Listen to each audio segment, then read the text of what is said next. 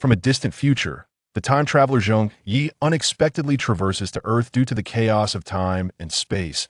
At this moment, an alien civilization is launching a massive assault, and humanity stands on the brink of annihilation. He has but 24 hours left. Yet, Zhong Ye merely smiles faintly. Such a primitive cosmic civilization, why be so alarmed? Fear not, fear not. Then, one by one, technological marvels that once existed only in imagination materialize. Space transition, antimatter annihilation bomb, curvature faster than light shuttle device, planetary annihilation cannon, alien civilization, come forth, I shall be more than ample. This marks the commencement of a journey into the starry sea, an adventure transcending the dimensions of life and death, weaving through the past, present, and future as Zhong Ye strides forward. Chapter 1, Volume 1. Entering the starry sea. Who are the insects? I heard that alien envoys are about to arrive on Earth. This is humanity's first contact with extraterrestrial civilizations. I'm so curious about what their civilization and race truly look like. Hey, Zhong Ye, don't just stare at your phone. Come join the conversation. This is an epic-making event. What alien envoys? Interstellar communication? Do you really believe the universe is a pastoral paradise?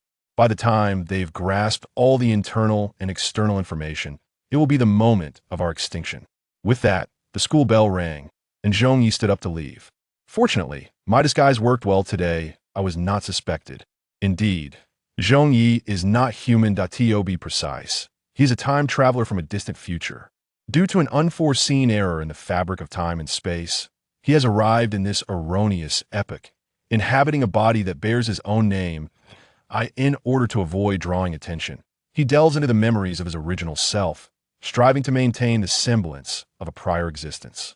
This routine has persisted for several weeks. Fortunately for him, this world is technologically primitive, having only explored its immediate stellar system. Otherwise, he might have faced immediate detainment upon arrival. Hong Jun is the personalized system he possesses, residing within his consciousness, endowed with formidable computational capabilities that allow for various functions. Time travel is facilitated through this very system. However, it is damaged and lacks sufficient energy. Unless it undergoes self-repair and gathers enough power, utilizing it is utterly out of the question. Soon, the voice of Hong Jun resonated within him. Energy collection progress. 5.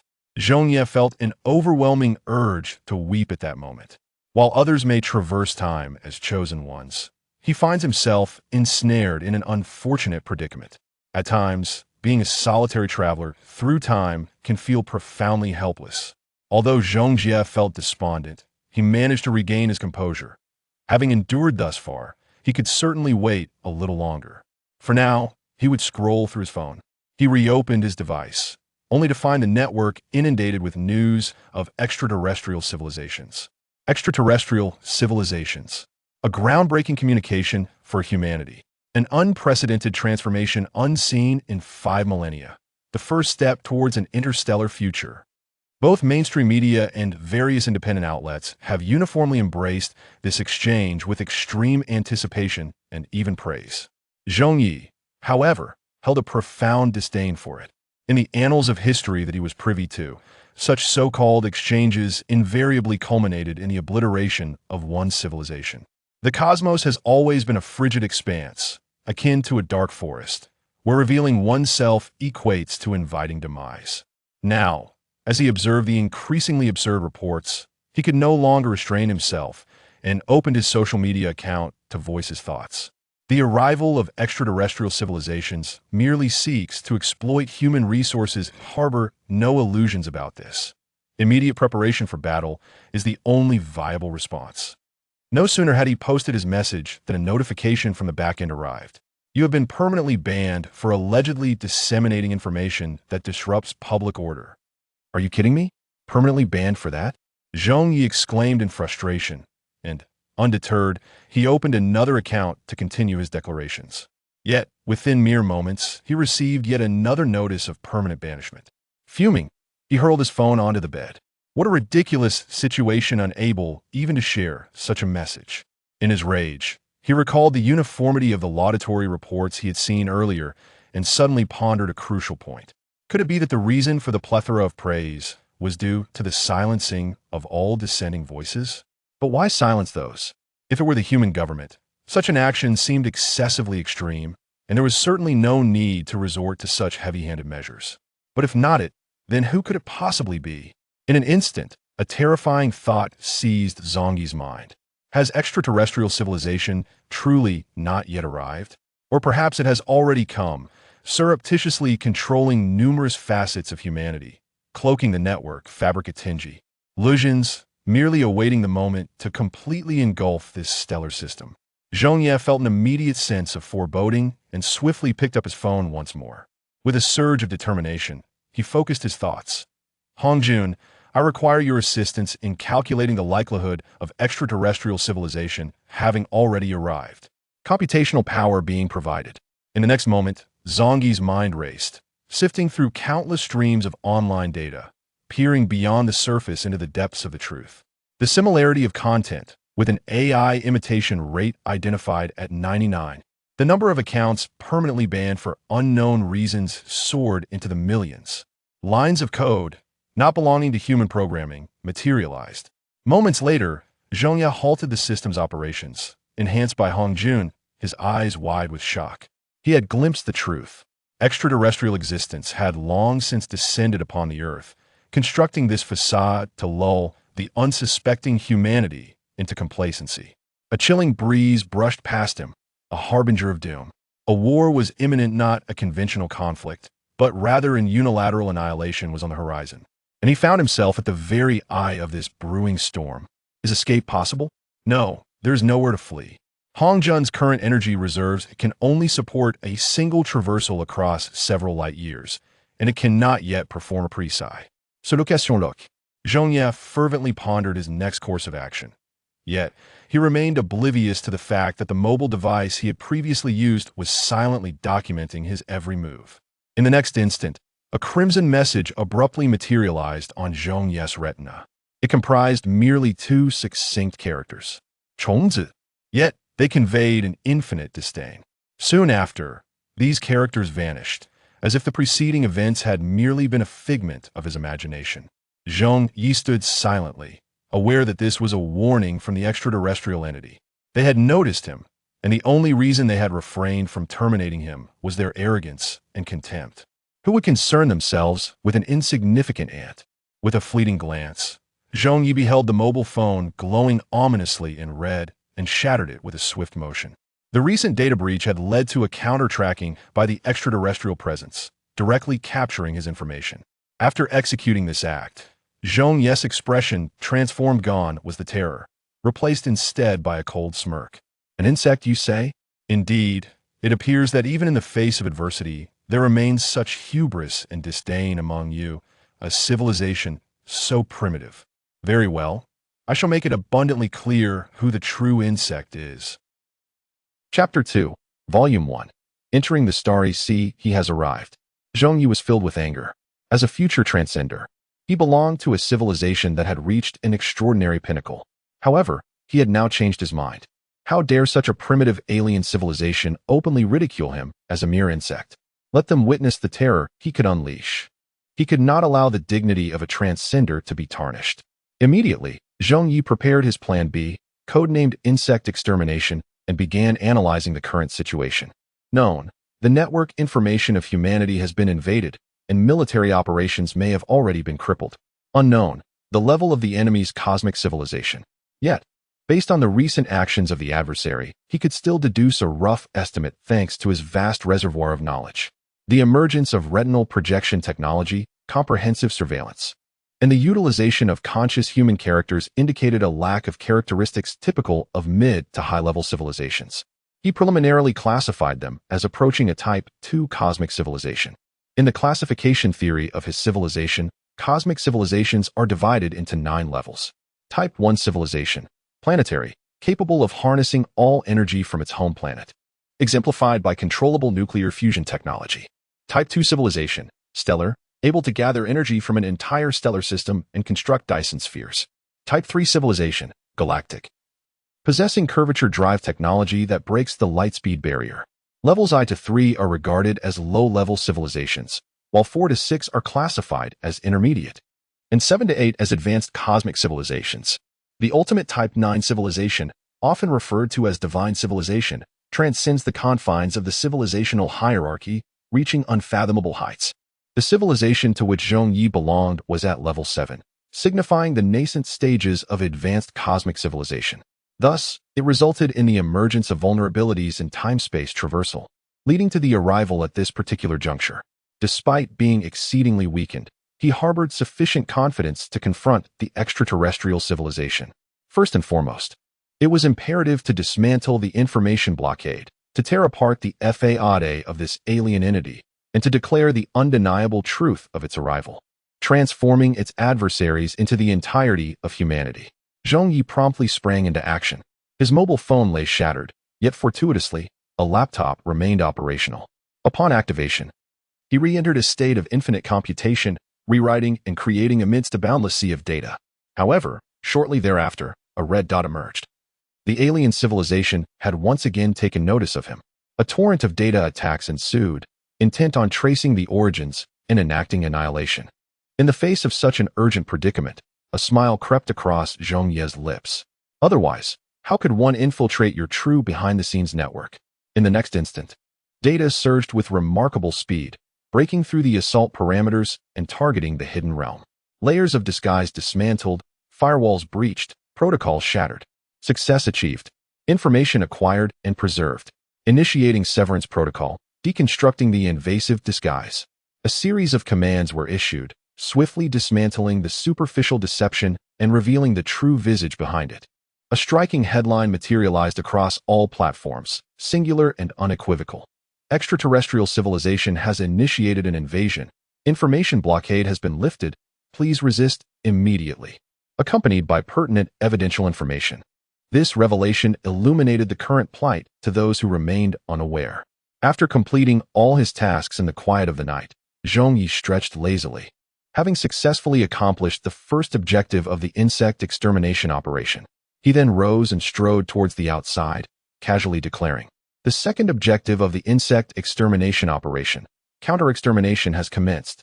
Half an hour later, at the headquarters of the Human Alliance, a furious man was issuing commands, exclaiming, "Has no one yet uncovered who orchestrated this release? I refuse to believe we cannot identify this individual." All of this chaos stemmed from a chilling message. Alien civilization has initiated an invasion. The information blockade has been lifted. Please resist immediately. This message silently infiltrated every facet of human information networks, manifesting in every corner. Initially, it was dismissed as a mere hacker's prank until the accompanying evidence revealed the grim truth. Everything was, indeed, real. Without this individual, they would remain oblivious to the truth until their demise, only experiencing the instantaneous obliteration. Consequently, the Human Alliance promptly issued the highest level of defense protocol and enacted the foremost command: locate him. This person had single-handedly breached the alien information blockade, suggesting that the technology behind him was extraordinarily advanced. If they could enlist his aid, the possibility of resisting or even triumphing over the alien presence might become a reality. Yet, even after half an hour, Lin Meng, the chief information officer, had found no trace of the elusive individual. The opponent was exceedingly cunning, evading all signs of exposure while fabricating a multitude of false information for concealment. Lin Meng could not help but question her own capabilities. As the chief of the information department and the president of the Global Network Association, widely recognized as a prodigy, why is it that I cannot locate this individual? Come, allow me to discern who you truly are. Lin Meng, possessing unparalleled expertise, continued her exploration fervently. Just a few minutes later, she suddenly leaped up in excitement. I have found you. At another location, Zhong Ye remained oblivious to the happenings within the Human Alliance. Had he known that someone was repeatedly falling into traps, he might have laughed uncontrollably, mockingly questioning, is there truly anyone naive enough to fall for such kindergarten-level snares? Presently, he had arrived at the local energy station's warehouse and commenced energy absorption. Absorption completed. This brought great joy to Zhong Ye, prompting him to inquire, what is the current total amount? Current energy total is 10. Such a minuscule accumulation from so much effort? The energy compression on this planet is indeed quite low. However, it suffices to deal with them. Upon reopening his computer, he discovered a message that piqued his curiosity. How could this transmission occur despite having severed the network? Nonetheless, Zhong Ye felt no trepidation. It was merely another battle. He promptly opened the message. Greetings, I am Lin Ming, Chief of the Information Department at the Human Alliance headquarters. Thank you for your contributions in establishing the information blockade. In our efforts to resist the invasion of extraterrestrial civilizations, we sincerely invite you to join the Human Alliance. End of message. Signed, Lin Ming. Lin Ming? The Human Alliance? Not bad. It took merely half an hour to circumvent the slightly laid trap I had set, thus successfully overcoming my challenge. With this, the second phase of the extermination plan should officially commence. Zhong Ye powered down his computer and awaited in silence. Just as he finished processing the information, a knock echoed through the room. The visitor had arrived. Chapter 3, Volume 1. Entering the starry sea, the destruction of Earth was merely 24 hours away. Come in. The door is unlocked, and I've been expecting you. Zhong Ye called out calmly towards the door, having anticipated this moment. Given the current circumstances, his significance was unparalleled. And it was inevitable that the Human Alliance would dispatch someone promptly. The only lingering question was, who might this visitor be? No sooner had Zhong Ye's words left his lips than the door swung open, revealing a young man clad in a trench coat, who exclaimed joyfully, "At last. I have met you. You must be Zhong Ye, right?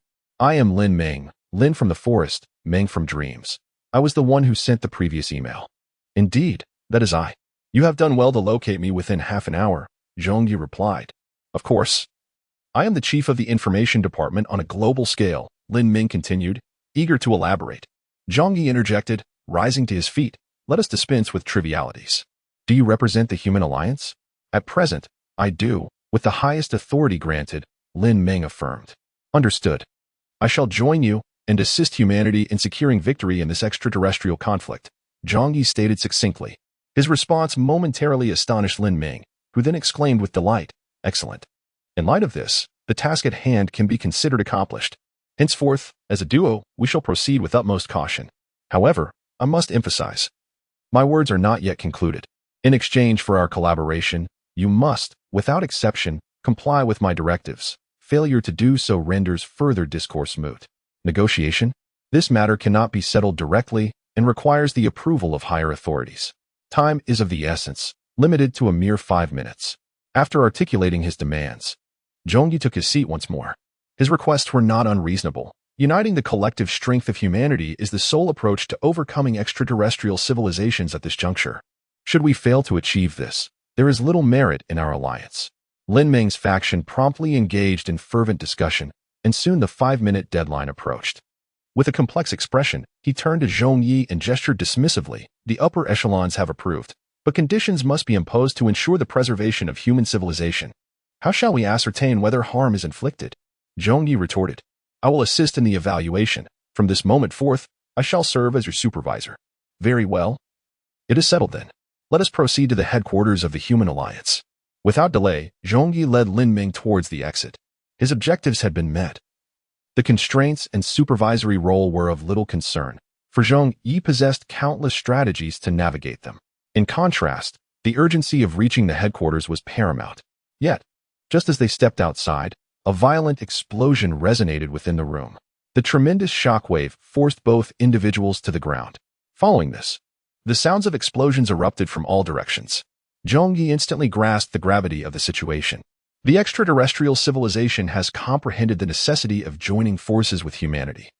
Preparing to eliminate any witnesses, he raised his gaze to the sky, only to witness several missiles plummeting from above, hurtling towards them at an astonishing speed. This was a lethal situation. In that moment of life and death, Zhong Ye urgently grasped Lin Ming's hand, his thoughts racing. "Hong Jun, immediately transport us out of this area." Boom. In the next instant, the missiles arrived, unleashing a cataclysmic explosion and a cloud of dust.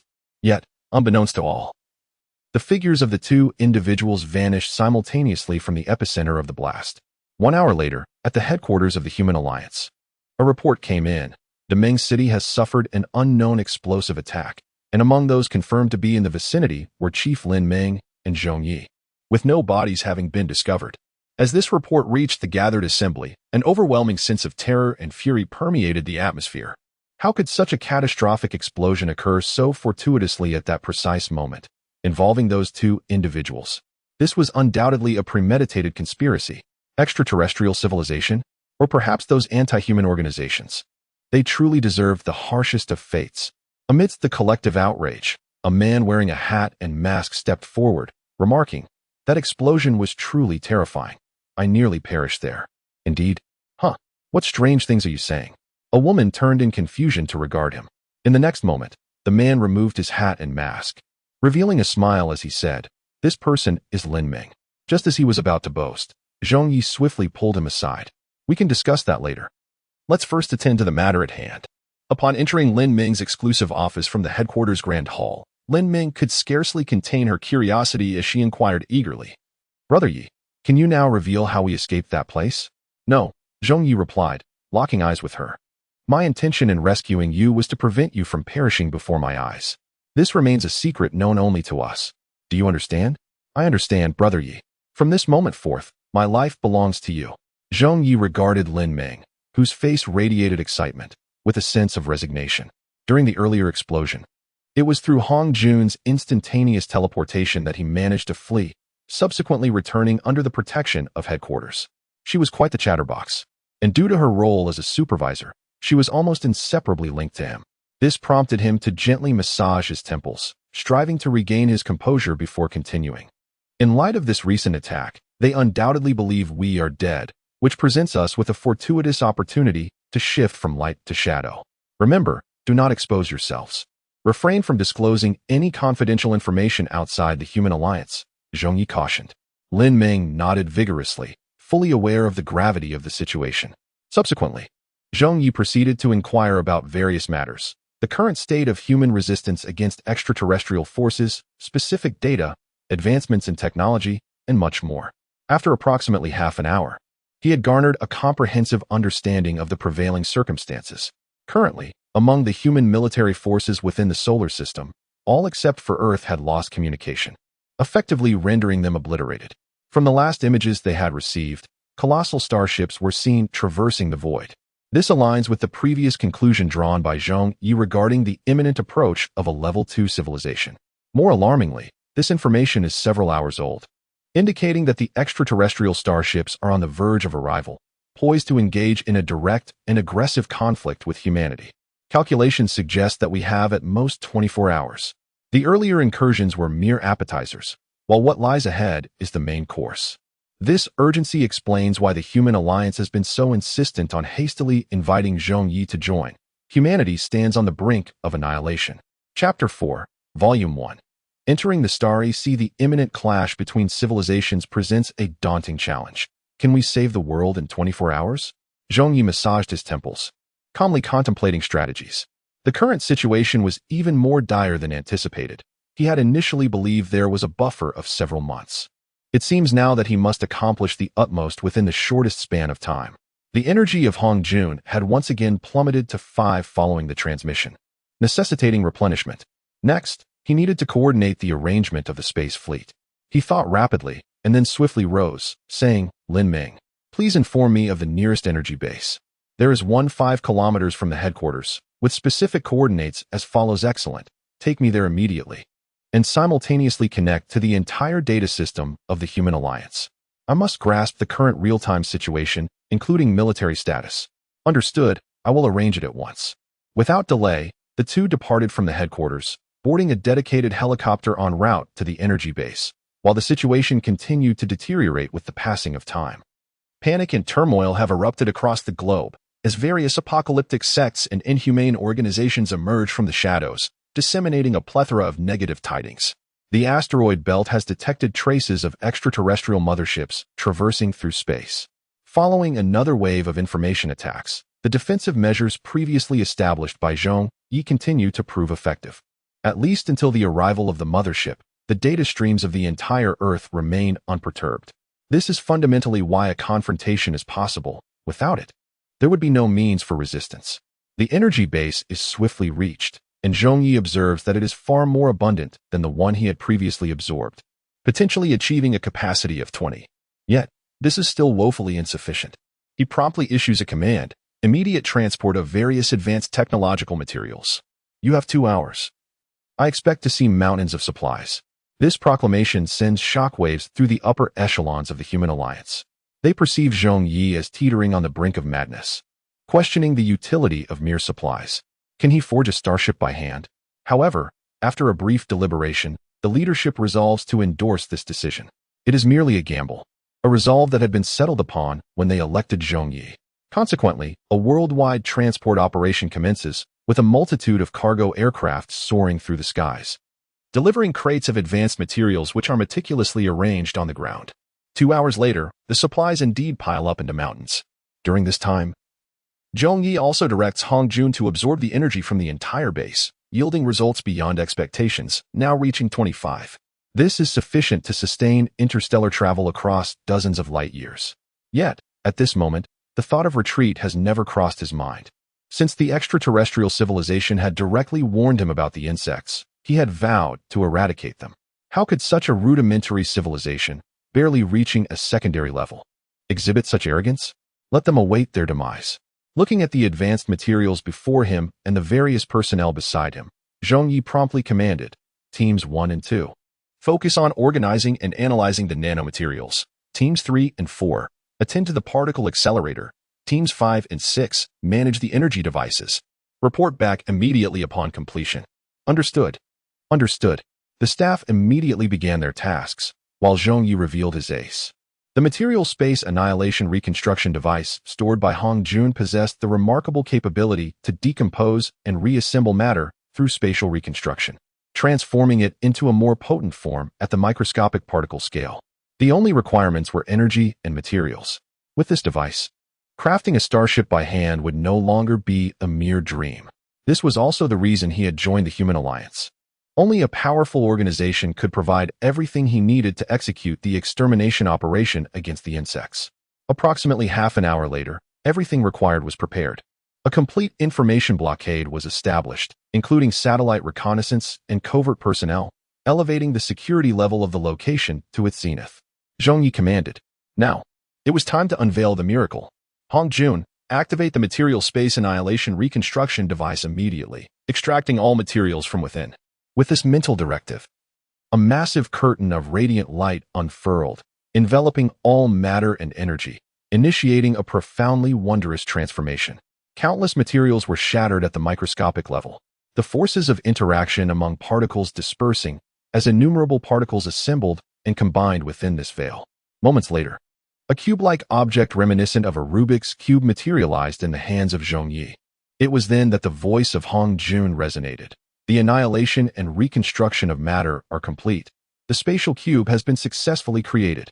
The spatial cube, a creation of a mid-level civilization, housed an integrated spatial transition device, capable of effortlessly facilitating transportation across hundreds of light years.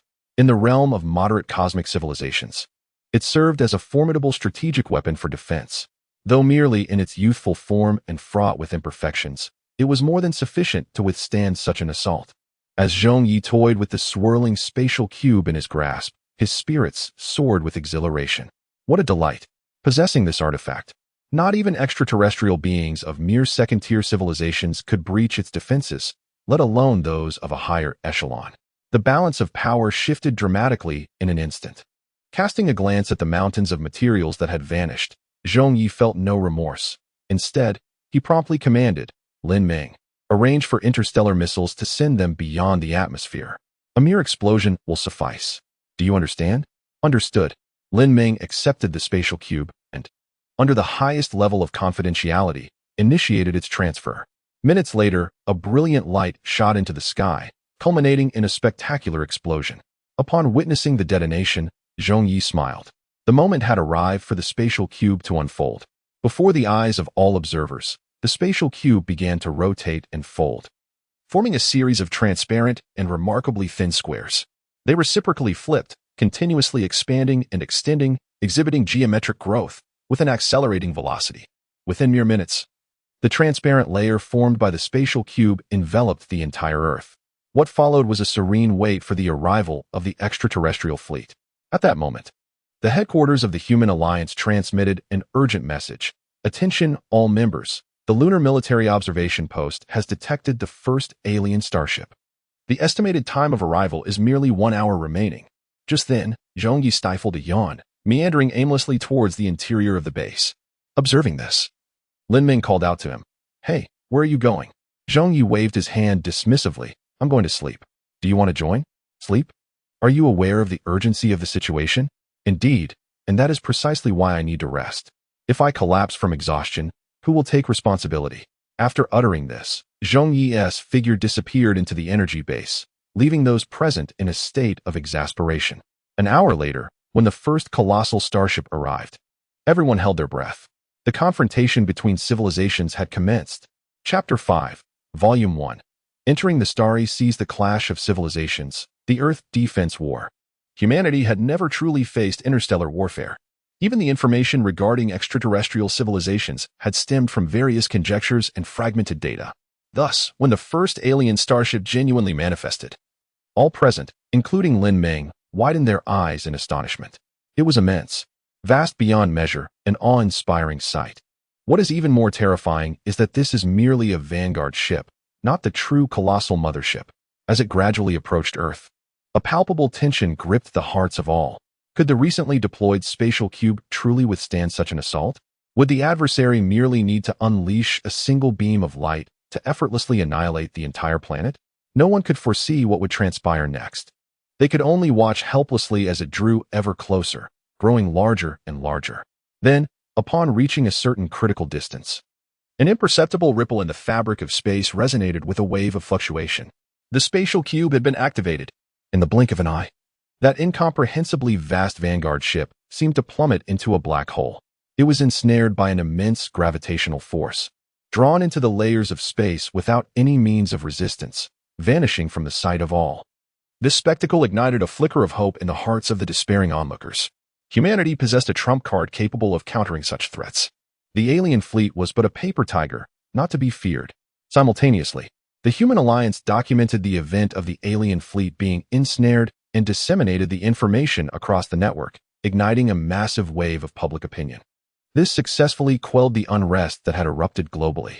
However, those in positions of power understood that this was merely a temporary measure.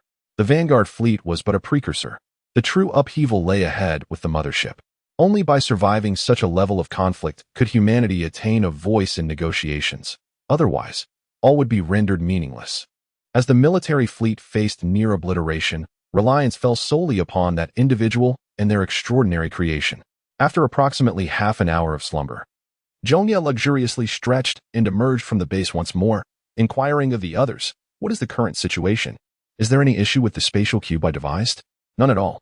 About half an hour ago, the first alien starship encountered a random teleportation and ceased its approach, now awaiting the arrival of the entire fleet." "Look!" Lin Ming gestured towards the sky, and Zhong Ye followed suit. What had once been an empty expanse was now densely populated with innumerable starships. They're sleek. Technologically advanced exteriors shimmered with a silvery glow, appearing as if they belonged to a futuristic era. This spectacle would undoubtedly instill dread in those afflicted with trypophobia, while even the untroubled would be left in awe. However, after a mere glance, Zhong Ye remarked nonchalantly, "Oh, quite a few have arrived. But what use is this fleet of such primitive civilization? I expected something more formidable. What a false alarm." Lin Ming was momentarily taken aback, pondering how this could be perceived as insignificant when it represented the collective fleet of an entire alien civilization. Is it truly so unworthy of your regard? A war of this magnitude, if presented in our classrooms, would be ridiculed by all. Do you truly comprehend what a genuine cosmic war entails? Zhong Ye asked earnestly. "Ha! You are truly amusing," came the response. In the deep of night, Zhong Ye erupted into laughter, finally managing to calm his tumultuous emotions. With a serious demeanor, he addressed him, stating, "Those notions are nothing but the pinnacle of foolish imagination.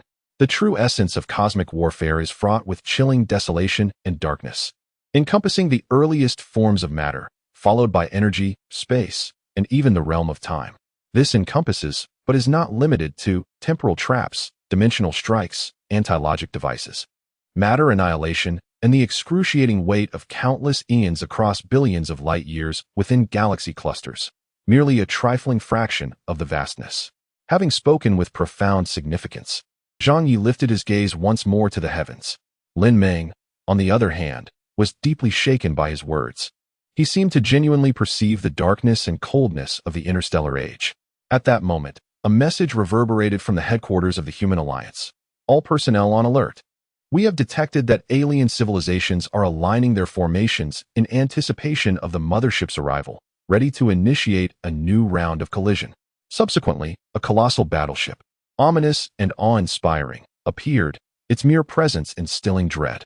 It approached with astonishing speed, intent on descending upon Earth, casting an overwhelming shadow of terror. This was a collision of monumental proportions. Nearly every human witnessing this scene felt an overwhelming sense of insignificance and trepidation, except for Zhong Ye. The fear looming overhead did not instill panic within him. Rather, it ignited a fervor of excitement. Yes, indeed. Let us behold who the true insects are. Come forth. The terrifying starship had activated its electromagnetic defense field in advance, steadily approaching the spatial cube's teleportation point. Gradually, it reached a critical juncture, causing the ripples of spatial layers to fluctuate once more, threatening to transport it to an unknown realm. At that moment, the alien mothership unexpectedly accelerated, simultaneously unleashing numerous other types of spacecraft to collide, all attempting to breach this spatial layer with astonishing speed. This scene left everyone in shock. They had not anticipated such remarkable tactical acumen from their adversary. The spatial ripples were being compressed and breached incrementally. If this continued, Earth would inevitably face annihilation. We cannot withstand this any longer. We truly have no chance left, Lin Ming uttered weakly in despair. Beside him, Zhong Ye grasped him firmly, pointing to the sky and declaring, "Watch closely. The energy absorbed by the spatial cube is nearly sufficient. It is time to initiate a rebound, and these pests shall be dispelled." A rebound?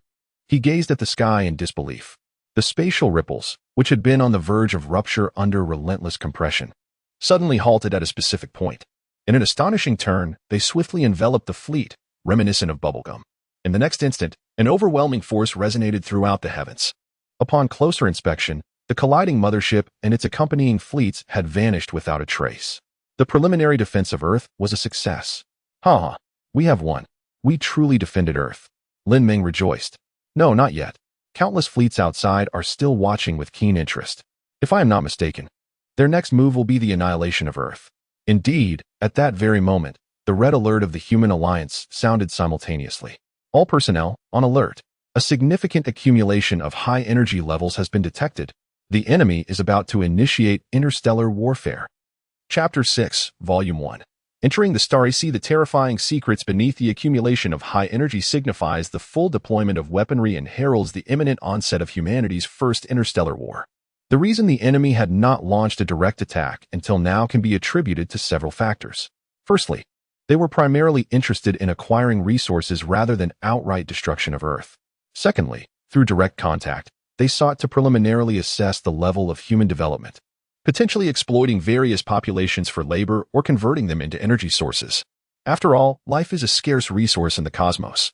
They possess sufficient spiritual essence to ensure the continuation of their species and to produce uniquely adapted beings for the universe. However, the current motivation for the alien civilization to relinquish such vast resources stems from a singular reason. The existence of humanity has instilled in them a profound sense of threat and fear. This represents a peril that transcends their civilizational level. To that end, they are willing to forsake the resources and spiritual essence found on Earth to ensure its destruction. Even with the loss of one planet, the other resources within the solar system remain not so difficult to relinquish. They are now operating their various weapon systems at full capacity.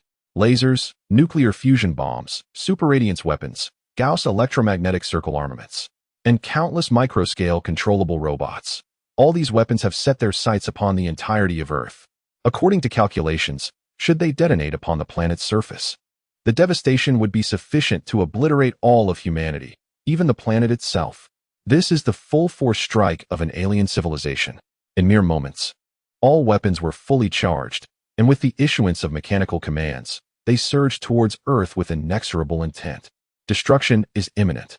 They harbor no belief that precision strikes on a global scale could be entirely evaded through teleportation. Unless, of course, the mysterious powers of the spatial cube enveloped the entire globe. As he beheld the cataclysmic beams raining down from above, Zhong Ye could not help but muse. It has indeed been a long time since I last witnessed fireworks. Since the insects have bestowed these upon me, it is only fitting that I respond in kind. He slowly extended his hand into his pocket, retrieving a controller. This was the control device for the spatial cube. By simply inputting coordinates, one could execute targeted spatial teleportation. Next, with deft movements, Zhong Ye entered a series of cosmic coordinates and pressed the button. Reverse activation. In the next instant, as the overwhelming onslaught approached, the globally encompassing spatial cube began to concave, contracting before expanding, thus enveloping all offensive weapons within its grasp. The ripples of spatial distortion resonated, and soon, portals emerged amidst the alien fleet. All combat armaments descended unscathed from these portals. Destruction commenced. Yet, this was merely the annihilation of the arrogant insects. In an instant, a dazzling explosion of light, radiation, and electromagnetic waves erupted within the cosmic expanse of the space fleet. The terrifying force unleashed was unprecedented, a rarity in the world. Time seemed to stretch indefinitely before the multitude of explosions and light gradually subsided, allowing the cosmos to return to its former tranquility. However, this time, it was marred by the remnants of countless alien fleets. In a tit-for-tat manner, the insect eradication operation concluded flawlessly. Witnessing this spectacle, everyone was engulfed in exhilaration and fervor. They had triumphed. Indeed, they had emerged victorious. In this battle, where technological disparities were stark, humanity ultimately claimed the victory. Across the globe, jubilation erupted in fervent celebration. Even Lin Meng could not help but embrace Zhong Ye in excitement. He was their great hero. Without him, this victory would not have been possible. Yet, amidst this lively scene, Zhong Ye merely feigned a smile, revealing no excessive joy. Deep within, he sensed that this was far from the end. It was merely the harbinger of something far more terrifying. This ominous feeling weighed heavily upon his heart, as if something significant had slipped from his memory. Was the human alliance on the verge of a coup?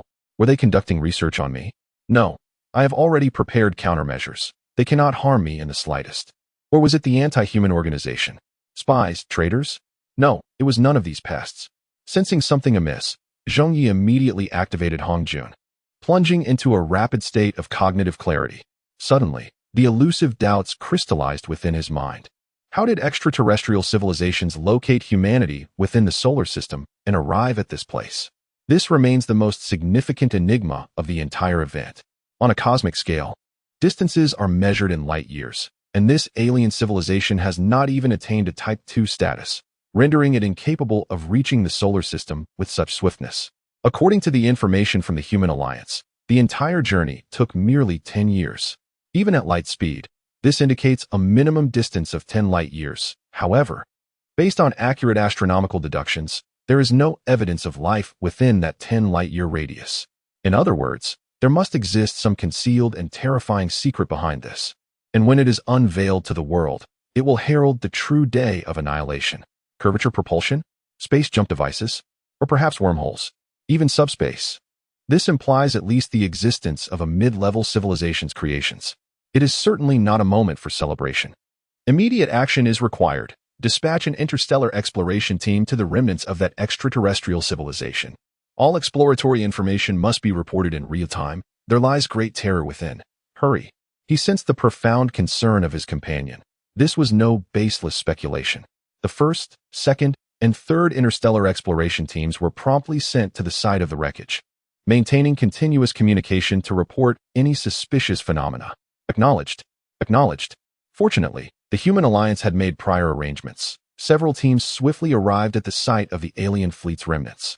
They meticulously explored the area, diligently observing every minute detail. As the night deepened on Earth, Zhong Ye remained utterly engrossed in the unfolding real-time visuals. There was undoubtedly something concealed within. It was imperative to uncover it. This was a matter of humanity's very survival. No, we must venture further. Not this reactor. Seek other energy sources. Let's investigate that empty box within. He issued commands with a grave demeanor, and the search persisted for nearly several hours. However, most of the efforts yielded nothing. Just as their energy reserves dwindled and they prepared to return, one explorer spotted a flickering light emanating from within a spacecraft. Instantly, Zhong Ye felt a surge of trepidation. One last exploration. Let us find the source of that light. All exploration teams subsequently submerged into the depths. gradually closing in on the source. At last, they arrived at the origin, and upon witnessing it, disbelief washed over every face. Within the spacecraft, there existed a black hole. Chapter 7, Volume 1. Entering the sea of stars, the betrayal of the human alliance. Before them floated a miniature black hole, incessantly consuming the surrounding matter. The radiant light emanating from the absorbed substances. Yet, it appeared constrained by some force, preventing it from expanding indefinitely and maintaining its diminutive state. Otherwise, if left unchecked, none of the exploration personnel present would escape its grasp. Moreover, the proximity of such a phenomenon to Earth signified impending doom for our planet, the Moon, and ultimately, the annihilation of the entire solar system. Such is the terror of a black hole.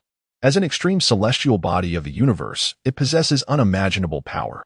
Thus, upon witnessing the minuscule black hole, Zhong Ye promptly issued a command. Do not approach, refrain from any unnecessary movements, remain in place. We are about to arrange for technical support. Having spoken, he rose and departed urgently. Such matters are of grave significance. Humanity's understanding of black holes is still minimal. A slight misstep could lead to catastrophic consequences, necessitating a personal visit. Lin Ming closely followed in his footsteps, and soon a new exploration team was formed, led by Zhong Ye, to reach the site of the spacecraft's wreckage. Before embarking on their mission, Zhong Ye once again emphasized the gravity of the situation to those present. He reiterated that their actions would directly impact the survival of the solar system, necessitating utmost caution at all times. First, they must gain a fundamental understanding of the alien civilization's means of containment regarding this black hole, ensuring it does not expand further. Secondly, utilizing the most advanced technology available. They aim to capture this minuscule black hole and transport it through a spatial cube to a location countless light years away. Remember, only if the transmission leap is successful will this mission be deemed a success. With this clarification concluded, the team, led by Zhong Ye, proceeded into the interior of the spacecraft, arriving at the site of the minuscule black hole. At that moment, upon comparing relative conditions, it was noted that the black hole had increased in volume by 0.3 since their last observation. This alarming growth indicated a potential breach of its containment, and every passing moment now represented a race against time, teetering between life and death. In the stillness of the night, Zhong Ye rose without hesitation, immediately scrutinizing all technological creations surrounding the miniature black hole. The electromagnetic countermeasure device and the energy replenishment apparatus, when combined with the effects of matter and antimatter, indeed served to impose certain restrictions. After merely a few moments of observation, he reached a preliminary assessment of the current situation. He promptly activated the communicator, alerting the external exploration team to immediately maneuver all exploratory vessels to this location and provide energy to the starship.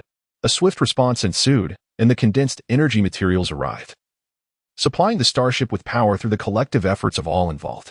As anticipated, this effectively curtailed the expansion of the miniature black hole. Next, it was merely a matter of maneuvering the vessel to transport the starship, which harbored the black hole, to the region of the spatial cube for a jump. Upon witnessing the transport arm secure the alien spacecraft, Zhong Ye felt a measure of relief. Surely, there would be no further errors. It was fortunate that he had personally come to command.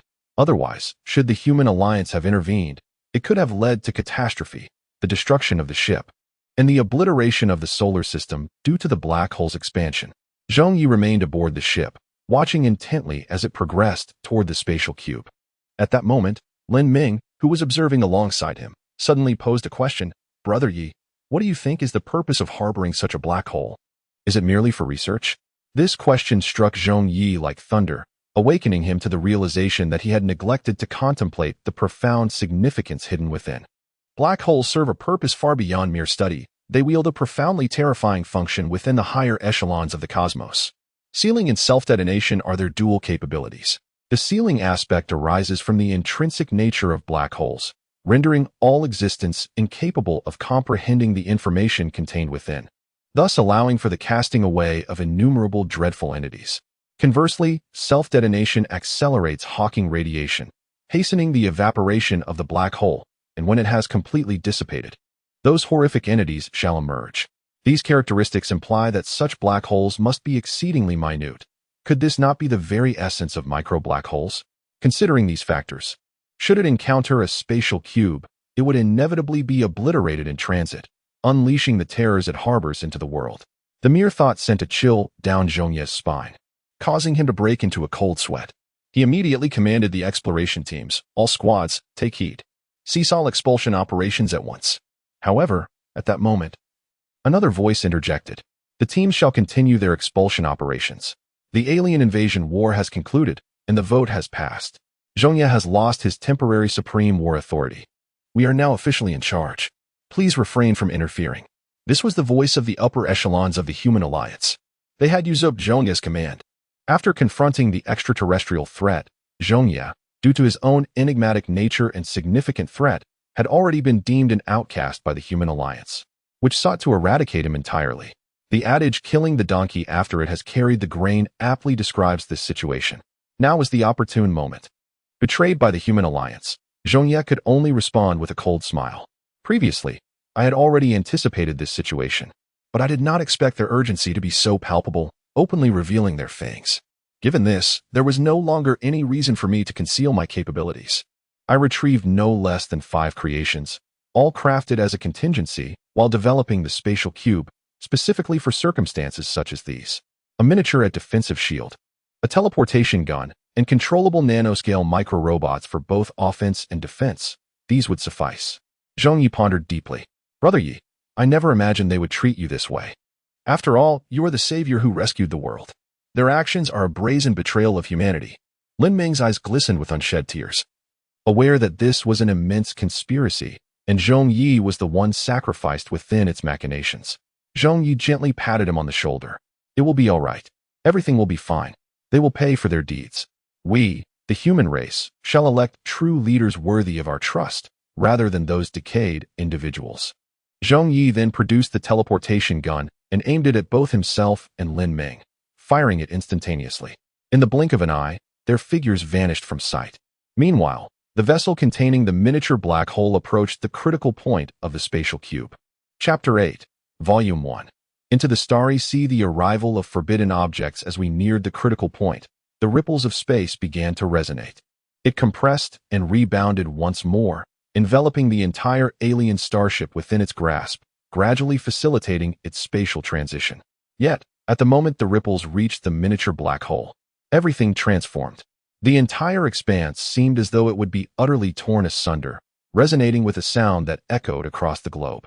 Subsequently, the minuscule black hole emerged, laid bare in the cosmos, unshackled from the constraints of technology, and began to expand relentlessly.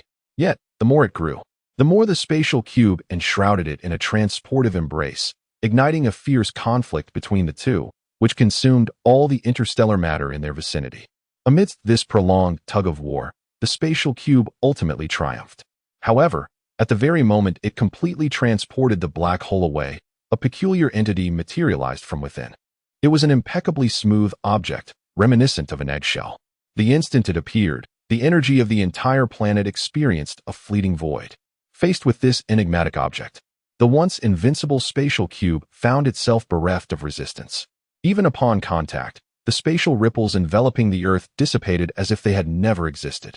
Astonishingly, the spatial cube transformed into its sustenance. After this consumption, the egg-like object seemed to swell slightly in size. Its previous tumultuous movements calmed, as it hovered serenely outside the Earth, exuding an aura of harmlessness. Witnessing this astonishing spectacle, Zhong Ye's gaze brimmed with trepidation. This entity was indeed the source of the profound threat he had previously sensed. It was, without a doubt, ensconced within that minuscule black hole, sealed away by the second-tier civilization. Yet, even as a time traveler from a distant future, he possessed almost no recollection of it. What level of technological creation was this? Was it, perhaps, a manifestation of some forbidden existence? The existence of the taboo entities emerged during the protracted evolution of the universe, possessing an array of unimaginable characteristics, encompassing matter, energy, space-time, logic, and causality, among other formidable powers. Their manifestations can take the form of tangible objects, such as telephone booths, mobile phones, or eggshells, as well as abstract existences, like anomalous cosmic laws within a specific region. These taboo entities adhere to certain rules. Should one decipher these, there exists a probability of absorbing their properties, thereby accelerating technological advancement. However, Their classification as taboo arises from the fact that their potential for harm far exceeds their utility. A moment's carelessness could effortlessly obliterate planets, spacecraft, and civilizations, leaving no trace behind. In summary, regardless of what this eggshell-like object may be, it undoubtedly harbors terrifying dangers. Upon reflecting on this, Zhong Ye could not help but feel a surge of anger. His emergence was solely due to the actions of those decaying old fools. They remain oblivious to the overarching human predicament, focusing only on their immediate gains. This is the internal strife humanity currently faces. The prior missile attack was not without their involvement. Were it not for his foresight, he would have undoubtedly been trapped in the abyss of outer space. He activated his computer, collecting all their information and transmitting it to nanotech-controlled robots, issuing his commands. A comprehensive purge operation is now underway, encompassing the globe, with the primary targets being the treacherous higher echelons of the Alliance, followed by any anti-human organizations. That is all. As the command was completed, Lin Meng beside him gently inquired, "Brother Yi, might this be too ruthless?" The sudden demise of so many high-ranking officials could incite a global panic. However, Zhong Ye merely smiled, asserting, "I am not as reckless as you presume. This purge targets individuals with irrefutable evidence of treachery, and I will disclose information pertaining to the fatal confrontations during the previous conflict, ensuring no issues arise. I possess unwavering confidence in my creations. Unless the current era undergoes several more industrial revolutions or certain extraordinary abilities manifest, there is nothing that can rival them. Moreover, little Meng, have you forgotten who single-handedly dismantled the extraterrestrial civilization's information network on Earth?" It was then that Lin Meng recalled that the individual before her, Zhong Ye, had indeed shattered the information blockade and vanquished an alien civilization single-handedly. His very essence was imbued with mystery and power, rendering any concerns utterly unnecessary. Subsequently, Zhong Ye opened his laptop and continued his incursion into the network, leaving behind a poignant remark. The following day, media outlets across the globe disseminated the announcement. The XX Group, guilty of crimes against humanity, and the XX anti-human organization have been entirely eradicated. The specific list includes the names of those traitorous high-ranking officials of the Human Alliance were among them, in the locations of their demise. All evidence of their lifelong anti-human activities was clearly displayed, and it had already been simultaneously released to the internet, rendering concealment impossible. The newly appointed high-ranking officials, privy to the internal truths, naturally understood who orchestrated these events. They promptly reached out to Zhong Ye through various channels, extending a sincere invitation for collaboration. This was a genuine invitation, distinct from previous attempts at exploitation. The reasoning was straightforward. The strength displayed by the other party was sufficient to effortlessly obliterate all of humanity. Cooperation was the only viable path forward. To demonstrate their sincerity, the newly appointed leadership devised a decision-making plan, designating Zhong Ye as the decision-maker. His authority surpassed that of the previous highest command, and he was granted a lifetime decision-making mandate. His own will represented the collective will of humanity, and the Human Alliance bore responsibility for his decisions, holding no power to dismiss the decision-maker. Unless Zhong Ye were to perish, there would be no possibility of replacing him. This was the pinnacle of human authority, a testament to the recognition of Zhong Ye himself. Naturally, the current circumstances played a significant role. The emergence of that forbidden entity had upended everyone's expectations. In the face of life and death, only Zhong Ye, with his singular strength, could hope to confront the alien civilization. At this moment, Zhong Ye truly possessed the right to make decisions. He gazed skyward, where the forbidden entity, resembling an eggshell, materialized before him, instilling a profound sense of trepidation. This time, a confrontation necessitated the might of civilization itself, against a forbidden entity that even a Type II civilization could not manage. Chapter 9, Volume 1, Into the Starry Seas. Anomalous Experiments on Cosmic Laws. Additionally, a comprehensive account of Zhong Ye's previous contributions was meticulously detailed. His solitary resistance against the alien civilization, the containment of black holes, and the eradication of anti-human actions. Naturally, the critical points remained concealed, sparking a fervent reaction from all of humanity. Subsequently, the Human Alliance unveiled a weighty revelation. The forbidden object has taken residence around Earth, exposing humanity to the imminent threat of an unknown horror. Only through collective effort, uniting the strength of all humankind, can we hope to evade its grasp? Indeed, it is a matter of escape, not confrontation. For this challenge transcends any scale or dimension we have previously encountered. In this context, Zhong Ye disseminated pertinent knowledge regarding the forbidden object, ensuring that all of humanity became informed. Your Excellency, will this revelation truly avoid inciting global insurrections and panic once more? Or should we consider an alternative approach? A senior official delicately sought counsel. Even he, accustomed to grand spectacles, was engulfed in shock and despair upon learning the truth, let alone the ordinary populace. Meanwhile, Zhong Ye calmly scrutinized the data, asserting, "There is no need. We shall proceed according to the established plan." Understood. The official then withdrew to fulfill his duties. As this moment represented a pivotal decision point for the human civilization, with a wave of his hand, a holographic display of the cosmos manifested within the office. This depicted the real-time status of the solar system, and as he magnified the image, Earth soon came into view, accompanied by a dark spot. This spot represented the forbidden object, which, after deliberation, the human alliance collectively designated as the Cocoon of Demons.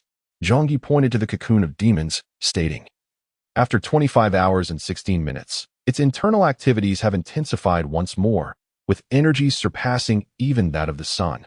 This is completely incongruent with the well-established laws of physics, and it merely represents the tip of the iceberg. The true horror shall descend only after the cocoon breaks.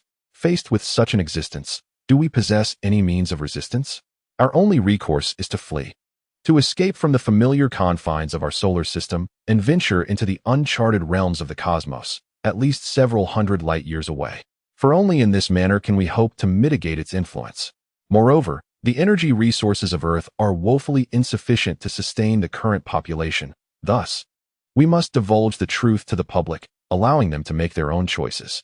This marks the first step toward the stars, a necessary sacrifice to be made, a realization long understood by those in power." Zhong Ye spoke earnestly, and the vast office was enveloped in silence. Subsequently, Lin Ming nodded, understanding the gravity of the situation. "Understood, Your Excellency. Now, I must fulfill my responsibilities." "Very well, proceed," Zhong Ye replied, leaving him alone in the room. The Wandering Earth Project. Through spatial leap technology, the entire planet must be relocated to an unknown starfield. To realize this ambitious plan and ensure humanity's continued existence, we must control the population and acquire a vast array of advanced materials. Humanity is presently engaged in this endeavor, with a continuous influx of resources being transported to prepare for the next generation of spatial leap technology. This also highlights the limitations of the material annihilation reconstruction device, which requires ample resources and energy to produce a certain quantity of future technologies.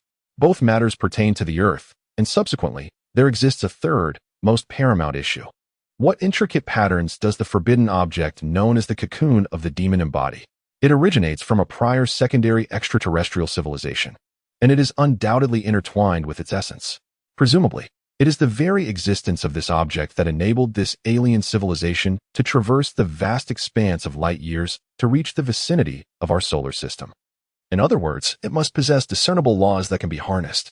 Should these laws be utilized effectively, there exists a significant possibility of uncovering some unknown truth.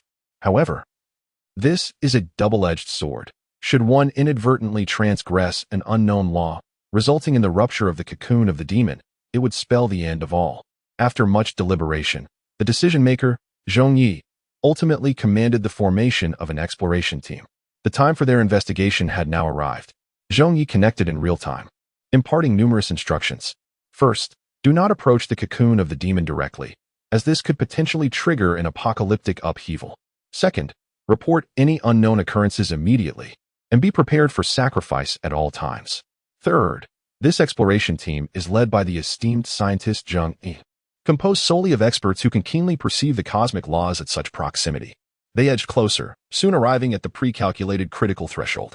Within this range, the energy emitted by the cocoon of the demon exerts minimal influence, allowing for the closest direct observation.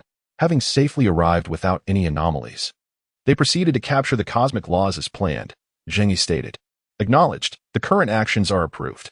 Immediately thereafter, the exploratory spacecraft extended its probing arms, activating a myriad of precise instruments to investigate the fluctuations of cosmic laws within this critical juncture. Electromagnetic wave fluctuation field experiments are functioning normally. Interparticle interaction force experiments are functioning normally. A series of experiments were conducted, revealing no anomalous phenomena. Yet, the more tranquil the environment, the more peculiar it felt to the esteemed scientist Zhong Ye. The cocoon of the demon now harbored at least stellar-level energy within, and the fact that it had not triggered the Roche limit to tear the Earth apart was inherently abnormal. Thus, he remained vigilant, leading his scientific team in earnest testing. As the gravitational experiments commenced, the machinery instantly emitted alarms, indicating an anomaly in the cosmic laws. Anomalies detected in gravitational force tests. The gravitational constant has altered. Spatial curvature is changing. This is not ordinary space. It is distorted, Zhong Ye exclaimed, and in that moment, a realization struck Zhong Ye. Why were those extraterrestrial civilizations able to arrive? They created wormholes. Chapter 10, Volume 1, Into the Starry Sea. Are you also a traveler of this civilization? As a construct achievable only by intermediate civilizations, wormholes are not something that the extraterrestrial beings could fabricate solely through their own capabilities. They relied on the anti-spatial curvature field enveloped by the cocoon of the demon to accomplish this feat in an ideal physical realm devoid of any resistance. One can better uncover the laws of physics. It is through such cunning means that this extraterrestrial civilization could traverse the cosmos via wormholes. Based on the alien data acquired post-victory, a preliminary assessment suggests that their species belongs to a mechanical ascendant race known as the Ibwa. For reasons unknown, the Ibwa forsook their former biological forms entirely, transforming into a mechanical race, concealing profound secrets within. It is conjectured that their home planet lies within a distance of 300 to 350 light-years from the solar system, precisely the span that the wandering Earth could traverse. This excessive coincidence aroused Zhong Ye's suspicions. Could it be that within their race, a cataclysm akin to a forbidden calamity transpired, compelling them to resort to wormholes for spatial leaps? Subsequently, they randomly traversed to this expanse of stars, fortuitously intercepting human signals, reaching the solar system within a decade, and executing a series of invasions, all while sealing the cocoon of demons within a miniature black hole. Instantly, these fragmented clues coalesced into a coherent narrative for Zhong Ye. Furthermore, this revelation birthed another layer of dread. The historical trajectory of the Ibwa bore an unsettling resemblance to the current plight of humanity. Is it possible that for lesser cosmic civilizations, there exists a universal taboo that manifests as a cataclysmic strike in the grand tapestry of the universe? Zhong Ye's thoughts raced. Had Earth not been graced by the presence of a time traveler such as himself, it would undoubtedly have succumbed to colonization. Even if one were to escape by mere chance, it would only be through the spatial leap facilitated by the cocoon of demons. A new cycle of fate is set to commence, never having known respite. The terrifying truth sent cold sweat cascading down Zhong Ye's brow. The depths of this situation were more profound and murky than he had ever imagined. Soon, he refocused his attention on the scientific exploration team. After detecting anomalies in gravitational and spatial curvature, they once again identified a series of derivative irregular phenomena, just as they were about to delve deeper into their investigation. The internal energy of the demon's cocoon suddenly surged violently, as if something had begun to awaken. Through various clues, it became evident that a certain level of biological activity was present. It appeared that the previous test had indeed impacted the demon's cocoon. Meanwhile, he was not idle.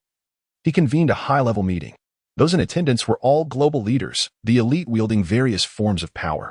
During this assembly, Zhong Ye unveiled the current situation and articulated his prior deductions regarding the Ibwa people, which immediately stunned the audience.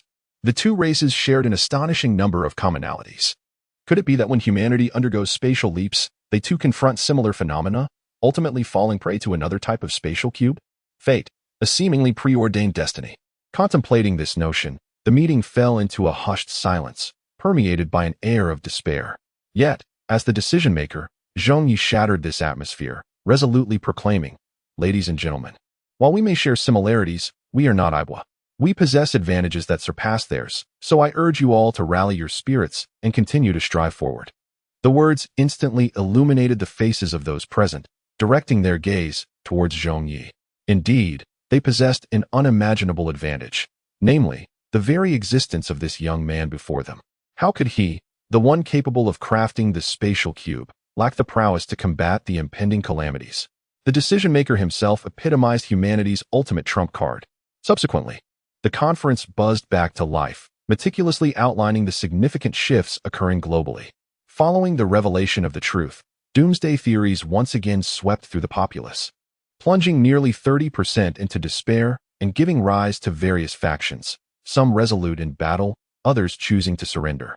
The interstellar advanced materials and energy had already been transported to 60%, largely meeting the criteria set forth by Zhong Ye. After finally concluding the meeting, Zhong Ye felt a throbbing headache. Greater abilities entailed greater power and responsibility. Only those in high positions could truly grasp this sentiment. If he wished to escape alone, he could effortlessly utilize the Hong-Jun system to make a directed leap to a distant planet, light years away. Yet, Zhong Ye ultimately belonged to humanity. He felt an intense sense of loyalty and obligation, unwilling to abandon them all. Just as he was lost in thought, a sudden knock echoed from outside the door. "Is there something you need?" "Important information report." "Come in." The office door swung open, revealing Lin Meng, who held a report in her hands. "What is it? What has happened?" Zhong Ye inquired. "We have discovered and deciphered certain extraterrestrial communications. The Ibwa beings have not been entirely extinguished and still exist in fragments upon Earth." "Are they still alive?" "We must swiftly bring them under control." "This has been accomplished. The most recent Ibwa has been detained near headquarters, and this report seeks your counsel." "Knight brother." "Very well. I shall proceed to observe this Ibwa immediately." Zhong Ye, accompanied by Lin Meng, boarded a private aircraft and arrived at a military base. They passed through security and were quickly guided by designated personnel into a clandestine subterranean space. This area boasts an exceptionally high level of security, capable of withstanding nuclear assaults. It was here that Zhong Ye beheld the Ibwa for the first time in its true form. It was not humanoid. Rather, its entire being was constructed of a silvery, advanced metal, rendering it a mechanized life form. As the first captured specimen, it was designated as Prototype 1. Currently, it was restrained by an electromagnetic field, incapable of influencing the external environment, and remained in a standby state. Upon witnessing this, Zhong Ye instructed everyone except Lin Meng to exit the chamber. He then deployed nanobot technology to erase all surveillance and simultaneously liberated the Ibwa before him. He wished to engage in a discourse of a more taboo nature. "Has the synchronization with the human language database not yet been completed? Allow me to assist you further." The moment he encountered this piece of information, even Zhong Ye stood astonished. The message read, "Are you also a traveler from this civilization?" Chapter 11, Volume 1. Into the starry sea, the transcendent of the Ebonites and destruction. Are you also a transcendent of this civilization? No one anticipated that the first utterance of the Ebonite known as Prototype would be such a query. This revelation sent chills down the spines of both Zhong Ye and Lin Meng, as if their hidden cards had been laid bare. "I do not comprehend your words. What do you mean by being a transcendent of this civilization?" The electromagnetic signal from Prototype was immediately transformed once more. "There is no need for concealment. We are all aware of what this entails. According to our intelligence, the current human civilization lacks the capability to navigate the realm of space. All of this has been orchestrated by your own hand. The decision-maker, Zhong Ye, is indeed a transcendent from the future, is he not?" In that instant, Zhong Ye could firmly ascertain the veracity of the other's claims. They had unraveled his true identity. All Ebonites had now become hidden threats. Upon hearing this, Zhong Ye smiled faintly and gestured dismissively. "Indeed, your conjecture is astute. However, why employ the terms also in this civilization? Does it not clearly imply that your civilization too harbors its own transcendent?" Prototype nodded in a human-like manner. "You are quite perceptive. This is precisely the information I wish to convey." "Then, Prototype, I implore you to reveal the whereabouts of the transcendent from your Ebonite civilization. This is an exceedingly crucial inquiry. If the Ibwa civilization were to harbor future time travelers, it would imply that their existence continues within this temporal realm. One possibility could be their clandestine presence, poised to deliver a fatal strike, usurping and dismantling the entirety of human civilization." Upon posing this inquiry, the entity known as Prototype lapsed into a prolonged silence, as if mourning a profound loss. Eventually, it conveyed another message. "It perished at the time of our civilization's evacuation. You need not fear retribution. We Ibwa who remain are merely survivors of that cataclysm." Dead. Zhong Ye found it difficult to believe. After all, this being hailed from the future, suggesting that your Ibwa must have attained a level of advanced civilization. How could such a technology simply succumb? But that is the truth. You may scrutinize all my data records, which will corroborate this reality. Otherwise, How could we have been annihilated by humanity? Without hesitation, Zhong Ye delved into Prototype's database, discovering the veracity of its claims. The Ibwa time traveler encountered the backlash of the cocoon of demons during its exodus, obliterated by countless spatial interlayers, disintegrating into innumerable particles scattered across the cosmos. What piqued his curiosity was the form of that time traveler. It was neither mechanical nor purely energy-based, but rather a being of flesh and blood, strikingly similar to humans. Could it be that a profound connection exists between the two civilizations of the future? This is an interference of temporal laws. Even information possesses energy, rendering the future inscrutable from the past. He was gradually assimilating into this era, truly becoming a part of it. In the stillness of the night, after much effort, I finally managed to pose my question. How many of your kind, the Ibwa, remain? What is the purpose of your survival? According to the central database, only 396 Ibwa remain scattered across the earth, their aim being to seek refuge among humanity and ensure the continuation of their race. Seeking refuge, how intriguing. You invaded us, we annihilated your kind. And yet the ultimate goal of the survivors is merely to plead for sanctuary? Do you truly expect me to believe such a scenario? It is indeed the case.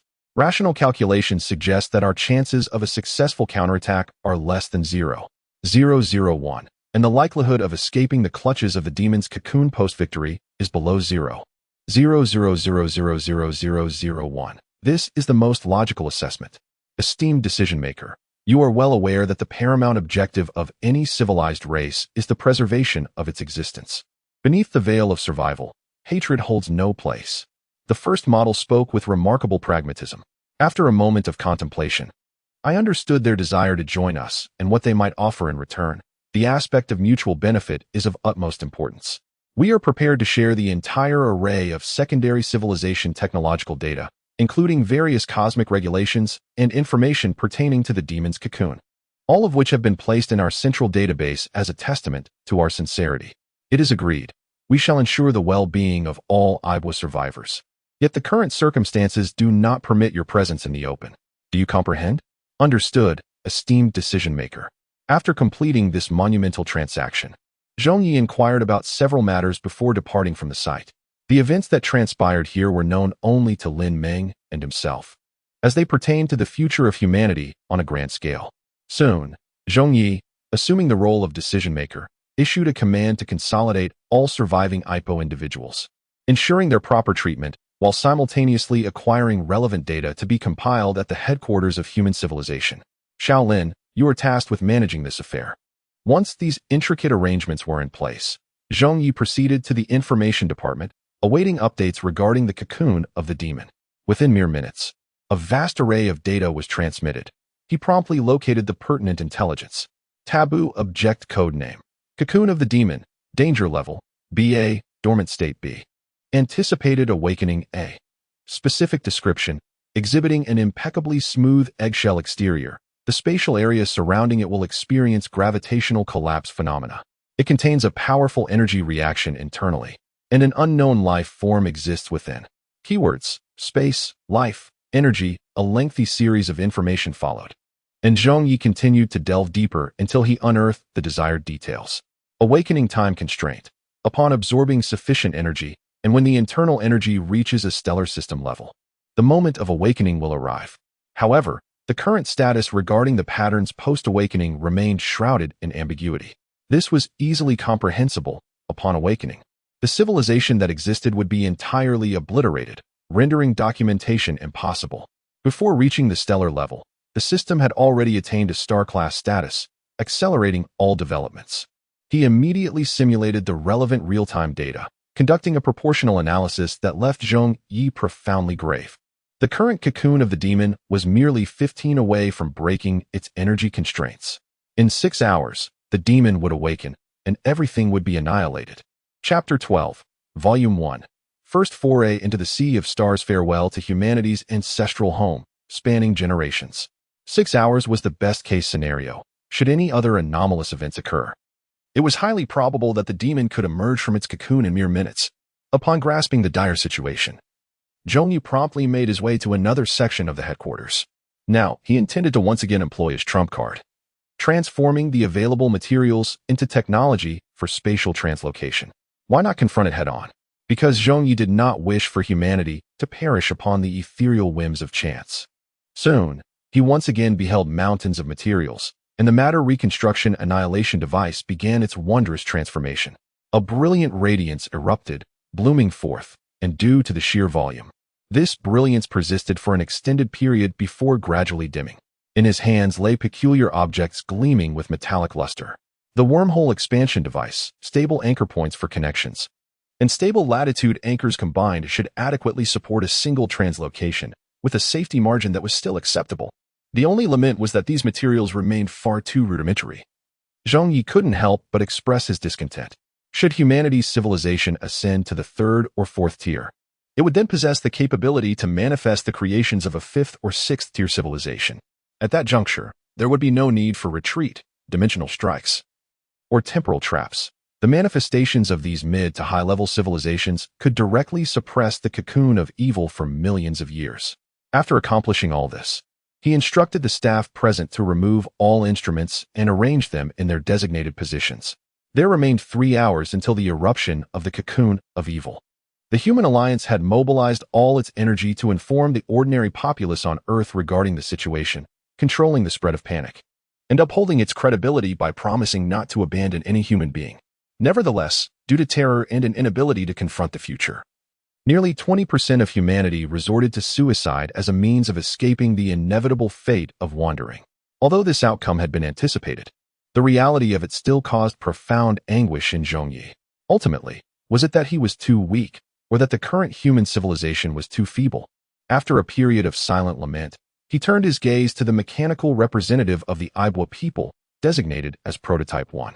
There is no need for alarm. My presence here signifies a commitment to uphold the covenant between our two civilizations, as stated in the name of the decision-makers. You have become our subordinate race. Yet it is crucial to clarify that only 3 hours remain until the eruption of the cocoon of evil. We stand united on the same front. Therefore, you must contribute your strength, standing firm in the most arduous positions, for the sake of all humanity and for yourselves, burning all that you are. Do you understand? The purpose of the Midnight's arrival this time is to incite a concerted rebellion against the cocoon of the demon, rallying their strength to undertake critical and perilous tasks. Their former civilization has experienced flight in the face of such adversity, and thus methods of resistance must surely exist. Should there still be any concealment in this urgent situation, Midnight shall not hesitate to purge, as this implies the potential for insurrection. However, developments have not unfolded as direly as anticipated. Following a series of communications among the mechanical Aibwa, a representative, known as Initial, formally expressed their consensus. Your Excellency, after a vote within our community, we wholeheartedly agree with your perspective. We shall cooperate with utmost positivity, regardless of the tasks assigned to us. With their stance confirmed, waves of Aibwa were dispatched to exceedingly perilous locales, engaging in missions with a high likelihood of sacrifice. The most optimistic projections suggest that only half of the Aibwa will survive. This is not oppression. In such a terrifying scenario, both parties are doing everything within their power. Only half an hour remains until the awakening of the cocoon of the demon. At this moment, silence has enveloped the globe. Aside from essential energy supply systems, the vast majority of operations have ceased. This is intended to slow the absorption of energy by the cocoon of the demon, albeit only by a few minutes. A series of transport devices have been established worldwide, with various stabilization anchor points largely secured, and resources have been relocated to exceedingly safe locations. All of humanity held its breath in anticipation, awaiting the decision of the authorities. Before Zhong Ye lay a solitary red button, a conduit to teleportation points scattered across the globe. Once pressed, a worldwide spatial teleportation network would materialize, heralding the commencement of random leaps through the cosmos. This was an uncharted journey through space, a desperate escape spanning hundreds, even thousands, of light years. How could humankind, still tethered to Earth, hope to survive in the vast unknown of the starry sea, far from their homeland? In that moment, Zhong Ye pondered profoundly. Could they rely on the knowledge of their future self? Perhaps under their guidance, stability could be maintained for decades, even a century. But what if they were to perish? Could humanity truly endure, relying solely on its own capabilities, amidst the terrifying vastness of the cosmos? The universe harbored horrors, cosmic worms, forbidden entities, unspeakable beings, dead zones, voids, dimensional rifts, hyperdimensional creations, temporal traps, and causal repercussions. Too many terrors lurked in the shadows. Yet, at this moment, Zhong Ye chose to believe. To believe that humanity could genuinely stride into the future, progressing step by step from a primitive state to a more advanced one, ultimately aspiring to reach a level of civilization that transcended even the gods. Although, even in their visions of the future, such distant horizons remained obscured. Zhong Ye meticulously verified all operational points. Everything was functioning normally. Thus, the moment had arrived for humanity. The inaugural step towards embracing the starry sea would unfold from their very hands. As the decision-maker, I hereby announce the commencement of the Wandering Universe Project. With a simple yet powerful press of his hand, the red button was activated, heralding the dawn of the cosmic era. A magnificent curtain of light unfurled across the heavens, forming a gossamer membrane that enveloped the entire Earth on a planetary scale. The demon's cocoon, capturing this myriad of energy, immediately awakened with tumultuous waves, striving to absorb it once more, akin to ensnaring a spatial Rubik's Cube. In this critical moment of life and death, countless Ibwa beings emerged from their starship, revealing their ultimate trump card, miniature black holes. Harnessing the power of these black holes, they extreme the laws of physics in this realm, thwarting the demon's insatiable hunger. However, having executed this heroic act, the Ibwa could not escape. They were destined to remain forever in this place. Such sacrifice was deemed necessary, representing their greatest contribution to humanity. Subsequently, the luminous curtain surged with rippling waves of space, disseminating a series of spatial fluctuations that gradually concealed the Earth within the cosmic void. This was an irreversible trend. Before complete obscurity, every soul cast a glance toward the sun, their eyes filled with nostalgia. Farewell to the sun, farewell to their homeland. Farewell to the sanctuary where humanity had thrived for generations. A fleeting glimpse of an indelible blue. In the next instant, the ripples of spatial layers vanished, and Earth was entirely shrouded in the interstice, marking the true commencement of humanity's interstellar age. Chapter 13, Volume 2, The Battle of Destiny and the Unknown Existence. The Star of Hope Preface. We, as humanity, may be obliterated by you, erased from existence, yet you shall never triumph over us. For the resolve of humankind is an indomitable force. Let us shatter the so-called destinies and fates from this moment forth. In the vast expanse of the cosmos, enveloped in an icy silence akin to the Dead Sea, it was destined to remain in perpetual stillness until all matter succumbed to annihilation, marking the end of cosmic life. Suddenly, waves of spatial ripples began to resonate, followed by the emergence of an immense wormhole that breached the layers of space, revealing a vibrant blue planet that abruptly disrupted the tranquil void. In the depths of the cosmos, certain entities residing within this celestial sea turned their gaze towards this phenomenon, seemingly transcending the confines of time and space, transmitting fragments of information. They have arrived? Indeed, it is them. The covenant forged over billions of years is finally at hand. Wait, something has drawn their attention.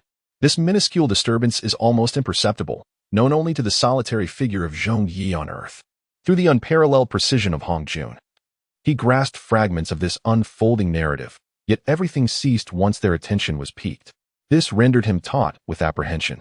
Hong Jun, a creation of a highly advanced cosmic civilization, possesses unimaginable power, even when energy is vastly insufficient post-transit. Yet, could it be that its detection has been unveiled by certain entities? It appears to be two peculiar presences. As the night deepened into silence, Zhong Ye yearned for another wave of information to manifest, yet nothing further transpired. Reluctantly, he ceased his reconnaissance and meticulously documented the findings. Codename: Unknown Entities, Multiple. Characteristic description: possessing self-awareness, having attained at least an advanced level of civilization, detected after reconnaissance. Extremely high danger level, enigmatic, uncontainable. Below is the specific information regarding the capture. Upon completing the record of those few sentences, Zhong Ye entered them into the highly confidential archives of humanity, then began to reflect. What did these entities mean by their statement of a contract spanning billions of years and their impending arrival? It seemed humanity had awaited them for quite some time. Could there have been prior contact? Yet, if it is indeed a contract, it at least signifies a mutual understanding of civilization, alleviating concerns of an imminent cataclysmic assault. Zhong Ye felt a slight sense of relief. The scenario he feared most was arriving only to be met with a barrage of cosmic annihilation storms, black holes, and forbidden artifacts. In such a case, it would be preferable to perish at the hands of the demon's cocoon. Now that the initial crisis had passed, it was time to promptly activate the management protocols. After relaying the safety information, the Human Alliance swiftly commenced operations, launching management across various domains. The first priority was to ascertain the coordinates, orientation, and environmental conditions of the current cosmic expanse. However, upon investigation, the leading scientist Zhong Ye and his team discovered that this place was utterly unfamiliar, not merely due to differing physical laws, as gravity, attraction, and electromagnetism all appeared normal. What they truly wished to convey was that the cosmic microwave background radiation had undergone a significant alteration. Various redshifts had deviated far beyond anticipated values. Upon receiving this report, Zhong Ye instantly sensed something amiss. He immediately employed Hanjun, synthesizing the current information, and ultimately arrived at a terrifying conclusion. This was not the time they had previously occupied. They had arrived in a universe approximately several hundred million years in the future. Yet, how could a mere spatial transition yield such results? Could it be the influence of the cocoon of the demon? As Earth traversed, the demon awakened, and miniature black holes reformed amidst a myriad of radiant lights. This leap was completed. When he contemplated the black holes, the reason swiftly dawned upon him. It was indeed the black holes. It was their interference that had caused a profound alteration in the fabric of time and space, resulting in their arrival in the present temporal realm. With the cause elucidated, his previously taut nerves finally relaxed. He had been genuinely fearful, apprehensive that unseen forces were manipulating the dimensions of time and space. Although not entirely dismissible, any small comfort was welcome. Meanwhile, during Zhong Ye's contemplation, the Human Alliance had meticulously arranged for the majority of the circumstances, including the conditions of the space environment. Humanity was fortunate. The area of their transition lay within a galaxy, with the nearest star merely a light year away and abundant in matter. That star, several times more massive than the Sun, was in its prime. According to astronomers, the odds of such a fortunate occurrence were tens of millions of times greater than winning a 5 million lottery. However, despite the proximity of only 1 light year, it remains somewhat distant for humanity at present. After all, their current level of civilization hovers around a mere grade 1, with their starships incapable of achieving even 1% of light speed. Fortunately, there exists Zhong Ye, who, after expending sufficient resources and energy, initiated a short-range directed jump to the meticulously calculated location. Thus, life on Earth was once again graced with light and warmth, rekindling the flicker of hope. The star was henceforth named Hope Star, and this celestial system came to be known as the Hope System, humanity's second homeland. However, just as everyone believed that their flight had concluded and that they could live as they did in the solar system, calamity struck. In less than a year, the brightness of Hope Star began to diminish at an observable rate. This alarming development was promptly reported to the higher echelons of humanity, prompting Zhong Ye to convene an emergency meeting of the utmost significance. Within a year, the brightness of visible light had decreased by a staggering 3.2. Do you comprehend the implications of this? It signifies that at this rate, humanity will be compelled to embark on a nomadic existence in less than 30 years. No, in merely 10 years. Forced to abandon our second homeland. The eminent scientist Zhong Ye spoke with grave seriousness, rendering the assembly silent. After a moment, Zhong Ye cautiously inquired, "Have we ascertained the specific cause? Is this a natural phenomenon, or perhaps an interference from some other intelligent species?" "This is precisely what I intended to convey." Zhong Ye promptly activated a holographic image, magnifying Hope Star infinitely until it focused on an insignificant pixel-sized black dot. He cast his gaze across the assembly and, with a heavy heart, declared, "Ladies and gentlemen, after our meticulous calculations and investigations, we have ultimately confirmed that the true culprit behind all this turmoil is none other than a creation from a race of unparalleled intellect. In merely 1 year, it has precipitated such immense upheaval, absorbing an unfathomable amount of energy. Do you all comprehend the implications of this?" Zhong Ye rose to his feet and locked eyes with Zhong Ye, perceiving a tumultuous blend of fear and elation within him. Indeed, in the face of such circumstances, even a scientist would feel overwhelmed. He stepped forward and, in this highest echelon of discourse, proclaimed to all present, Prepare yourselves for utter annihilation and the sacrifice of everything. For the civilization we are about to confront is at least a Type 3 civilization. Chapter 14, Volume 2.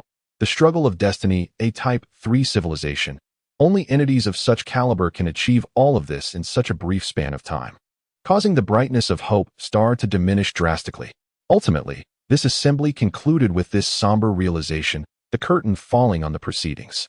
Every attendee, including the upper echelons of humanity, scientists, and the foremost figures from various fields, departed the gathering with an overwhelming sense of desolation.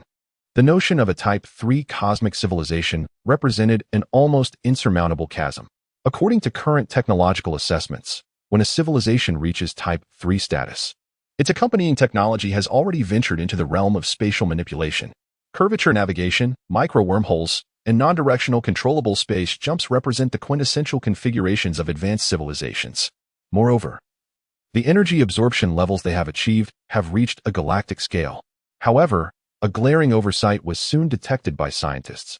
How could a civilization at such a high tier, classified as Type 3, remain undetected? Although humanity possesses the existence of the entity known as Midnight, with technology floating in a state of randomness, the limitations of energy resources render our overall strength vastly inferior to theirs. Thus, during the final discussions of the conference, it was emphasized that the focus should be on the creations of a Type 3 civilization, rather than the civilization as a whole. This revelation was nothing short of extraordinary, suggesting that humanity holds a minuscule chance of triumph, albeit faint. Nevertheless, the path ahead is illuminated, offering at least a glimmer of hope for a desperate struggle.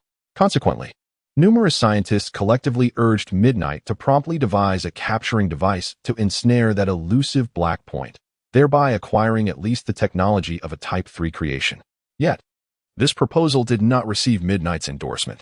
You have assessed the situation yourselves. Although the creation exists only as mere small black points in the imagery, its actual size is at least half that of Earth, if not larger. The notion of constructing a device to capture such an entity seems feasible prior to space jumps. But currently, humanity lacks the requisite energy materials. Do not perceive me as an omnipotent cheat. The laws of energy conservation and material conservation are inviolable principles of the universe. Unless one ascends to a godlike civilization transcending the cosmos, we must adhere to these truths with utmost sincerity. The words spoken left the team of scientists, led by Zhong Ye, feeling a profound sense of disappointment. Had the capture plan succeeded, they would not only have gained an inexhaustible source of energy, but also the opportunity to study the creations of a Type 3 civilization. This would herald a monumental leap in human technology. Yet, despite the harsh reality, these scientists were far from surrendering. They dedicated several days to deliberating hundreds of proposals, ultimately settling on the most viable option, to execute a short-distance spatial jump. Utilizing the energy reserves inherent in the Type 3 civilization's creations to construct a device capable of capturing it. When this proposal was presented to Zhong Ye, he was struck with immense astonishment. The audacity of these scientists was remarkable. However, after thorough discussions with Lin Ming, Zhong Ye, and others, Zhong Ye recognized the substantial feasibility of the plan. Firstly, the energy needed for such a jump over this distance was still manageable. Secondly, concerns regarding safety could be entirely disregarded, as the operation would be conducted by nanorobots, with a few personnel on site to assess the situation efficiently and conveniently. Of course, the linchpin of this entire endeavor rested upon Zhong Ye. He must reach the location and employ his advanced technological apparatus to create a device capable of containment. Should any unforeseen circumstances arise, he would bear the brunt of the consequences. In other words, this was a colossal gamble. Should they emerge victorious, humanity would secure the creation of a Type 3 civilization and gain the ability to harness the energy of the entire Hope Star, a wealth beyond imagination. Having lost the gamble, the decision-maker Zhong Ye met his demise in the dead of night. As time drifted by, within less than a decade, the entire energy of Hope Star was consumed, leaving humanity unable to engage in spatial leaps, resigned to await their inevitable fate. Yet, this was the most viable solution currently deliberated. Nevertheless, Zhong Ye was not one to succumb to despair or relinquish the chance to fight back, for there remained a glimmer of hope. Humanity would endeavor to construct the most exquisite and high-quality starship, equipped with nanoscopic robots, as a trio led by Zhong Ye embarked on a mission of capture. Throughout the operation, A cadre of experts from specialized fields would vigilantly monitor and detect even the slightest fluctuations, providing real-time assistance to ensure the successful execution of the plan. This undertaking was set to commence in 7 days. However, amidst these unfolding events, a profound sense of unease and apprehension gripped him. The newly detected unknown entities, the collective transition into a universe 300 million years hence, and the discovery of artifacts from a Level 3 civilization all hinted at a significant anomaly. Too rapid. Everything was transpiring at an alarming pace. In the vast expanse of the cosmos, billions of years of silence are the norm. Yet, within a mere year, several monumental occurrences had transpired. It was akin to a person encountering a multitude of misfortunes in the span of a second or even a millisecond. Unscientific. This was undeniably unscientific. As Zhong Ye pondered, he came to the realization that these events must possess some intrinsic connection, compelling humanity to embark on this arduous quest for survival. Since it is a creation of a third-level civilization, it is implausible that it came into being from nothingness. The timing and placement are exceedingly precise, evoking an overly deliberate sensation. In other words, a civilization of at least that level has undoubtedly been observing us for some time. Zhong Ye opened his eyes and gazed at the pristine ceiling. However, no particular information appeared on his retina, which could merely be a concealment. With this thought in mind, he swiftly rose, transmitted several messages to certain individuals, and proceeded towards a highly secretive underground space. He arrived in a room within that subterranean domain and awaited in silence. In less than 10 minutes, several individuals entered, namely Lin Meng, Zhong Ye, and Xu Ho. Upon seeing Zhong Ye, they were filled with confusion. "Brother Ye, is there something urgent that required us all to be summoned?" Lin Meng inquired. The two exchanged glances, sensing the gravity of the situation, and took their seats. "Well, now that everyone is here, would you like to see it?" Zhong Ye stated, producing an extraordinary device and placing it down, casting a green glow that enveloped the room. Soon, a number of red dots became visible, cascading to the ground, devoid of power. The moment they beheld this, astonishment overwhelmed them. "Brother Ye, could this be?"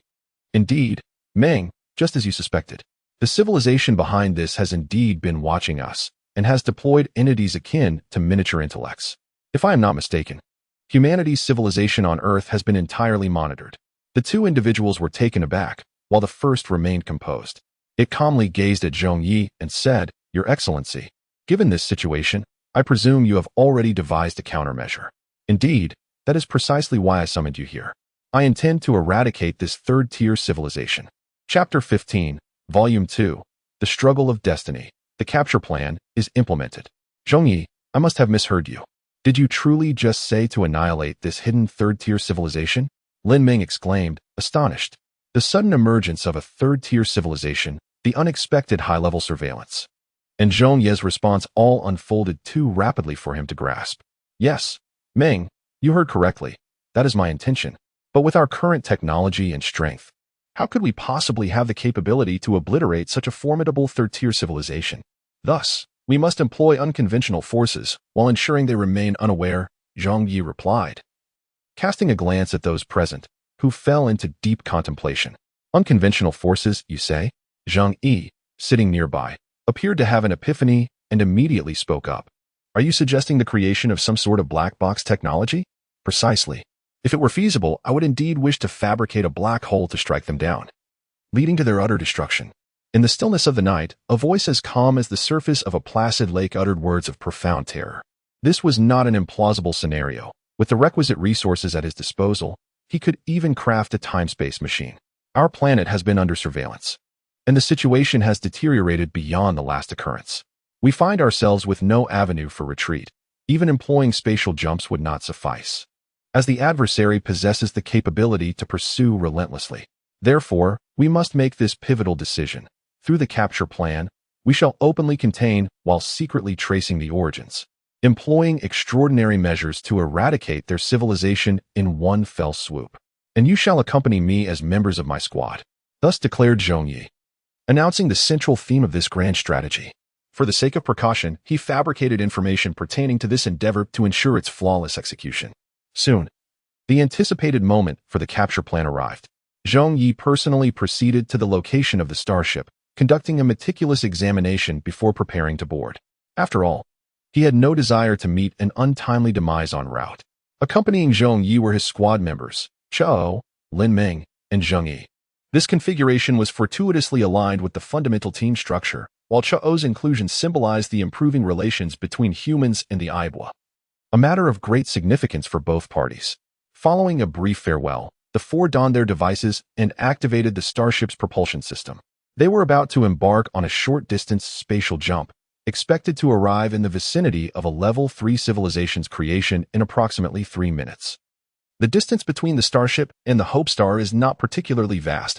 However, in order to avert interference from certain entities, Zhong Ye opted for spatial transition. After all, this method is fraught with randomness, and the cost of obstructing it could nearly sustain an interstellar war. Soon, as the layers of spatial ripples unfolded, the starship slipped into the interstitial space, and when it emerged, it had already reached its predetermined location. Upon witnessing the third-tier creation, every gaze, except Zhong Ye's, was filled with awe. What a miraculous construct this is! Its mass and volume surpassed imagination, reaching levels equivalent to dozens of Earths. The entirely streamlined spherical shell continuously gathered and transformed energy, with various high-energy conduits revealing themselves, bathing the entire creation in brilliance. Yet, this merely represents the tip of the iceberg. Within lie countless intricate structures, self-repairing mechanisms, and automatic energy transmission systems, all exhibiting functionalities akin to magic. Such a creation can only be achieved by a civilization of the third tier. Everyone involuntarily expressed their admiration, except for Zhong Ye.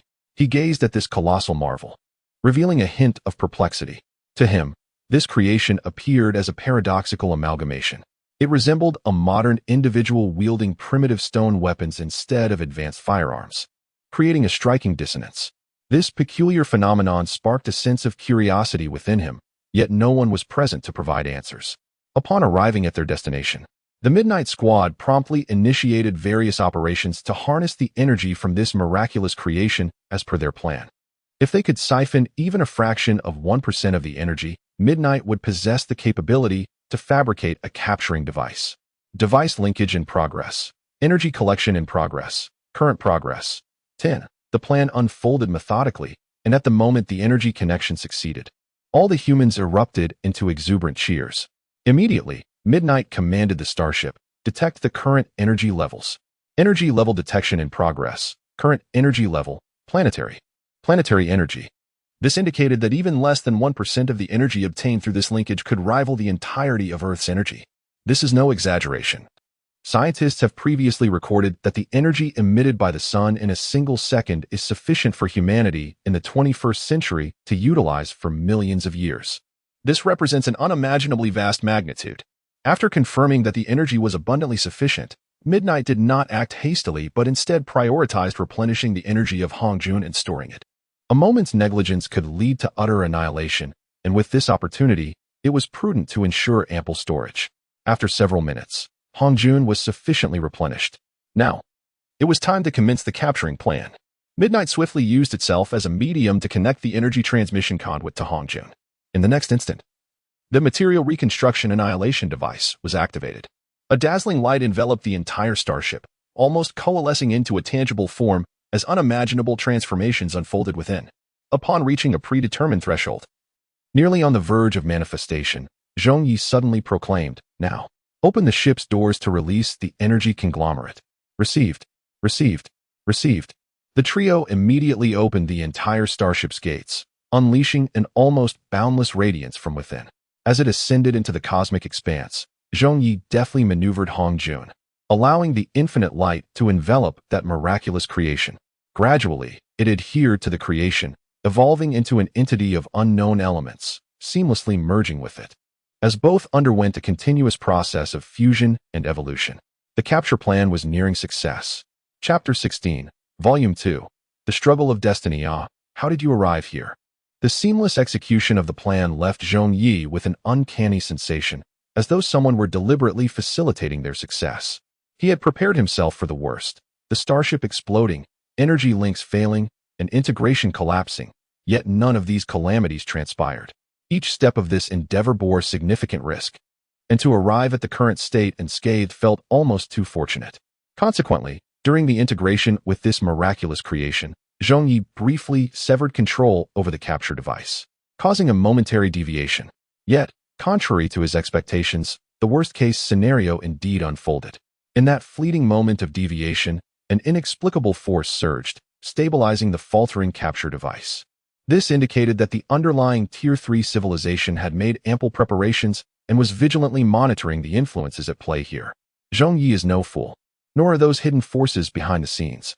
Both parties engage in a subtle game of strategy. Zhong Ye intends to use the capture plan as a trap, seeking to trace back to the fleet or home planet of that civilization, intending to unleash an overwhelming force to obliterate it. However, the opposing side is equally ensnaring humanity with this miraculous creation, luring them step by step into the abyss of the unknown. Yet, a critical question arises. What, in fact, is the ultimate goal of these shadowy puppeteers? In terms of technology, humanity is merely a primitive first-level civilization, the lowest tier of existence in the cosmos, devoid of any substantial value in this regard. So, what lies beyond technology? In an instant, Zhong Ye's gaze flickered as he pondered a terrifying concept, the essence. The essence is an enigmatic phenomenon, which can be tentatively understood as the existence of life, the intricate mechanisms of which even the advanced civilizations of Zhong Ye's future cannot fully comprehend. In the vastness of space, the essence is an exceedingly rare resource. Races endowed with an abundance of essence experience explosive growth in technology, life creation, and various dimensions. This leads to technological revolutions, population booms, surges in imagination, and artistic explosions, all of which are manifestations of the essence's influence. Conversely, races stripped of their essence inevitably exhibit a state of technological decline, cultural stagnation, and a significant loss of vitality, ultimately succumbing to despair and destruction. This phenomenon transcends mere population dividends. It embodies an elusive force akin to fate itself. Most importantly, within Zhong Ye's understanding, the essence adheres to a universal conservation law. The essence neither increases nor decreases. It merely transforms and transfers into different forms, existing in a state of conservation. At first glance, the law of essence conservation may seem like good news, suggesting that as long as essence persists, the need for conflict diminishes. However, the reality is starkly contrary. Due to the unpredictable nature of its transformation and transfer across time and space, essence can manifest in various extreme realms, such as black holes. This leads to a terrifying outcome. Any civilization that comprehends the law of essence conservation, upon encountering a weaker civilization, instinctively seeks to plunder and invade. The target is not technology or energy, but essence, an exceedingly scarce resource. Currently, humanity boasts a population in the billions, a staggering feast in the eyes of those ancient races that have existed for millions of years. Such an abundance of essence could potentially elevate them to a Type 4 civilization. Could their intention be to eliminate us and subsequently launch a surprise attack on all of humanity to seize every ounce of essence? The mere thought sent a chill down Zhong Ye's spine. In a state of urgent alarm, he attempted to contact the control base, only to find that no signals were forthcoming. This was disastrous. The worst-case scenario had indeed materialized. Ego. Our communications were just completely severed by the newly merged miraculous creation, but they are finally back to normal now, Lin Ming reported as she handed over a walkie-talkie. Indeed, a familiar voice emerged from the other end, allowing Zhong Ye to snap back from the brink of despair. Thank goodness, everything remains intact. Humanity still endures, unscathed by the harvesting of essence by alien civilizations. He could scarcely fathom the implications of his recent imaginings. If they were indeed true, the annihilation of humanity would render his own survival utterly meaningless. Once tranquility returned to the night, a renewed tension enveloped him. He could no longer allow himself to be manipulated step by step. It was imperative to swiftly locate the hidden lair behind it all and obliterate it, while simultaneously reaping the souls entwined within. Silently, he uttered a single command into the team's communication channel. Let us commence. Acknowledged. Acknowledged. At the moment those words were spoken, the starship deviated from its planned course of return, accelerating instead to amass the energy for miraculous creation. Meanwhile, he activated various devices, initiating their functions. The stellar-level information range search was initiated, the electromagnetic shield was deployed, and the AT field was established. Detection of spatial interlayer fluctuations revealed concealed targets. tracing their origins with diligence. The entire starship entered an urgent state of maximum computational capacity, expending and releasing countless energies and creations. Within mere seconds of intensive reconnaissance, it captured the presence hidden within the spatial interlayer. Confirming the spatial traces, it successfully locked onto the position just prior to teleportation. As the voice of Hong Jun resonated, he promptly took control, initiating the starship's spatial leap. He had already harnessed a significant portion of the energy during the creation of the capture device to forge an extraordinary weapon. Now was the moment to unleash its potential. The spatial interlayer unfolded, and the starship faded from sight, emboldened by its abundant energy, unperturbed by the vast distances ahead. After several minutes of transmission, the starship arrived at the designated location. As it emerged, Zhong Ye grasped a pitch-black sphere and broadcasted a wide-ranging message. We possess a stellar-grade antimatter annihilation device, irrevocably linked to my existence. You must immediately lower all weapons. Cease all actions. Surrender at once. This proclamation resonated throughout the starry expanse. However, curiously, there was no response. Zhong Ye, perplexed, gazed at the starship's display, only to discover that there were no planets or even fleets in sight. Damn it, could it be a ruse? Just as this thought crossed his mind, an unexpected message infiltrated his consciousness, translating into something utterly astonishing. Hey, how did you get here? Chapter 17, Volume 2, The Struggle of Destiny, Agreements and Reversals. Hey, how did you get here? This message conveyed an aura of incredulity, as if it were brimming with curiosity regarding Zhong Ye's arrival. Furthermore, it suggested that certain entities seemed to possess some prior knowledge of their presence. Could this imply the existence of a third-tier civilization lurking behind the scenes? Without allowing any sense of relaxation to infiltrate him, Zhong Ye resolutely broadcasted once more. I shall repeat, surrender immediately, or I will annihilate this area with the antimatter device in my possession. Hey, don't take it too far. After all, we've finally discovered a safe star region. Let us not act impulsively. I will reveal myself. As the message reached its destination, a vague silhouette materialized before the starship. Its form was extraordinarily peculiar, nearly imperceptible to the naked eye, seemingly devoid of a tangible state, resembling a conglomeration of energy, akin to an electromagnetic field. The moment this shape was perceived, Zhong Ye appeared to comprehend something. Broadcasting, electromagnetic energy spirit? You truly understand. How fortunate. This spares me the need for further explanation. The excitement in its voice was palpable, reminiscent of a child encountering a kindred spirit. However, the others present bore expressions of confusion, compelling Zhong Ye to patiently elucidate. Electromagnetic energy spirits are a rather unique form of life in the cosmos, requiring almost no material medium. They are formless and intangible, a confluence of fields and waves. The reasons behind such a manifestation may only be fully understood through further comprehension of the spirit itself. The three nodded, silently committing this knowledge to memory. Amidst the vastness of the universe, an array of extraordinary life forms undoubtedly exists. Humanity's understanding of this realm is still woefully insufficient. Thankfully, they had someone of Zhong Ye's caliber among them. After providing a succinct explanation, Zhong Ye turned to the electromagnetic spirit and posed a crucial question. Is your race monitoring our third-level civilization? Monitoring? What do you mean by monitoring? Third-level civilization? Oh, is that the standard set by you humans? We have long surpassed that threshold. Indeed, is there a problem with that? Isn't this precisely what monitoring entails? In the dead of night, Zhong Ye expressed his indignation, exclaiming, You seek spirits, you desire energy, yet you place humanity in peril. No, we have never harbored such intentions. Came the reply. Then what is your purpose? To aid your kind in advancing swiftly, as per the pact we established long ago. At that moment, the first piece of information he grasped was the notion of this agreement uttered by the unknown entities.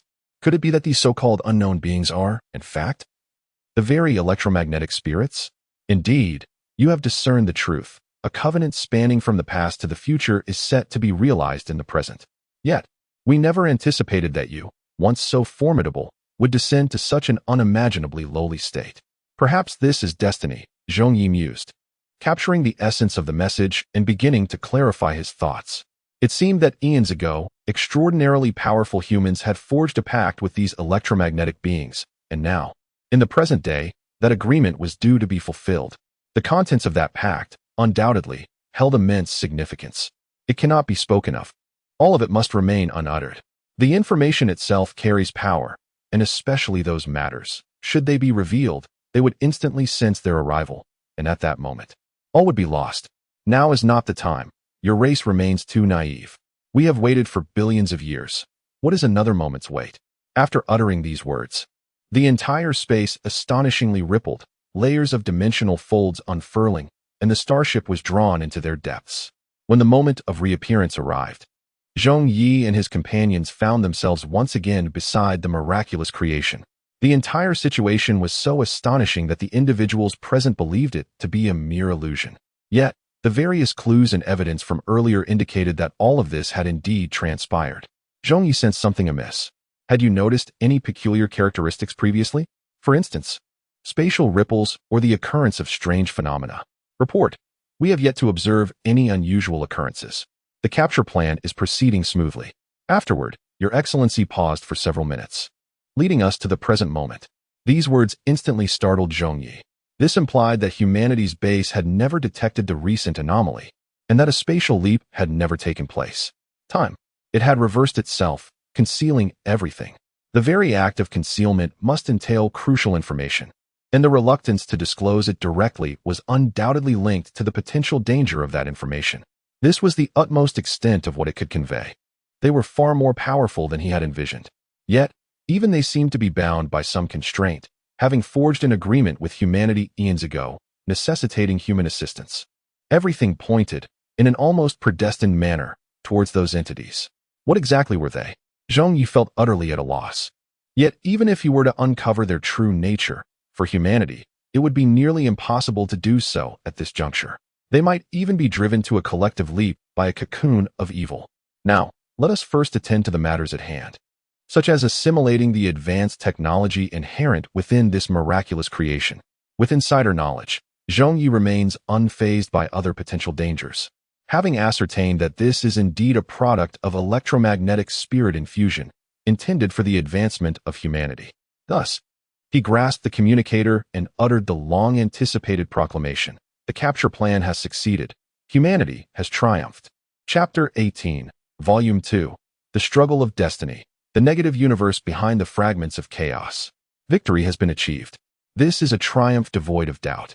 Not only has the miraculous creation been acquired, promising an unceasing supply of energy for humanity, but insights into the underlying truths, such as the existence of electromagnetic spirits, have also been unveiled.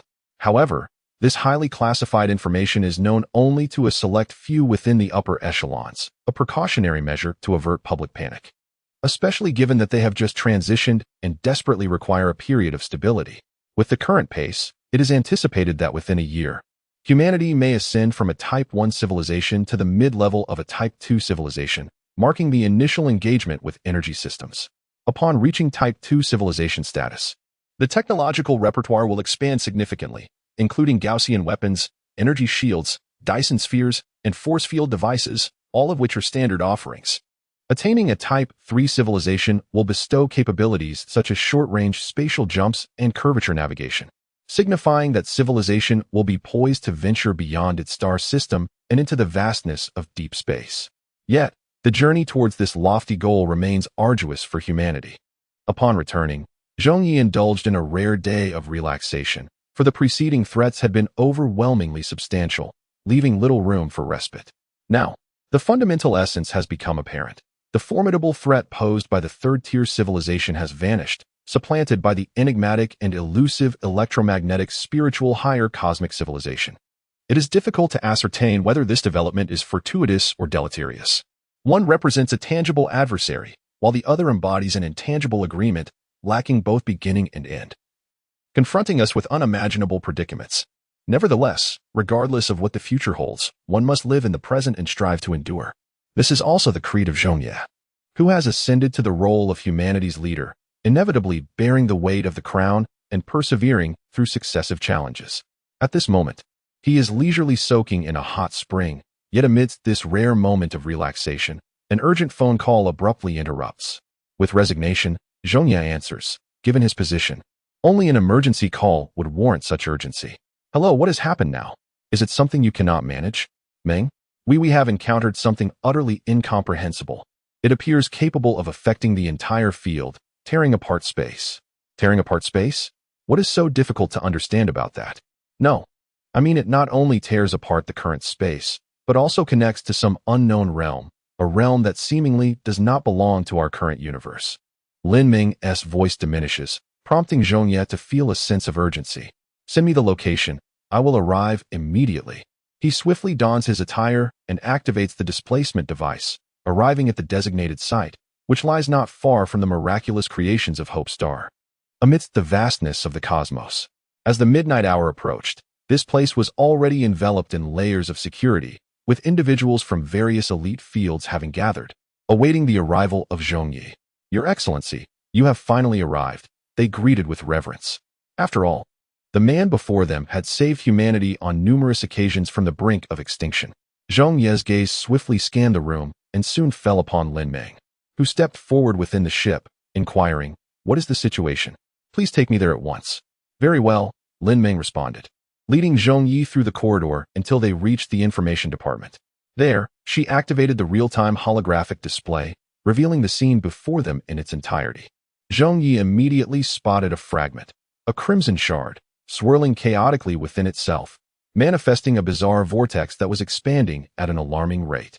Observing the phenomenon, it appeared that, given sufficient time, it could consume everything within the universe. Is this the culprit? The source of the chaos? Indeed, Lin Ming confirmed. It was detected half an hour ago by a scientist, seemingly materializing out of thin air in this starry expanse. We have designated it as the chaos fragment. The situation is as follows. It continues to spin and absorb, tearing through space, while we have detected extremely intense energy fluctuations within it, along with peculiar phenomena. It seems that the interior of the chaos fragment harbors another realm, and more terrifying still, this space is unlike any we recognize in our known universe. Upon hearing Lin Ming's account, Zhong Ye rested his chin in contemplation. Is it not a realm beyond our universe? In the field of cosmology, the current universe is divided into the observable and the unobservable. With the advancement of technology, a subsequent classification has been established based on their intrinsic nature, the positive universe and the negative universe. These two realms are interdependent, representing two peculiar states of existence much like life and death, or yin and yang. The positive universe is one where spiritual beings reside, governed by the fundamental laws of physics, which remain consistent barring extreme circumstances. Overall, it retains a semblance of normalcy. Conversely, the negative universe is characterized by its stark opposition, lacking in discernible order, inundated with unimaginable laws and existences, where chaos reigns and confusion prevails, even possessing laws that resemble idealism. Even the knowledge of Zhong Ye is limited to the mere acknowledgement of the negative universe's existence, with no understanding of how to access or navigate it. It is said that the first individual to discover the negative universe did so while ensnared in a state of mental disarray akin to madness, inadvertently stumbling upon this revelation. This incident reflects the inherent terror embodied within the negative universe. It is a domain that is fundamentally inaccessible to normal beings and perhaps ought never to be uncovered. According to cosmological conjecture, unless one reaches the very end of the universe, it is impossible for living beings to traverse such realms. The negative end universe serves as the dwelling place for entities post-termination, rather than for those of the positive realm.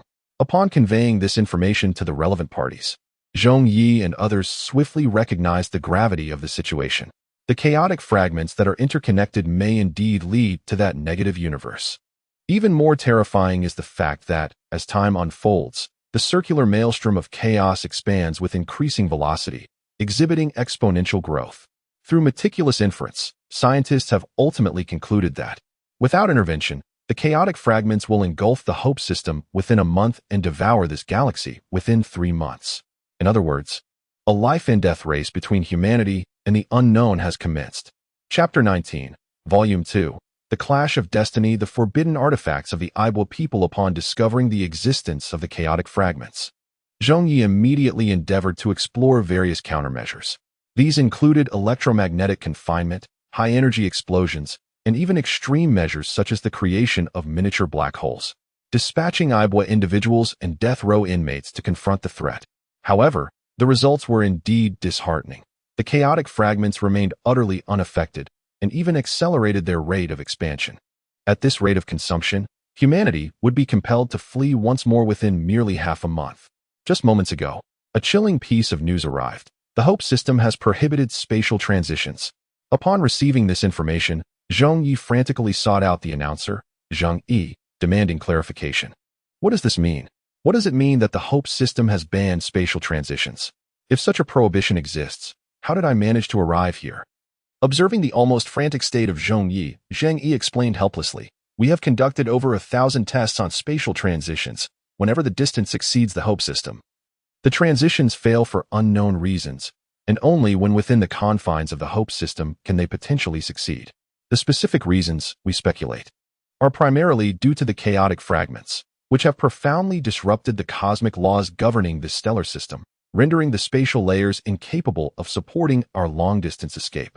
In other words, unless we address the root of the chaotic fragments, there are no other alternatives available to us. Our retreat has been irrevocably severed." Zhong Ye is not devoid of intellect. He merely refuses to accept this reality. After a moment of contemplation following the explanation, he inquired, "What about curvature travel? Is that feasible?"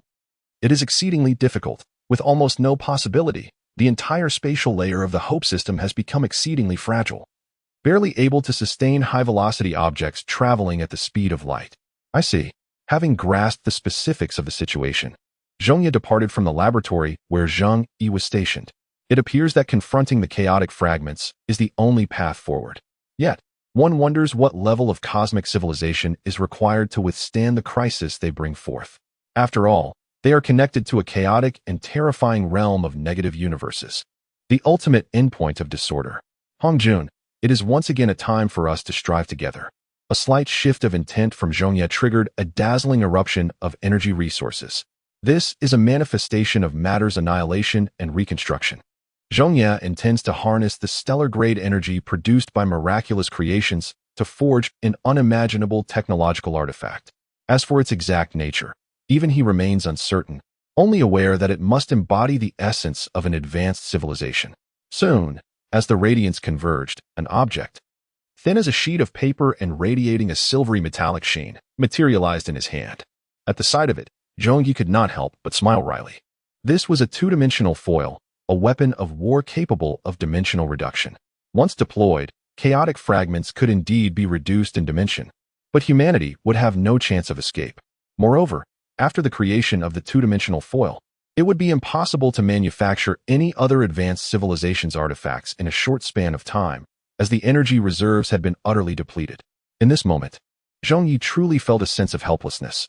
The weight of this oppression far surpassed that of the previous demon's cocoon. At least then, he still had the possibility of a leap to escape.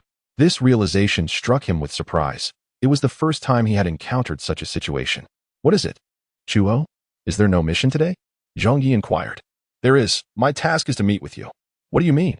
"We are already aware of the current circumstances. Interstellar leaps for escape have been prohibited, leaving only one final path to confront." "Well, what next?"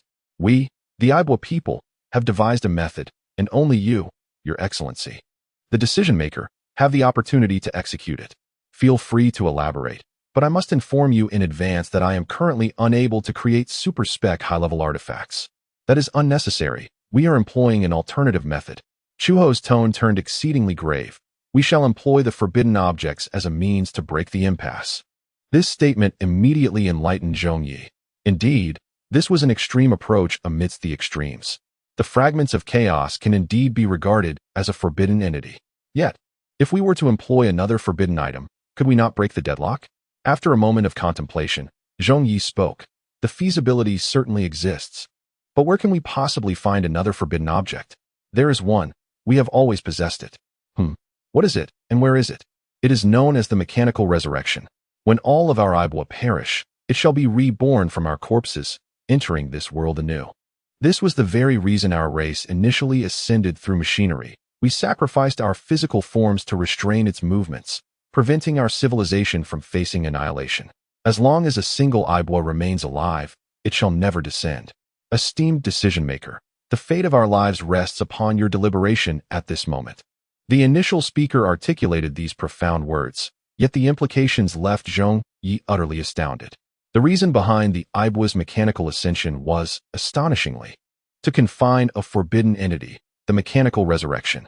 Should they all perish, this existence would arise from their remains, leading to the obliteration of their civilization. It resembled a strategy of mutual destruction on a civilizational scale, serving as an ultimate weapon. He gazed deeply at the first speaker, relieved that he had not chosen to eradicate them entirely, but instead allowed them to integrate humanely into the fabric of human existence. Otherwise, once unleashed, humanity would likely face extinction. Indeed, some matters must not be pursued to their utmost extremes, lest one invites their own obliteration. Esteemed decision-maker. The initial departure left only the lingering presence of Zhong Ye. He rubbed his temples and couldn't help but sigh. Truly, there seemed to be no moment of respite. As he massaged his temples, he suddenly perceived faint red dots flickering in his vision. In an instant, Zhong Ye appeared to realize something. He lifted his gaze ahead. A multitude of scenes and waves was converging, forming an exceedingly subtle shape. The electromagnetic spirit was returning once more. Chapter 20, Volume 2, The Struggle of Destiny, Revelation. Oh, did you not expect me to return? I bet you were not anticipating this. Oh, this place is rather exquisite, far better than I had imagined. Oh, it has been ages since I have seen something so nostalgic. Is this what you call a photograph? As the electromagnetic spirit descended, a deluge of information surged into Zhong Ye's consciousness, the vast majority of which held no value whatsoever. It was akin to a child boasting incessantly. Zhong Ye watched the electromagnetic spirit flitting about the room. Feeling utterly exasperated, he called out, "Hey, did you come here merely for amusement? Shouldn't you be conveying something of importance to me?" "Ah, yes, it seems I do have something to discuss with you. Let me ponder what it could be. I believe you ought to consult a doctor first. It would be beneficial for your mind," Zhong Ye jested. "Mind? What is a mind, and who is a doctor? Let us not digress. All right, take your time to think it over." The existence of the electromagnetic spirit could indeed incite panic among humans. After pondering for several minutes, the electromagnetic spirit became active once more, conveying its message. "I now comprehend the purpose of my visit. I must impart a message to you. Humanity." "What message?" The exact words are, "The fated moment approaches. The demon of the end is poised to return to the cosmos, and the pact forged across billions of years shall be fulfilled here." After delivering this pronouncement, the electromagnetic spirit nodded, affirming, "Indeed, I have not erred. This is the sole message they entrusted me to relay."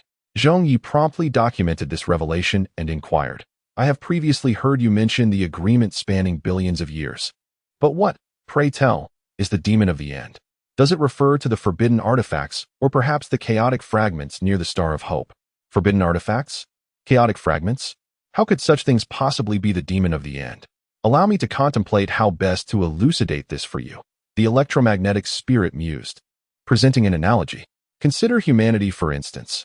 If the demon of the end is akin to the essence of humanity, then the so-called forbidden artifacts and chaotic fragments are merely trivial. Akin to hair, they can only be regarded as cells. The demon of the end embodies a metaphysical dread, an existence inscribed within the very fabric of the cosmos, transcending the boundaries of life and death, approaching a certain essence of the Tao, and representing an unfathomable terror. As the time of reckoning draws near, they too shall descend upon the world. When that moment arrives, the cosmos will inevitably plunge into silence." The electromagnetic spirit's message profoundly reshaped Zhong Ye's worldview. What he currently faces pales in comparison to that so-called end demon, not even amounting to a fraction of a billionth. After much effort, Zhong Ye finally restored tranquility and once again inquired of the electromagnetic spirit, "You mentioned that the time of the end is approaching. Is it indeed the spontaneous emergence of those chaotic fragments that leads to the gradual erosion of the positive universe by the negative universe?" This prompted a slight tilt of the electromagnetic spirit's gaze.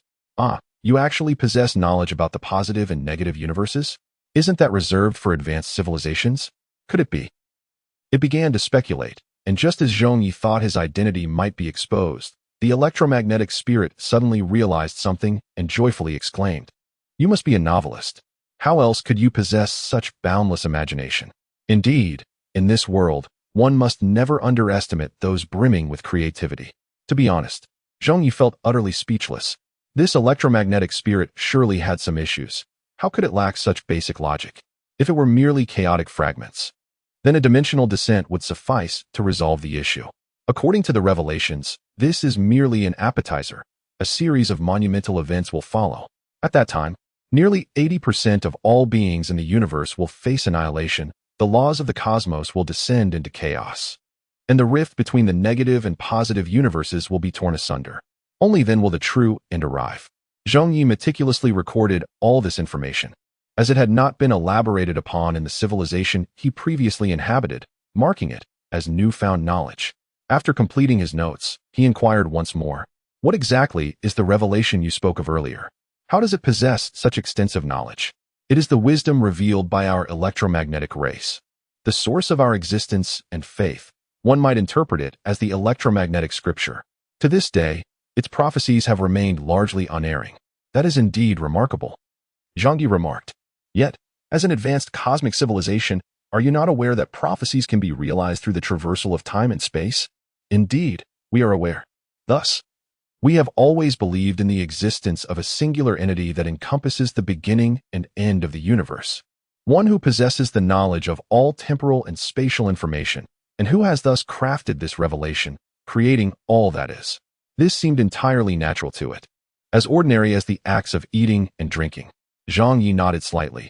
He could comprehend this perspective, akin to the concept of God in Western mythos or Pangu in Eastern lore, both symbols of a creator deity. "By the way, did you come here merely to convey this information? Is there any method for dealing with the chaotic fragments?" "The method is simple yet complex. Do not speak in riddles. Just tell me," Zhong Ye retorted angrily. He had always detested those who spoke in enigmas. Was it not preferable for everyone to express themselves clearly? "Then I shall reveal it to you. The decision lies within your hands. The method is, you must enter." "Enter? Is that sufficient?" Zhong Ye queried in astonishment. "What kind of method is this, and how does it relate to resolving the chaotic fragments?" "It does pertain, and please refrain from raising your voice. This is what is recorded in the revelation. When the chaotic fragments arrive, it is imperative for the decision-makers of humanity to step forward and confront the crisis directly. This is the essence of the statement. Are you not one of those decision-makers?" The electromagnetic spirit even presented the original text, and Zhong Ye translated it, reading the words with a mixture of seriousness and bewilderment. "Indeed, it appears to be so," he murmured. A faint smile of helplessness crept across his face.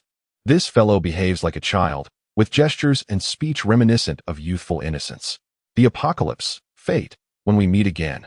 I shall be eager to discover what the subsequent accounts truly reveal," Zhong Ye mused, his gaze drifting toward the chaotic fragments in outer space. "A negative universe, you say? Let me unveil the profound terrors that lie hidden within." Chapter 21, Volume 2, The Struggle of Fate, the Chaotic Vortex, Onward. Following his encounter with the electromagnetic spirit, Zhong Ye promptly convened a high-level meeting.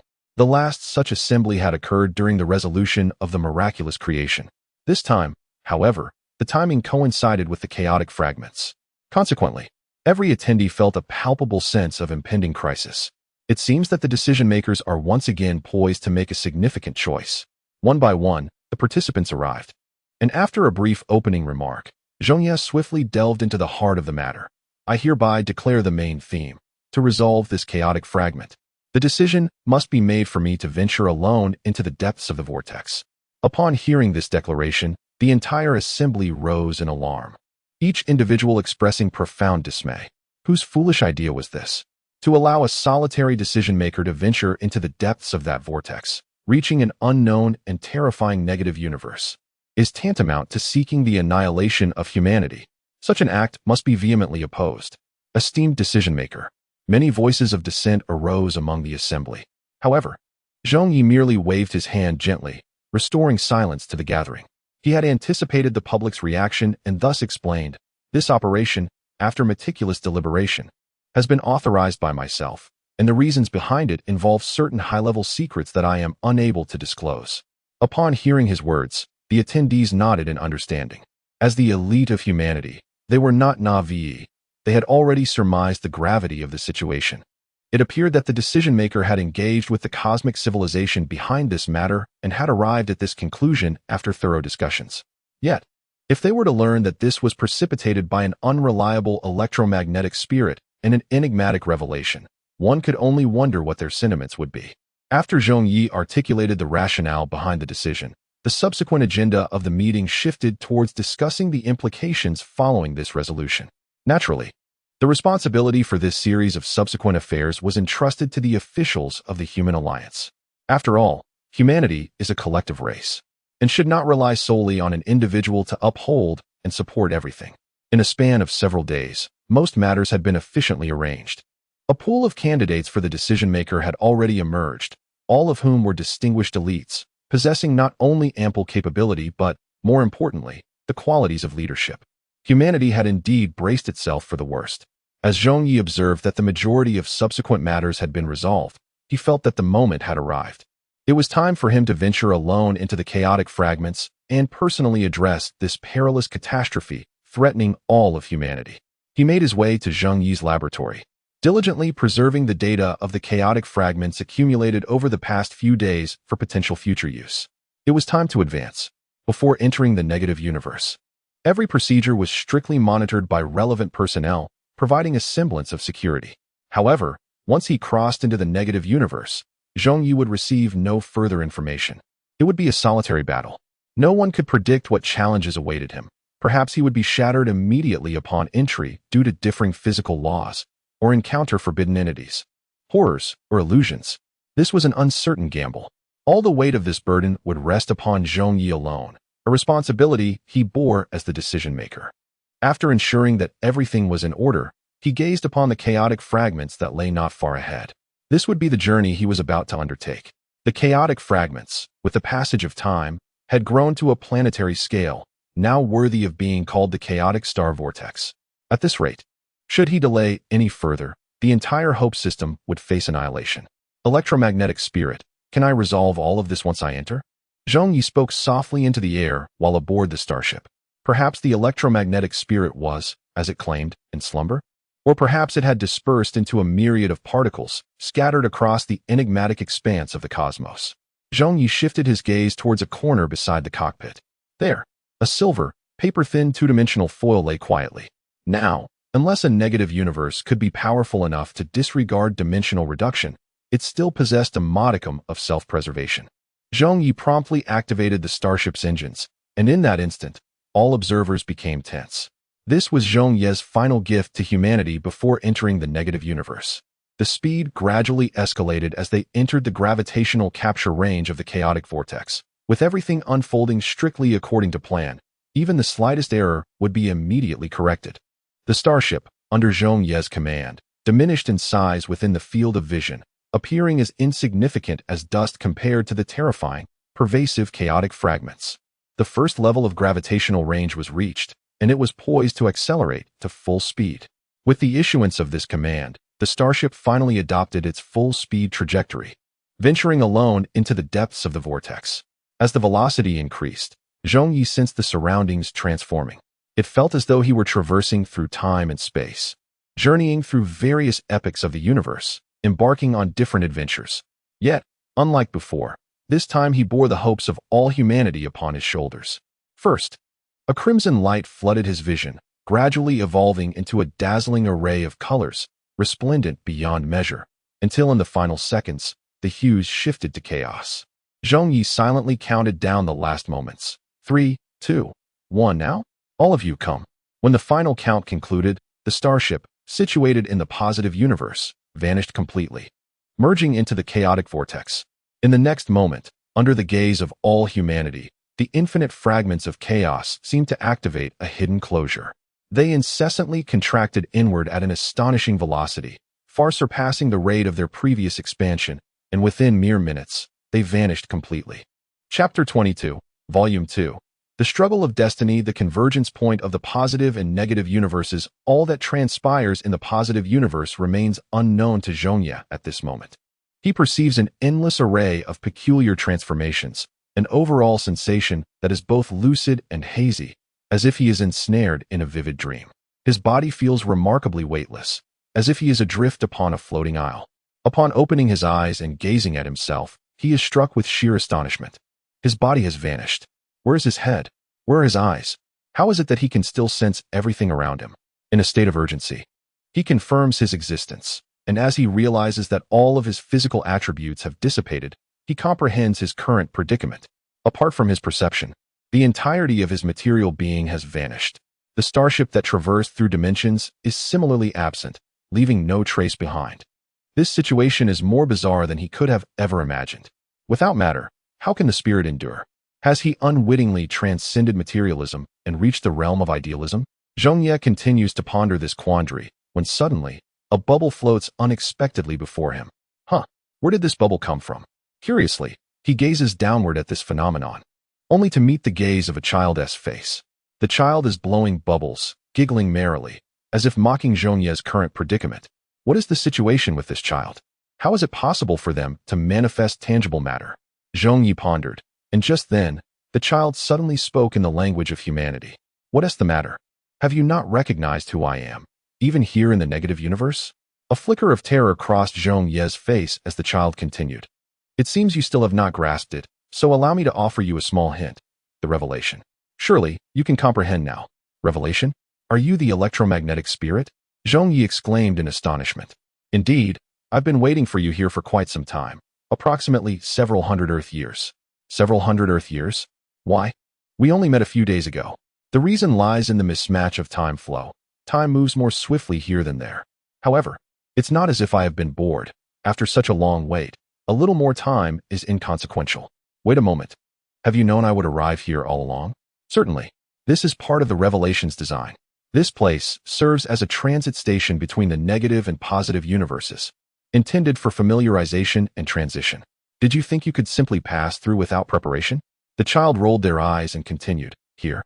You need not worry about the passage of time, and many informational barriers can be shielded, facilitating communication. Allow me to introduce myself. I am your instructor. You may call me Wei Lai. Now, I shall teach you the fundamental principles of manifestation. Focus your thoughts and visualize a material form. Of course, you are free to fabricate various shapes at your whim. As Zhong Ye emerged, the deity of darkness manifested before him, his physical form unchanged, perhaps due to his adaptation to this vessel. Observing Zhong Ye's appearance, Wei Lai nodded lightly, expressing satisfaction with the notion that he would not need to worry excessively. I shall impart to you some knowledge of the negative universe, while simultaneously conveying the terms of a pact that you are to fulfill, Wei Lai stated. Upon hearing this, Zhong Ye paused, perplexed. A pact? Why must it be I who fulfills this obligation? Fool, it is a pact made with your kind, Wei Lai retorted disdainfully. These details are inscribed in the Revelation. Do not think to evade your responsibilities. Our race has been sealed within the negative universe for your sake. Thus, it is your duty to effect our liberation. Sealed? Wait, what exactly does this pact entail? Surely you can disclose it to me now. Zhong Ye exclaimed, a dawning realization of an unimaginable truth flickering in his mind. I have yet to share the contents of the pact with you. My apologies, my apologies. Wei Lai chuckled awkwardly. After a brief moment of levity, he adopted a grave demeanor and produced a tome resembling an ancient manuscript. He recited solemnly, The Pact of Destiny. This agreement shall be upheld by both humanity and the electromagnetic spirits, binding both parties to their responsibilities. Any transgressor shall be obliterated from the continuum of cosmic time, condemned to eternal non-existence. The contents of the agreement are as follows. The electromagnetic spirits will entirely replace the human race in the negative universe, suffering a backlash, leaving only a singular executor. Humanity shall dispatch a decision-maker 300 million years hence to release the entire race and liberate them from the shackles of the spirit, promising to secure a place for the electromagnetic spirits at the end of days. After nearly several minutes, Wei Lai finally articulated a lengthy narrative. Upon grasping the essence of this fateful pact, Zhong Ye began to comprehend its profound implications. This was an agreement that wagered the fate of their races. He noted the term backlash, suggesting that the humans who established this fateful contract had inadvertently wrought an unimaginable error, compelling them to seek the electromagnetic spirits to endure the consequences. From the content of the agreement, it appeared that those humans had anticipated the subsequent developments and possessed remarkably advanced technology. According to Zhong Ye's conjecture, they had at least attained a mid to upper level of advanced cosmic civilization. Only under such circumstances could they persuade the entire electromagnetic spirit race to willingly offer their allegiance. Moreover, within this agreement, the humans promised to dismantle the shackles of the spirit, and secure a place at the end of days, elements that left Zhong Ye perplexed. This transcended the extent of his knowledge. Had this human civilization foreseen the end days and possessed the capability to navigate through them? That seemed exceedingly distant. Zhong Ye hastily shook his head and inquired of the childlike Wei Lai, "Why does this agreement feel so peculiar to me? When did our races reach such a pact? 300 million years ago, did I not mention it? Do not attempt to evade responsibility. Yet, do you not find it peculiar? We are the sole legitimate authority of the present time, and prior to this, you were entirely ignorant of our existence. How could a contract possibly be forged then? This matter is of no concern to me. I am simply aware that finding you will lead to resolution. The records above are undeniably authentic, and my role is merely to serve as your instructor. The ultimate task remains yours to fulfill. The collective consciousness of human civilization?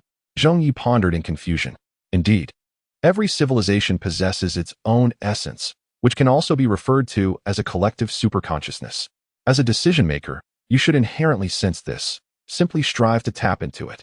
Upon hearing Wei Lai's words, Zhong Ye promptly closed his eyes and attuned his entire being to the sensations within. In an instant, he felt an enigmatic connection, immediately questioning the veracity of this covenant in his mind. In the next moment, a faint ripple emerged from the darkness, akin to a multitude of humans crying out. Volume 2, The Struggle of Fate, Chapter 11. The Floating Island and the Rainbow Bridge. This profoundly allowed him to grasp the truth. Yes, this is the authentic contract forged between humanity and the electromagnetic spirit race, devoid of any semblance of falsehood. As the current decision-maker, Zhong Ye must fulfill this obligation at this juncture. Otherwise, the entire civilization shall face annihilation. Having received the answer, Zhong Ye extricated himself from the collective consciousness of humanity and gazed at Wei Lai, stating, "You are indeed correct. This is a covenant established between our two races. Indeed, I have long asserted it. My intuition has never faltered, whether concerning the past or the future, for I am the sole executor of our lineage." Wei Lai remarked with a playful smile, exuding an innocence reminiscent of a child.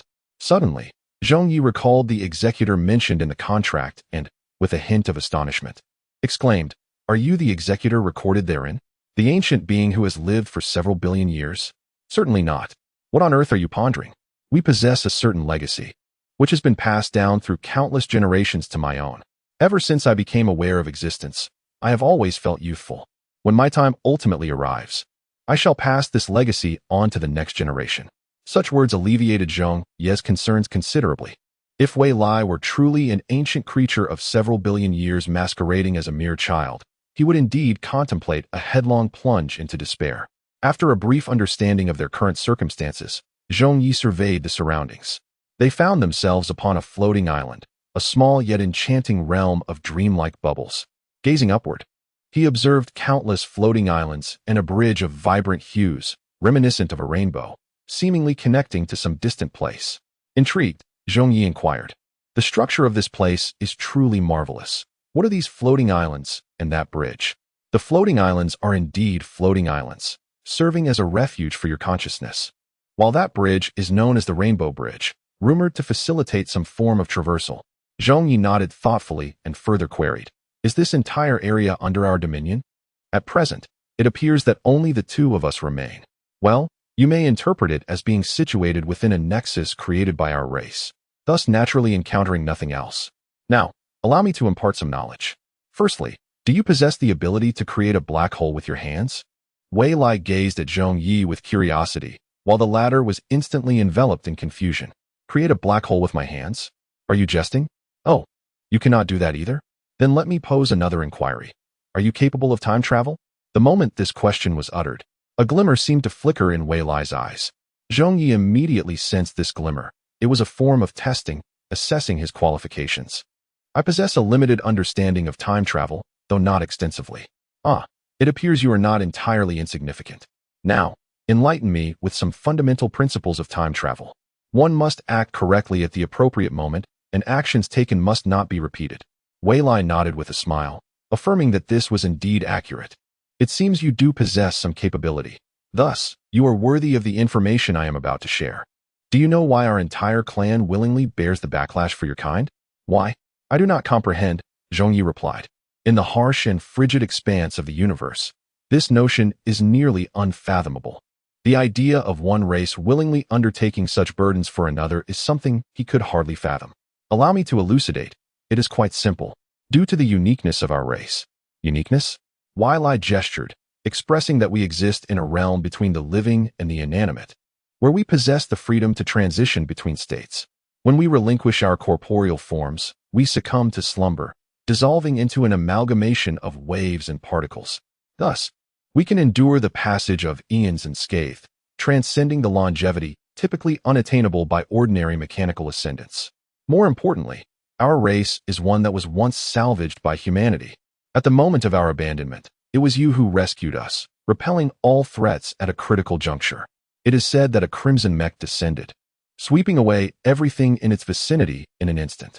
You did not plunder the essence of our race. Rather, you offered resources and technological assistance, guiding us step by step with humanitarian compassion. Subsequently, you vanished for millions of years, and upon your return, the human race teetered on the brink of annihilation, seemingly driven to desperation. It was at that moment that our covenant was forged, which is the most fundamental truth of all. You aided yourselves through your own actions. Wei recounted the tale as if narrating a myth, gently unfolding the events of yore. Its unique biological structure allowed it to trace back through countless fragments of information, ensuring nothing was lost. After the narrative concluded, Zhong Ye was left with profound impressions, yet also with lingering questions. What cataclysmic conflict could bring such a high order of humanity to the edge of extinction? Who wielded that crimson mech? And what, ultimately, was the purpose behind all of this? He longed to know the answer, yet he found himself powerless in the moment. After finishing his tale, Wei resumed blowing bubbles, thoroughly enjoying himself. Hey, could you at least refrain from playing for now and focus on the task at hand? Aren't you my instructor? Indeed. But one must attend to daily matters as they come. Today's tasks are complete, and the rest can wait until tomorrow. I too deserve a respite. Wei continued to blow bubbles, leaving Zhong Ye alone amidst the swirling winds, feeling utterly bewildered. What was this? How had he ended up with such an unreliable instructor? Could he truly fulfill the contract? He despondently approached the ethereal floating island and sat quietly beside it, gazing at the enchanting clouds. Zhong Ye instinctively reached out to touch them. They were soft and comforting, just as he had envisioned clouds to be. He couldn't help but touch them again, stirring them as one would knead dough. As he played, an idea suddenly struck him. What if this cloud mass transformed into a cosmic creature? What then?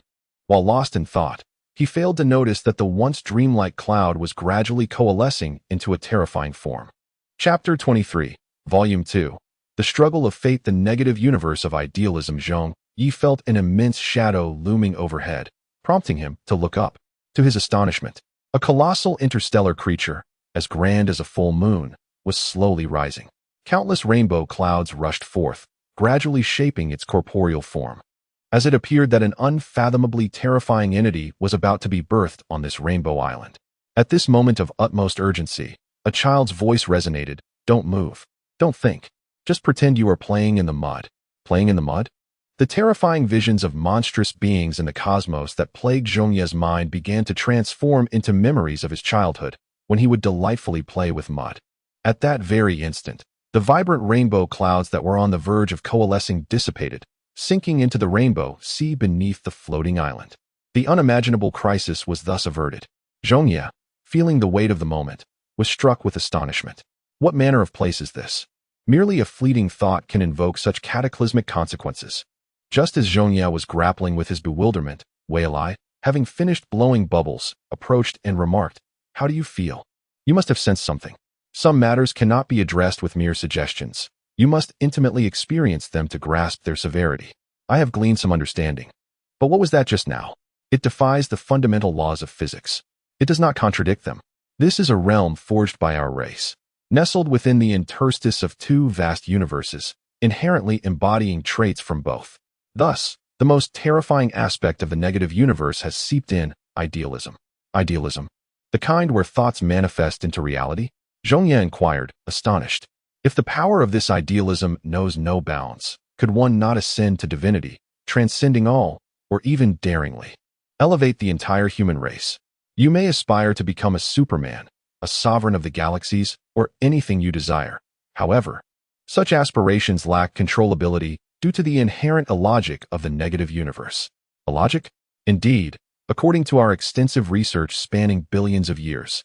Everything within the negative universe exists in a state of randomness, a superposition of being and non-being.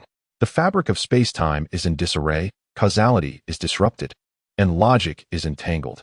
In essence, it is a realm of utter chaos, where maintaining one's clarity of thought becomes exceedingly challenging. Upon hearing this, Zhong Ye could not help but nod slightly, as it aligned closely with his own speculations. The negative universe epitomizes annihilation, which signifies the most unimaginable extremes, naturally giving rise to an abundance of indescribable phenomena. Even advanced cosmic civilizations find themselves as mere grains of sand in the vast ocean when confronted with such a domain, for they must contend with the entirety of the universe. Perhaps only a transcendent, incomprehensible civilization might possess some semblance of resistance to it. Nevertheless, a sudden question arose in Zhong Ye's mind, prompting him to inquire, if everything exists in a state of chaos, how then can I proceed to rescue your race? Even within the negative universe, the existence of spirit remains unparalleled. Thus, the covenants among civilizations serve as beacons and markers, providing a foundation for our research and exploration. It is through uncovering their hidden cards that you will find the guiding light, the very reason you alone can accomplish all of this. The decision-makers, the leaders, the commanders, these exalted beings, perched atop the hierarchy of races, possess an immeasurable prestige that profoundly influences the trajectory of civilization. They embody a kind of celestial fortune akin to that found in the realms of cultivation. Do you understand? Zhong Ye nodded subtly, signifying his comprehension. Understanding is sufficient. Remember, the primary task here is to cultivate your awareness, maintain a pure disposition, and eliminate distracting thoughts. This is the fundamental prerequisite for entering the negative universe. Now, I shall return to my bubble blowing. Let us hope no interstellar monsters emerge. With that, Wei Lai resumed his playful activity. Zhong Ye instantly grasped the intention behind this action. It was a means of honing awareness and character. Upon close observation, he noted that each bubble created by Wei Lai was under the meticulous control of his consciousness. Every moment of its formation, birth, rotation, and floating, every shape it assumed, was a manifestation of Wei Lai's will. This allowed him to concentrate fully, dispelling distractions, while simultaneously retaining a childlike innocence. Ah, so that is how it is. Zhong Ye thought to himself, envisioning a bubble blower of his own, eager to engage in this exercise. Yet, despite his efforts, he could not produce even the first bubble. Each attempt ended in failure, the simplest of shapes bursting before it could take form. He glanced toward Wei Lai for guidance, and noticed their postures were nearly identical. Yet his attempts yielded no success. Where had he gone astray? He persisted, yet remained empty-handed. Just as Zhong Ye contemplated giving up, Wei Lai turned to him and inquired, "Are you attempting to imitate me?" "Indeed, what is the matter? Why imitate me? Didn't you say that we should exercise our minds? But how does blowing bubbles contribute to that?" Wei Lai expressed his confusion, pondering if there was some hidden meaning behind it. Zhong Ye then articulated his earlier thoughts. Wei Lai, unable to suppress a mischievous grin, erupted into uncontrollable laughter. "I have recently become enamored with blowing bubbles. I procured the materials from Rainbow Cloud. You simply must try to understand its efficacy. There's no grand idea behind it." Zhong Ye, puzzled, decided to gather some Rainbow Cloud, and as he casually blew, a multitude of bubbles emerged, leaving him utterly astonished. Is blowing bubbles truly this effective? What was I even thinking? Wei Lai, witnessing this, laughed even harder. Finally managing to calm down and waving his hand, he said, "Relax, relax. While this is indeed amusing, it also indirectly reflects your genuine desire to enhance your consciousness. Allow me to share a little tip. Establish a favorite anchor point. This could be a memory or any object that leaves a profound impression on you. Continuously envision that scene. Immerse yourself in it, and you shall train your mind. When you can effortlessly switch between reality and your consciousness anchor, that will mark the day you enter the negative universe." Chapter 24, Volume 2. The struggle of destiny traces from the future is the first step truly to establish a consciousness anchor. It is indeed a challenge to select something that leaves a profound impression. After heeding Wei Lai's counsel, Zhong Ye found himself immersed in solitary contemplation. At that moment, a myriad of thoughts crossed his mind. For instance, the concept of Hong Jun within his consciousness, significant past events. Could these serve as anchors for his awareness? However, Upon careful reflection, he concluded that none of these truly resonated with his genuine desires. He needed to discover something that embodied sincere passion, a sense of responsibility, and deep-seated memories, something that could evoke his consciousness even in the most extreme circumstances. Intriguingly, Zhong Ye sensed that the very anchor he sought was calling out to him from some distant realm. What could it be? Just as he found himself ensnared in a labyrinth of thought, vivid scenes from his memories unfolded before him. The journey through time, the invasion of the Aibo people, the onset of the Earth Defense War, the betrayal of the human alliance, the emergence of the cocoon of demons, and the collective leap of all space to the Hope System.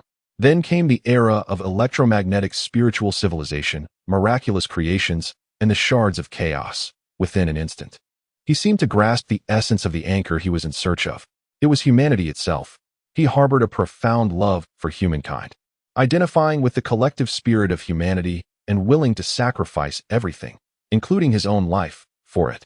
Otherwise, he could easily return to his original point in time when resources were abundant, escaping from it all. Yet, this would come at the expense of the current human race. He recognized that humanity could not thrive without him, and this journey through time was far from mere coincidence. It felt more like part of a meticulously orchestrated plan. Nevertheless, all of this required time to be substantiated.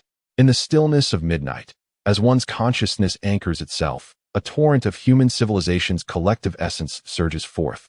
Akin to an explosive revelation, countless consciousnesses wash over him, as if he were reliving the myriad experiences of humanity, its births, deaths, and the rise and fall of dynasties throughout history.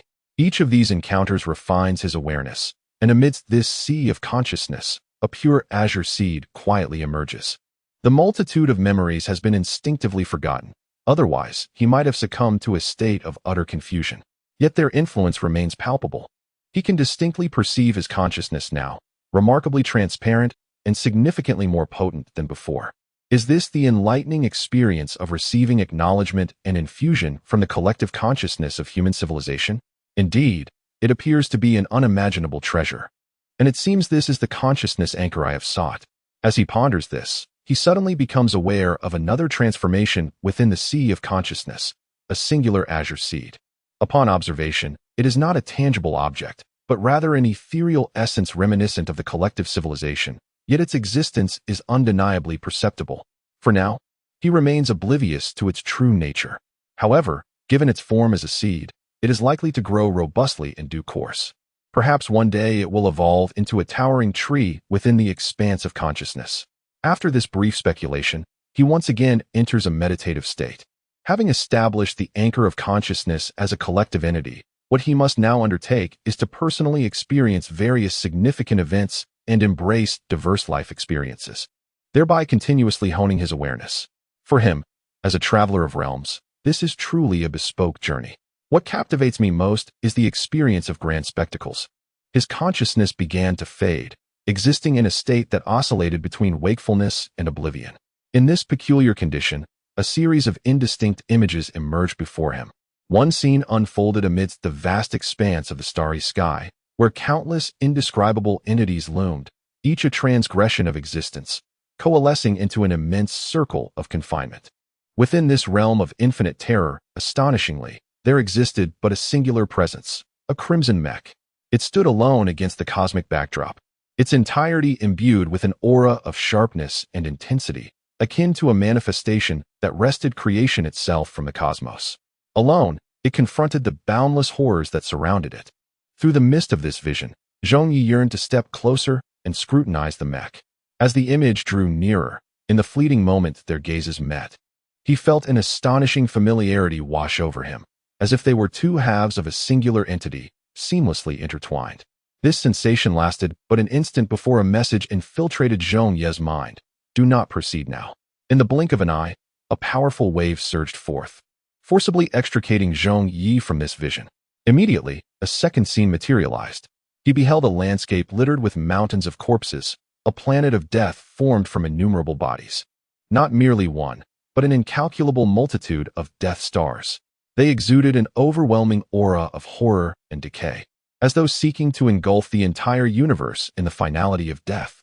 Even through the infinite distance of images, Zhong Ye felt the tremors of a soul's awakening.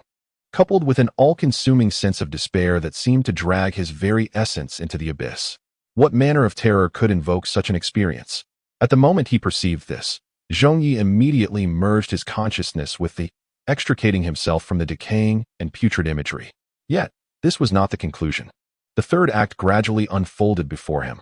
He beheld a pure azure crystal, standing atop an infinitely towering pyramid that pierced the clouds. The crystal floated above, ensnared by numerous black chains that bound it tightly. What was it imprisoning? Was there a horror of unimaginable magnitude contained within? With a heart full of uncertainty, Zhong Ye drew closer to the scene, his spirit gradually permeating the depths of the vision. Upon glimpsing the entity within the azure crystal, he was struck with profound shock. Encased within was a crimson armor. Yet, within this scene, the crimson armor had transformed into a pitch-black hue, radiating an aura of boundless destructive curses and taboos. How could this be? This was a being capable of standing alone against unfathomable horrors. How had it fallen to such a fate? In his sorrow and rage, the infinite pyramid began to tremble, as if engaged in some arcane ritual, and words from the void echoed into Zhong Ye's ears. The end has arrived. The malevolent deity has awakened, and the epoch of annihilation has begun. O divine sovereign of the infinite epochs, we beseech you to awaken from your endless slumber. In the next moment, a cacophony of infinite whispers resonated, and the azure crystal began to tremble, as if a monumental event were imminent. Zhong Ye yearned to continue observing, but at that instant, an unknown force propelled him away from the final tableau. Just before his departure, he seemed to glimpse a pair of eyes, peering through the boundless fabric of time and space toward his present self. Chapter 25, Volume 2. The struggle of fate. The shadow on the rainbow bridge. The voice of Wei Lai gradually permeated his consciousness, and Zhong Ye's awareness slowly returned. Before him lay the familiar floating island, unchanged and as it had always been. The terrifying anomalies born of human civilization seemed to dissipate like mist. You just entered the consciousness anchor, didn't you? Why do you seem so different from us? Almost as if possessed. Wei Lai inquired, puzzled. Zhong Ye then began to elucidate. Just now, I believe I witnessed scenes from the future. I truly encountered unimaginable entities. The Crimson Mech, the Death Planet, the Azure Crystal, and the final murmurs recited by Nan Nan, all undeniably revealing the terrors of what lies ahead. The end is nigh. What occupies my thoughts even more is that Crimson Mech. It is familiar, far too familiar. Perhaps it is connected to me by an extraordinarily potent bond, and its designation, Divine Sovereign, carries profound symbolic significance. Zhong Ye reflected, filled with emotion. The azure seed of consciousness appeared to have grown more robust after experiencing those vivid scenes, its radiance becoming increasingly concentrated and powerful. As I had surmised, traversing through the anchor points of consciousness indeed fortified this azure seed, rendering it even more formidable.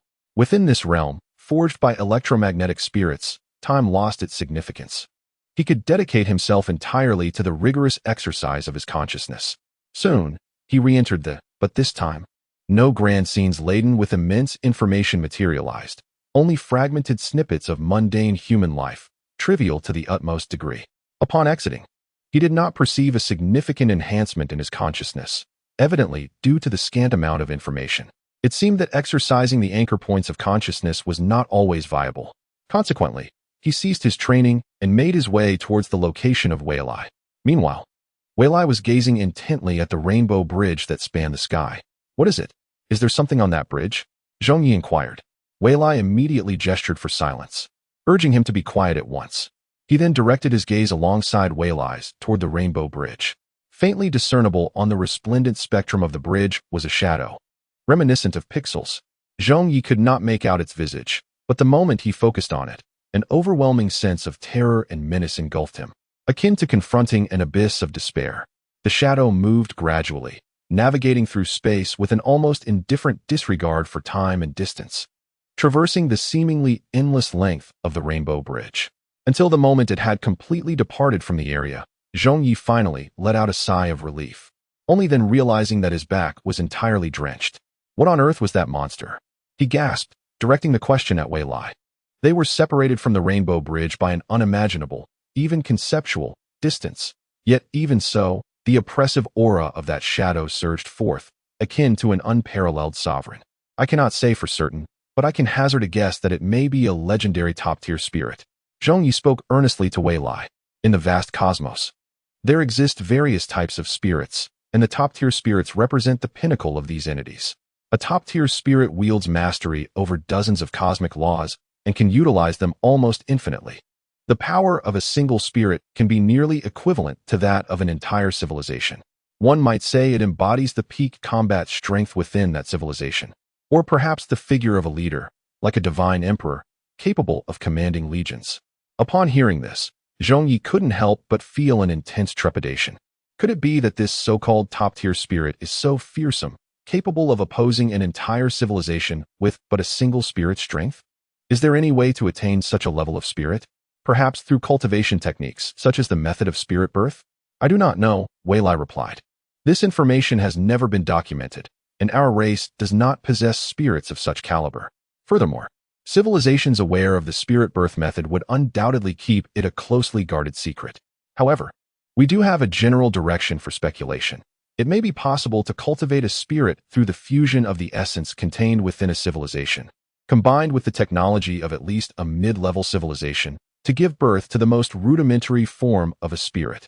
Though it may be the most rudimentary of spirits, it is nonetheless capable of grasping a cosmic principle, existing in a manner akin to the divine. After Wei Lai spoke gravely, he approached Zhong Ye and patted him on the shoulder, encouraging, "Keep it up. I have faith in you. Perhaps after several tens of millions of years, you will evolve into such a spirit. Do not forget me then." Zhong Ye couldn't help but smile at this, retorting, "You should achieve that first. Don't forget about me." After a light-hearted exchange of mutual encouragement, the oppressive aura emanating from the Supreme Spirit dissipated. The events witnessed sparked a thought within Zhong Ye. To become a spirit, not the most elementary kind, but one that reaches the pinnacle of existence.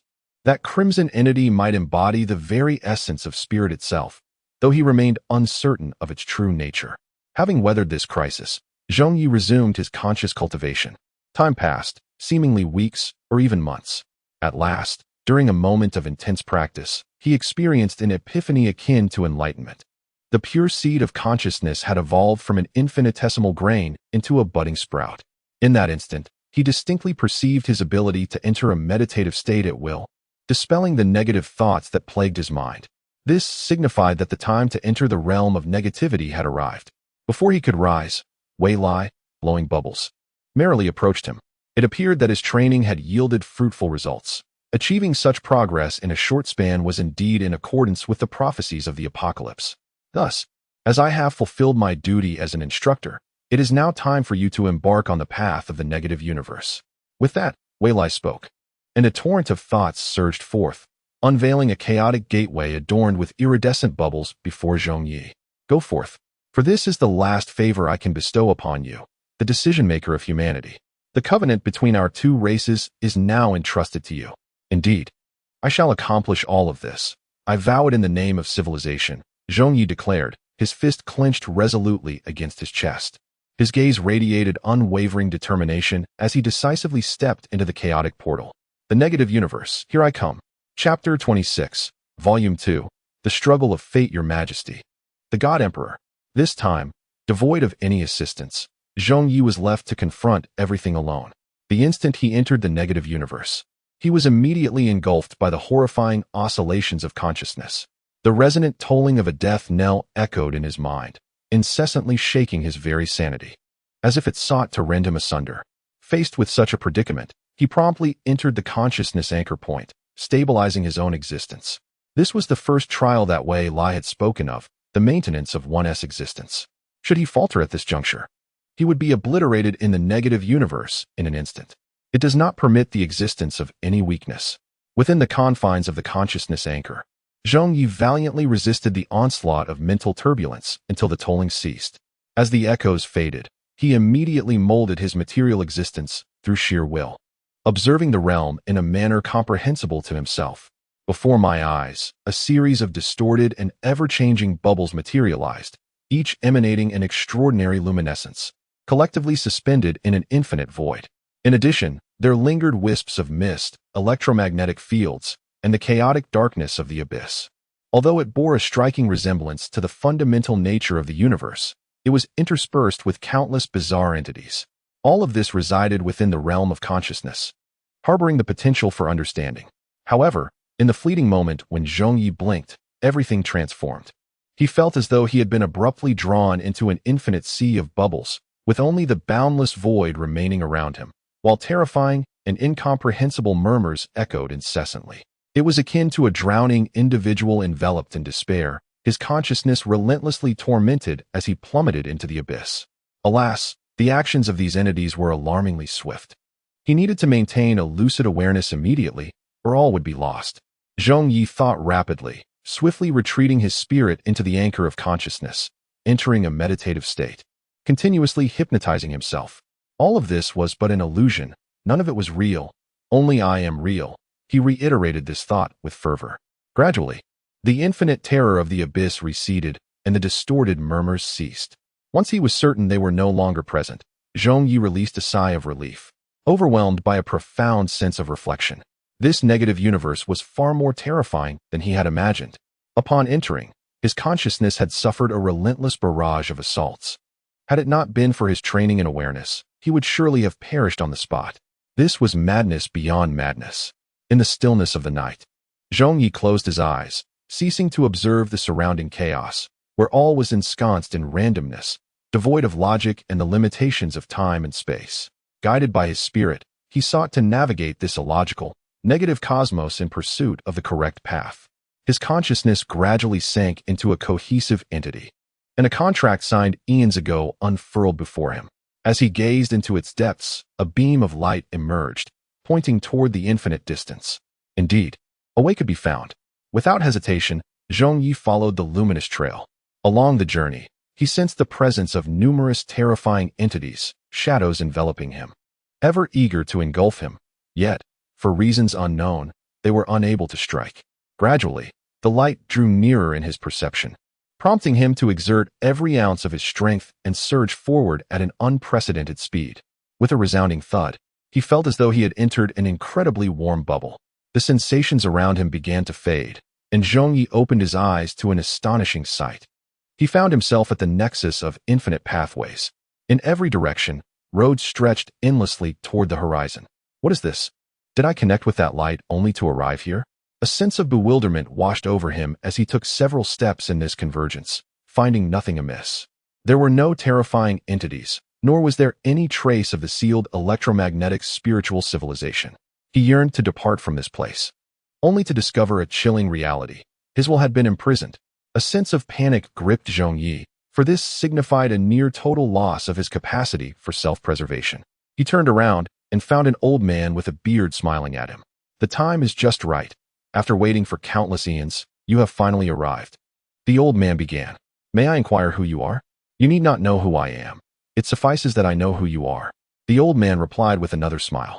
So, how have you decided to choose your path to the future? Path to the future? I am here to fulfill a contract. Not to choose a path, Zhong Ye retorted. The old man looked at Zhong Ye with a hint of surprise. Oh, have I perhaps mistaken my target? Yet, both the essence and the aura feel the same. Surely, you must be His Majesty the Divine Emperor? Divine Emperor?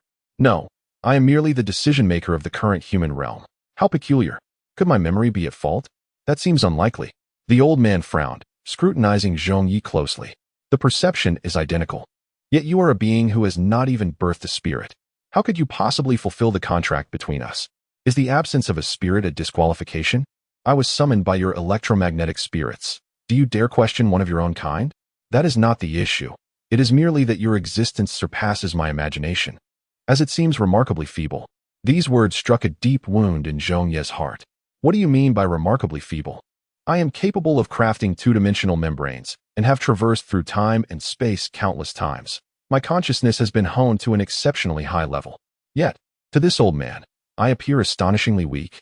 Enough, enough. I shall not dwell on trivial matters. Fulfilling our agreement is paramount. Thus, Zhong Ye spoke. Let us set aside the considerations of strength for now. You must be a guide of sorts, correct? Please lead me to the location of the electromagnetic spirit seal. However, this is recorded in your revelation. Must we make a choice? Indeed. This is a part of the unsealing process, which is also intertwined with the forthcoming changes. In that case, I shall choose this path. Zhong Ye pointed directly at a road before him, for he abhorred convoluted routes, preferring clarity and straightforwardness. Observing this, the elder's gaze shifted slightly, a hint of astonishment evident. Is this truly the choice of fate? What does the choice of fate entail? The last time, it was this very path that His Majesty the Divine Emperor selected. You often mention His Majesty the Divine Emperor. Who is he, truly?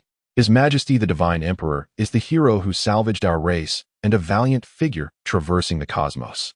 The covenant between our two races was forged by his own hand. Chapter 27, Volume 2.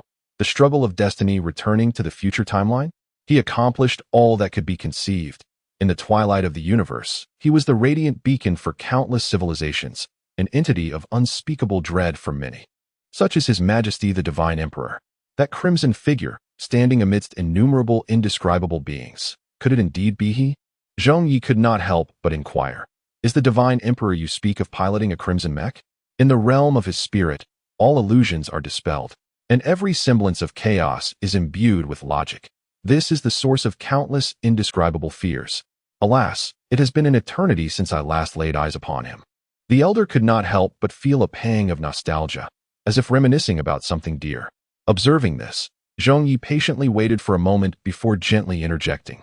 I understand, but having chosen this path, shouldn't there be some form of progression? Oh, indeed, simply proceed along the path you have chosen, the elder replied. Yes, that is precisely it. Before long, you shall encounter that which is uniquely yours, as well as confront unfathomable terrors. As he spoke, the elder abruptly vanished from Zhong Ye's sight, as if he had never existed.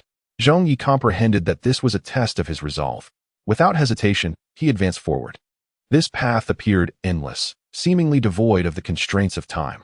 Zhong Ye wandered for an indeterminate duration, where nothing seemed to change. Yet suddenly, a tremor resonated from the azure seed within his consciousness. Accompanying this tremor, the surrounding scenery began to transform into bustling urban landscapes, featuring soaring commercial skyscrapers, shops, department stores, and floating energy entities in the sky. Everything felt strikingly familiar. He had unwittingly arrived in the future era he once inhabited. But was this reality or mere illusion? He felt compelled to reach out to Hong Jun, residing within his mind. Hong Jun, searching for the primary server of human civilization. Is it possible to establish a connection? Executing command. As the command was issued, Hong Jun swiftly began its operation, while Zhong Ye calmly awaited the outcome. This was the fastest way to discern the authenticity of their current predicament. The reason was simple. A galaxy-level cosmic primary server is not something that can be easily fabricated. However, when the results from Hong Jun materialized, he found himself frozen in place. Successfully located the primary server, automatic connection established. Zhong Ye felt as though his worldview had been shattered. Could the illogical nature of the negative universe truly disregard the constraints of time and space? If that were the case, it would be utterly terrifying. After a moment, he gradually regained his composure. Zhong Ye sensed that the congealed essence within his mind still existed and was even more intense. This indicated that the agreement from that space-time had not yet concluded and that he must await its resolution. In other words, it was only within the future space-time of his earlier self that everything could be resolved. He swiftly connected the dots and reached this conclusion. But where was the current breakthrough point? Surely, it could not be based on the patterns of his previous life. It must be noted that within the human system here, he was merely an inconsequential traveler, and a regulated one at that. Thus, it appeared necessary to find a person of significant influence to serve as the breakthrough point. The instant this thought crossed his mind, a familiar title sprang to his consciousness, the Divine Emperor. Since every era of humanity bore its presence, it surely remains so in the present. One only needs to conduct a search to uncover the slightest clues. At that moment, Zhong Ye immediately employed Hong Jun's authority to delve into the main server. This repository contained a myriad of information. However, what shattered his worldview even further was the realization that despite scouring all the databases, the entity known as the Divine Emperor remained elusive. The only references to the Divine Emperor were found in novels and animations, such as The Adventures of the Divine Emperor, utterly irrelevant to his quest. It was as if this being had never existed at all. How peculiar! Indeed, it was exceedingly strange. Could it be that he did not exist within the current space-time, but rather in a distant future of human civilization? Zhong Ye slowly nodded. If this were indeed the case, it would elucidate the matter. Yet, the path to the Divine Emperor had proven fruitless. Which path should he pursue now? Wait, Why was he even seeking the Divine Emperor? After all, he was the architect guiding humanity into the cosmic seas, and such a monumental event must surely be recorded in history. Enlightenment struck him suddenly. However, time travel invariably presents a conundrum known as the grandfather paradox.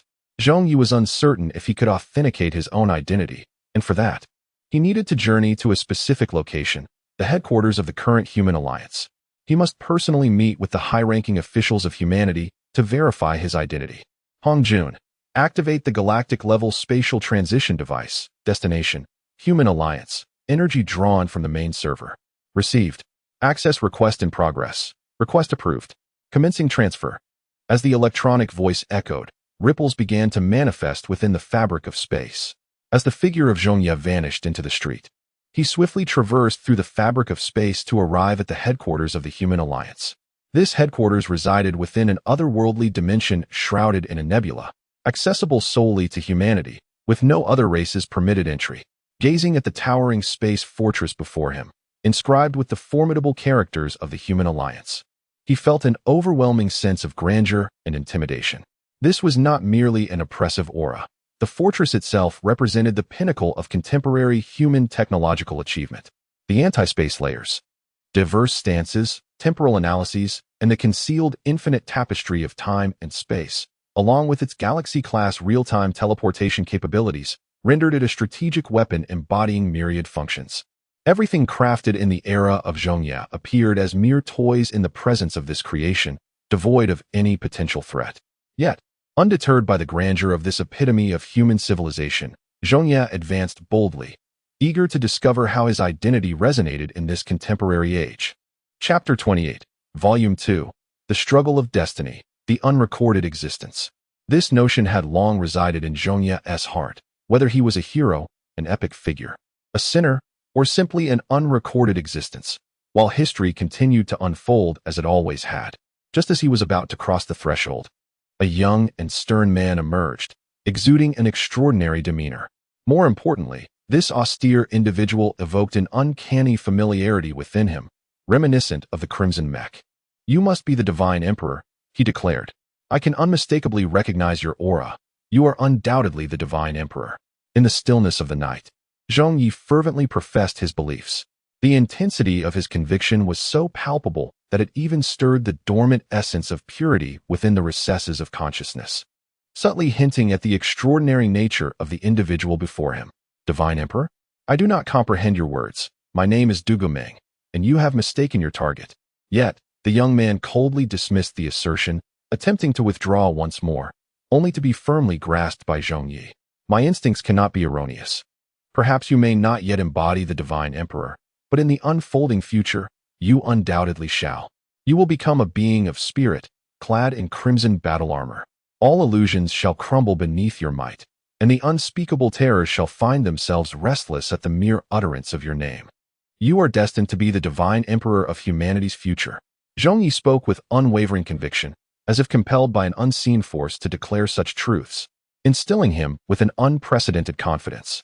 "Perhaps your words hold some veracity, yet regardless of that, it does not reflect the present me. Let us regard your declaration as a blessing. Thank you, but I truly must take my leave." Upon conveying his thoughts, Du Guoming utilized spatial transmission to depart from this alternate dimension. Zhong Ye did not attempt to detain him further. He felt he had done all within his power. The next step was to seek validation of his identity. He stepped through the grand entrance of the Human Alliance headquarters, where a plethora of intelligent AIs busily attended to their respective duties. However, this was not Zhong Ye's objective. He needed to locate a person of significant authority to validate his identity. He immediately ascended to the upper levels of the fortress, where the true echelon of humanity resided.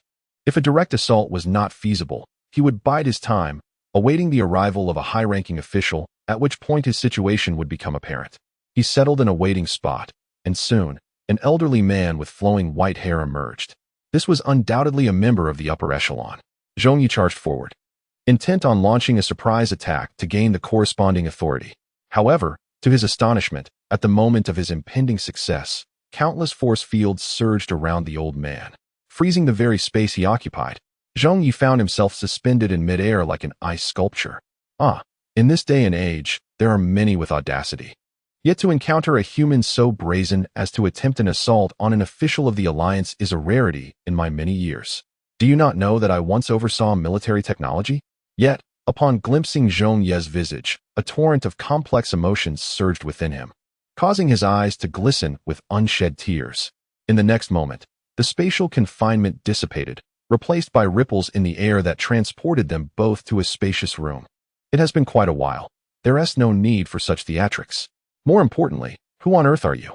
I do not recognize you at all. The old man was rendered speechless, merely managing to convey his contact information. Zhong Ye accepted the card and, upon reading the name inscribed upon it, was utterly taken aback. Name: Zhong Ye. Position: Chief Scientist of the Alliance, recipient of the highest honor from the Academy of Sciences. A series of prestigious accolades adorned his name. Yet the essence of importance lay in his identity. Zhong Ye, the eminent scientist who had once personally delved into the infamous cocoon of demons. He was also the human who studied the fragments of chaos.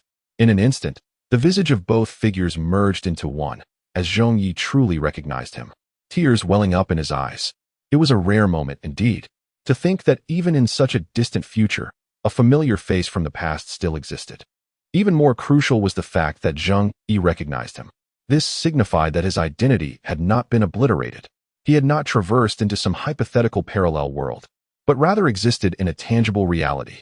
With this realization, he felt that his previous efforts had not been in vain. Zhong Lao, it has indeed been a long time since I last addressed you as such. Who would have thought that in my lifetime I would have the fortune to see you again? Although I am unaware of the exact timeline you were in, it is nearly miraculous. Oh, you are unaware of the timeline? Zhong Ye inquired, eager to share his knowledge.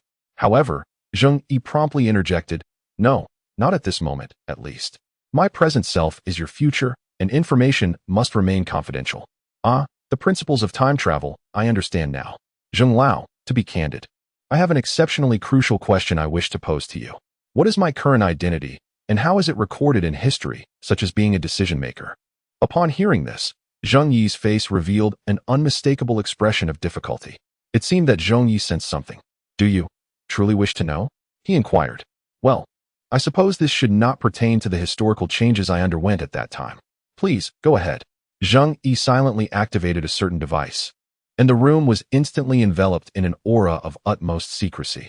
He then gazed gravely at Zhong Ye and slowly stated, You have long since ceased to exist in the annals of human history. Chapter 29, Volume 2, The Struggle of Destiny. Crimson and Spirit, you have long since ceased to exist in the chronicles of humanity.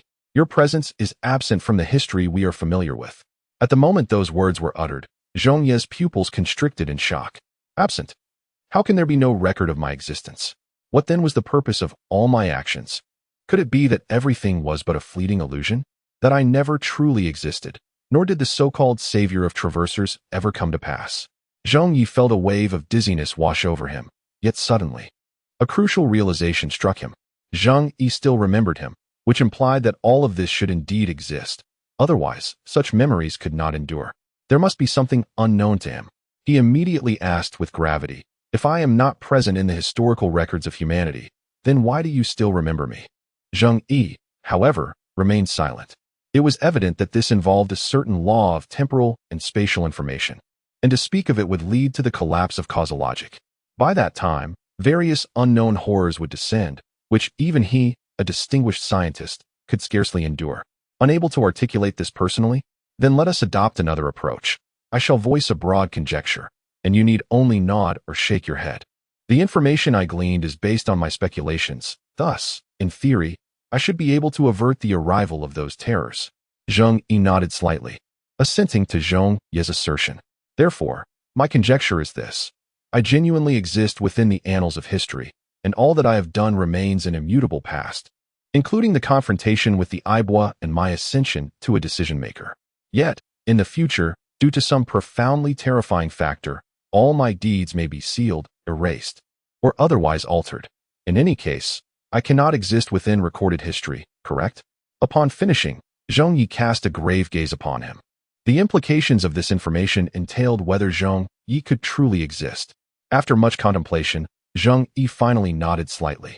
This filled him with immense joy. Everything he had done held significance. It was not merely another parallel world line. The traversal of the past without succumbing to the constraints of the cosmic laws of time and space implied that the universe sanctioned his actions.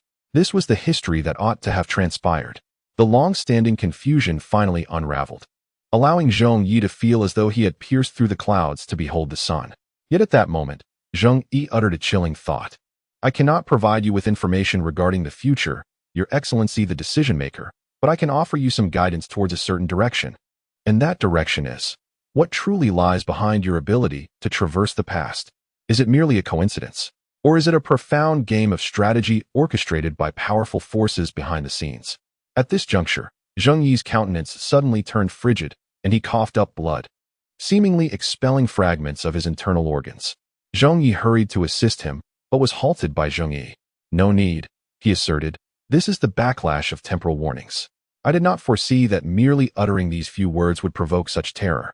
I am capable of managing these injuries myself. What I can offer you is limited to this moment. You must remember, everything we do is for the distant future, a future brimming with hope for humanity. That so-called fate is meant to be shattered. At the instant Zhong Ye articulated these words, layers of spatial ripples began to undulate. Countless armed personnel, clad in advanced equipment, descended upon the scene. Just prior to this, Zhong Ye had already been transported away from this temporal realm.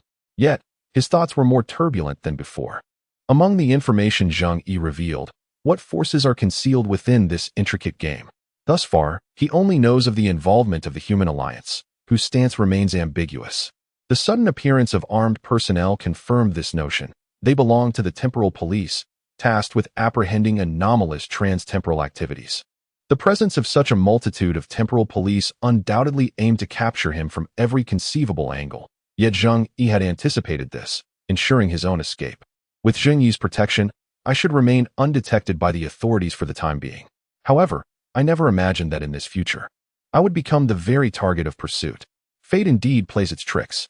In that very moment, an intense surge erupted within the depths of his mind, reminiscent of the extraordinary scenes experienced during his first peculiar traversal. Clearly, a significant event was on the verge of unfolding.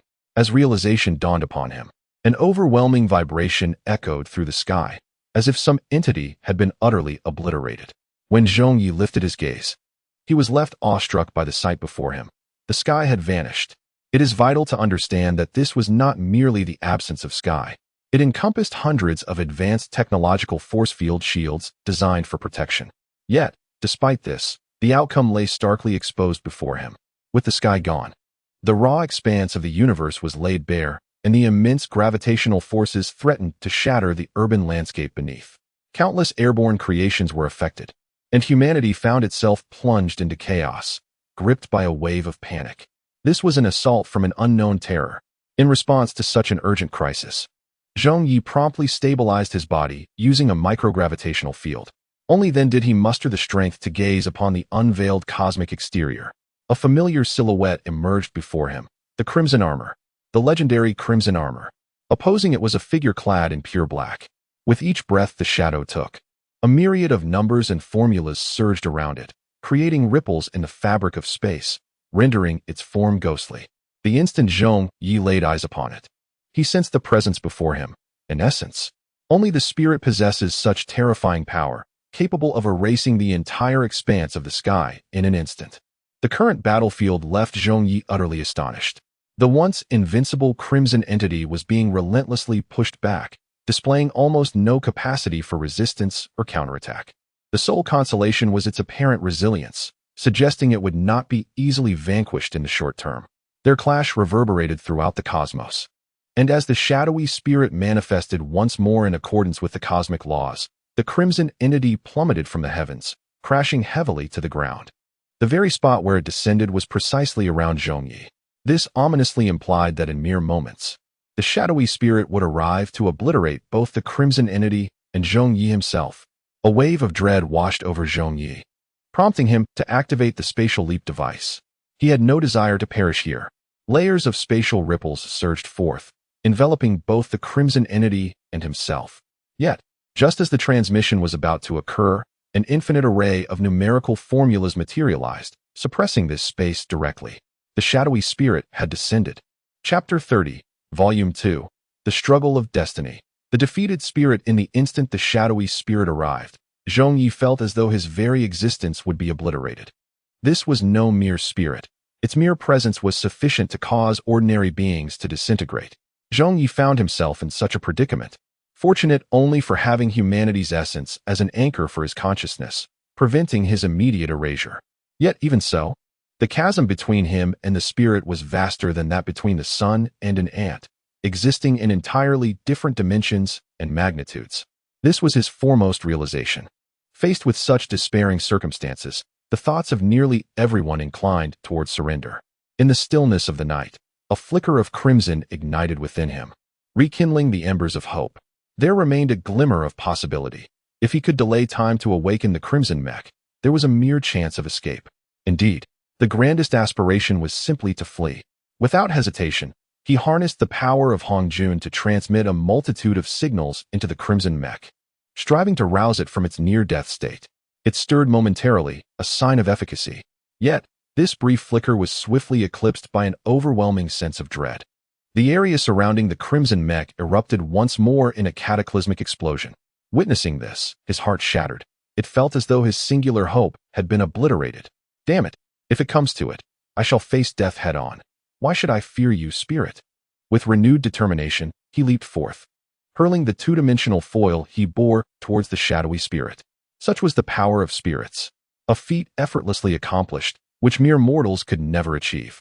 As he beheld the unfolding chaos, a sense of joy blossomed within him. Arrogant spirit, let your hubris exact its toll. In the next heartbeat, the countless shattered two-dimensional foils detonated, unleashing their might and initiating a dimensional assault upon that realm.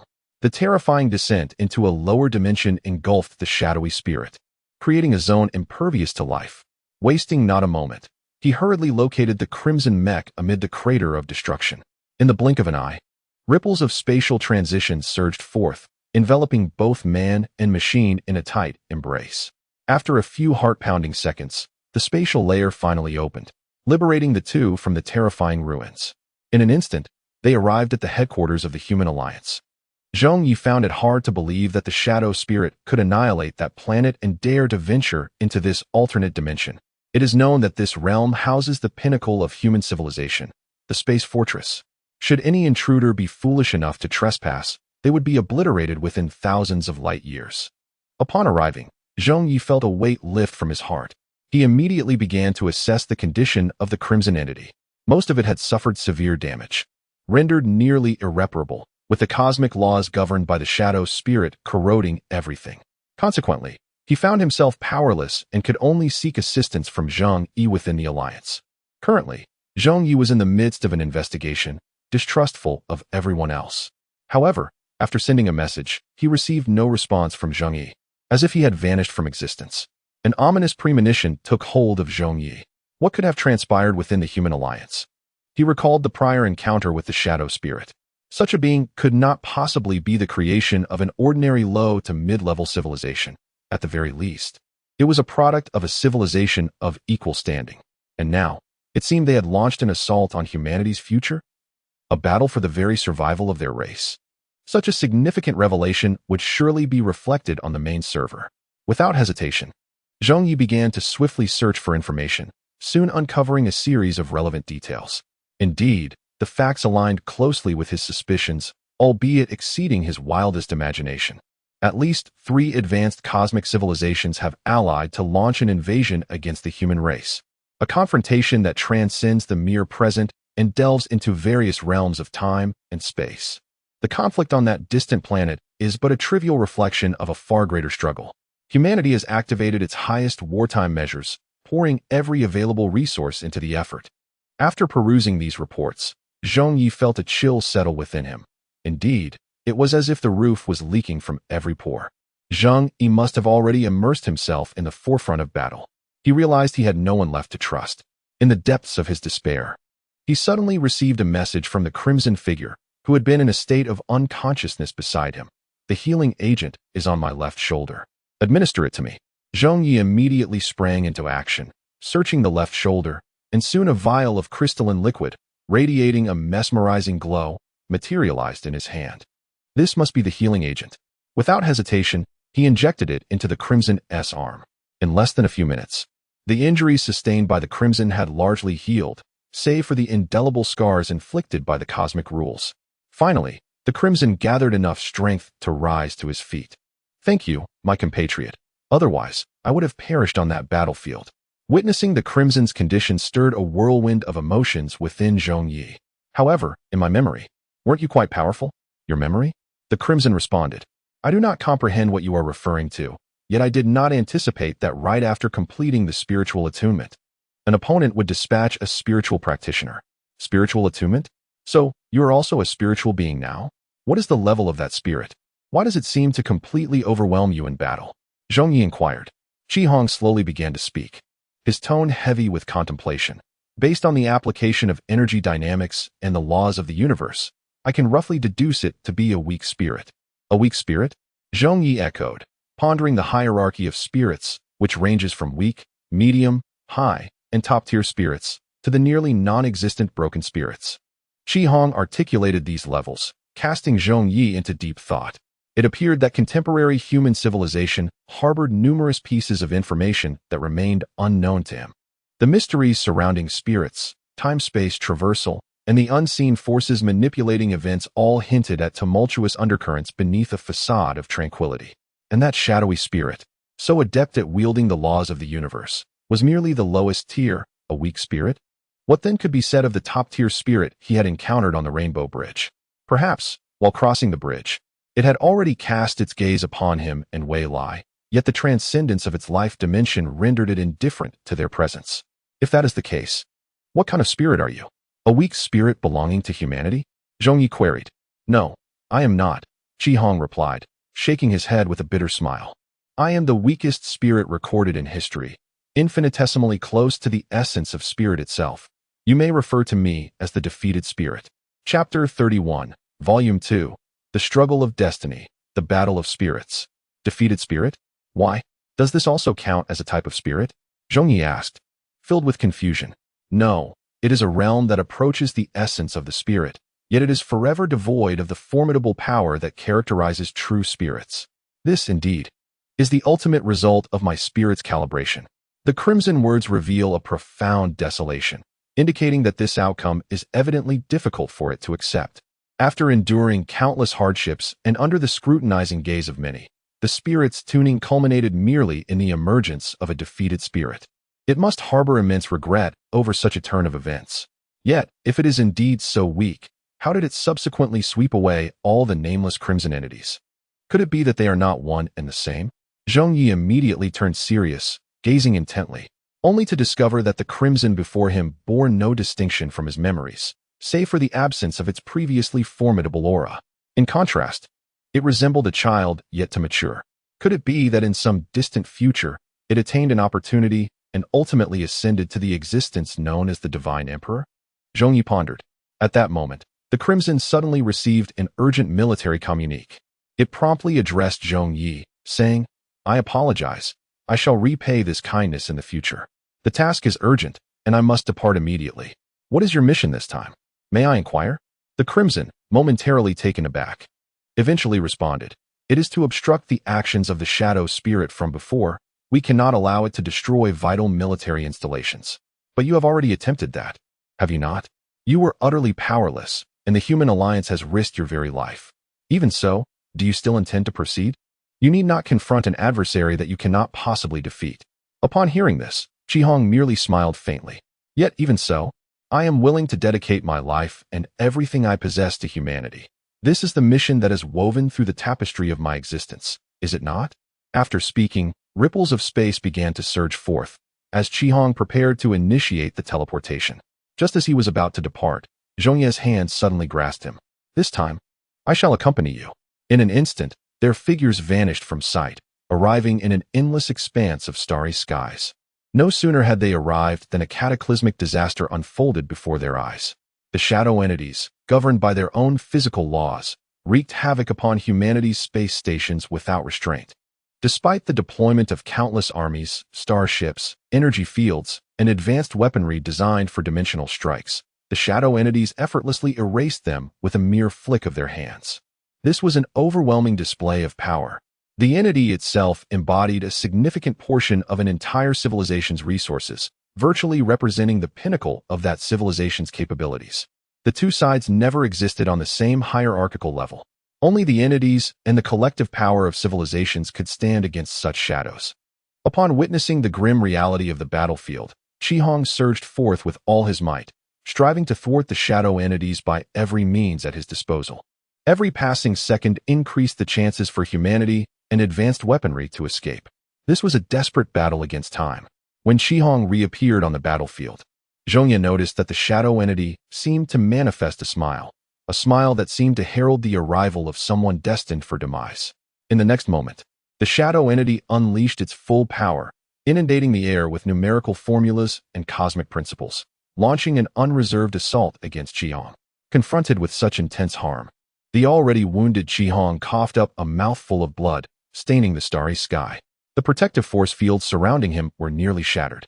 The smile of the shadow spirit grew ever more sinister. It continued its relentless assault, offering Qihong no respite whatsoever. To show mercy to one's adversary is to be cruel to oneself. Amidst this overwhelming onslaught, Qihong's spiritual domain lay in tatters, on the brink of collapse. Once his energy was completely exhausted, he would be reduced to a mere mortal, vulnerable and at the mercy of his foes. Standing nearby, Zhong Ye witnessed the entire ordeal. He sensed that this iteration of the shadow spirit seemed to possess even greater strength. Previously, Qihong could withstand several strikes, but now he lacked even the strength to resist. This situation could not be allowed to continue. He had to divert the shadow spirit's attention and free Qihong from his bindings. Zhong Ye thought swiftly. He then produced a piece of two-dimensional foil and hurled it once more towards the shadow spirit, hoping that it would once again serve its purpose of confinement. However, the moment it was thrown, the shadow spirit recognized it as the tool used in the previous ambush. No longer arrogant or careless, it conjured an unknown spatial interstice. As ripples surged forth, the two-dimensional foil was drawn into this space. Now, even if it attempted to lower dimensions again, it would not affect the battlefield at hand. After neutralizing the foil, it clearly shifted its attention to Zhong Ye, redirecting its gaze away from Qihong. An overwhelming sense of dread engulfed Zhong Ye, and he exerted all his strength to maintain his presence in the face of such oppressive force.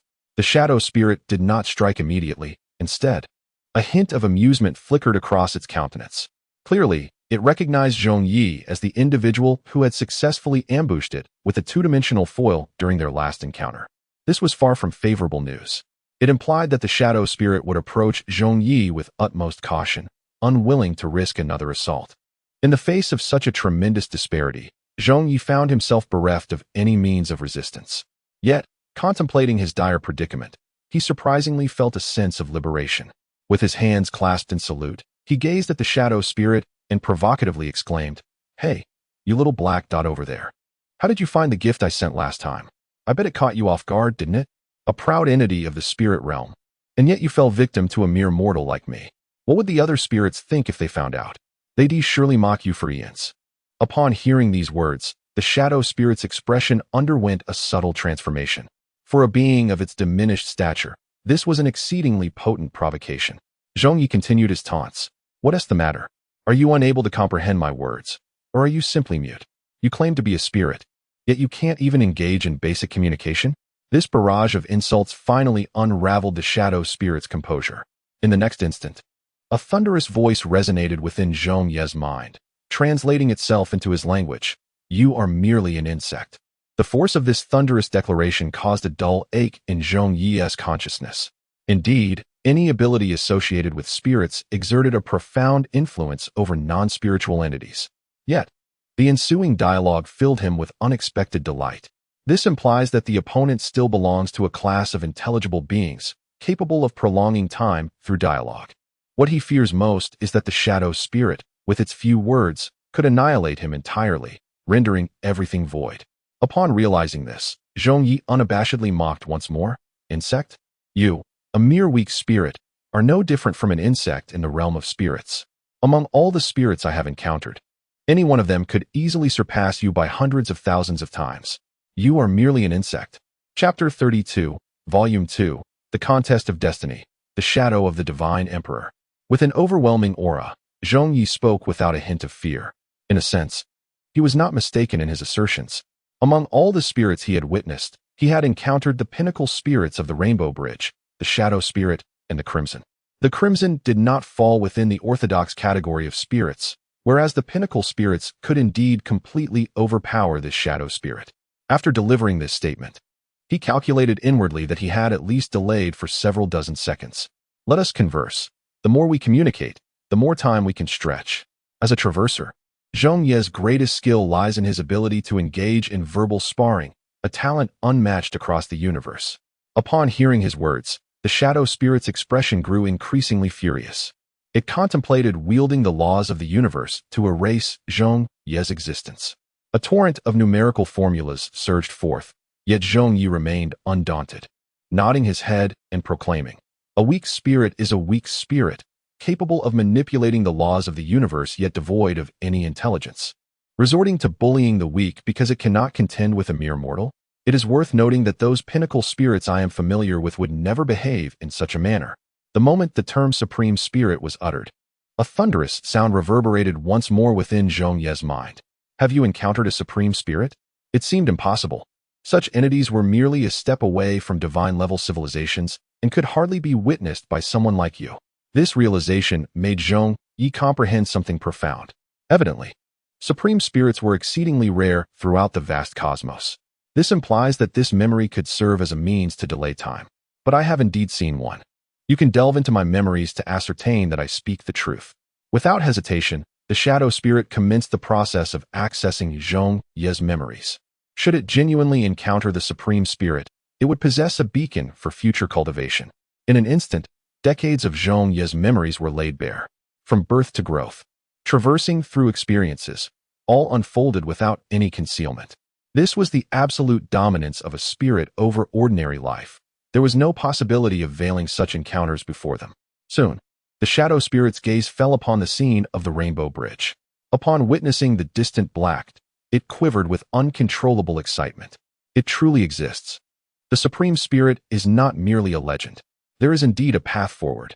The Shadow Spirit intensely observed every movement of the Supreme Spirit, determined to record every moment of its appearance, scrutinizing frame by frame.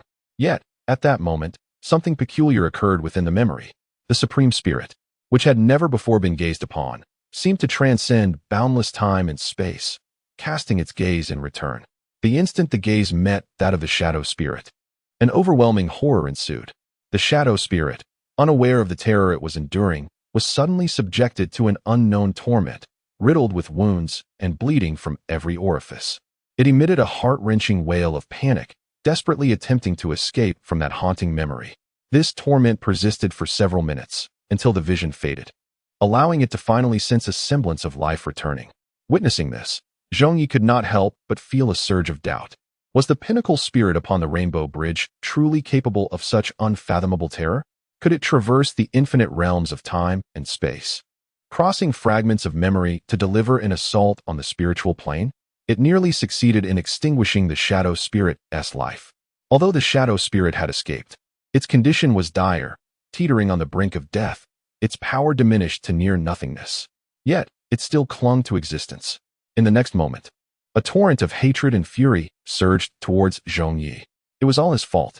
It was because of this human standing before it that its once invulnerable form had been reduced to this state. This was a premeditated conspiracy. Damn it. Humans were cunning vermin. They deserved to be eradicated from the cosmos. In an instant, a myriad of numerical formulas and patterns materialized, furiously launching towards Zhong Ye. At this critical juncture of life and death, a crimson figure surged forth. It transformed into the hardest of shields, steadfastly guarding Zhong Ye, preventing any cosmic laws from annihilating him. Crimson, can it hold? Zhong Ye shouted. If it cannot, then abandon me. Preserving your strength is of utmost importance. It can. Its strength has dwindled to almost nothing. Previously, I had administered a healing agent, and this time, I am confident we can endure. Excellent. The terrifying clash of laws unfolds here, and utilizing these laws evidently exacts a considerable toll on the Shadow Spirit. In this back-and-forth exchange, the Crimson defense gradually gains the upper hand. Seizing an opportunity, it interrupts the Shadow Spirit's attack and escapes with Zhong Ye. Crimson, press the attack. Do not let it escape. This is our sole chance to triumph over it. Zhong Ye urged. Understood. Crimson immediately drew a flame blade, igniting it in a blazing inferno, and struck with unreserved ferocity. This is a once-in-a-lifetime opportunity. Faced with the fully restored Crimson, the currently weakened Shadow Spirit found itself almost defenseless. It could only minimally employ the laws at its disposal, utilizing short-range spatial jumps to evade the relentless strikes. Nevertheless, it suffered numerous blows from Crimson. The Flame Blade, as its weapon, possessed an unparalleled cutting law, proving quite effective against the essence of the spirit. Gradually, the Shadow Spirit's form grew increasingly frail, as if it were a flickering flame on the verge of extinguishment, destined to vanish from existence. And just as Crimson seized the moment to cleave into its head, a horrifying transformation occurred. The once weak Shadow Spirit seemed to trigger some hidden switch within. It erupted with an overwhelming aura, as if reborn, becoming even more frenzied and wild than before, its power reaching an unprecedented zenith. You all deserve to perish. You have shattered my essence and consumed my life. I am left devoid of spirit and direction. May you all meet your demise. In that fleeting moment, an unprecedented assault surged forth. This time, it was the Shadow Spirit in its full glory. There was no possibility of resistance remaining. You shall not harm my friends. A furious roar echoed. Amidst this seemingly fatal scenario, the once repulsed Crimson re-emerged, wielding its fiery blade to completely nullify the onslaught. Zhong Ye could not help but gaze at Crimson. At that moment, it radiated an unparalleled ferocity, its presence overwhelming, akin to that of a war god. In that instant, Zhong Ye felt the return of the Divine Emperor, Crimson, from his memories. Chapter 33, Volume 2, The Battle of Fate, The Triumph of the Weak over the Strong. Divine Emperor. For Zhong Ye, what he admired most was not merely strength, but the momentum. Regardless of the despair faced or the terror of the enemy, there is a boldness to draw the sword. That is the spirit of one who advances against the odds. Now, Crimson bestowed upon Zhong Ye that very essence. Even in the face of the Shadow Spirit, which had previously overwhelmed him, there was no trace of fear. Instead, it stood resolutely, brimming with combat spirit. The Shadow Spirit, witnessing its full force attack thwarted by a former subordinate, was consumed with rage. Its wrath manifested as an overwhelming onslaught of relentless attacks. Yet, in response, Crimson did not charge recklessly as before. It deftly evaded with calculated agility, utilizing its strengths to dodge the enemy's strikes. As the spatial leaps flickered repeatedly, the silhouettes of the two figures traversed through the boundless depths of space. Zhong Ye could distinctly sense that the Crimson had, in terms of agility and strength, ascended to a remarkable new level. More importantly, it had acquired strategy. Amidst the endless evasion, Crimson, utilizing the patterns of the Shadow Spirit, seized a fleeting opportunity from behind. Without hesitation, it unleashed a blade of flame, slicing through the air with a sharpness that left a crack in its wake. For the first time, Crimson had struck against the fully powered Shadow Spirit. Although the wound healed almost instantaneously, the act served to immensely bolster the confidence of both combatants. The Shadow Spirit was not an invincible entity. It could fight. The visage of the injured Shadow Spirit contorted with rage, its fury overwhelming its intellect, unleashing waves of patterns as if fueled by boundless energy. Witnessing this fierce battle, Crimson's gaze grew increasingly fierce, a subtle smile gracing its lips. It navigated through the endless patterns with unparalleled composure, as if it were the sovereign of this battlefield. Amidst the tumultuous clashes, it executed a series of ingenious attacks from astonishing angles, leaving Zhong Ye in awe. The elegance of this combat style was akin to a masterpiece. The combat was transformed into an art form. With each combination of assault and evasion, Crimson grew more valiant, its fighting spirit soaring to unprecedented heights, reaching a pinnacle that Zhong Ye had never witnessed before. The shadow of the God Emperor manifested repeatedly, allowing him to vividly experience it all and truly affirm his conjecture. This Crimson was none other than the God Emperor himself. What I witness is the nascent form of his growth. Perhaps after this pivotal spiritual battle, he will truly begin to evolve, ultimately ascending to the exalted status of the God Emperor.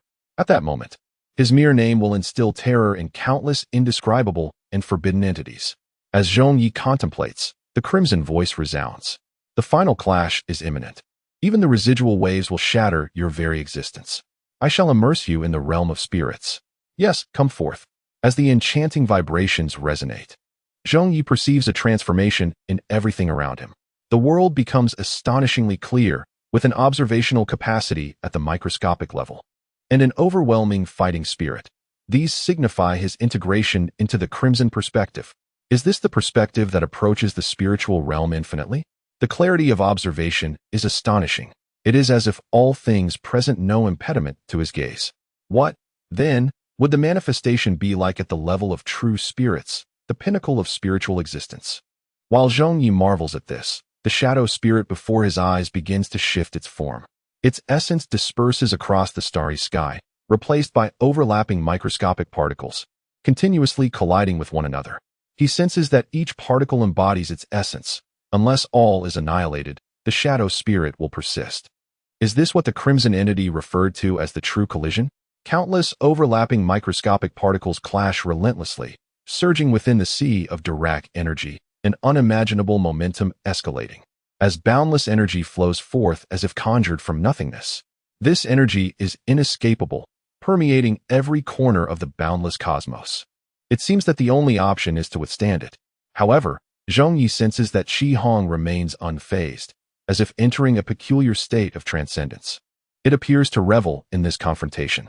In the next instant, an ocean of energy enveloping the entire star system surged forth. The assault originated from within, transforming the ethereal into the tangible, attacking Qi Hong from every conceivable angle, relentless and unyielding. Yet, Qi Hong remained undeterred, silently enduring the overwhelming torrent of energy, seemingly in search of something. 1 second, the outer realm of the spirit domain began to crumble inch by inch. 2 seconds, nearly 70% of the spirit domain lay in ruin, the onslaught of the energy sea penetrating the core. 3 seconds, the essence was riddled with countless wounds, not a single part intact. Even Zhong Ye felt the gravity of the situation. If they remained immobile, in mere moments, he would perish alongside Qi Hong, lost amidst the vast expanse of the universe. Qi Hong, shall we not counterattack? The essence is on the brink of destruction. The time is not yet ripe, but we are already teetering on the edge of the grave. Regardless of Zhong Ye's urgent pleas, Qi Hong offered only this singular response. Seconds later, as the boundless energy sea collided, Qi Hong approached its limit. Yet, in that fleeting moment, a piercing crimson light flashed through. At last, I have found you. In an instant, Qi Hong vanished at an unimaginable speed, wielding the flame blade as a shield, braving the relentless assaults of the energy sea, and struck down towards an utterly ordinary expanse of space. In the next moment, the overwhelming sea of energy abruptly vanished, revealing the true form of the shadow spirit, its head impaled by the flame blade. In its place emerged the incredulous words of the shadow spirit. Indeed, but I trust my intuition, spoke Qi Hong, as he thrust the flame blade into its mouth and began to cleave downward. Despite the countless anguished roars of the shadow spirit, it could not halt the exquisitely sharp strike. In an instant, its form was severed in twain. Yet, this was not the end. To prevent the resurrection of the shadow spirit, Qi Hong set its entire being ablaze with the flame blade's fire, simultaneously gathering all related particles from the starry sky. Upon completing this act and delivering the final blows, Zhong Ye finally exhaled in relief. It seemed this battle was at long last concluded. The defeat of a spirit of non-spiritual caliber, triumphantly vanquishing a weaker foe, was a feat worthy of being inscribed in the annals of humanity. They had emerged victorious from this exceedingly arduous spiritual conflict. Chapter 34, Volume 2, The Struggle of Destiny, The Path of Fate's Convergence. This spiritual battle could be described as tumultuous and fraught with twists. From its initial crushing defeat, through the top-tier spirit's assault during the search for memories, to the obliteration of the shadow spirit's essence, culminating in Qi Hong's triumphant return.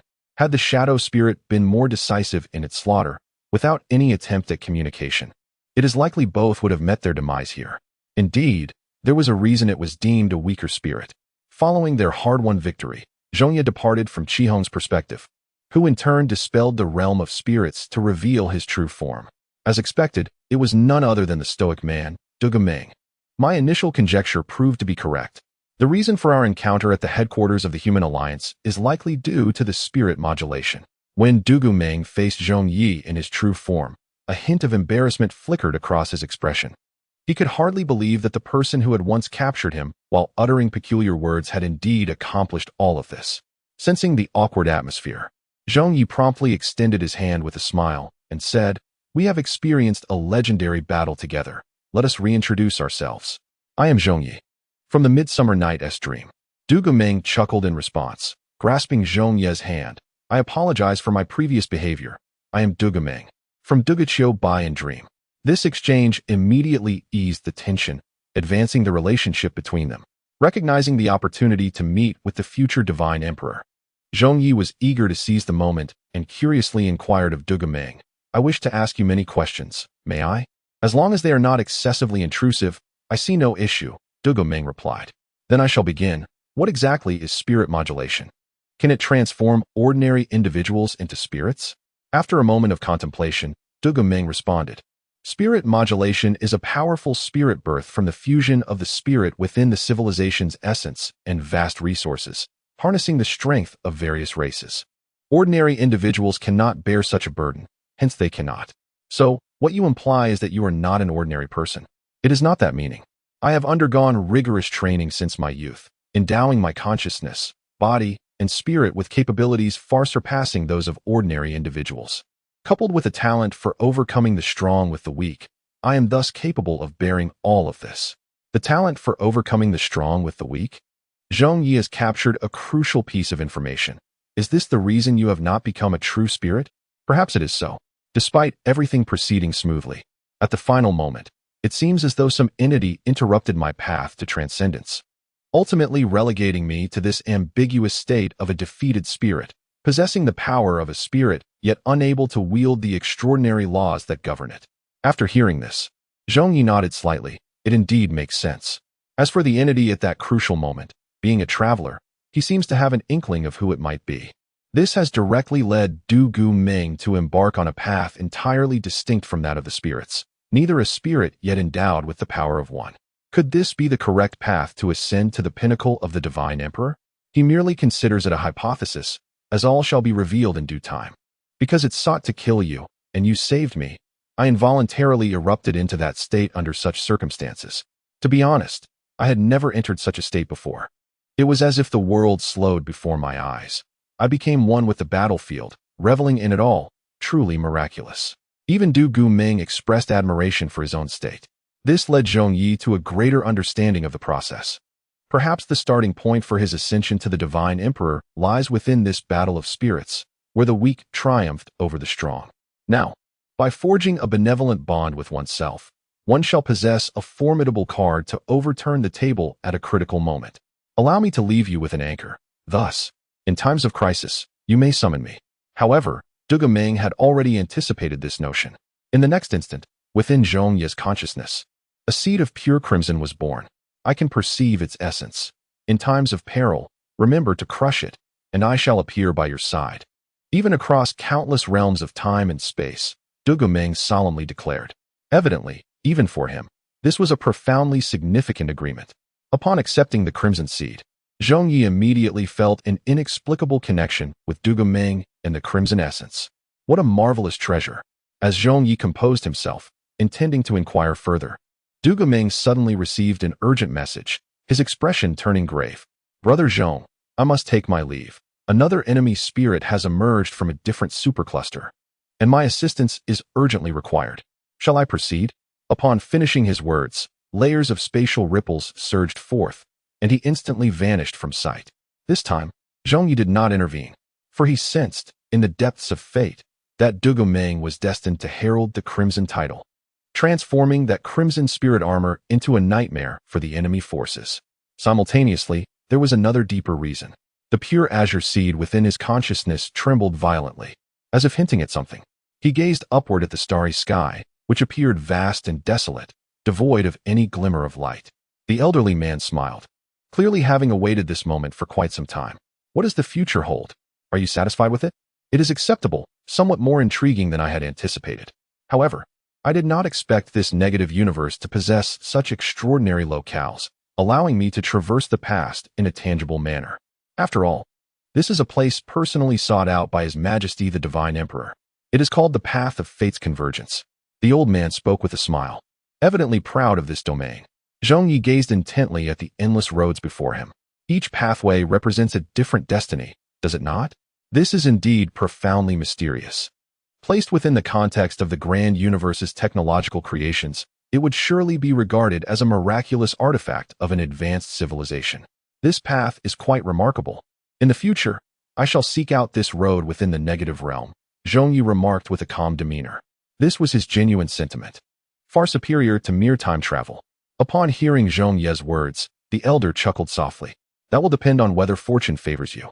For this path has never been forcibly tamed by anyone other than His Majesty the Divine Emperor. Volume 2. The Struggle of Destiny Chapter 24. The game unfolds tamed? Could it be that these roads possess sentience? Indeed, in this negative universe, every entity is of such nature. The tranquility you currently observe is a result of the Divine Emperor's influence. As Zhong Ye listened to the elder repeatedly reference His Majesty the Divine Emperor, his interest was piqued. What would be the astonishment if I were to recount the scenario of battling alongside Qi Hong and triumphing over a low-tier spirit? He immediately responded. To be honest, I have had encounters with the Divine Emperor. Oh, encounters? Could it be merely a meeting? More than that. I fought alongside him in battle and secured victory in a war against spirits.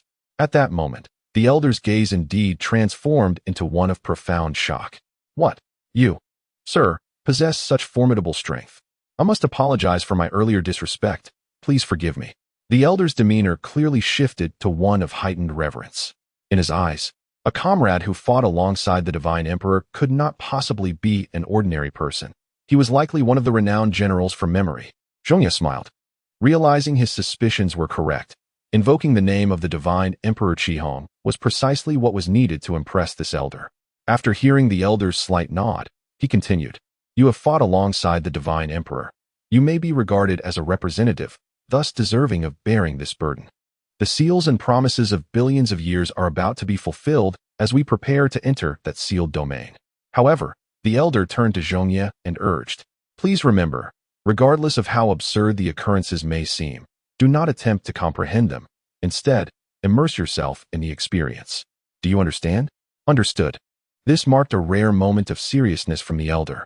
It was evident that within the sealed domain, which had imprisoned the electromagnetic spirit race for billions of years, lay unimaginable horrors. That, indeed, was the true visage of the negative universe. The wheels of fate have begun to turn. This is a covenant spanning billions of years, and everything that has come will finally arrive. The voice of the elder resonates, yet it seems to grow increasingly distant. The surroundings of Zhong Ye begin to transform. The first scene depicts a familiar road, but the next unfurls into a gaping abyss of annihilation. Following that, there appears a chaotic expanse of nebulae. In each infinitesimally small fragment of time, everything within the realm of sealing is in a state of flux. It appears that he has already entered that realm of existence. Just as Zhong Ye intends to hold his breath and delve into the ocean of consciousness, a voice emerges. Human decision-maker, I wish to play a game with you. An entity endowed with consciousness. He opens his eyes and gazes forward. A figure adorned with a swirling mask materializes before him, reminiscent of a puppet from a horror film. What game? What if I choose not to participate? Zhong Ye regards it gravely. This being emanates an unsettling aura. More terrifying still, upon its arrival, the surrounding scenes seem to have frozen in time, ceasing their erratic transformations. This indicates that it possesses at least a portion of the negative rules. The words imply that everything is already under its control. As soon as he comprehends this, Zhong Ye swiftly immerses himself in the essence of consciousness, seeking the radiant light belonging to the electromagnetic spirit. However, the current situation is exceedingly bizarre. That light seems both tantalizingly close and impossibly distant, as if it resides just beyond reach. With each step closer, it appears to recede even further, akin to entering a realm of logical contradictions, leaving him utterly at a loss. Even though Zhong Ye employed the pristine essence of the during the midnight hour, he merely approached the threshold, perpetually unable to breach the final barrier. He sensed that should he succeed, the electromagnetic spirit race would be liberated from their confinement, thus fulfilling the covenant. After attempting hundreds of times, Zhong Ye finally paused.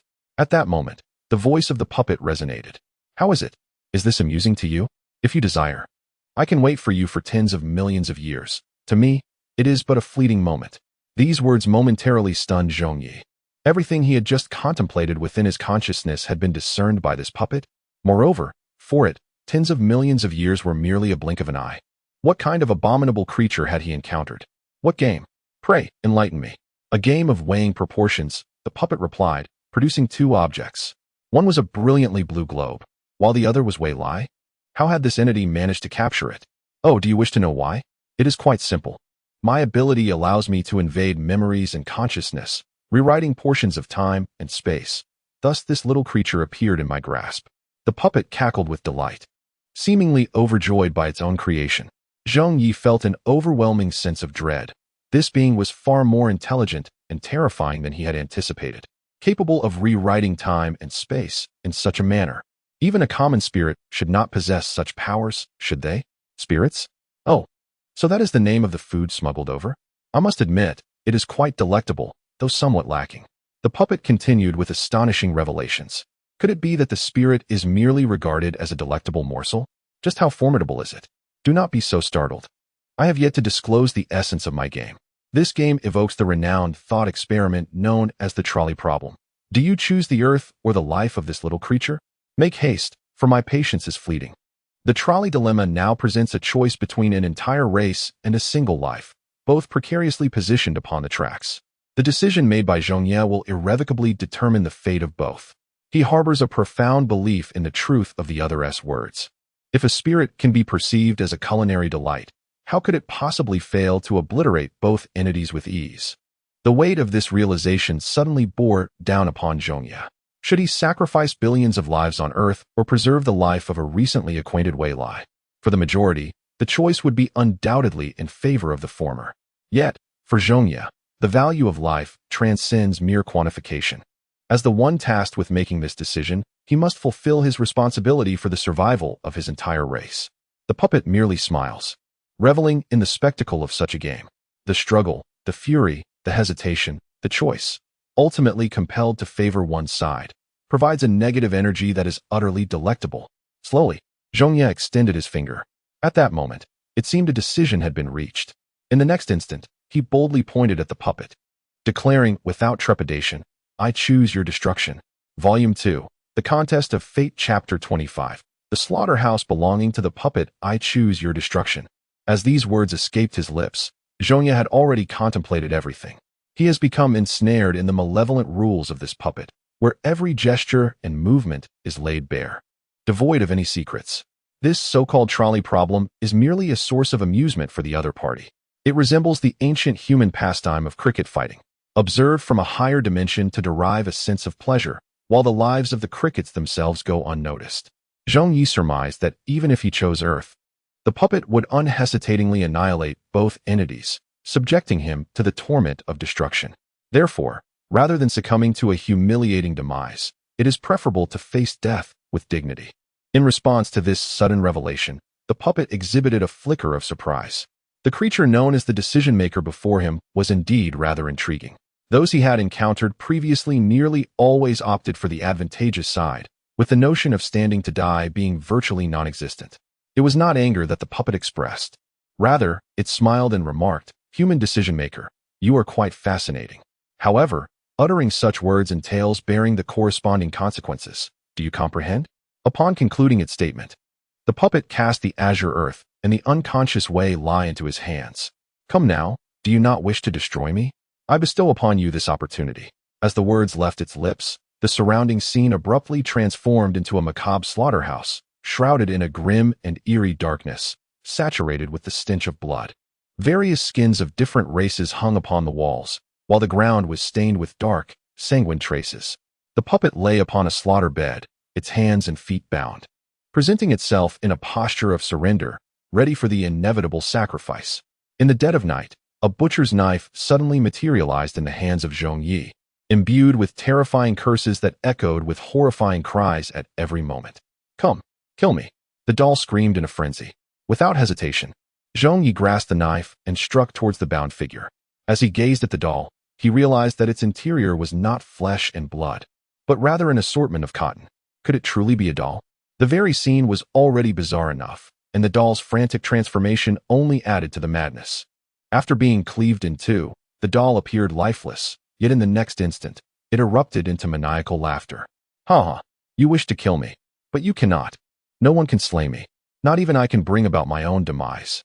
My very existence embodies the rules of the negative universe. I am its harbinger. Even in the so-called end, I shall never perish. Kill me. Kill me again. Yet, despite this, it still possessed a semblance of life. Zhong Ye seemed to have anticipated this outcome. Indeed, within the realm of my abilities, there exists no means to annihilate you. You cannot destroy me, the doll exclaimed with wild eyes. No, you must destroy me. That is what you just proclaimed. But I cannot kill you, Zhong Ye retorted, delivering several more blows. It appeared that the initial encounter he had with it was the most normal state. You cannot obliterate me.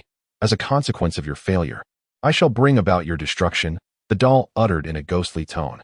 At that very moment, Zhong Ye sensed an unsettling shift in the atmosphere. He was utterly unaware of when he had been bound to the slaughter platform. The puppet had taken the place where Zhong Ye once stood. In an instant, their identities had swapped. This entire scenario was imbued with a bewildering illogic. The puppet slowly advanced with a knife, mechanically inching closer to Zhong Ye, intent on extinguishing his life with its own hands. Hey, must we resort to such gruesomeness? Shall we not engage in a few games instead? Zhong Ye sought to buy time. The game has already commenced. This is my game of annihilation against you. The puppet continued its relentless approach, seemingly unfazed by any interference. Observing its descent into madness, Zhong Ye felt a sense of foreboding. His current predicament was far more terrifying and bizarre than the previous encounter with the shadow spirit. At least then, there had been a glimmer of crimson hope. Now, he faced an enemy capable of effortlessly devouring spirits. The anchor point of consciousness had already been activated, yet there was no escape from this slaughterhouse. This realm belonged to the puppet. It adhered to the rules of the negative universe. Was he to perish here in a state of utter confusion? Zhong Ye's spirits plummeted, but just then, Wei Lai, who had been unconscious, suddenly awoke and shouted, "Hurry! Use your consciousness anchor to manifest that entity." What entity? The crimson crystal. In an instant, Zhong Ye comprehended and summoned the crimson gem from his consciousness to manifest before him. It radiated with a brilliance and warmth akin to the sun. The moment it appeared in this slaughterhouse, the entire area erupted into a blazing inferno. The bindings that had restrained his body were consumed by the flames. Even the terrifying and bloodthirsty puppets came to a standstill, engulfed by the relentless flames. The effect of this crimson crystal surpassed all expectations. There was a chance to escape. Without hesitation, Zhong Ye seized Wei Lai's hand and fled towards the expanse beyond. Time slipped away unnoticed as the scene of the slaughterhouse gradually faded, giving way to the eerie celestial tapestry that reappeared around them. Both closed their eyes, communicating and guiding each other through sheer will. Zhong Ye broke the silence, inquiring, "Wei Lai, how did you come to know that the crimson crystal held such immense power?" "It is all written in the Revelation," Wei Lai replied. "It states that at a certain pivotal moment, through a unique being, I would arrive in the negative universe. And the first thing I would do upon awakening is to impart this information to you." Zhong Ye's curiosity about the revelation deepened. "May I glimpse its contents?" he asked. "It also records this matter, but the answer is no. Only I, as an electromagnetic spirit executor, am permitted to view it." "Just a glance," Zhong Ye implored, feeling that it was nothing short of extraordinary. "When will this so-called moment arrive?" "Soon," Wei Lai assured him. "It will come when you fulfill your promise." Zhong Ye had no choice but to accept this reality. He continued to search with his consciousness. But just then, that familiar voice echoed once more. "Did you think you could escape my grasp this easily?" The puppets reappeared before them, prompting Zhong Ye to turn to Wei Lai in confusion. "Did you not say the revelation would allow us to flee?" "Indeed, it is possible," Wei Lai added, "albeit it would only be a fleeting escape." Volume 2. The Struggle of Destiny, Chapter 26. A pact. Upon hearing these words, Zhong Ye displayed an expression that suggested disbelief, as if he were being jested with. What was the matter with Wei Lai? Why could he not articulate his thoughts clearly? Now, he had unwittingly plunged into the realm of puppets. The crimson crystal had already been utilized. Naturally, the adversary would be on guard, making any attempt to flee significantly more challenging. Yet, it seemed that Wei Lai anticipated this line of thought and remarked softly, "Escape? No, we do not need to flee this domain. On the contrary, this presents us with an opportunity. Only through the collaboration of the puppets can we shatter the negative seal that binds our entire race." There are three essential elements: the human decision-maker, the executor of the electromagnetic spirit civilization, and the entity of the negative universe. Now, all components are in place, he declared with unwavering conviction. It was then that Zhong Ye comprehended the reality that everything had been meticulously orchestrated from the very beginning. To break the seal, it was imperative to allow the negative entity to intervene. Brilliant. Simply splendid. Yet, how could they harness the power of the puppets to dismantle the seal? He had just set fire to the puppet slaughterhouse. They would undoubtedly harbor resentment. At that moment, the voice of the puppet echoed, "The game is not over. You must destroy me, or I must destroy you." Still as mad as ever. Suddenly, Zhong Ye exclaimed, "No. The game has concluded, and I have shattered your slaughterhouse. The victor of this contest is none other than myself." The puppet momentarily froze, its gaze gradually regaining clarity. It seems that upon initiating the game, it inadvertently slipped into a state of madness. Such is the insidious encroachment of the negative universe. It turned to Zhong Ye and inquired with a hint of confusion, "You won?" "Indeed, it is I who triumphed. To annihilate that slaughterhouse is tantamount to vanquishing you once. A true victory. Now let us discuss the terms, shall we, puppet?" Zhong Ye promptly broached the pivotal topic. He intended to leverage the limited conditions to forge a mutually beneficial relationship with the current existence, aiming for an agreed-upon unshackling. Terms? Oh, are you suggesting that I assist you in your liberation? Precisely. This presents an intriguing proposition. I might be inclined to entertain it. However, what enticing incentive can you offer to captivate my interest, little one? No sooner had the puppet finished speaking than Zhong Ye confidently interjected.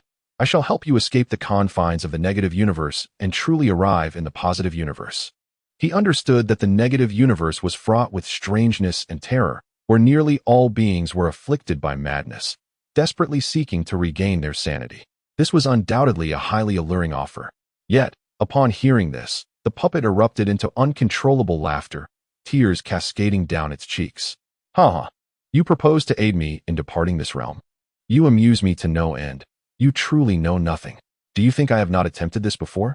Yet, even the most rudimentary embodiment of chaos finds it nearly impossible to extricate itself. From the very moment of our inception, this world has firmly ensnared us within its grasp. And you, a mere human, frilier than the insects of this realm, audaciously proclaim your desire to liberate me? Is that your assertion? What a monumental jest!" Upon witnessing the maniacal laughter of the puppet, Zhong Ye felt a sudden jolt of apprehension. He truly had not anticipated the magnitude of the challenge. And what of becoming a spirit? Zhong Ye sensed the intricacies involved. If the other could regard him as sustenance, then that avenue too was futile. It appeared that this condition was unattainable. Was the negotiation on the brink of collapse? At that moment, Wei Lai, who had remained silent by his side, resolutely interjected, "No. We indeed possess the potential to escort you out." Are you not the little fellow who just fainted?" The puppet inquired. "Come, enlighten me on how you intend to facilitate my departure." "Two conditions. First, you must diminish your own power to the lowest tier of the negative realm. Second, we must create two breaches in the fabric of worlds, thereby allowing a slim chance of success." Upon hearing this, the puppet's laughter grew even more frenzied. "I see your intent. You wish to ensure my demise, do you not?" "No, this is a necessary procedure. Detailed steps are chronicled in the Book of Revelations, which outlines instances of prior success." "The Book of Revelations?" the puppet queried, momentarily perplexed, before abruptly delving into Wei Lai's memories. Within the blink of an eye, it discovered the tome titled Revelations and began perusing its contents. "You should soon find it around the midsection of the volume," Wei Lai advised. "The theoretical foundation exists, indeed presenting a glimmer of possibility, yet the requirements are overwhelmingly stringent, necessitating the presence of a breaker of spirits. A breaker of spirits transcends the realm of spiritual systems, embodying the entirety of a god-tier civilization, reaching an unimaginable level." Upon hearing this, Zhong Ye was momentarily taken aback. There truly exists a method to achieve this. And even more terrifyingly, it requires a breaker of spirits. He was merely at a secondary civilization level. Where could he possibly find such a so-called breaker? However, this thought must not be revealed, as it was a critical moment in the negotiation. Even if he had to fabricate a tale, he needed to conjure up a breaker of spirits. He immediately interjected, claiming, "Yes, we have indeed encountered a breaker of spirits, and there exists a means to summon it." The doll narrowed its eyes, evidently skeptical. Was it truly so simple to locate a breaker of spirits? Yet, memories do not lie. It swiftly delved into Zhong Ye's recollections. Upon witnessing a crimson entity standing atop the starry expanse, confronting the unfathomable void, it instantly felt an overwhelming sense of threat. This being was no ordinary spirit. It was far more powerful than itself. At the moment the crimson entity caught sight of the doll, it crossed through memories and unhesitatingly struck with a blade. In an instant, the doll's very essence shattered. Yet, it felt exhilarated. Wonderful. Truly wonderful. You have indeed encountered such a being of this caliber. Splendid. Splendid. With this, I have a faint chance to escape the torment of this chaotic negativity. As the marionette's excitement grew increasingly frenzied, Zhong Ye, fearing for their lives, interjected, in that case, let all that has been previously stated serve as a binding agreement. We shall provide the spirit breakers to shatter the barriers between the two universes, liberating you from this negative realm, while you, in turn, shall grant us the strength to dismantle the seals of our races. Very well. It shall be done. Ha ha. So it shall be.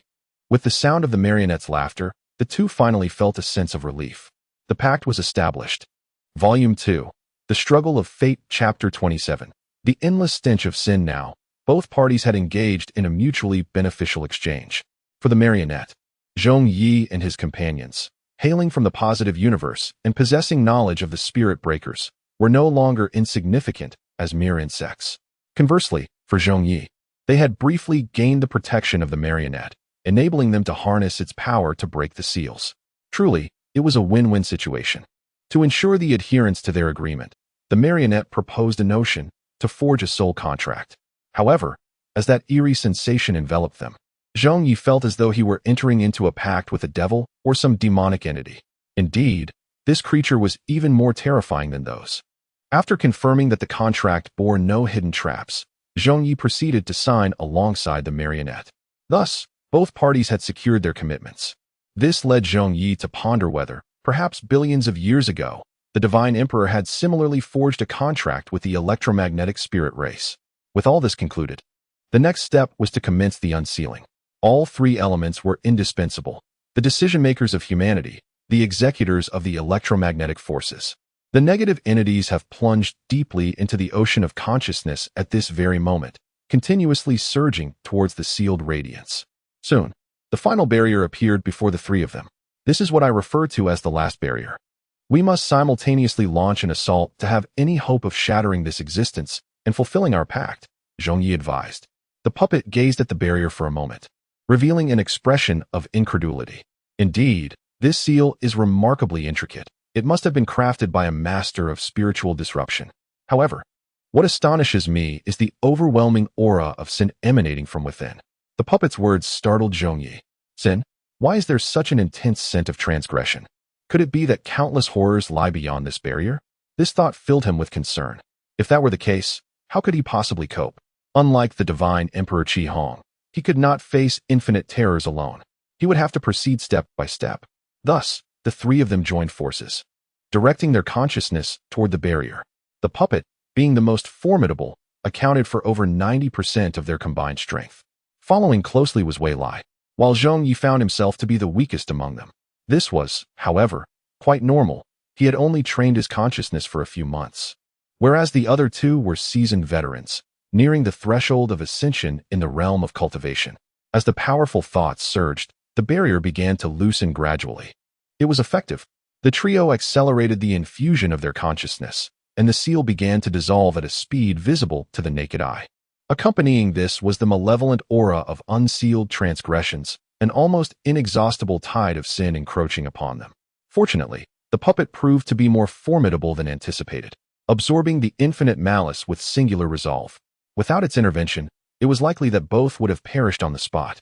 Gradually, the seal began to fracture, revealing a void large enough for a person to traverse. Wei Lai immediately called out to Zhong Ye, urging, "We shall resist this malevolence from the outside. You must advance swiftly to locate the essence of our race, a seed imbued with electromagnetic properties. All the electromagnetic spirits lie dormant within that seed. Upon finding it, immediately integrate it into your consciousness and seize the opportunity to escape this negative universe. Do not wait for me. This is a task only you can accomplish. After billions of years, Our pact has reached its final step, and it is you, as the human decision-maker, who must see it through. Do you understand? Without hesitation, Zhong Ye steadied his breath and plunged into the breach of the seal. In an instant, he was enveloped by an overwhelming stench of decay, sin, and terror. A shroud of despairing darkness swallowed his vision, rendering him nearly blind. Even when he sought illumination through his consciousness, he could only discern fleeting glimmers of light. He immediately moved towards the faint radiance. Yet, with each step, the putrid aura gnawed at his awareness, as if in the next moment, Zhong Ye would succumb to the seal, descending into eternal slumber. Was this the burden of sin humanity was destined to bear? What deeds had the divine sovereign compelled them to undertake in those times?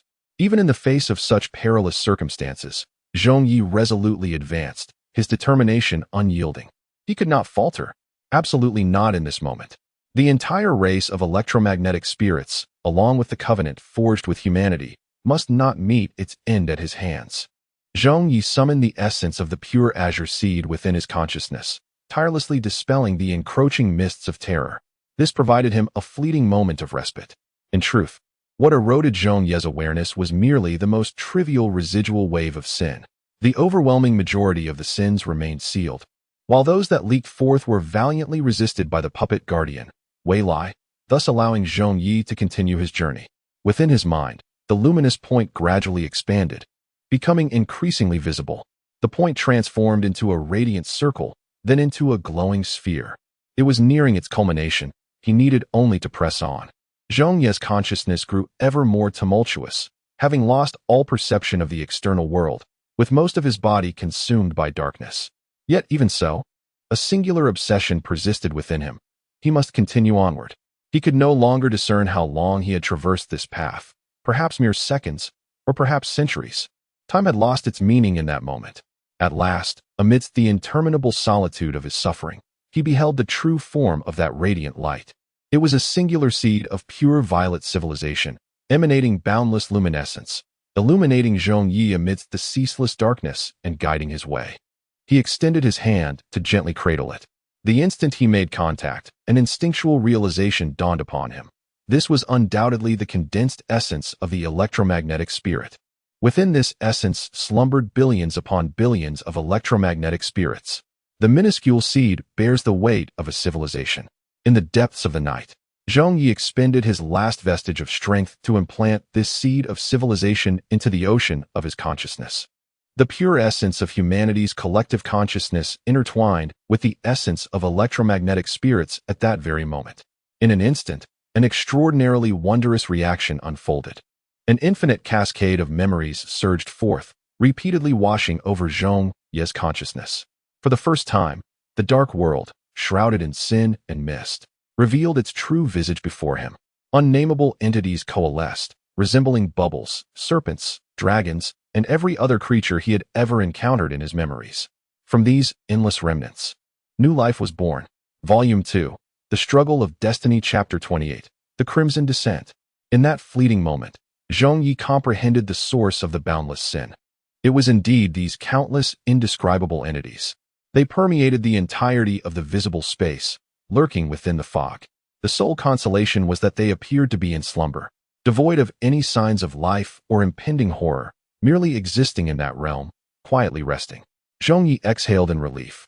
Were they to awaken in unison, his chances of survival would be utterly obliterated. Yet, a perplexing thought suddenly intruded upon his mind. Why had these terrifying, indescribable entities succumbed to slumber? What kind of existence could have precipitated such a phenomenon? He recalled the earlier vision within the collective consciousness of humanity. Crimson standing alone against countless indescribable forms, towering at the pinnacle of the starry expanse. It seems that the indescribable here bears a striking resemblance to those entities. It was at this moment that he recognized the profound similarities between them, as if they were indistinguishable. Are these the very beings cast into a slumber by the crimson? And thus, did the crimson become ensnared within the seal of the pure azure? This so-called realm of sealing is not meant to confine the electromagnetic spirit race, but rather to imprison these entities. In an instant, a flicker of insight illuminated his mind, as if he connected the entire sequence of events. At an unknown moment in time, the crimson clashed with the infinitely indescribable amidst the uncharted cosmos. The outcome of that battle resulted in the infinite indescribable being sealed in this very location, while the Crimson, gravely wounded, was compelled into confinement. The vivid memories conveyed this singular truth. The electromagnetic spirit race, in a bid to share the burden of sin, became a sort of key to this sealed domain, fortifying the seal to prevent the awakening of the infinite indescribable. In that fleeting moment of realization, cold sweat coursed down his brow. He had unwittingly become embroiled in a colossal fate, one that transcended the fabric of time and space. All the undercurrents were poised to erupt the moment he claimed the seed of the electromagnetic spirit civilization. Indeed, in the next heartbeat, the infinite indescribable began to stir. An endless tide of sin and decay surged forth from it. The entire realm of sealing began to tremble. These terrifying entities, having lost their suppression, were on the verge of revival at this very moment. Ineffectual. All was rendered futile. He found himself ensnared within this realm of sealing. In the boundless abyss of darkness and despair, Zhong Ye could only sense an unfathomable force gradually awakening, an unstoppable resurgence. His time was fleeting, within mere minutes. They would complete their awakening. By that moment, even the feeble Zhong Ye would stand no chance against the external Wei Lai and the puppets, who themselves would be rendered nearly powerless. This was the dread emanating from the negative universe. "Hello, can you hear me, Zhong Ye?" Just as Zhong Ye was engulfed in profound gloom, Wei Lai's voice reached him. They were still able to communicate. This was a fusion of the electromagnetic spirit seed and the human condensation seed, potent enough to shatter the confines of ineffectiveness. "I have acquired the seeds of your kind. Yet, the situation is perilous. I sense that unfathomable force on the verge of awakening, and the sealing grounds are about to fracture. But I have no means of escape. How can one remain calm in such a predicament? Follow my instructions. We are attempting to breach the sealing grounds for support. Do not panic." "Understood." Zhong Ye complied immediately, grateful for the mental training he had undergone prior to his venture into the negative realm. As he was now able to swiftly enter a meditative state, the overwhelming threat of the indescribable force was momentarily cast aside, leaving only an expansive starry void. Within this celestial expanse, three entities lingered quietly. One was the pure azure seed of the human condensation, the second was the pure violet seed of the electromagnetic condensation, and the third was the scarlet seed bestowed by the crimson. In the depths of the cosmos, he sensed the three entities gradually resonating with one another, an extraordinary connection unfolding. Within this narrative, it seems to conceal a method for breaking the stalemate. He stepped into this celestial expanse of consciousness, grasping all three seeds firmly in his hand. In the next moment, he fused them together. In an instant, Zhong Ye felt a resounding voice transcending infinite time and space. Magnificent and resonant, as if it embodied the will of the universe itself. The seals of boundless time and space had finally reached this fated moment, this appointed hour. "This time, I shall swear an oath in the name of the Divine Emperor to establish a heart for the heavens and earth, to bring peace to the myriad worlds of the cosmos. I shall eradicate your boundless terror completely." This was an eerily familiar voice, belonging to the Divine Emperor. Resplendent in crimson, he was crossing over from the infinite realms of time and space, fulfilling this covenant. At that moment, Zhong Ye felt an overwhelming sense of hope, yet simultaneously, his consciousness began to tremble.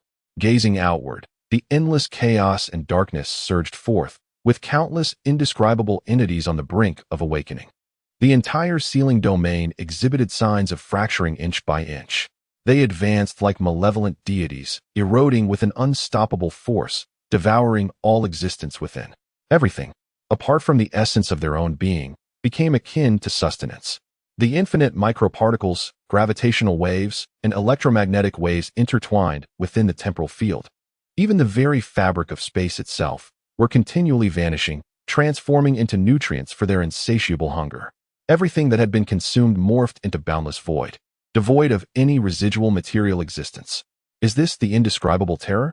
The mere existence of light is sufficient to inflict irreversible harm upon the universe itself, tearing open countless scars. These forces incessantly encroach upon the location of Zhong Ye, who senses that he has been ensnared.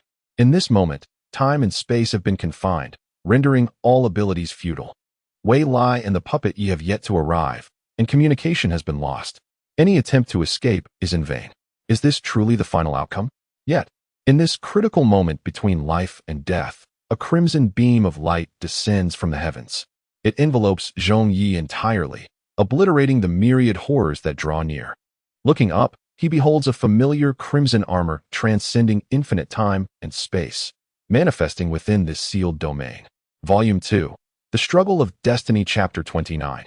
The might of the Divine Emperor. Upon witnessing the resplendent crimson glow of the armor, Zhong Ye's eyes have unknowingly become moist. Crimson. It has arrived in this sealed realm.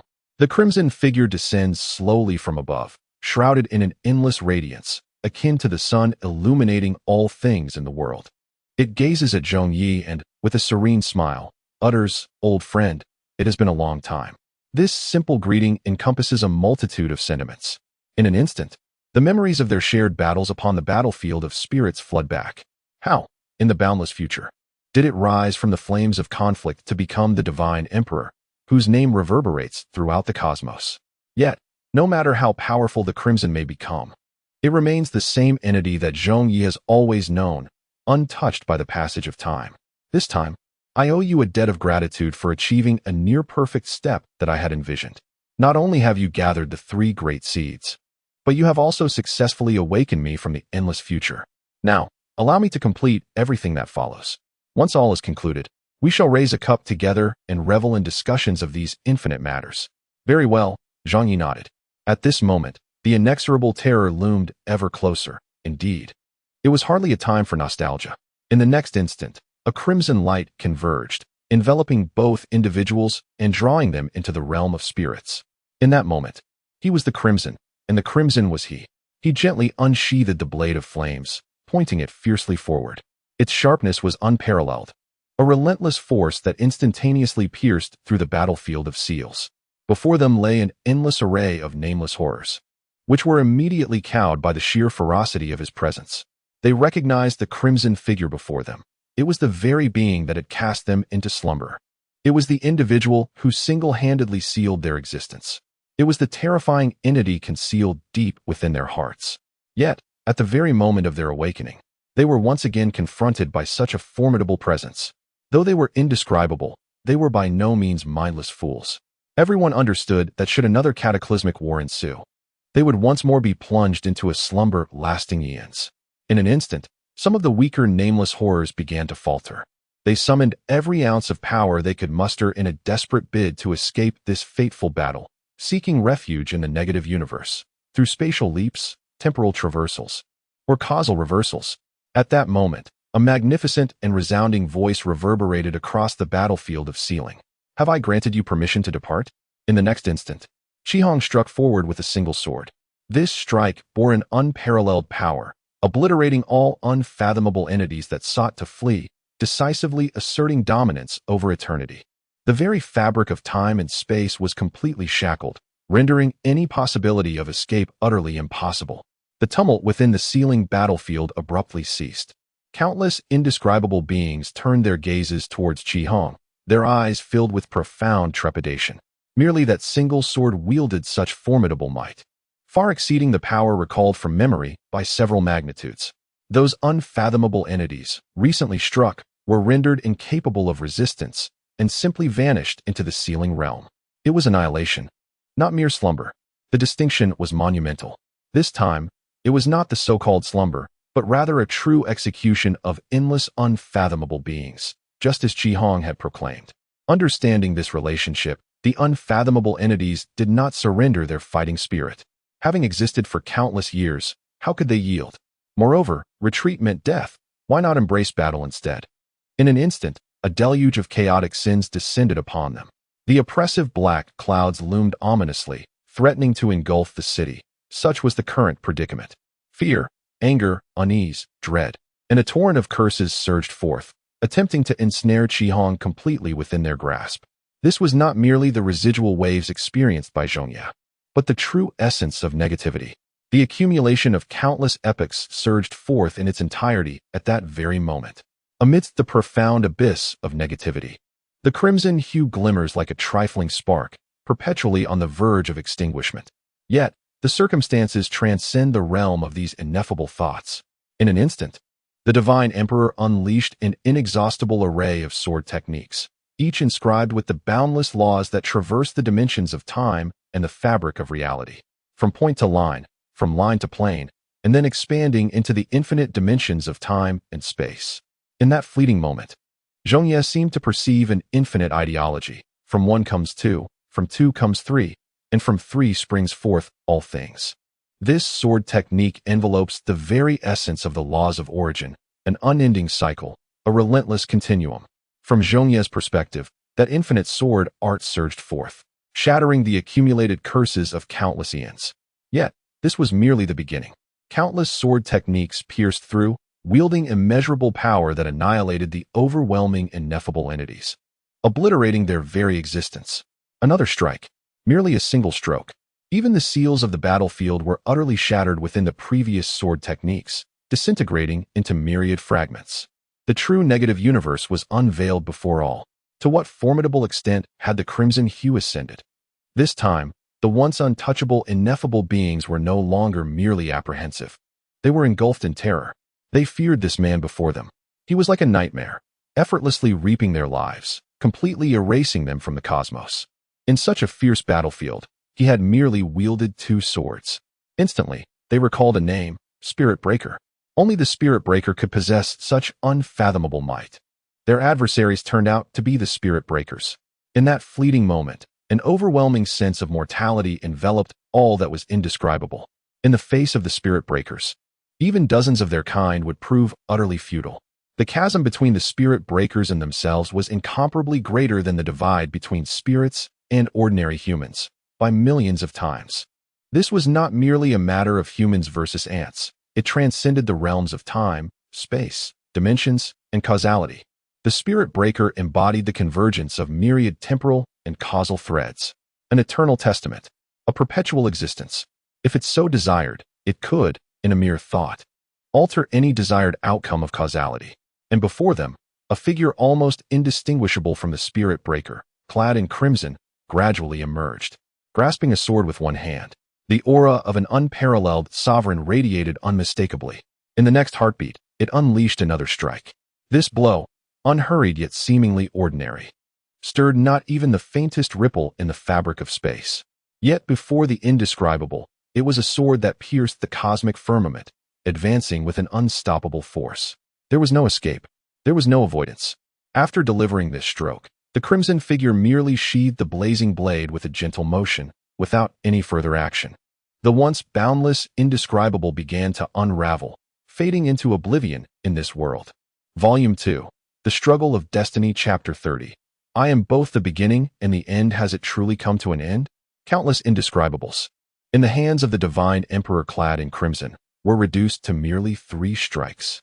One sword to sever the escape, one sword to shatter negativity, and then the final strike to establish the cosmos. And thus, did these indescribables vanish from existence? Should it not follow the classic trope of a fierce struggle, culminating in the arduous unleashing of a formidable technique, ultimately leading to a reversal of fortunes? Zhong Ye's mind was awash with thoughts, and he could only feel a sense of incredulity. On one hand, there was the sheer might of the divine emperor, and on the other, the dramatic irony of the situation. It was only after witnessing the utter vanishing of those indescribable entities that he turned to the crimson figure within his spiritual armor and inquired, "Has everything truly come to an end?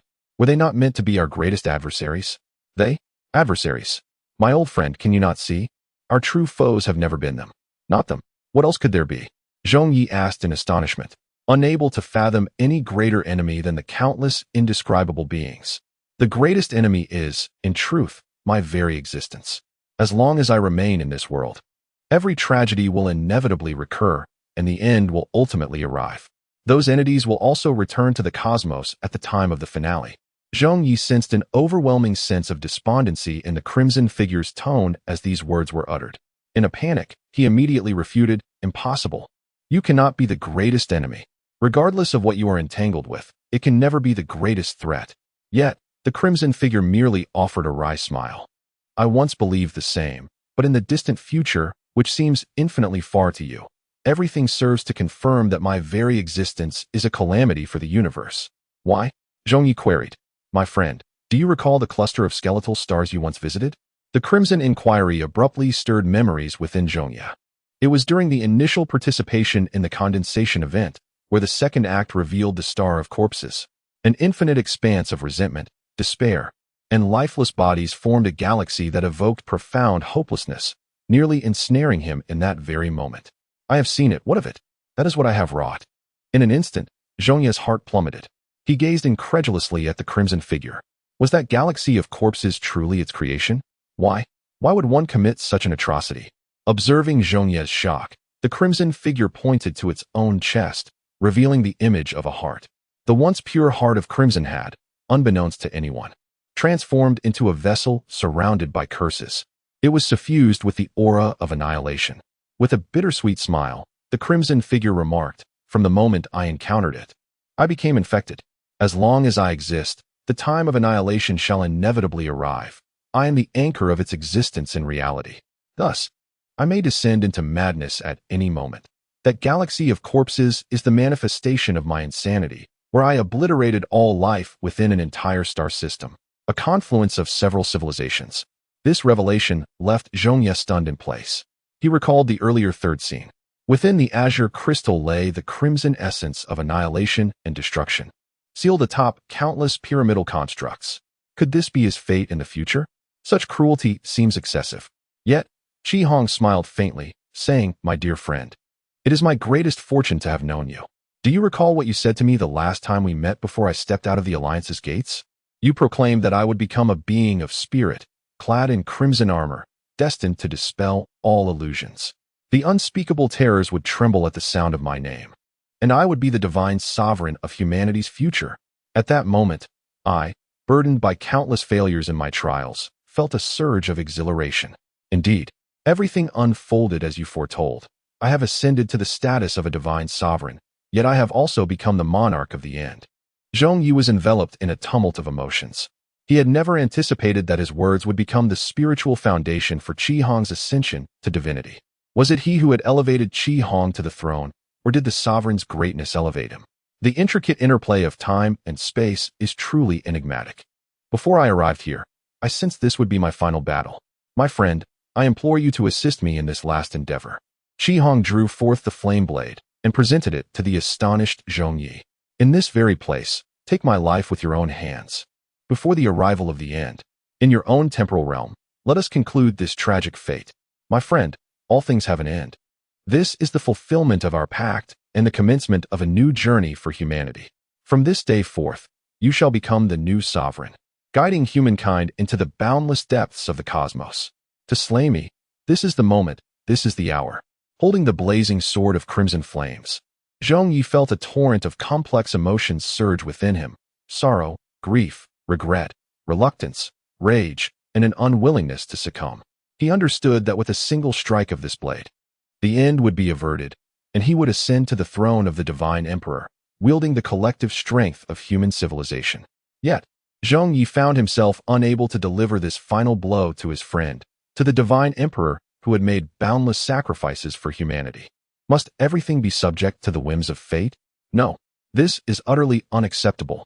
Humanity may face annihilation, or even be erased, but you shall never defeat us. For the resolve of humankind shall never yield. Let those so-called destinies, those predestined fates, be shattered from this moment forth. I have made my attempts, but alas, I have not succeeded. Do not place the blame upon me, Zhong Ye said with a sly tone. The crimson figure understood his intent. Indeed, old friend, you remain the same companion I have always known, even after traversing countless realms of time and space. Yet, why must it come to this? What if the end arrives? At worst, we can unite our strengths to shatter that so-called fate.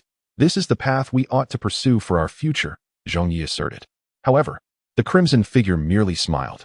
My dear friend, I appreciate your intentions, yet the terror of the end far exceeds your imagination. It will permeate all realms of the universe, and the horrors foretold in myths will manifest, leaving only an abyss of despair. For this reason, I must meet my end here. In the next moment, Chi Hong aimed the flame blade at the heart of the end, plunging it down without hesitation. Volume 2, The Fate of Conflict, Chapter 31, The Path of Revelation. This sword bore boundless power. Should it pierce the heart of the end, it would undoubtedly lead to Chi Hong's utter demise. No, Your Majesty, it must not be so. At that moment, An aged voice resonated. The heart of the end, on the verge of being pierced, underwent a mysterious transformation, evading the strike as if a certain cosmic principle had manifested. Upon hearing these words, Chi Hong, with a tumult of emotions, responded, "Darwin, you have endured the guardianship of the path of fate for many years. It has been a heavy burden upon you. I am prepared for the next step. You may now attain your freedom." The individual known as Darwin emerged, revealing himself to be the venerable guardian of the path of fate. He knelt before Chi Hong, tears streaming down his face. "We are willing to pledge our lives in loyalty to your majesty, only imploring that you do not take your own life. We, as humanity, cannot bear the pain of losing you. I would willingly guard the path of fate for countless millennia, if only for this." Darwin wept profusely, persistently beseeching Chi Hong. "Darwin, as the first of my followers, you are acutely aware of my current predicament. I have become the emperor of the end, rather than the familiar divine emperor of yore. As long as I draw breath, the end shall inevitably arrive, and ultimately, all races will confront the formidable enemy that is I, the emperor of the end. Thus, I must perish." The elderly man knelt, weeping profusely, his fists pounding against the starry sky as he cried out, "The heavens are unjust. Oh, the heavens are unjust. If your majesty insists on perishing, then we shall no longer cling to life. This existence is at an end. In the next life, we shall serve your majesty once more." In that moment, he brandished a knife towards himself. Yet, in midair, he was halted by a crimson force. "No. Your life still holds infinite possibilities. After my demise, you may freely explore the boundless cosmos. Is that not the lifelong pursuit you once spoke of?" The corners of the old man's mouth quivered, and tears streamed anew. After offering his consolation, the crimson figure cast a final glance at the world, bidding it farewell. "Stop. Wait. What are you doing? At least fulfill the agreement and send me away from this negative universe." A ripple passed through, and Wei Lai along with a puppet appeared on the battlefield. The puppet hurriedly approached the crimson figure, interposing itself to prevent the blade from descending. This left the crimson figure momentarily astonished. The puppet bore the laws of the negative universe, yet showed no fear of its own existence. Had it not witnessed how he had just obliterated countless indescribable horrors with 3 swift strokes? He promptly inquired, "Agreement? Leave the negative universe? Indeed. Are you not the spirit breaker they sought? I made a pact with you to be sent away, and you must know I have expended much of my strength for this." The puppet replied impatiently, displaying a hint of madness. Yet, it spoke no falsehood. Had it not borne the weight of those countless sins, then the possibility of Zhong Ye acquiring the electromagnetic spirit seed would have been utterly non-existent. He fulfilled his promise, and now it is time for Zhong Ye and others to uphold the commitments of that covenant. However, Chi Hong wore a puzzled expression, prompting Zhong Ye to awkwardly recount the previous agreement, which led to an understanding. Yes, that was the essence of it. Yet, you must comprehend that the two universes inherently possess a multitude of incompatible laws. Should you venture there, tranquility is not guaranteed. I am fully aware. But my desire to go remains. I can no longer endure this torment of negativity. Having lived for so long, devoid of meaning, I would rather embark on an adventure. The doll candidly expressed. In the negative universe, it was considered a formidable existence. Upon hearing this, Chi Hong nodded slightly, but soon remarked, "However, I am not a breaker of spirits." "What? You are not a breaker of spirits? Then how are you so powerful?" The doll inquired, bewildered. "It is the existence of the heart of the end that has rendered me both a divine emperor and an end emperor. Only thus can I possess such strength." "But you are not a breaker of spirits. Does that mean I cannot leave? Are you suggesting that you will abandon the agreement?" "The backlash from the negative realm is not something that lad can endure." The doll pointed towards Zhong Ye. Indeed, it could not contend with Chi Hong. But the one who signed the contract was Zhong Ye, and thus he bore the responsibility. Moreover, it understood that an individual of Chi Hong's stature would never relinquish Zhong Ye so easily. The doll's current thoughts revolved solely around whether it could escape. Indifferent to the fates of others, what did their lives matter to it? Regardless, it must be released. Otherwise, annihilation awaits. In the face of such circumstances, Chi Hong remained unperturbed and slowly spoke. "However, you should be aware that the stronger one becomes, the more challenging it becomes to maintain that strength. Therefore, first, reduce your own power to its weakest threshold. Rest assured, with the existence of a contract, I shall not deceive you." The puppet nodded. This was something it could still trust. Subsequently, Its aura gradually diminished, transforming from an exquisitely crafted doll into a mere trinket, exhibiting almost no signs of vitality. I have formatted my strength. Is it sufficient now? It inquired. Yes, it will be done shortly, Chi Hong replied, a peculiar smile creeping across his lips. He then seized the puppet and hurled it into the infinitely distant starry expanse. This act, imbued with near-limitless power, sent everything in its path scattering. And all that remained was the final utterance of the puppet. You bastard. It then vanished, becoming a shooting star.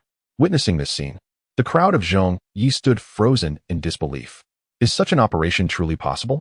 This is indeed something only a divine emperor could accomplish. It seems far too theatrical. With a quiver of trepidation, Zhong Ye questioned Chi Hong. Is there truly no consequence for violating the contract? If the contract is broken, it is I who shall perish. Broken contract? What broken contract?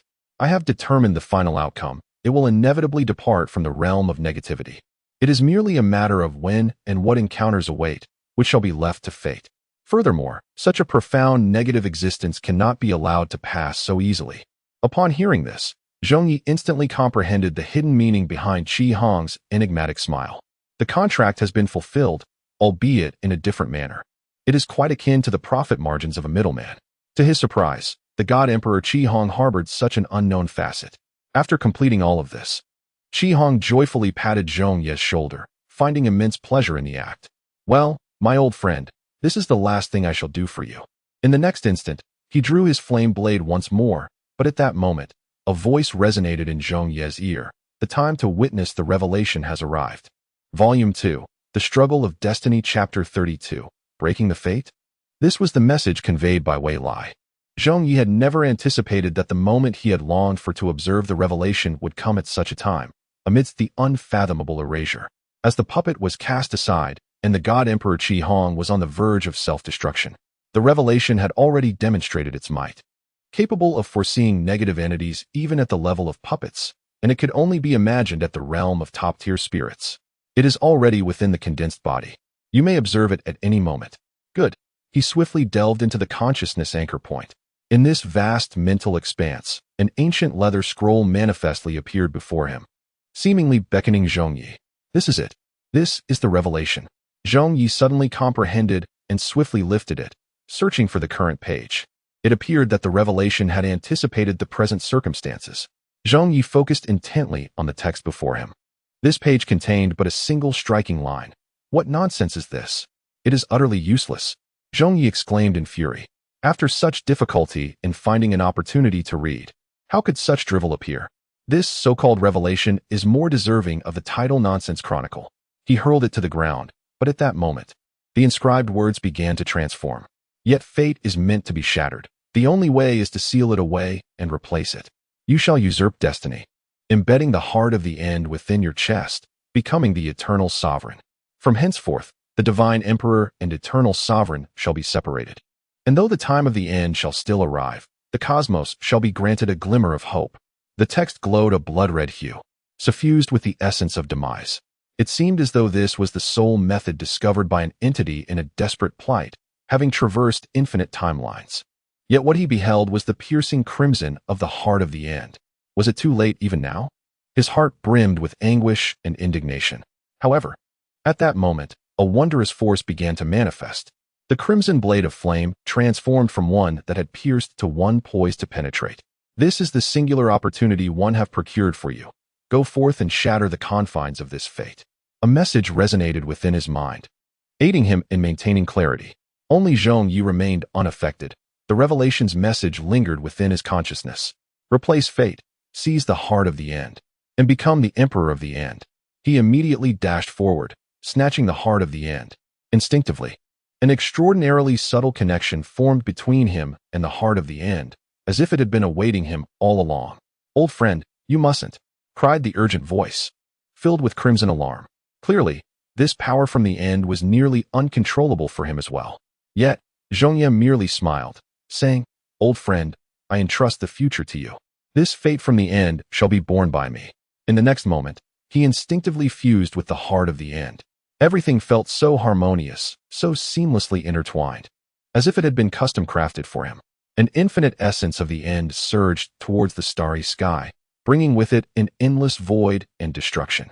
Bloodshed and carnage coursed through Zhong Ye's entire being, continuously transforming and merging him. Even the negative universe resonated with waves of chant, seemingly in awe of the birth of the End Emperor. End Emperor, End Emperor, the embodiment of the will of the End Universe, heralding the sovereign of the End. This terrifying fusion continued for an unknown duration, the relentless essence of slaughter swirling around him. When the violent fury reached its zenith, a pair of dark brown eyes opened. Zhong Ye, no, now he should be referred to as the End Emperor, made his first descent into the negative universe. In his gaze, an endless chaos seemed to swirl, capable of piercing through the annals of time, past, present, and future. As far as the eye could see, there lay the extent of his dominion. With mere words, he commanded the laws of existence, a power that was but a trivial manifestation of his might. He sensed that, if he so desired, he could unleash the corrosive force of the negative universe, bringing forth the end of all things upon the world. This notion surged within him, seemingly unbound by his own will. It was the will of the negative universe. No, I shall not comply. I am Zhong Ye, not the so-called sovereign of the End. As long as I exist, the end shall never be wrought by my hand. I am Zhong Ye. I am human. He struggled incessantly, his mind inundated with a torrent of thoughts every second. They urged Zhong Ye on, whispering incessantly, "The end is nigh, the end is nigh." The two forces wrestled, but as one waned, the other inevitably gained dominance. The will of the sovereign of the End would prevail. In that moment, Zhong Ye would undoubtedly become the puppet of negativity, all reason spiraling into chaos, trapped in a limbo where survival was impossible, yet death was equally unattainable, eternally manipulated. In this dire moment of existence, words of crimson resonance echoed forth. Old friend, the breath of the End is beyond your capacity to endure. Yet now the heart of the End has fused with your very being, leaving no possibility for separation. Only one method can resolve this predicament. The crimson figure reached into his mind, conjuring a pure red crystal that shimmered like the sun. In the next instant, he cleaved it in two, placing one half back into his own consciousness, while the other was embedded within Zhong Ye's awareness. I have divided my soul consciousness, thus, you and I shall exist as dual entities for a lifetime. This bond shall transcend the infinite realms of time and space, and the sins of the ultimate End shall be primarily borne by me. In your destined future, you shall encounter the past version of myself, and at that moment, we shall raise our glasses and engage in joyous discourse. Upon witnessing this scene, Zhong Ye seemed to comprehend something profound.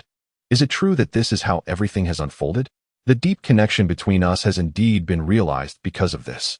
We have shattered the chains of fate, yet it appears we have not. As Zhong Ye's consciousness grew increasingly nebulous, he ultimately succumbed to unconsciousness, leaving him with but a solitary thought in his final moments. Let everything be entrusted to the future, a future brimming with infinite possibilities. Volume 2, The Struggle of Fate. Concluded. Volume 3, The Labyrinth of the Starry Sea. Chapter 1. Return to reality. We shall both exist, yet we shall also fade away. Inception, reminiscence, exploration, escape, culmination. In this boundless starry sea, where lies our true sanctuary, Nutrient Solution continually replenished the sustenance of his body, while the recording device meticulously documented his current physical attributes. He could not help but cast a glance. Vital signs, pulse, and internal system indicators, all were normal. Zhong Ye vaguely recalled that in those final moments, he had merged with the heart of the End, transforming into the ultimate sovereign within the negative universe. After acquiring the crimson seed of the soul, he succumbed to a deep slumber. As he pondered in confusion, a voice casually drifted into his ears, remarking, "Finally awake, are you? You've been in a stupor for a full fortnight. I have been watching over you day and night, so remember to compensate me for my mental anguish." The youthful voice belonged to Wei Lai. Indeed, before Zhong Ye, a familiar figure manifested, distorted by the electromagnetic waves. It was none other than Wei Lai. "Very well. Do remember to fulfill your promise. Now that you have awakened, you can hand over the seed of electromagnetic spirit, right?" The seed of electromagnetic spirit contained countless slumbering electromagnetic spirits. Thus, our pact between our two races would be fulfilled, leaving us with no debts and mutual satisfaction. He declared with a smile. Wei Lai solemnly accepted the seed, displaying an expression of eager anticipation. This was the culmination that countless electromagnetic spirit executors had longed for. Cautiously, she endeavored to awaken the spirits, fearful that even the slightest misstep could lead to catastrophe.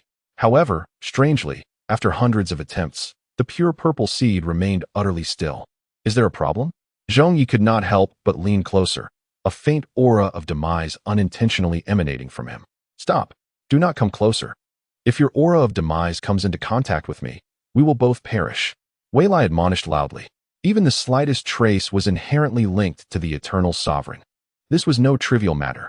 A moment's carelessness could lead to annihilation. Zhong Ye immediately halted, wary of inadvertently bringing about destruction. What is happening? Have they not sent any message? He inquired softly. None, but I can sense they still bear signs of life. It is quite possible they are in a state of dormant awakening. Awakening period? Indeed, this is our protective protocol. After billions of years, awakening is inevitable. Yet it requires a considerable amount of time to fully recuperate. During this interval, it is imperative to acquire sufficient energy, otherwise, our race will face dire consequences such as memory loss and structural disintegration, which are simply intolerable. Wei Lai cast a glance at Zhong Ye and reminded him that, as per our agreement, it is your kind that bears the responsibility for all of this. Very well, I certainly shall not decline. However, could you provide me with a rough estimate of the required energy magnitude? Not too much, merely at the supercluster level will suffice. This statement left Zhong Ye momentarily speechless. A supercluster? What an immense concept. Not to mention a supercluster. Even a standard galaxy is beyond our current capabilities. Humanity can only harness stellar-level energy at most. This is still reliant on the miraculous creations of the previous electromagnetic spirit. This is madness, utterly insane. He shook his head fervently, insisting, no, this is absolutely unattainable. What about galaxy-level energy? That is already the bare minimum. Currently, it is still unfeasible. We must wait until we reach a level 3 civilization. Then we shall await your kind's advancement to level 3 civilization. The two immediately solidified this agreement. Once the issue regarding the electromagnetic spirit race was resolved, Zhong Ye finally found the time to reflect on his own transformation. After the fusion with the heart of the end, it seemingly vanished into thin air, neither present in reality nor within consciousness. Yet, he could still sense a connection between the two parties. It appears that the Crimson had imposed a binding on this connection. Otherwise, when the true universe reveals itself, one might be forcibly erased in an instant, becoming an entity foreign to this cosmos. As for Qihong, it should be ensconced within a seal, burdened by the restraints of a heart facing its end. Through the trials endured, Zhong Ye gradually unraveled the intricacies of fate. In the nascent future, he glimpsed Qihong, while Qihong, in a remoter future, encountered the echoes of his past self. They perpetually traversed the fabric of time and space, akin to two travelers moving in reverse directions. The first iteration he met was nearly the final form of Qihong. The sensation of a dual existence stemmed from the moment he ascended to become the sovereign, merging with fragments of Qihong's soul, forging an unbreakable bond that transcended time.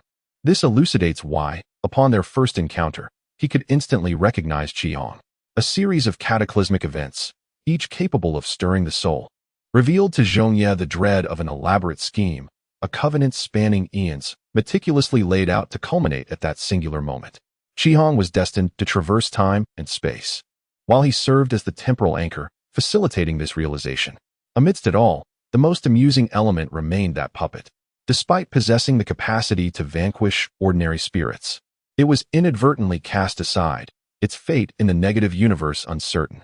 This also imparted a lesson to Zhong Ye. The fulfillment of a promise need not adhere to rigid methods. Perhaps this insight will yield remarkable results in the future.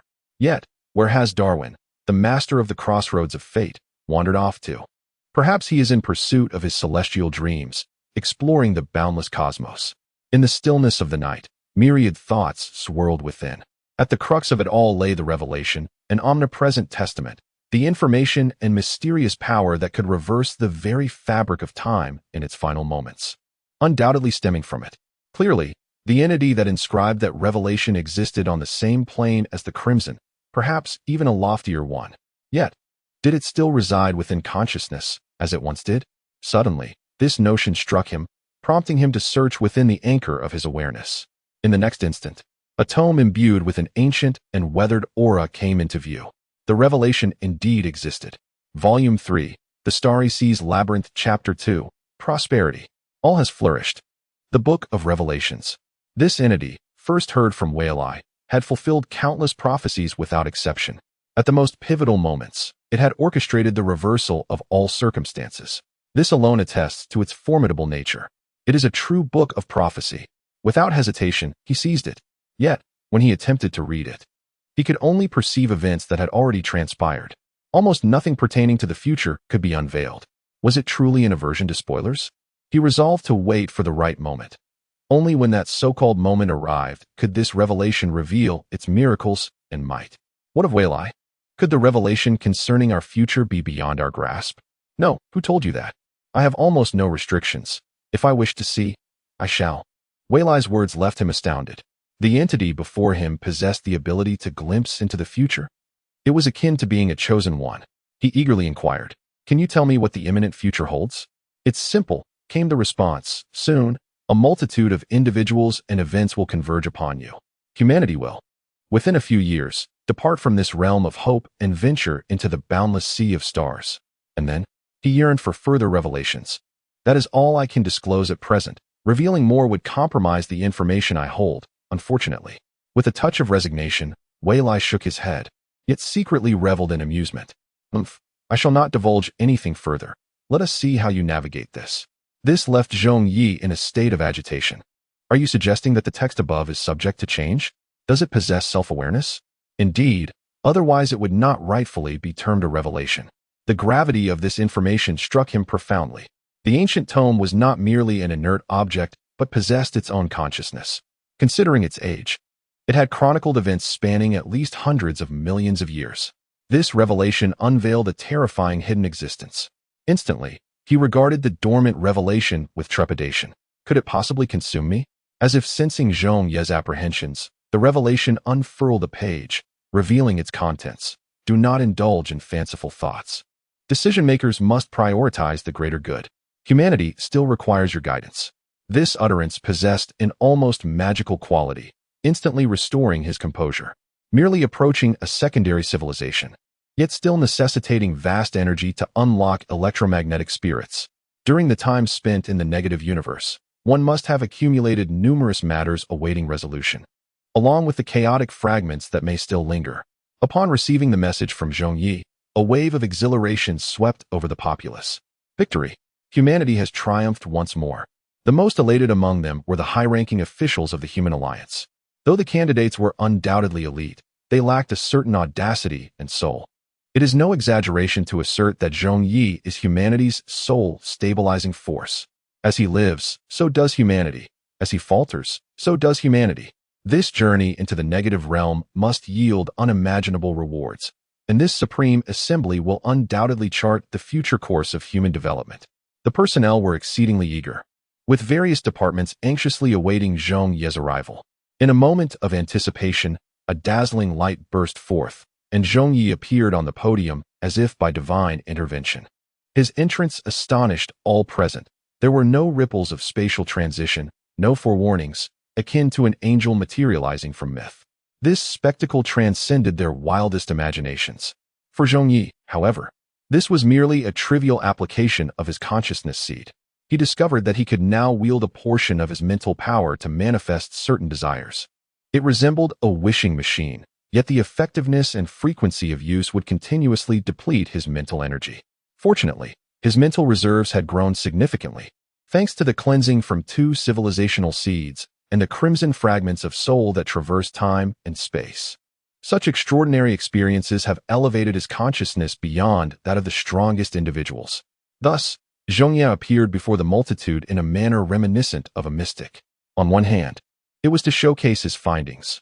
On the other, it was to instill confidence and encouragement in humanity, affirming that its decision-makers remained robust and resolute. Countless media outlets naturally seized upon this invaluable moment, which, once disseminated, would undoubtedly serve as an immense source of inspiration for all humankind. Upon his arrival, Zhong Ye promptly conveyed a multitude of matters to the high-ranking officials. This encompassed the fragments of chaos, the terrors of the negative universe, as well as the covenant concerning the consciousness seeds and the electromagnetic spirit race. Most of these details were articulated with precision. However, The most pivotal matters, such as the Crimson, the heart of endings, and the path of fate, were shrouded in secrecy. These constituted the trump cards he intended to preserve, information that could not be permitted to surface in this era. Otherwise, it was highly probable that the various races of the universe would converge upon him, leading to his obliteration. After absorbing such a wealth of information, regardless of the exalted positions held by those present, expressions of profound astonishment were evident on their faces. The hidden electromagnetic spirit race had, astonishingly, forged a pact with humanity eons ago. Concepts like consciousness anchor points and the human condensate, previously relegated to the realm of theory, indeed existed within this universe. These monumental revelations would undoubtedly accelerate the advancement of human technology. They had come to understand the genesis of fruit. Thus, by engaging in reverse deduction with Zhong Ye, a tremendous surge of technological progress was highly conceivable. Among all the information shared, the subjects of greatest interest to the crowd were undoubtedly the electromagnetic spirit race, a civilization of advanced cosmic intellect that wielded the mastery of temporal technology. If we could absorb their technology, then humanity would truly advance. The expressions of joy on the faces of those present were akin to the fervor of madness. In the vastness of the cosmos, it is not exceedingly difficult to locate a highly developed civilization. However, discovering one that has established a pact, bordering on an alliance, is a probability so infinitesimal it is almost negligible. Moreover, they are merely humans on the cusp of becoming a Type 2 civilization. This is akin to winning a grand prize of 1,000,000. No, it is as if the entire civilization's fortune has been bestowed upon humanity in this very moment. The ascension of civilization is poised to be realized. Consequently, a fervent scientist, led by Zhong Ye, unabashedly posed a question at the conference. Your Excellency, can we forge an alliance with the electromagnetic spirit race? This would undoubtedly be a technological feast. You must make this happen. A series of requests followed. It was evident that news regarding the electromagnetic spirit race had become a matter of utmost importance to contemporary humanity. Should a formal alliance be successfully established, humanity would experience an extraordinary leap, akin to a koi fish leaping over the Dragon Gate. As Zhong Ye received countless requests from high-ranking officials, representatives, and scientists, he could only acquiesce. He had anticipated a frenzy, yet he had not foreseen such overwhelming fervor. The meeting concluded after reiterating several policies, and he immediately sought out Wei Lai to communicate their demands. I comprehend your point. Both races are forming an alliance to facilitate the exchange of technological advancements, correct? At that moment, however, Wei Lai appeared quite jovial, happily blowing bubbles. Yes, precisely that. I implore you to acquiesce. This is a collective appeal from the entirety of human civilization, uniting the highest echelons and countless citizens alike, an unprecedented consensus. Zhong Ye spoke urgently and earnestly. This is undoubtedly the most critical matter at hand, akin to entering a negative universe. Upon hearing this, Wei Lai retracted the bubble apparatus and regarded Zhong Ye with a hint of exasperation. You truly are peculiar. No, that is not my point. It is evident that our two races share such profound bonds, yet you still seek a more rudimentary alliance? Do you recall the terms of our contract? At the end of days, you are to grant us a position of fruit-bearing. This signifies that our connection shall endure until the very end. This was a matter established billions of years ago, a promise made by your human race. Do you truly believe we require this so-called alliance? Wei Lai regarded Zhong Ye with amusement, causing him to feel somewhat awkward. It seems that indeed, this is the case. Alliances are entirely unnecessary. The two races have long existed as an interdependent community, having already formalized agreements between civilizations. This is far more stable and reliable than any alliance. The moment this realization struck him, Zhong Ye was filled with immense excitement. From this day forth, humanity shall be supported by a civilization of electromagnetic spirits, inevitably reaching the heights of advanced existence. However, the subsequent words of Wei Lai poured cold water on Zhong Ye's enthusiasm. But do not rejoice too soon. Although the bond between our two races has deepened to an unparalleled degree, you must remember that my kin are still in slumber. Zhong Ye felt as if he had fallen into a trap. The alliance he had forged had unexpectedly transformed into a quest to awaken the electromagnetic spirit race. Yet, Wei Lai's logic held no flaws. This was indeed a matter of utmost urgency. In the next moment, Zhong Ye utilized spatial teleportation to arrive at Zhong Ye's laboratory. What news? What news? What has been said regarding the electromagnetic spirit race? Even the researchers halted their work, focusing intently on Zhong Ye. This was a pivotal turning point for the advancement of all humanity. They were about to become witnesses to an epoch-making event. Indeed, the long-awaited response arrived. We have succeeded. We have long since entered into an agreement, ensuring that we shall remain absolute allies into the distant future. Haha, I knew it. I knew it, Zhong Ye exclaimed, laughter erupting as all the researchers joined in vigorous applause. Then we can soon obtain the answers to those daunting questions: dark matter, quantum mechanics, antimatter, and interdimensional technology. When will they be imparted to us? He was overwhelmed with excitement, brimming with boundless anticipation. This was the aspiration of countless scientists, a goal pursued through generations yet never before realized. Now, Zhong Ye shall, within his lifetime, personally come to know the true answers to it all. His eyes are even moistened at the corners, for to hear the way is sufficient, even if one must die by evening. Facing such pure and fervent exploration, Zhong Ye cannot help but feel deeply moved. It is precisely due to the existence of these scientific communities that humanity's technological advancements can continue unabated. They shall be inscribed upon the monument of their kin, forever enshrined in history. Yet, in the short term, it remains unfeasible. Their race has encountered certain tribulations, and there is an urgent need for energy replenishment, an urgent need for energy. How much energy is required? We can deliver all the energy we possess. Hurry, quickly transmit the energy. Zhong Ye is consumed by an overwhelming frenzy, yearning to grasp all the answers. At the very least, they require energy on the scale of a galaxy, and this is merely the bare minimum, Zhong Ye weakly articulates. This revelation leaves Zhong Ye momentarily stunned. He gazes at Zhong Ye in disbelief. A galaxy? Do you comprehend the magnitude of energy this entails? It is equivalent to 200 billion solar systems. 200 billion. Even if we were to absorb all the energy from the Hope system, we would merely possess 1/200 billionth of it. This is an astronomical figure. With our current progress, within a century, no, even in 1,000,000 years, we could never attain such a level. It requires units of 1 billion years. Upon uttering these words, Zhong Ye clutched his head in anguish. In that instant, it felt as though he had plummeted from paradise to the depths of hell. The energy required on the scale of a galaxy, under the present circumstances, is something he would undoubtedly never witness fulfilled in his lifetime. The entire laboratory fell into a profound silence. The demand for such energy is overwhelmingly despairing. In the face of all this, Zhong Ye extended his hand to assist Zhong Ye in rising. His moist eyes radiated unwavering resolve as he proclaimed with the authoritative tone of a decision-maker, "We can achieve this. We undoubtedly shall, for I am here, and more importantly, so are you. We, as a species, have never bowed to adversity. Is it merely a galaxy? We shall prevail.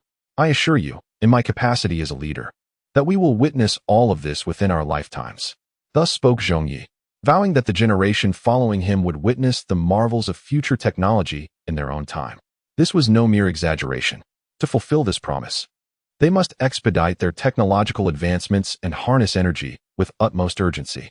His words rekindled hope in all of humanity. Each individual understood that amidst the boundless cosmos, there was only one direction: forward, onward, unstoppable progress. They had forsaken their former homeland. There was no choice but to advance. Consequently, upon grasping this reality, human civilization erupted with unparalleled vigor. At that moment, they realized their labor was not for the benefit of capitalists, but for a nobler cause, the future of all humanity. Each person brimmed with passion, dedicating at least 10 hours daily to their work, as vibrant vitality flourished across various fields. They fervently seized every fleeting moment, engaging in relentless toil, driven by the desire to witness the unfolding of their aspirations. As the decision-maker, Zhong Ye emerged as the leader among them. He not only diligently engages in labor every day, but also collaborates with various technological teams to traverse uncharted realms.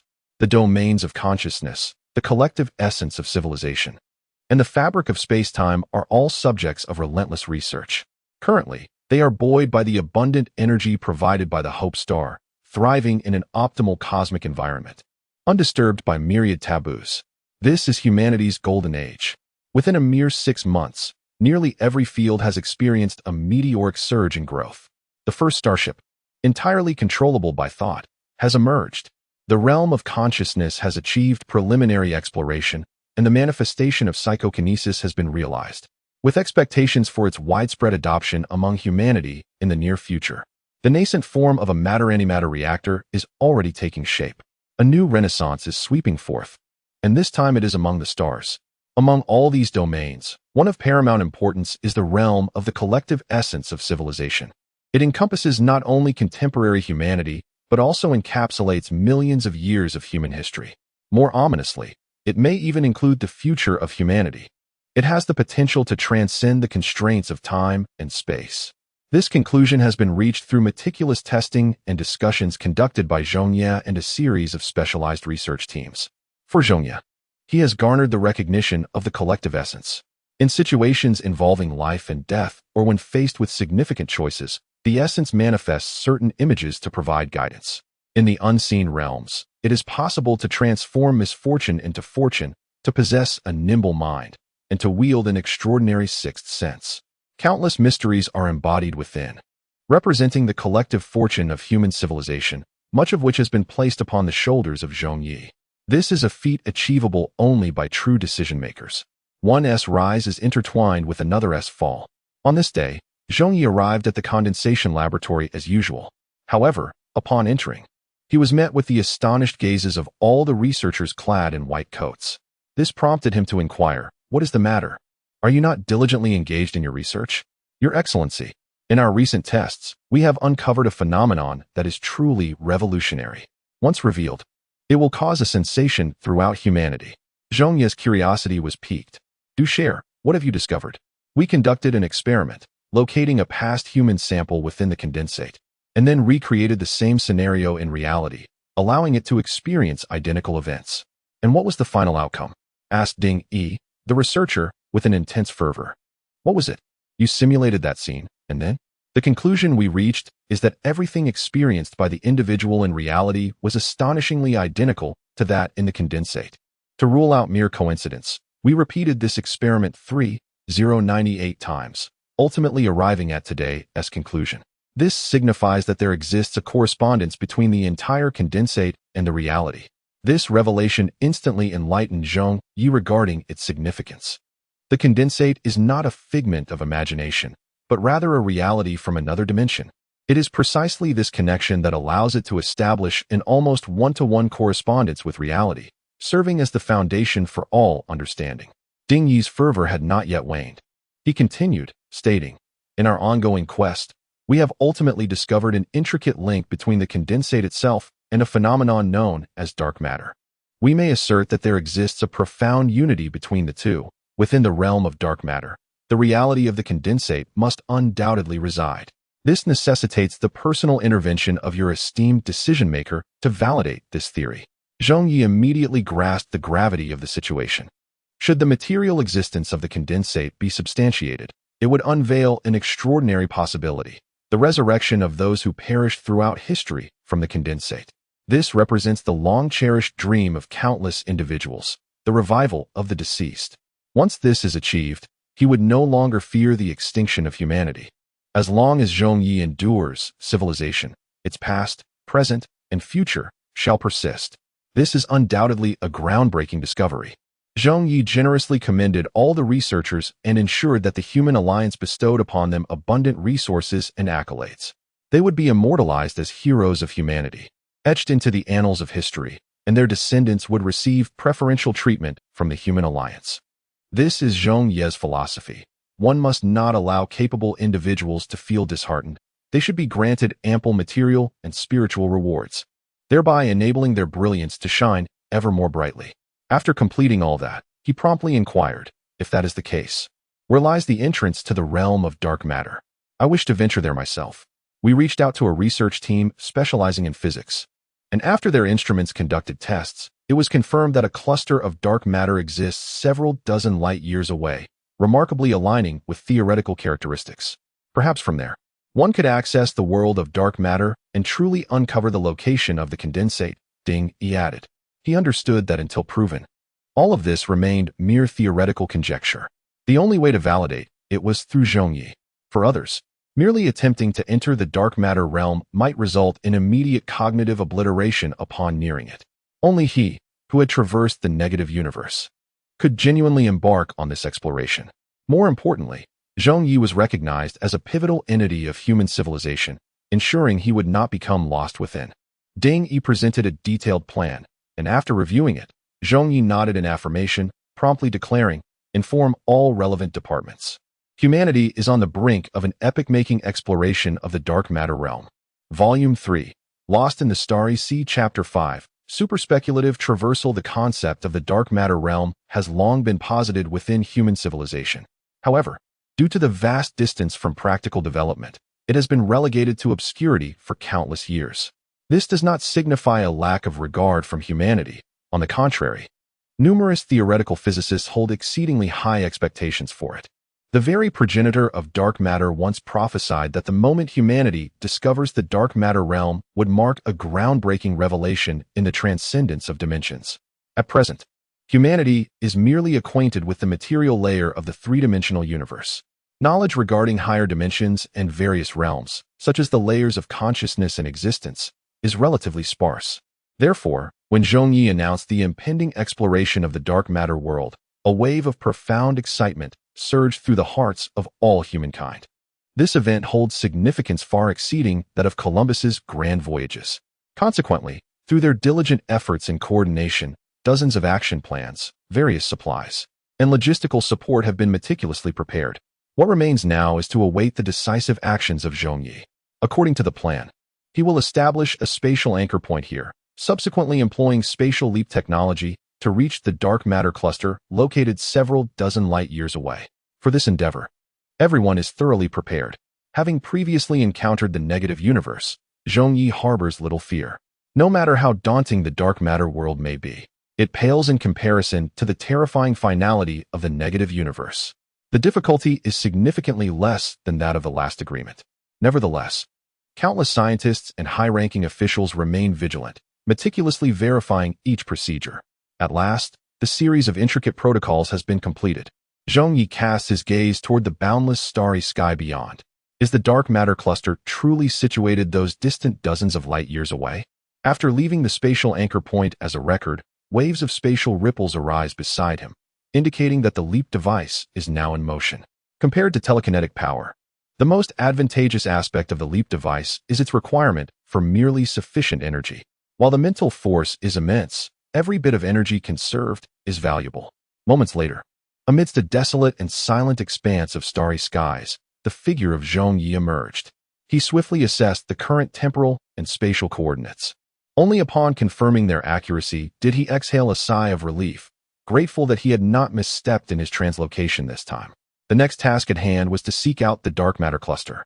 Dark matter, a profoundly enigmatic substance within the universe, scarcely interacts with other forms of matter.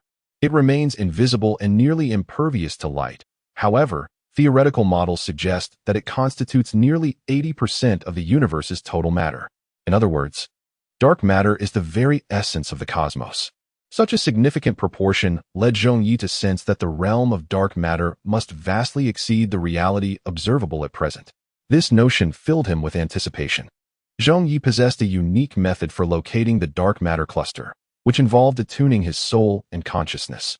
After a brief moment of meditation, a consciousness space resembling the night sky manifested once more.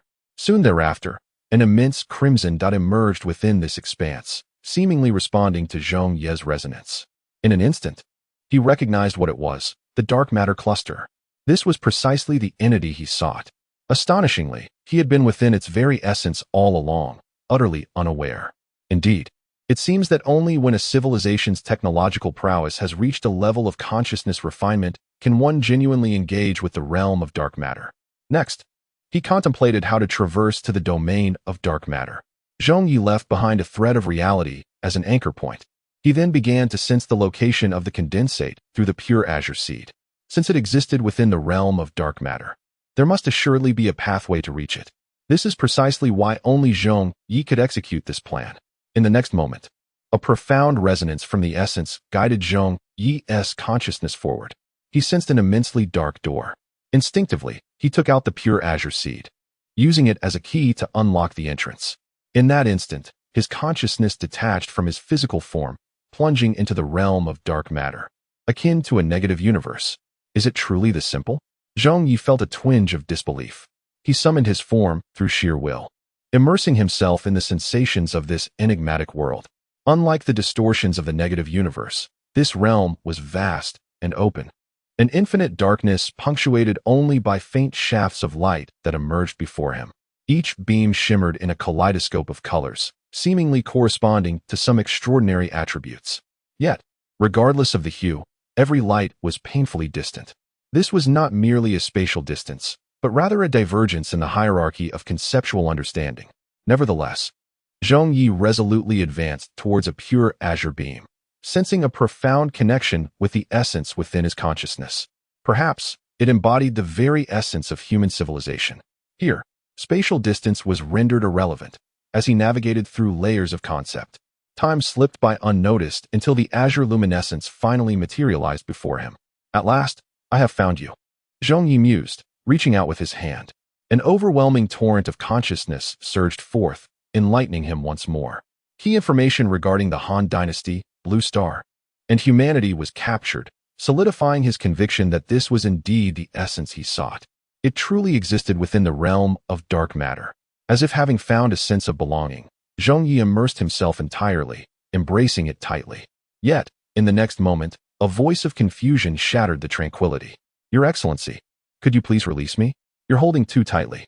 Upon opening his eyes, Zhong Ye was startled to discover that he was clasping Zhong Ye. Glancing around, he found himself in a pristine, well-lit laboratory filled with countless experimental instruments. Was this Zhong Ye's laboratory? Your Excellency, I know not what to say. But could you kindly let go? Zhong Ye's breathing became increasingly labored, prompting Zhong Ye to finally release his grip. That was close. A great scientist almost faced asphyxiation. Indeed. The process was peculiar, yet I truly cannot fathom why. Do not ponder. Instead, feel. If that is the case, I believe I have uncovered the key. Zhong Ye's eyes sparkled with increasing brightness and joy as he exclaimed, "This signifies that we can traverse to other civilizations through the medium of the dark matter world. This transcends races and defies the constraints of time and space." Volume 3, Lost in the Sea of Stars, Chapter 6. Shadows emerged. The news of Zhong Ye's return from the dark matter world sent ripples of astonishment throughout the community. They had never anticipated such a dramatic turn of events. Originally fraught with peril, the exploration had inexplicably culminated in success. Not only had it confirmed the material existence of the human civilization's essence, but it had also unveiled a method to enter the real world from another dimension. This was nothing short of extraordinary fortune. According to the elucidation of Zhong Ye, when various beams of light in different colors were observed within the realm of dark matter, the scientists exhibited an ecstatic demeanor. These phenomena pertain to other civilizational races. It is essential to recognize that, apart from the Ipo people, humanity has scarcely encountered any genuine extraterrestrial beings. Yet now, the prospect of traversing through the dark matter realm has become a tantalizing reality. One must embark on this journey. It is imperative to delve deeply into the mysteries of it all. Consequently, Zhong Ye's mission of traversal was once again prioritized. This undertaking was not solely aimed at venturing into the dark matter world, but also at exploring other civilizations. Naturally, to ensure safety, Zhong Ye first established communication with the human conglomerate before gradually making his way through, seeking out other races. Several days later, Zhong Ye made another leap to a dark matter cluster located several dozen light-years away. He adeptly entered this enigmatic domain, where the dark matter world unfolded before him once more. However, this time, something seemed amiss. The beams of light, which signified the presence of civilized races, had undergone a transformation. Those previously observed had almost entirely vanished, leaving only the solitary column representing humanity. What could this mean? Had his earlier disturbances caused them to retreat into concealment? How then? Could he navigate to the spatial coordinates where they resided? A twinge of regret stirred within Zhong Ye. Had he exercised greater caution during his last endeavor, he might have already made contact with several races, which would have provided invaluable information for humanity. But now, with the surroundings so desolate, he had no choice but to re-establish contact with the human conglomerate. He advanced, guided by the essence of consciousness, until he soon made contact with the pure cyan column, extending his hand to touch it. As he pondered these thoughts, A peculiar event transpired after mere seconds of contact. Contrarily, he found himself upon a pitch-black expanse. Streaks of mottled blood flowed through his hands, bringing with them a chilling silence. Gazing skyward, he noticed that the luminous column belonging to the conglomerate had vanished, leaving only the remnants of a crimson moon hanging above. The blood-red moon illuminated the world, casting a sanguine hue upon the ground. Surveying his surroundings, he beheld the ruins of a city, with the clock on the bell tower tolling, resonating with a sense of desolate stillness. Where was this place? He had never encountered such a locale. Zhong Ye sensed an unsettling dissonance. This time he had truly arrived in an even more enigmatic realm. He inhaled the metallic scent of the blood in his hands, confirming it to be the essence of humanity. Could this be a city of humans? Yet, in which time and space did it reside? And why did a red moon dangle in the firmament? A multitude of questions flooded his mind as he slowly activated his force field device, various electromagnetic energy shields materializing around him. In the face of the unknown, the foremost priority was to ensure his own safety.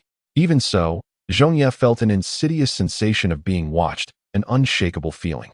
Was something observing him, human or otherwise? Rather than succumb to inertia, he ventured step by step through the ruins, scrutinizing the characteristics of the surroundings. The construction materials appeared more advanced than those of the current second-tier human civilization. Gravity was normal, probabilities aligned, and the laws of physics remained applicable.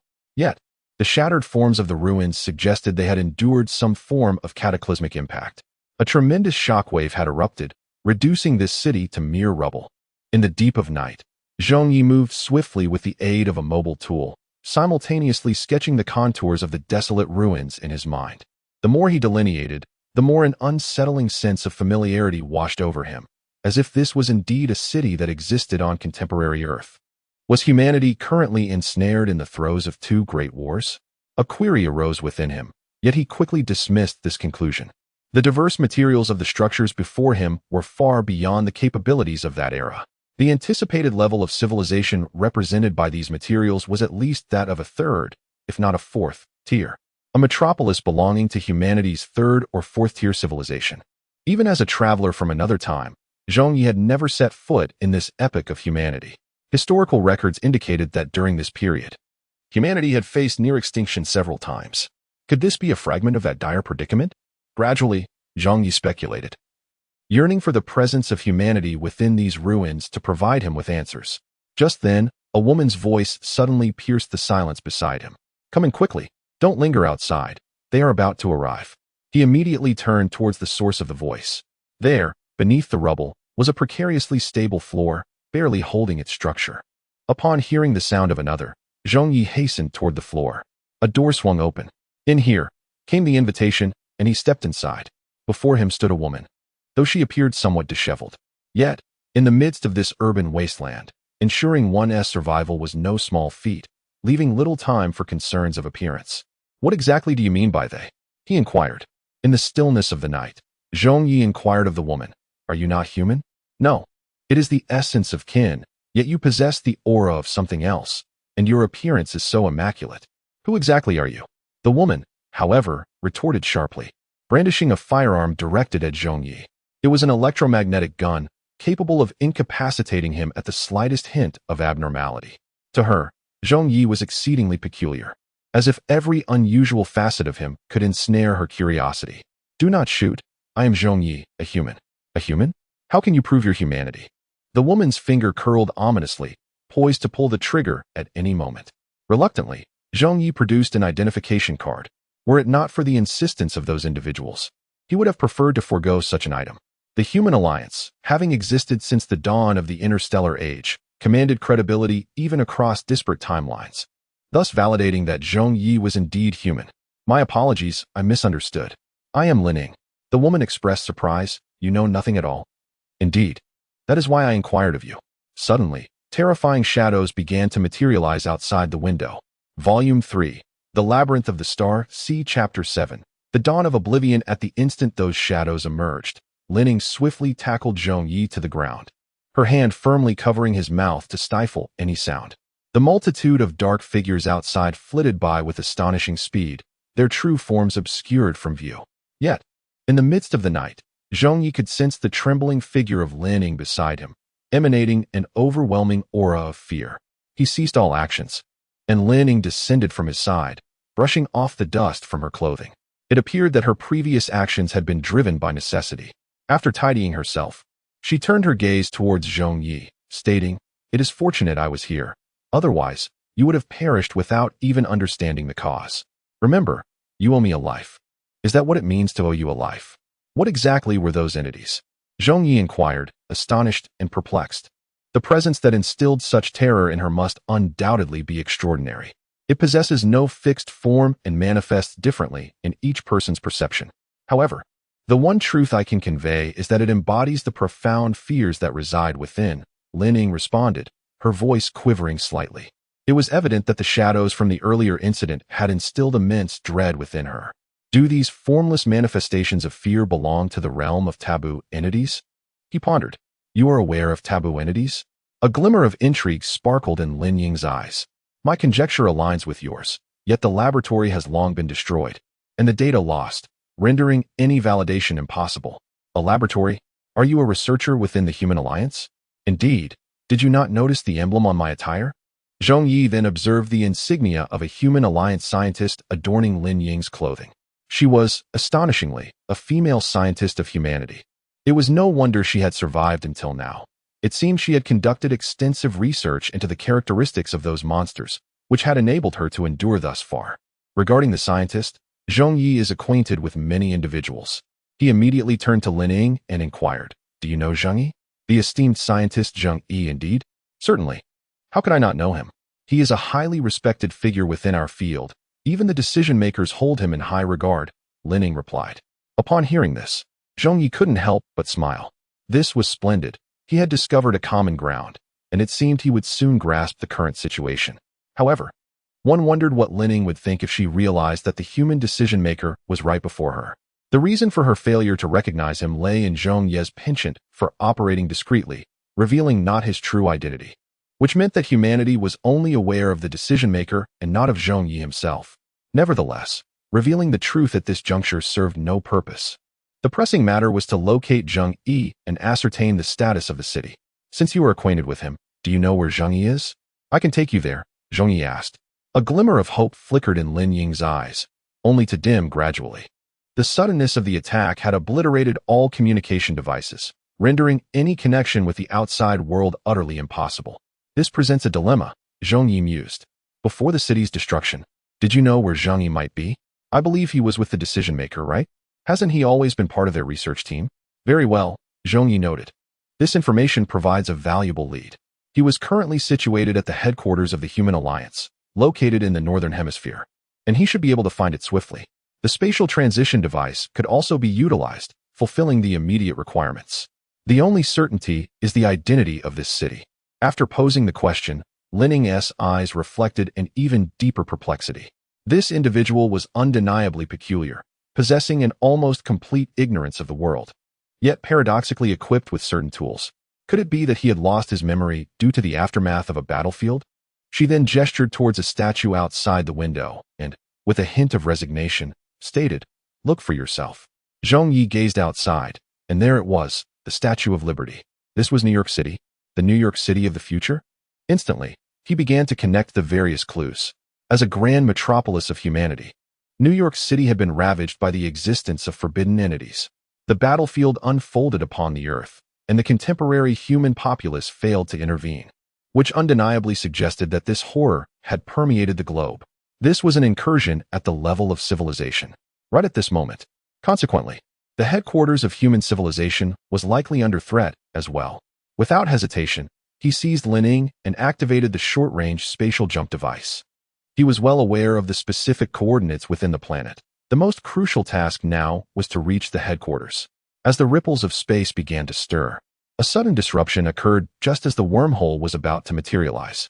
The entire expanse of space shook violently, fracturing the nascent wormhole. Before Zhong Ye's eyes, shadowy forms began to crawl forth from the shattered wormhole, seeking to invade this realm. An overwhelming sense of danger engulfed him. These slithering, dark entities bore an uncanny resemblance to the serpentine shapes he detested most in life. They contorted their forms incessantly, striving to breach the spatial barrier and encroach upon his territory. In the deep of night, upon witnessing this, Zhong Ye resolutely summoned his mental power, unleashing the soul energy of the crimson crystal, igniting flames that engulfed the sky. In mere moments, the shadowy entities were completely obliterated. This was the fire of crimson, and even if it was merely a simulated imitation conjured by his will, it was certainly beyond their capacity to endure. Damn it! Who is the enemy? Unknown. Everything transpired far too swiftly, with no forewarning, and the horror unfolded in an instant. Zhong Ye felt a surge of rage. This was the planet of humanity, yet it had been so easily breached. Was he truly asleep during this era? Where is everyone? His sole desire now was to eradicate all invaders and then confront his contemporary self to demand accountability. The aura of annihilation leaked out gradually, as if it too wished to partake in this slaughter. Upon sensing this aura, Zhong Ye revealed a cold smile. A monster, is it? A forbidden entity, you say? Let me see whether you possess greater strength or if the aura of the eternal emperor prevails. He immediately grasped Lin Ying's hand. Let us forge a future together. Are you mad? Just by yourself? Yes, just by myself. At that moment, Lin Ying felt as if Zhong Ye had transformed into a different person. A subtle aura of violence enveloped his being. The confidence he exuded, along with his indifference towards life, bore striking resemblance to that legendary figure, the one said to bring about annihilation. Volume 3, The Lost Stars, Chapter 8, Howling Heaven. In the present twilight, Zhong Ye enters a unique state. He possesses a breath of finality, yet due to the crimson seal that transcends time and space, he does not succumb to madness. In other words, he can barely control himself, maintaining a threshold of minimal criticality, an infinitesimal level of ultimate dominion. He is eager to ascertain the true power of this entity that has traversed infinite realms, purified countless times. Zhong Ye takes Lin Ying by the hand and steps into the ruins, which now lie desolate and deserted. The terrifying shadow that had haunted them has vanished without a trace. If it chooses to remain hidden, then I shall venture towards the northern hemisphere. With that, Zhong Ye activates his mobility assistance device. This singular combat unit is a flying apparatus, boasting a protective electromagnetic field and capable of reaching speeds up to 3 times the speed of sound. While formidable, it is merely a trinket that Zhong Ye casually crafted. Lin Ying, steady yourself. We are about to depart. The mobility assistance device extends, enveloping the two of them. Yet, just as they are poised to take flight, a series of thunderous roars emanate from the distance, growing ever closer, surpassing the speed of any ordinary creature. Zhong Ye turns towards the source of the tremors, his expression momentarily startled. Before him looms a colossal entity, comparable to a skyscraper. Its body is engulfed in black flames, resembling a dog, but possessing 3 heads, each displaying a terrifying visage. The 3-headed hellhound. A vivid image of a mythical beast materializes in Zhong Ye's mind. His expression turns complex as he contemplates the nature of this invading foe. Could it truly be such an adversary?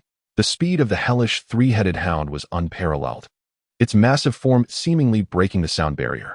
In mere seconds, both Zhong Ye and Lin Ying would meet a tragic demise. In this moment of crisis, he swiftly activated his personal mobility device, departing the scene with remarkable speed. The colossal hound charged forward, obliterating the distant structure into rubble. This spectacle caused a slight twitch at the corner of Zhong Ye's mouth. This creature truly exhibited no regard for reason. Lin Ying, seek refuge behind the debris. This formidable beast appears to be far from ordinary. As soon as Zhong Ye finished speaking, Lin Ying took shelter amidst the ruins. The velocity displayed was indeed astonishing. Unburdened now, he fixed his gaze upon the hellish 3-headed hound. What level of power derived from the end would it possess? The hound shook its head slightly, casting a disdainful glance at Zhong Ye, revealing its belief that this fragile being posed no threat, destined only to await slaughter. In the next instant, it surged forward with terrifying speed. Now was the moment. This time, Zhong Ye did not retreat. With a subtle wave of his hand, he focused his will, transforming the essence of the end into a blade that he positioned before him. This sword, reminiscent of a flame blade, emanated dark flames of oblivion. The hellish 3-headed hound, undeterred, charged forth with ferocity. At that moment, the forces of oblivion and darkness collided. Then, an astonishing scene unfolded. Upon encountering the essence of the end, the mighty 3-headed hound sat down like a lapdog, panting and exhibiting a countenance of surrender. Upon witnessing the scene, Zhong Ye maintained his vigilance, wielding the blade of Terminus and brandishing it momentarily in the air. The three-headed hound, after a brief pant, began to crawl towards him, using its paws to advance cautiously. Fixating its gaze upon Zhong Ye, this look conveyed a singular message. It had been utterly subdued and now regarded Zhong Ye as its master. It would execute any command issued by him without hesitation. Zhong Ye sensed this profound sentiment and gazed incredulously at the blade of Terminus. What immense power did this entity possess? There was no need for him to strike. It effortlessly quelled the formidable hellish beast. It appeared that his understanding of this phenomenon was still woefully inadequate. Once he confirmed the hound's submission, he called out to the ruins, "Lining, I have dealt with it. It is safe now, come out." Upon hearing the word safe, Lining cautiously peered out, her eyes widening in disbelief at the sight of the hound lying submissively on the ground. "You subdued that creature?" "Indeed. It seems to stem from a certain power I possess." Lining gradually emerged from the debris, but at that moment, the hound suddenly erupted into a fervent bark. Woof, woof, woof. The cacophony startled Lining, prompting Zhong Ye to swiftly intervene. "What are you doing?" "That is my friend." He then struck the hound with a fist, leaving it momentarily stunned. Reluctantly, it resumed its position on the ground, ceasing its barking. In its perspective, this was an egregious injustice. It merely sought to alert its master and express unwavering loyalty. Lining gradually approached, her fear of the three-headed dog palpable. When she finally reached Zhong Ye's side, she cautiously inquired, "This, is a secret, and I cannot divulge it to you just yet." Lin Ying's expression was somewhat peculiar, yet filled with anticipation as she pressed on. "I noticed the sword in your hand. Could that aura mean?" Zhong Ye assumed she had discerned his identity. After all, only a select few among humanity possessed such formidable power. Instinctively, he placed a finger to Lin Ying's lips, signaling her to be silent. "Yes, it is precisely as you suspect. Do not inquire further. Do you understand?" Lin Ying nodded eagerly. Indeed, as she had surmised, Zhong Ye must be Zhong Yi's son. Otherwise, how could he wield such strength? This lineage could elucidate all the inexplicable circumstances surrounding them. He had been summoned to this desolate land, endowed with the immense power to combat the encroaching shadows and rescue its inhabitants, inadvertently saving her in the process. Lin Ying felt a surge of hope. She was certain she would escape this ruin, and the invading darkness would be subdued, heralding a bright future once more. Well then, should we not begin rescuing others now? Zhong Ye was momentarily taken aback by her suggestion. He had intended to leave directly, but Lin Ying had prompted him to consider this task. If Lin Ying was present in this wasteland, it stood to reason that others still survived. He nodded in agreement, preparing to activate his personal movement device, only to be halted by Lin Ying's plea. "It is prudent to conserve energy, and do we not now possess superior alternatives?" She gestured towards the beleaguered, three-headed hellhound, her lips curving into a radiant smile, as if she were contemplating devouring it. Volume 3, The Starry Seas Maze Chapter 9, The Final Battle in New York. Indeed, one must never offend a woman. At this moment, Zhong Ye felt the weight of this truth more acutely than ever. The once formidable three-headed hellhound had now been tamed to an extraordinary loyalty, soaring through the ruins with both of them aboard. Lin Ying displayed no semblance of pity, urging the creature with fervor to fulfill its task. "Over there are signs of life. Hound, fly in that direction." "All right, this time it's over here, yes." "Right beneath the twin towers, continue, hound." She incessantly commanded the hellhound, even affectionately naming it Xiaotian. "Do you not find it reminiscent of the dog belonging to the three-eyed Yangjian?" He scrutinized Xiaotian closely, yet discerned no resemblance.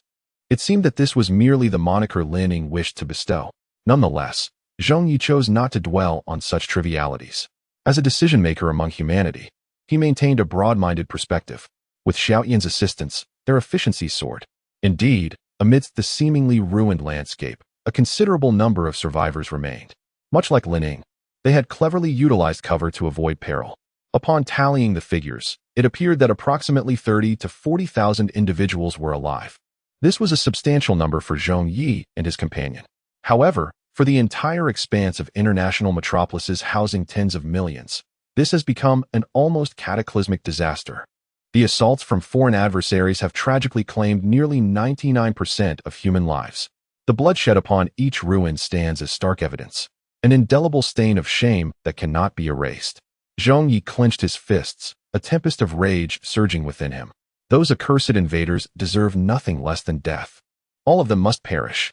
He must witness firsthand what this world has become. Xiaodian, I pose a question to you. Upon your arrival in this realm, have you ever taken the life of a human?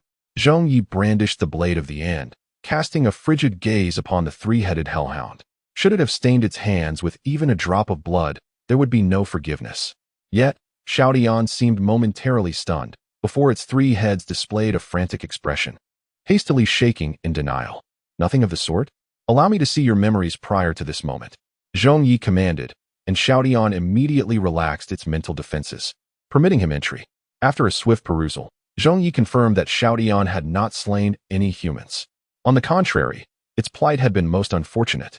Upon arriving in this world accompanied by countless shadows, it encountered Zhong Ye, thus beginning its path of taming into Xiaodian. Very well, from this point forward, you shall be my pet. However, remember, we shall endure countless battles rife with blood and tears, facing dangers that may claim our lives at any moment. Are you willing? Xiaodian nodded without hesitation. The three heads extended their tongues, gazing at Zhong Ye with unwavering loyalty, having already recognized him as their master. After rescuing humanity, it is imperative to cleanse the shadows enveloping the entire city. This task is fraught with peril. Zhong Ye wished to shield Lining from the dangers. Yet she resolutely nodded, her expression brimming with unwavering determination. No, I shall accompany you. Those fiends have slaughtered my comrades. I must witness this vengeance with my own eyes. Her words resonated with such conviction that Zhong Ye regarded Lin Ying with a measure of astonishment, etching her name into his memory. This woman truly embodies the spirit of a heroine.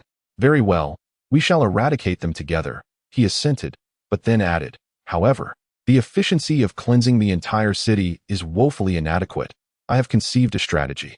What strategy? She inquired. We shall use the survivors we have located as bait to lure the monsters, enabling us to annihilate them in one fell swoop. This was an audacious proposal. Even Lin Ying was taken aback for a moment, astonished by the man's resolute nature. But will this not lead to the demise of the surviving humans? I have contemplated this issue. Thus, I do not intend to use them directly. Instead, I will employ their recorded holographic projections. Zhong Ye produced a device reminiscent of a DSLR camera. By projecting this into the sky, the light waves will disseminate this information in all directions. At that moment, the shadows shall descend. But will our capabilities be sufficient to confront such terror simultaneously? The plan is sound, yet if we are overwhelmed in one decisive blow, all will be lost. Zhong Ye, however, revealed a smile. It is possible. We shall undoubtedly succeed. The smile exuded an infectious charm, instilling in Lin Ying a sense of exhilaration and hope. She found herself instinctively believing that the man before her could indeed accomplish all that he aspired to achieve. Very well, I trust you. Let us commence. After briefly settling the surviving members of humanity and imparting to them the impending horrors, Zhong Ye and Lin Ying mounted the howling sky and journeyed hundreds of kilometers away. They exchanged a knowing nod. The time had come. The holographic image was then unleashed, with information disseminating at the speed of light into the boundless surroundings. In an instant, the previously tranquil sky darkened at a visible pace. Shadows enveloped the horizon, omnipresent and steadily converging upon Zhong Ye from all directions. This was the climactic battle for New York City, a confrontation between the time-traveling decision-makers and the encroaching shadows. Lin Ying, tell me, are you afraid? Zhong Ye asked, gazing upwards at the countless approaching shadows with a calm demeanor. Yes, I am afraid. But what of it? I shall shatter them all, leaving not even a bone behind. Such ambition is commendable, but remember that it requires sufficient strength to uphold it. This time, allow me to assist you in realizing all of this. Before him, the myriad shadows began to morph continuously, dolls, corpses, zombies, clowns, and indescribable entities of Cthulhu. Each of these terrors corresponded to the fears harbored within the human psyche. It was through such fear that they found nourishment, enabling their emergence and growth, as they brought forth dread and destruction upon humanity. Yet he had never succumbed to fear of these entities. In the stillness of the night, a singular thought coalesced, drawing forth the inexorable breath of annihilation from unfathomable depths. This essence converged into a singular point, enveloping all within its grasp, and then it began to expand, relentlessly radiating outward. At the moment the shadows made contact, A lamenting wail of despair reverberated through the heavens, an unending cacophony of terror. This was an absolute horror, a chasm insurmountable, a profound abyss they could not bear to gaze into. The essence of annihilation, akin to a black hole, voraciously consumed everything in its path.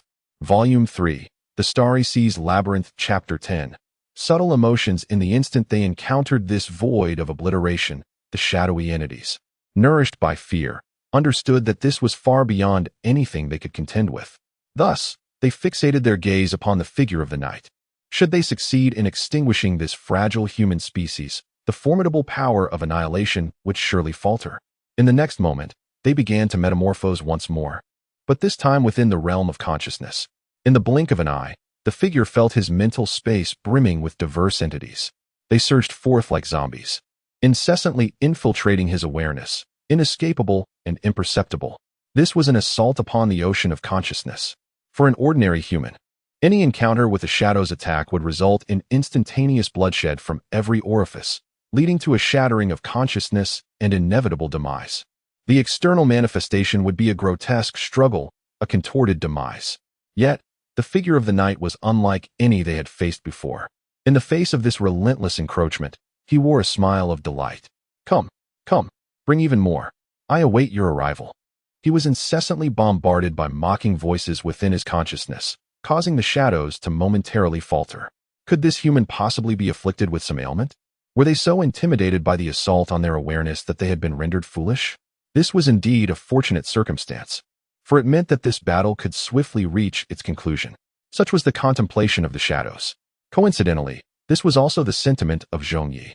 Observing the shadows as they hastened their invasive erosion, he felt an unparalleled joy, greater than ever before.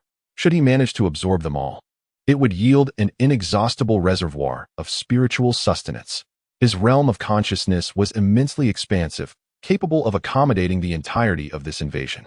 More crucially, within it resided an entity as terrifying as the end itself, the crimson crystal, a fragment of the soul from the future divine emperor, drenched in crimson. Upon sensing the multitude of shadows encroaching upon his consciousness, Zhong Ye immediately focused his mind and activated the soul fragment. In an instant, boundless crimson flames erupted into a fervent blaze. The sky within his consciousness was ablaze with light and heat, scorching the presumptuous souls of the shadows. Their frenzied howls and delirious murmurs only deepened Zhong Ye's elation. Having slaughtered countless humans in New York City, they deserved to suffer the torment of their souls as a fitting end. To this end, Zhong Ye meticulously controlled the intensity of the crimson flames, ensuring that these remnants of souls did not perish outright in the inferno. This was a hell of azura, a cataclysmic shattering of overwhelming sin. Zhong Ye reveled in it all, his smile bordering on madness. It was only at this moment that the shadows truly comprehended that the true terror was not the aura of annihilation, but the man before them, his very madness more insidious than the infinite abyss. Only when the last shadow was reduced to mere remnants did Zhong Ye cease the searing of the crimson flames. At that moment, the realm of consciousness was ethereal, enveloped in an unprecedented silence. The myriad remnants had been absorbed by the pure azure seed of the human civilization's collective essence. This, once again, significantly augmented Zhong Ye's awareness. He could sense that he was nearing the ability to conjure matter from nothingness. The pure azure seed was derived from the collective of human civilization and was intrinsically linked to his very self. In other words, the stronger the collective, the stronger he would become. This was the sole decision-maker sustained by the power of his race, capable of absolute dominion over the entire species. Consequently, the collective would not hoard even a fragment, but would wholly bestow its gifts upon Zhong Ye. The countless corporeal forms of shadows had been entirely consumed. Stripped of consciousness, they were utterly incapable of escaping the insatiable abyss of annihilation. This, in turn, magnified its powers severalfold, making it increasingly difficult to control. Simultaneously, the crimson crystal served as a suppressive force, restraining its usual movements. Only in this manner could he attain a semblance of security. He sensed that if such feasts were to recur several more times, the power of annihilation would ultimately escape his grasp. At that juncture, he would be the first to be obliterated by it. Only then could it exist in complete freedom. Presently, Zhong Ye wielded two potent forces, rendering him an unparalleled entity within the vast cosmos. nearly impossible to replicate. The interplay of these two opposing yet harmonious powers would inevitably manifest a strength that would cause the universe itself to tremble in awe. Upon understanding his circumstances, Zhong Ye shifted his gaze towards Lin Ying and inquired softly, "I have resolved your predicament, leaving them with not even a trace. Next time, ensure that you accomplish everything on your own. Xiao Tian, let us depart." "Wait, do not leave yet. I have something to say to you," Lin Ying urged, halting Xiao Tian's movements. "Who exactly are you?" "I am Zhong Ye. Are you not already aware?" "No. You know that my question pertains to something else entirely. What is your true identity? To wield such formidable power, to command boundless violence and destruction, to possess a resolute understanding of everything, and to harbor an affinity for humanity itself, you cannot possibly be an ordinary individual. Do not deceive me. Who are you truly?" Lin Ying's eyes glistened with tears, as if she had arrived at a certain realization. He was certainly not the descendant she believed him to be, but rather a being of far greater strength, perhaps even transcending humanity itself. Faced with Lin Ying's intensity, Zhong Ye resolved to no longer conceal the truth and slowly uttered 3 words, "The decision maker." "I belong to humanity, recognized collectively by the human alliance and the convergence of races, existing in the past, present, and future as the decision maker." This was a secret that belonged solely to him, and now it was known to Lin Ying. Zhong Ye understood that by revealing this secret, the distance between them would inevitably widen. The identity of the decision-maker inherently entailed the responsibility to bear all burdens, leaving no room for personal attachments or emotional ties. Upon hearing those words, Lin Ying's eyes brimmed with crystalline tears. A complex and subtle medley of emotions swirled within her, a blend of anticipation and forgetfulness. Indeed, she should have anticipated this long ago. The presence before her was a fragment of humanity's vast expanse, not merely meant to linger by her side. After navigating through a myriad of intricate thoughts, Lin Ying wiped away her tears, revealing swollen eyes that evoked profound sympathy. "Are you all right?" "Yes, I'm fine, Your Excellency," she replied, her last vestige of stubbornness manifesting. Zhong Ye was acutely aware of it all. He understood. Lin Ying's voice was barely a whisper. Yet the celestial beast comprehended her intent as it whisked them away, vanishing beneath the crimson moon. Volume 3, The Starry Seas Labyrinth, Chapter 11. The blood tide descends upon the earth as the iconic 3-headed hellhound returned. The surviving populace erupted in exclamations of joy. They too had felt the terror of the recent battle. The aura of doom spread as shadows engulfed the heavens, carrying with them an unfathomable dread. The sky itself was transformed into a realm of darkness. Few could have fathomed the true might of the being riding the hellhound. Such power firmly established Zhong Ye's stature in their hearts. This was a triumph forged in blood and tears. In light of the jubilant cheers from the multitude, Zhong Ye felt a surge of elation. However, a starkly pragmatic dilemma soon loomed before him. How to manage such a vast population? To transport them all would be an insurmountable challenge, for he could not safeguard every aspect along the journey. Fragmented shadows linger, perpetually reaping the lives of those ensnared within their grasp. Alone, one cannot accomplish such monumental tasks. Moreover, even if one were capable, the vast resources, medical needs, and intricate logistical management for hundreds of thousands remain daunting. Surely, one cannot endure a life of perpetual hardship. Thus, rather than leading them away, Zhong Ye made a more pragmatic choice. He resolved to leave all these individuals in the ruins of New York City. At least here, there remained a relatively ample supply of resources to sustain their existence. To establish a semblance of human order, he facilitated the election of several leaders among the survivors, introducing a system of checks and balances. Undoubtedly, Lin Ying emerged as one of these leaders and the sole female among them. Additionally, the survivors included various administrative personnel, thereby forming a foundational framework known as the New York City Survivor Alliance. It is believed that, once liberated from the devastation wrought by those monstrosities, they would be able to forge a better existence. Zhong Ye devoted several days to finalize this significant undertaking. The time had come to depart from New York City. However, before his departure, he summoned Lin Ying. "What is it, my lord?" she inquired. "I have something of great importance to entrust to you," Zhong Ye replied, as he concentrated his thoughts and entered the realm of consciousness, retrieving a small seed of pure azure. This seed represents a fragment of humanity's essence, capable of existing independently after separating from its original form, akin to an autonomous entity. Take this. It is the power I bestow upon you. While the end is beyond your grasp, this essence is just right. Lining extended her hands, cradling the azure light, her body trembling slightly as she inquired, "What a precious existence this is. Why bestow it upon me?" Although she was unaware of its nature, her intuition alone conveyed its immense power. This was something beyond the confines of this era, an entity that stood alongside the heavens.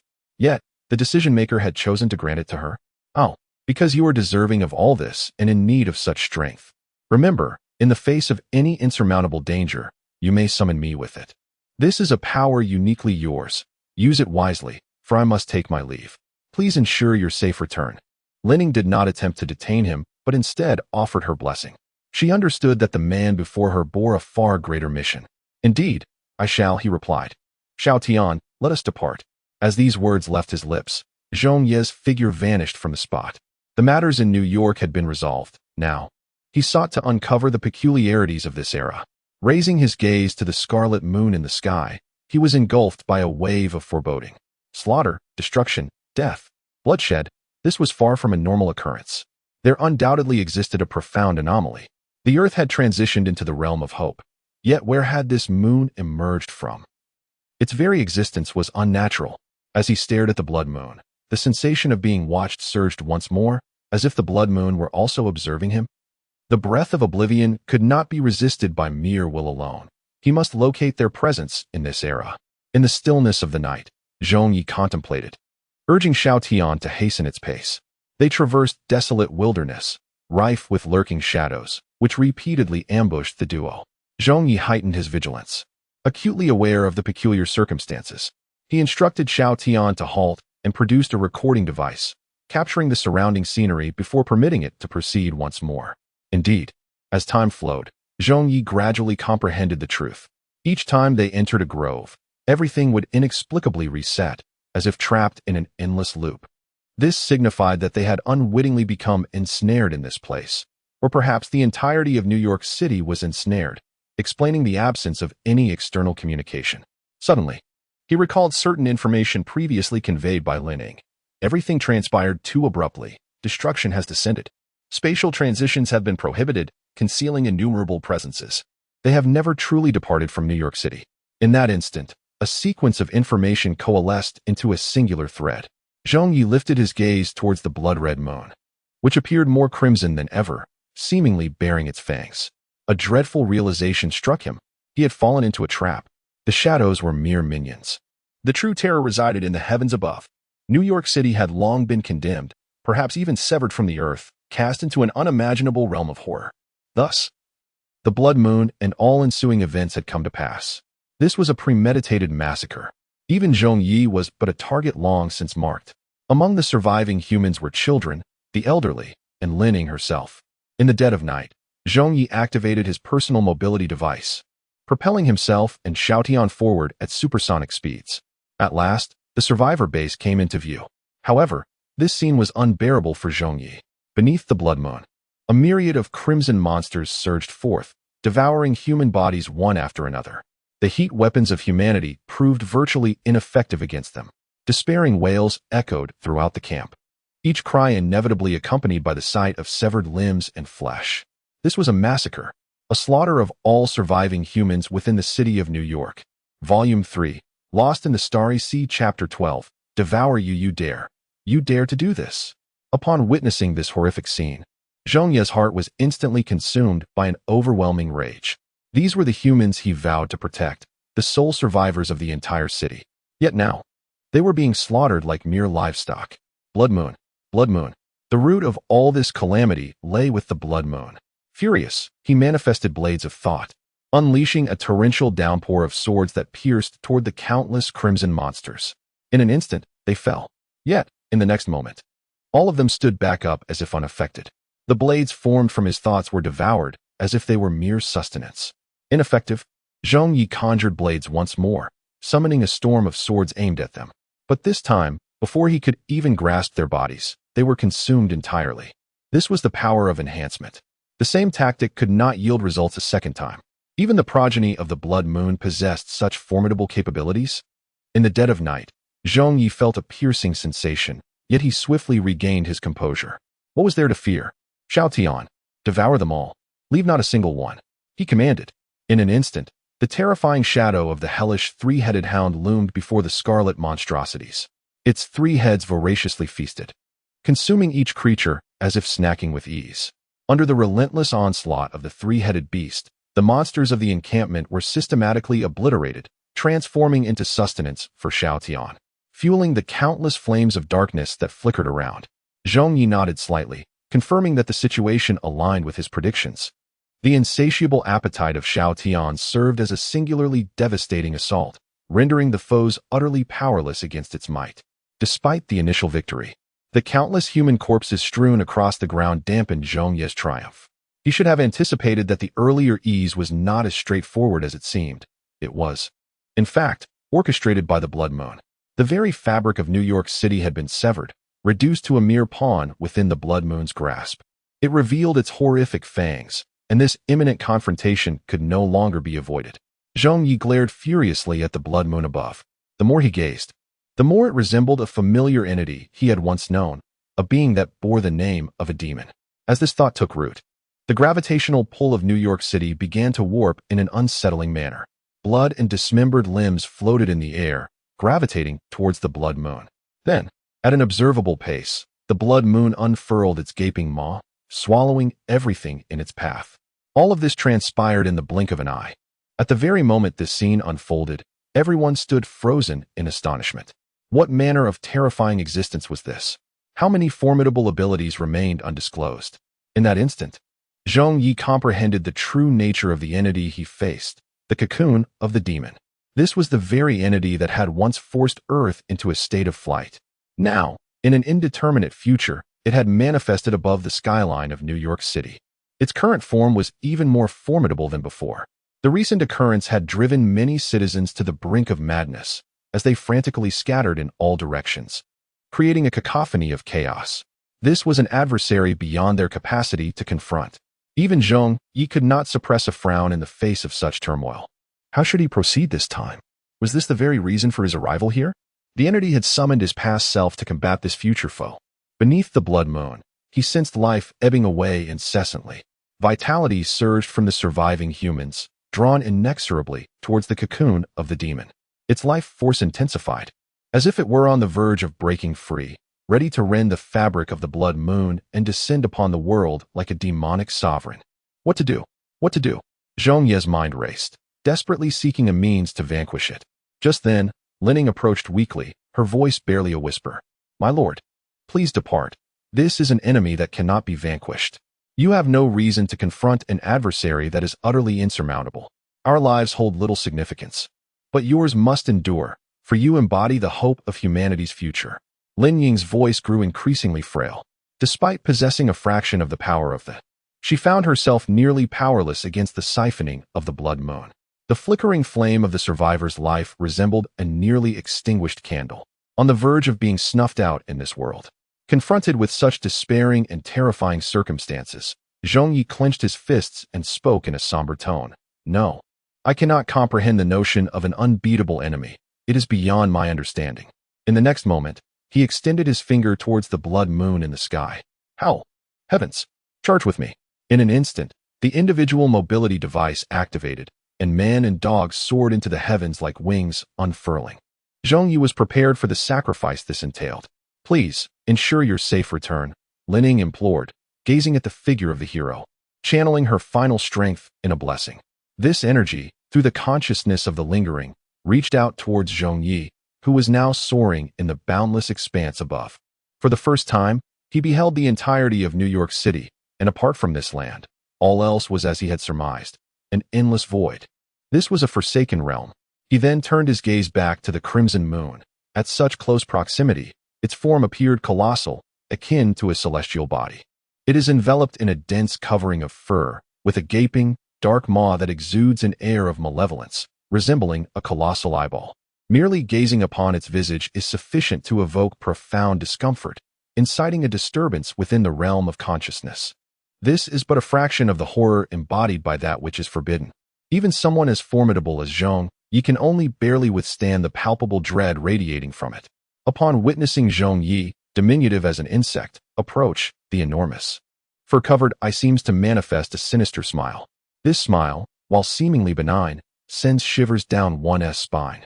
The moment this smile is perceived, Zhong Ye's consciousness begins to sway uncontrollably, overwhelmed by the terror that emanates from the abyss. Ominous whispers of dread emerge, incessantly repeating three words: devour you, devour you. Volume 3, Journey Through the Starry Sea, Chapter 13.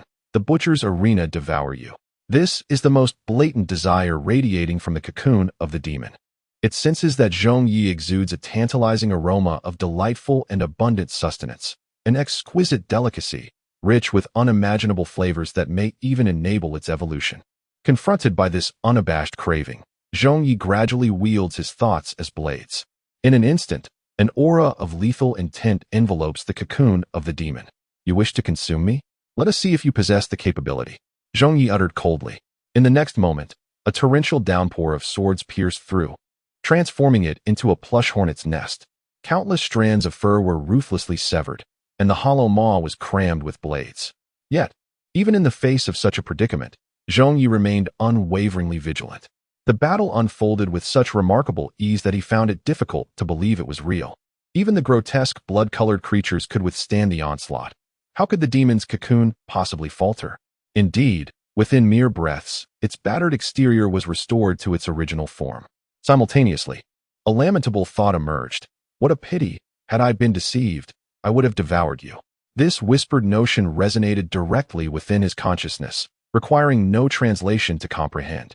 Upon hearing these words, Zhong Ye's demeanor grew increasingly grave. In his hands, pure azure particles of light began to converge continuously. This brilliance and power emanated from the earlier blade of intent had merely been a probe. What followed would be the true assault. He witnessed the pure azure light coalescing in his palms, merging into a formidable and terrifying sphere of impact. Onward. With those words, the assault born from the essence of human civilization surged forth towards the demon's cocoon. Yet, instead of evading this fierce attack, the demon's cocoon displayed an unmistakable delight. A delectable sphere, it exclaimed, opening its gaping hollow maw to directly bite down upon the impact infused with the two immense forces collided in an instant. Countless particles surged and transformed, as the space at the center began to fracture inch by inch, releasing energy and light in an infinite burst, resembling a vast ocean of pure azure radiance. This terrifying sea of light obliterated everything in its path. Zhong Ye merged all his intent with the protective force field, bracing himself against this overwhelmingly powerful wave of impact. At the very heart of the sea of energy lies the cocoon of demons, its fur, eyes, mouth, and even its entire form ravaged beyond recognition. It has nearly lost all capacity for resistance. Witnessing the astonishing effectiveness of Zhong Ye could not contain his elation. This time, he was determined to capture the cocoon of demons, placing it within the realm of finality, subjecting it to relentless torment akin to the abyss. He immediately surged forward, enveloped by myriad force fields that shielded him from the omnipresent onslaught of energy. In the next instant, a wisp of finality's essence seeped through the seal, manifesting in the palm of his hand, thus binding him as a servant of finality. Zhong Ye approached the cocoon of demons with unparalleled fluidity, resolutely striking this colossal mass with a single palm. This was a once-in-a-lifetime opportunity. A successful hit would surely invoke the overwhelming power of finality to obliterate it, eternally subduing it. Yet, in that fleeting moment, the dying cocoon of demons suddenly revived, an endless sea of crimson surging forth, accompanied by an eerily chilling laughter. Hee. At last, I've deceived you. In an instant, countless tendrils sprouted from the void, lunging toward Zhong Ye. Faced with these appendages, even the layers of force fields could only shatter one after another, barely withstanding for a moment. This was a crushing dominance on the level of life itself. An absolute supremacy of strength. Should he be ensnared by those terrifying tendrils, he would undoubtedly become prey without exception. Reacting with lightning speed, Zhong Ye seized the precious time afforded by the layers of force fields and summoned the crimson crystal from the recesses of his mind. In an instant, a raging inferno erupted, repelling all the incoming tendrils. Seizing this hard-won opportunity, he swiftly vacated the attack range of the demon cocoon. The two adversaries momentarily distanced themselves, and the terrifying collision ceased for the time being. Zhong Ye could clearly see that the demon cocoon, which had been reduced to almost nothing, had somehow completely restored itself to its original state. Unscathed? No, it was not entirely unscathed. Its aura had diminished by nearly 1/10,000th compared to before. Although this reduction was exceedingly negligible, it still constituted a glimmer of good news, Zhong Ye contemplated. In the vastness of the universe, energy adheres to the law of conservation. Even the formidable demon cocoon could not disregard this principle or wield energy without constraints. Nonetheless, this good news hardly seemed favorable. The opportunity he had narrowly secured at the cost of his own life, even with the use of the precious crimson crystal, had only managed to deplete a mere fraction of the opponent's power. At this rate, even if the opponent stood still and allowed him to attack, he would tire long before achieving any significant damage. A war of attrition was utterly impractical. The inevitable outcome would be the demon cocoon claiming victory by an overwhelming margin. A swift resolution was imperative. What to do? Just as Zhong Ye's thoughts raced, the demon cocoon suddenly radiated its sanguine light. What was it attempting? Confusion gripped him, but as he beheld the life force being siphoned away, his eyes brimmed with crimson. This creature was draining the lives of the survivors in New York City. The demon cocoon even belched contentedly, revealing a chilling and delighted grin. How delightful! Humans are truly delectable creatures. As the words fell, its terrifying gaze suddenly turned towards Zhong Ye, vanishing into thin air in an instant. Had it disappeared? Was it a teleportation or a spatial shift? Zhong Ye immediately became alert, yet within this vast expanse of space, he could find no trace of it. However, in the next moment, a voice calling out resonated within his consciousness. My lord, it has arrived. It has descended upon the camp. It intends to devour everyone. This was Lin Ying's summons through the condensed entity. In an instant, Zhong Ye rushed towards the camp with utmost speed. Even so, it took him several minutes to reach his destination. The sight before him filled him with profound sorrow and rage. The demonic cocoon loomed like a mountain of flesh, countless tentacles stirring chaos throughout the camp. The remaining survivors had nowhere to escape, being ensnared one after another into this tentacled meat grinder. Vibrant lives were severed in half, stripped of all vitality. This was a massacre orchestrated by a demon. Just as he was about to charge forward, ready to confront the demonic cocoon, a familiar, feeble figure appeared amidst the tentacled slaughterhouse, Lin Ying. In the preceding battle against the Crimson Aberration, Lin Ying had exhausted all her strength. Subsequently, having her life force drained by the demonic cocoon, she was now on the brink of collapse. Yet, the blood-soaked scene of slaughter formed by the tentacles loomed ever closer. If he was not mistaken, within mere moments, she would become part of the countless shattered corpses. As the moment of impending death approached, Zhong Ye seized Lin Ying's delicate form. Do not speak, we must depart. Like a dragonfly skimming the water's surface, Zhong Ye placed Lin Ying atop Xiao Tian. Gazing at him, a figure reminiscent of a legendary hero, Lin Ying smiled faintly before drifting into a serene slumber. Xiao Tian, take her to a place of safety, as far away as possible. You cannot partake in this level of battle. Do not accompany me to my demise. Do you understand? Yet Xiao Tian looked at Zhong Ye. Barking several times, its eyes filled with lingering devotion. It did not wish to flee, but instead to stand by Zhong Ye until the end. Such loyalty tugged at Zhong Ye's heart. Then, place her in a safe location first, and then return to join me. Woof. Xiao Tian responded, and immediately set off into the distance. After ensuring Lin Ying's safety, Zhong Ye raised his gaze toward the multitude of writhing tendrils. The demon cocoon. It shall pay the price it deserves. In an instant, his personal mobility device activated, propelling him forward at a speed that shattered the sound barrier. The aura of annihilation blossomed in his grasp. This was a full-scale assault. He had previously experienced the terror emanating from annihilation and could not afford a moment of complacency. The sky was filled with obstructing tentacles, weaving a suffocating net, intent on ensnaring Zhong Ye completely. To break free from this binding web, he relentlessly consumed the energy of annihilation. Yet, as soon as a tentacle was vanquished, more sprang forth, an unending surge that seemed impossible to eradicate. This is the strategy of the cocoon of demons. It aims to engulf the night in its overwhelming assault, leveraging its vast reservoir of energy. Once the breath of annihilation is exhausted, the night shall become a lifeless corpse. This is a truth that the night, ensnared within, is painfully aware of. Yet, much like an overt conspiracy, it is nearly impossible to unravel by mere human effort. The crimson crystal has just been employed and cannot be summoned again in the near future, lest it inflict grievous damage to the soul's essence. For the first time, the knight finds itself cornered with no escape.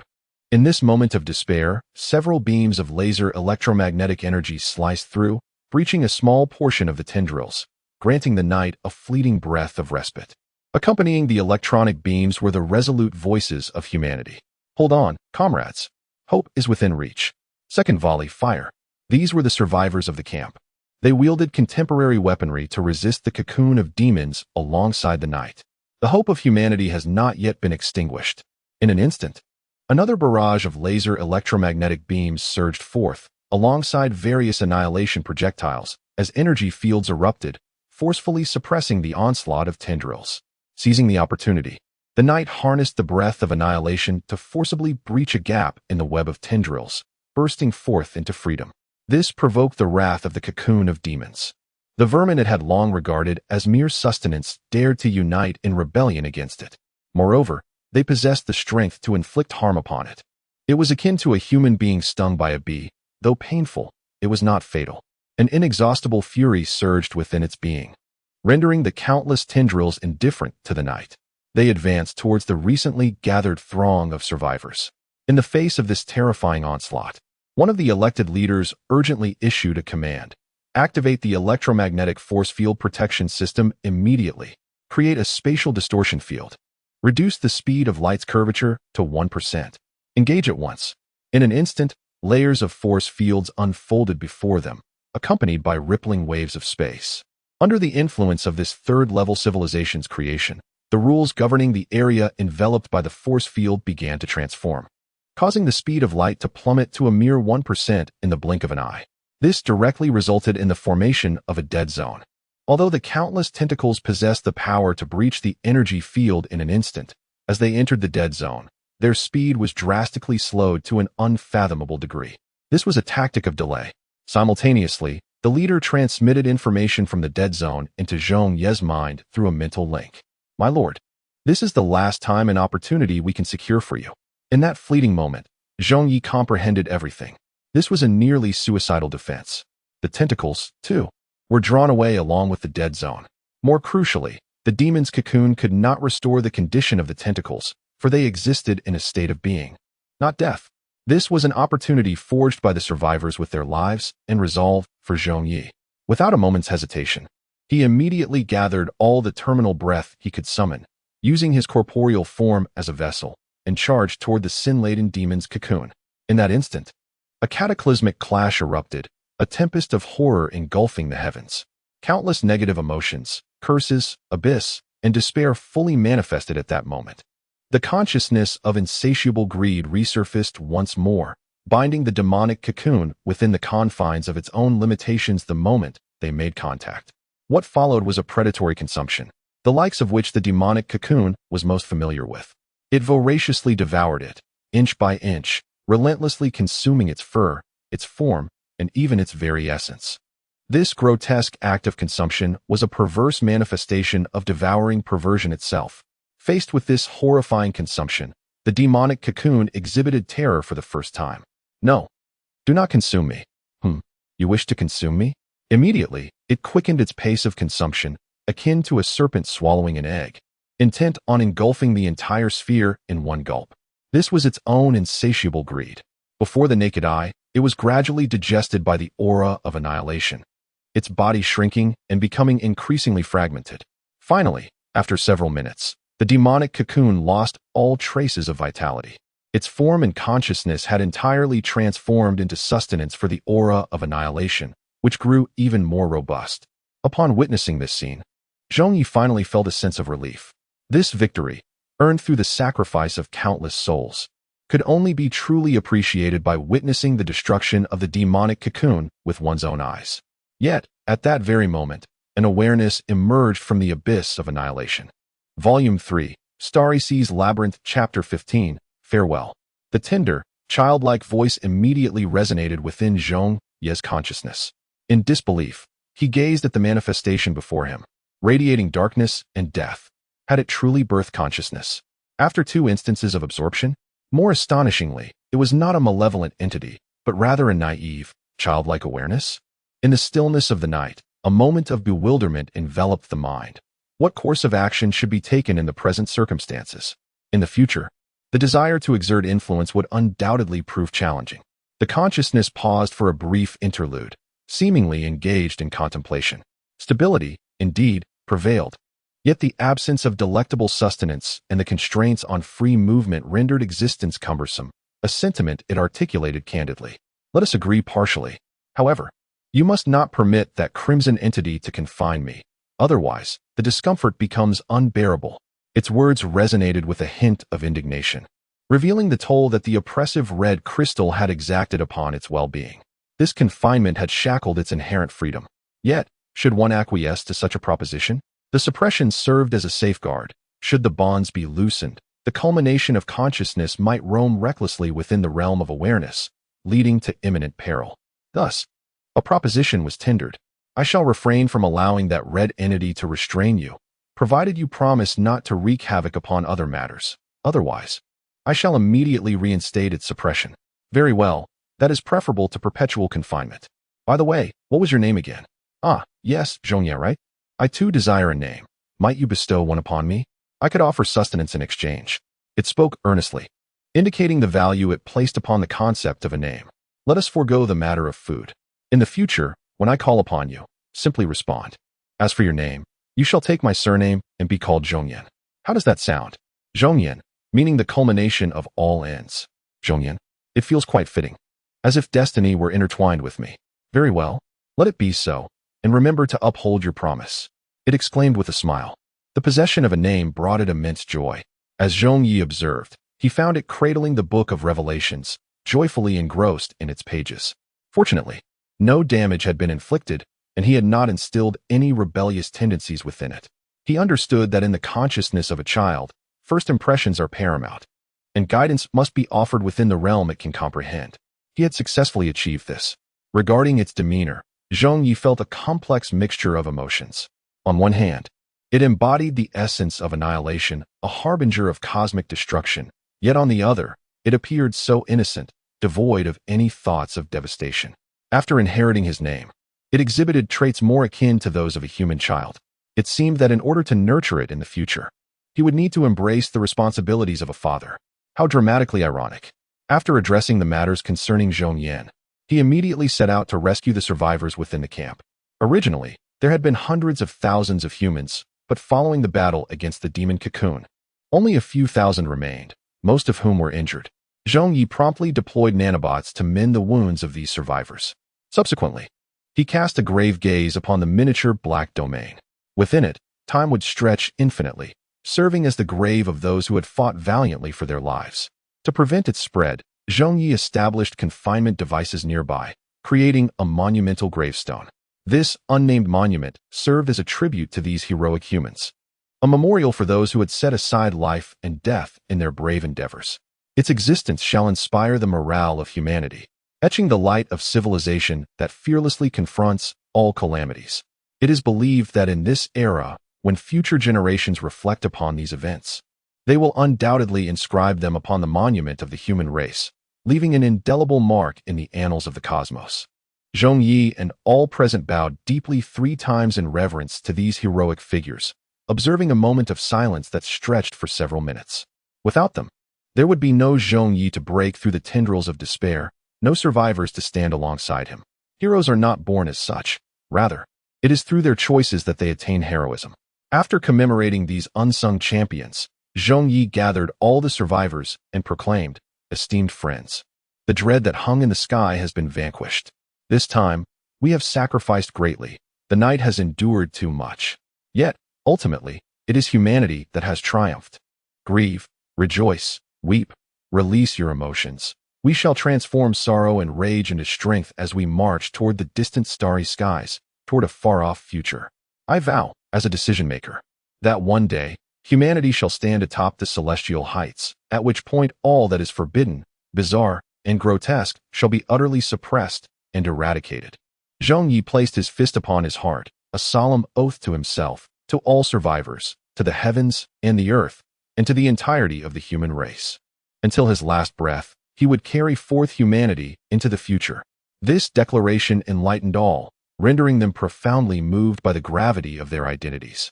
This is the esteemed decision-maker, a figure belonging to humanity. Previously, he brought forth hope.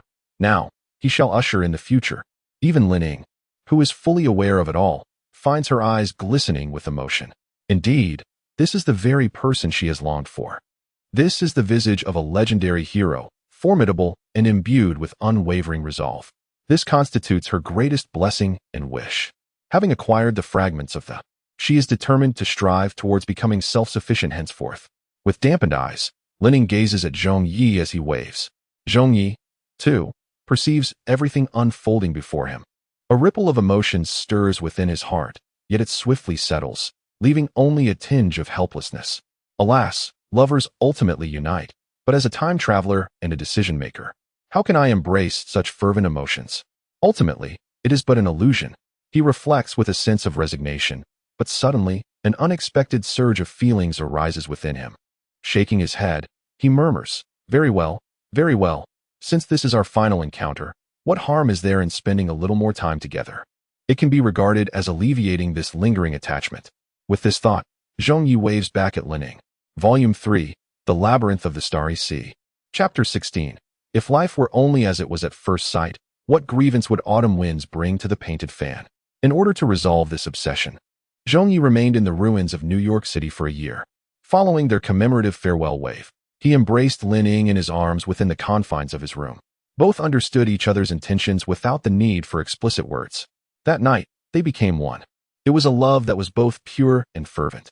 In the year that followed, Zhong Ye and Lin Ying stood by each other, diligently collaborating with numerous survivors to reconstruct the desolate city of New York. While they had only managed to restore structures akin to mere streets, the conditions were markedly superior to those of their previous encampment, providing a semblance of normalcy in their lives. This was the public aspect of their endeavors. On a more personal note, Zhong Ye devoted each day to meticulously exploring the mysteries of power alongside Lin Ying. This was genuine power, rather than some adult concept. And under Zhong Ye's careful guidance, Lin Ying had reached a level of consciousness comparable to that of Zhong Ye upon his arrival in New York. Furthermore, she had mastered various skills through sheer will, possessing the capability to stand independently. Meanwhile, Zhong Ye's consciousness had grown exponentially stronger.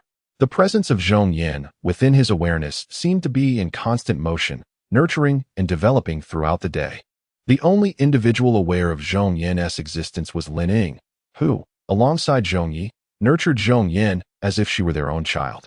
Consequently, Zhong Ye's character had begun to take on a more human-like quality, acquiring a degree of cognitive ability that brought both Zhong Ye and Lin Ying comfort and joy. Throughout their companionship, Lin Ying also came to understand Zhong Ye's identity as a traveler from another realm. What an astonishing experience it was. Only he had managed to escape peril time and again, rescuing humanity from the brink of disaster repeatedly until now. As for Lin Ying's background, Zhong Ye had inquired once. She hailed from a family of scientists, with generations steeped in the realm of science, and influenced by this legacy, she entered the field herself. Armed with an exceptionally high IQ, the era of his birth, as inferred by Zhong Ye, likely coincided with a time when humanity was enveloped in hope. The realization of this has left him in a state of astonishment. To think that his future wife was merely a young girl in the same era is truly bewildering. Fortunately, his lifespan is considerably lengthy, allowing him the patience to wait for Lin Ying to mature into adulthood. By that time, their relationship would align with societal norms. Yet, a peculiar thought has persistently lingered in his mind. Judging by Lin Ying's initial demeanor towards him, it appeared she was unfamiliar with his presence. It was as if he had never existed in her world throughout the decades of shared experiences. This notion seems implausible. His consciousness is safeguarded by powerful entities, making it difficult for external forces to erase his existence. Thus, only one possibility remains. The future of this dark matter world is not the same as the timeline he originally inhabited. This implies that he has fallen in love with Lin Ying from an alternate timeline, which accounts for their lack of acquaintance here. After all, the disparity in their identities makes their meeting improbable. Reflecting on these thoughts evoked a sense of melancholy within him. Is this the nature of love for a time traveler? Zhong Ye shook his head, nostalgically gazing at the familiar street. Nevertheless, the companionship of this year has allowed him to comprehend this obsession. In his heart, Zhong Ye mused. And at that moment, A tender and clear voice echoed in his consciousness. It was the voice of Zhong Ye. Who gave you permission to pry into my thoughts? It is not a matter of desire, but rather one of necessity. This year has already reached its limit. How can one continue to indulge? Unexpectedly, both individuals chose to depart quietly at that moment. He inquired of Linning, if one day I were to simply vanish, would you not feel sorrow and nostalgia? Linning smiled and replied, of course I would, but surely that is preferable to us clinging to one another and weeping uncontrollably. You too must remember me well. Nearly all the tears of my life have been shed for you. Furthermore, she added, I believe that no matter which timeline or world I inhabit, should you appear before me, I would inevitably fall in love with you. That is my firm conviction. He then questioned, if the one who loves me is not the memory of you, would you not feel heartbroken? Not at all, she responded. For I believe that every version of me across all timelines is indeed me. As long as it is you and I, why should I feel sorrow? Please, do not cry.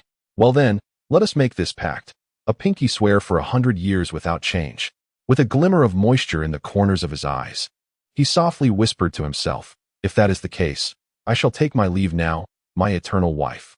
With a mere wave of his hand, the spatial constraints of New York City were lifted. Perhaps, in this alternate timeline, there exists another version of himself as a decision-maker, striving tirelessly for the future of humanity. This also signified that the time limit had arrived. He took a lingering glance at the familiar streets, the baker, the playful children, the diligent workers, and the pure, lovely visage of Linning. Indeed, as promised, there was no dramatic embrace filled with reluctance. Then I shall depart, my beloved. At that moment, a voice, laden with tears, reached his ears. My esteemed decision-maker, may you tread the path of eternal peace and safety. As he opened his eyes, Linning was already in tears. My beloved, may you also find everlasting tranquility. We shall meet again in the future. For the first time, Zhong Ye's voice quivered. He knew, she knew, and Linning was aware. If life were only as it was at first sight, what sorrow would the autumn wind bring to the painted fan? Volume 3, The Lost Stars, Chapter 17. The might of races upon his appearance. Zhong Ye and others immediately turned to Zhong Ye with urgency, inquiring, Your Excellency, how did this latest expedition into civilization fare? What do they look like? What elements constitute their forms? And what is their civilization level? How many light years away are they? Their eagerness to glean the fruits of this endeavor was palpable. Yet, Zhong Ye wore an expression of profound melancholy, uttering not a single word. He merely wished to lie quietly and enjoy a deep slumber. This behavior astonished them. What could be the matter? Had the decision-maker suffered an attack from an alien consciousness, rendering him foolish? No, he still possessed awareness. Might he have witnessed some monumental event? Even the previous incident involving the negative universe had not affected him this way. The scientists speculated in vain, never considering the emotional dimensions of the situation. They were engrossed in their scientific pursuits, indifferent to such matters. Yet they could discern that Zhong Ye's current state was amiss. After preparing a cup of hot water and bringing a chair for the esteemed guest to rest, the others resumed their research. This was humanity's golden age. Every precious moment must be seized. After a considerable duration, Zhong Ye finally emerged from her melancholic state. She had once imparted to me the importance of prioritizing the greater good of humanity, suggesting that a future reunion was not entirely out of the realm of possibility. With this sincere and fervent sentiment concealed within her heart, a glimmer of light returned to her gaze. Zheng Lao, I am ready. Come forth, and I shall relay to you the entirety of my exploration within the realm of dark matter. Zhong Ye promptly approached her side, preparing to document the revelations. This task fell within the purview of his responsibilities. What is the status of civilization, the races, their classifications, and the distances involved? Humanity inhabits a 3rd to 4th tier level of cosmic civilization, with distances corresponding to the strata of the world lines.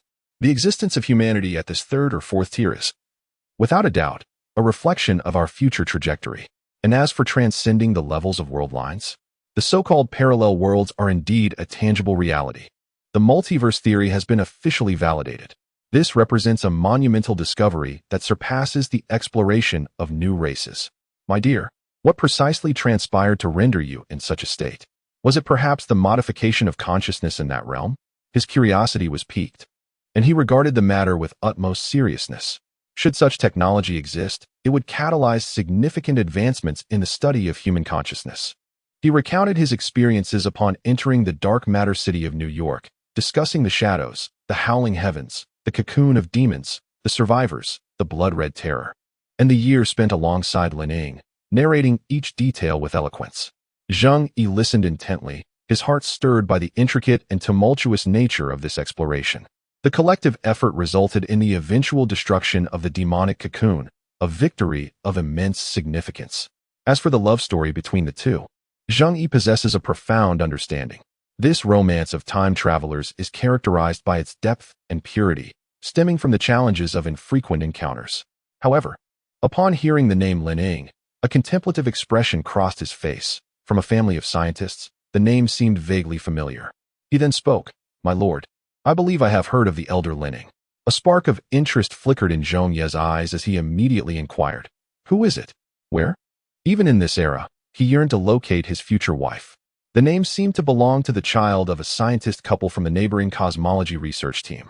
Zhong Ye urged Zhong Ye to continue sharing the information. Soon, he was well informed about Lin Ying's identity, residence, and other details. Lin Ying, currently 8 years old, is attending the National First Cosmic Primary School. Upon receiving this information, he let out a slow sigh of relief. Finally, he had found her. "My lord, do you wish to meet her now?" Zhong Ye asked. "I can accompany you. They are all aware of my identity." "No need. It suffices to know she is living healthily. We are in a golden age, and it is imperative to shift our focus towards the cosmos. The weight of humanity's responsibilities rests upon my shoulders. I cannot be ensnared by matters of the heart. Moreover, I have promised you that in my lifetime, I shall behold the vastness of the stars and the boundless truths of the universe."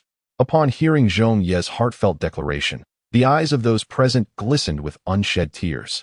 This pursuit is not only theirs, but the lifelong aspiration of humanity itself. To this end, they are willing to sacrifice everything, even their lives. Following the announcement of this exploration into the realm of dark matter, humanity has been set ablaze with excitement. The existence of parallel universes and future worlds is indeed a reality. This undoubtedly heralds the dawn of a new era. The vast cosmos is no longer a mere figment of imagination. One day, humanity shall venture into that infinite realm, exploring boundless possibilities. After this revelation, the elusive Wei Lai found Zhou Yi, expressing rare approval. "Well done, it seems humanity is gradually finding its way. The confirmation of the multiverse's existence indicates that you are beginning to grasp the true essence of the world, and the mysteries of the cosmos will gradually unfold before your eyes." However, Zhou Yi conveyed a hint of dissatisfaction towards Wei Lai. "With all that said, do you comprehend the peril we faced? I nearly fell victim to that forbidden entity. Had you informed me beforehand that there existed a convergence of world lines in the dark matter realm, I could have avoided such a perilous predicament, and most of the sacrifices could have been averted." Upon hearing this, Wei Lai's expression turned grave. "Do you believe all of this is my fault? This is an exploration on the milestone of human civilization, yet as a decision-maker, you think we, the electromagnetic spirits, should divulge information? That is utterly absurd. In the expanse of the stars, which civilization does not bear unimaginable sacrifices. We have even endured being sealed for billions of years for the sake of a mere promise. Sacrifice is inevitable, yet we must not remain stagnant. Rather, we should continuously forge ahead on the path of our own civilization, a journey that we must undertake ourselves." These words illuminated a misconception for Zhong Ye. The path of one's own race has always necessitated self-advancement. To seek to harness external forces to acquire knowledge and conquer without cost is undoubtedly an obliteration of the intrinsic cohesion within the race. Only by fighting through blood and tears, truly experiencing the harshness of the cosmos, does one earn the right to grow and ascend to the pinnacle of the universe. Truly powerful races embody this principle. Volume 3, The Labyrinth of the Stars C, Chapter 18, All Will Begin. The gifts of external power can ultimately never replace the spirit and drive of the race itself. This is the insight that Zhong Ye has gleaned from his journey. He nearly strayed from the path. "My apologies, that was my oversight," he expressed regretfully. Recognizing one's errors necessitates correction. Meanwhile, Wei Lai picked up a comic book and said, Actually, this is also recorded in the Book of Revelations. I have two purposes for coming here. One was that earlier point, and the other. Let me think. Oh, right. It is to briefly explain the current situation regarding the world lines. You must pay close attention, as this is critical information. Wei Lai began to expound. The universe is not singular. Rather, it comprises an infinite number of realms. Each choice, each decision, and each stroke of chance leads to the emergence of different parallel worlds, which aligns with the well-known theory of the multiverse. In order to distinguish and comprehend the myriad multiverses, we have adopted a model of world states, categorizing them into three distinct forms based on the strength of civilizations. The first is the divergent state, wherein the inherent deficiencies of the universe preclude even the most advanced civilizations from emerging, limiting their contact to the fringes of higher cosmic civilizations. The second is the standard state, where the pinnacle of civilization can attain the level of advanced civilization, with the potential for sentient life to arise, although divine-level civilizations cannot exist due to insufficient support. The third category is the most peculiar, known as the unique state. Its existence remains unverified, existing merely as a conjecture. It symbolizes the overarching developmental trajectory of the entire multiverse, endowed with unparalleled resources, sentience, civilization, and power. It can be asserted that the other states are sculpted and evolved from it. The closer a world state is to the unique state, the greater its strength becomes. Notably, the pinnacle of civilization theorized within this framework has reached the level of divine civilization, nearly transcending the world tier of the unique state itself. Crucially, the unique state does not exist perpetually. It manifests only when a specific significant event is triggered. Upon absorbing all this information, Zhong Ye felt an overwhelming sense of astonishment. What pivotal knowledge this is! Countless parallel worlds have been classified into three states, and the enigma of the unique state far surpasses that of the other states. It is almost a remarkably powerful specter, manifesting only when necessary, giving birth to its own ephemeral existence, from which all other worlds emerge, forming its unique state. Such information, it is presumed, can only be explored and comprehended upon reaching the heights of advanced cosmic civilization. Today, Wei Lai has preemptively enlightened Zhong Ye, allowing him to grasp the intricate relationships involved. Consequently, an inquiry arose within him, prompting him to pose a question to Wei Lai. With such an abundance of world states in existence, what kind of state does our universe belong to? It cannot possibly be a singular state, can it? Wei Lai cast a glance at Zhong Ye and replied, certainly not. According to our classification of electromagnetic spirits, our universe belongs to the ninth world line of the standard state. The ninth world line? How is this determined? He inquired again, perplexed. It is observable in the dark matter realm. We previously catalogued 8 world lines, hence the designation of the ninth. How many standard states are there in total? It is unknown. Perhaps there are merely 9, or possibly hundreds, or even tens of thousands. Who can truly count them all? This exemplifies the infinitude of the multiverse. An infinite fraction of infinity still residing within the realm of the infinite. By human effort alone, it is utterly impossible to comprehend the infinite. The classification of world states and world lines reminded Zhong Ye of the warblers in New York City. To which category do they belong? He inquired once more of Wei Lai. Do you wish to know? Very well. This will be the last piece of information I share with you. The universe in question is the third world line of the standard state, arranged numerically before us. One must remember this distinctly. Zhong Ye promptly etched this information firmly in his mind. His wife exists within the third world line of the standard state. As he grows stronger, the opportunity for reunion will inevitably arise. He is filled with hope. At this moment, Zhong Ye bears the expectations of countless individuals, carrying the hopes of humanity's future. After expounding on the states and lines of the universe, Wei Lai stifled a yawn and imparted the final piece of advice for their journey. By the way, do remember to expedite the preparations for the galactic-level power as it pertains to the future of our 2 civilizations. I shall retire now. I am utterly fatigued. The surrounding space rippled, and he vanished from sight. Prompted by this reminder, Zhong Ye promptly made his way to the headquarters of the Human Alliance. He had an exceedingly important task to undertake. How is the overall development of the current civilization? Resources, energy, and the Hope Star. How much longer can they sustain us? Upon Zhong Ye's arrival, the relevant personnel immediately presented the pertinent data for review. Nuclear fusion energy has been successfully achieved, and preliminary contact has been made with antimatter annihilation energy. Gaussian weapons are now in mass production. Resources and energy are relatively abundant, expected to sustain contemporary human technology for a century. Meanwhile, In terms of consciousness, breakthroughs have also been made in the study of condensates, and psychokinetic devices are undergoing comprehensive testing, with the first product anticipated within a few months. The plan for the retrieval of the conglomerate has been demonstrated to be feasible. As long as one ventures towards the conglomerate through the intermediary of the midnight and uncovers pertinent human information, an alternative form of resurrection can be achieved. However, the complexity of this operation is considerable. The greater the temporal distance, the more challenging it becomes to trace remnants. In summary, amidst the rapid advancements of this golden era, humanity has truly reached a level of secondary civilization. Should they confront the Iborians once more, it would likely result in an unparalleled massacre, for they represent a complete secondary civilization. Yet, this is the utmost limit of hope within this region. At the current rate of consumption, within no more than 6 months, the energy of Hope Star will be entirely extracted by that miraculous creation. At that juncture, humanity will be compelled to abandon the second home, marking the end of the Golden Age, as they seek a new sanctuary amidst the vastness of the starry sea. This will inevitably incite new turmoil, with the unknown harboring untold dangers. Ultimately, according to scientific estimations, in 6 months, humanity is projected to attain a civilization level of 2.32.6. With the assistance of Midnight, the development of curvature navigation will become possible, thereby providing an additional layer of assurance.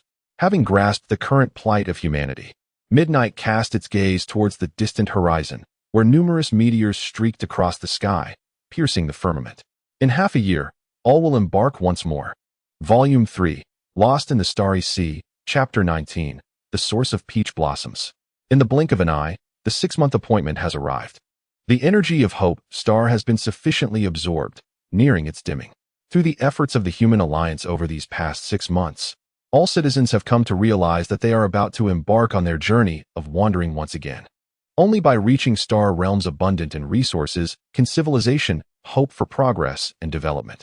To this end, there is neither haste nor chaos. Material, energy, starships, and Earth, all have been meticulously prepared.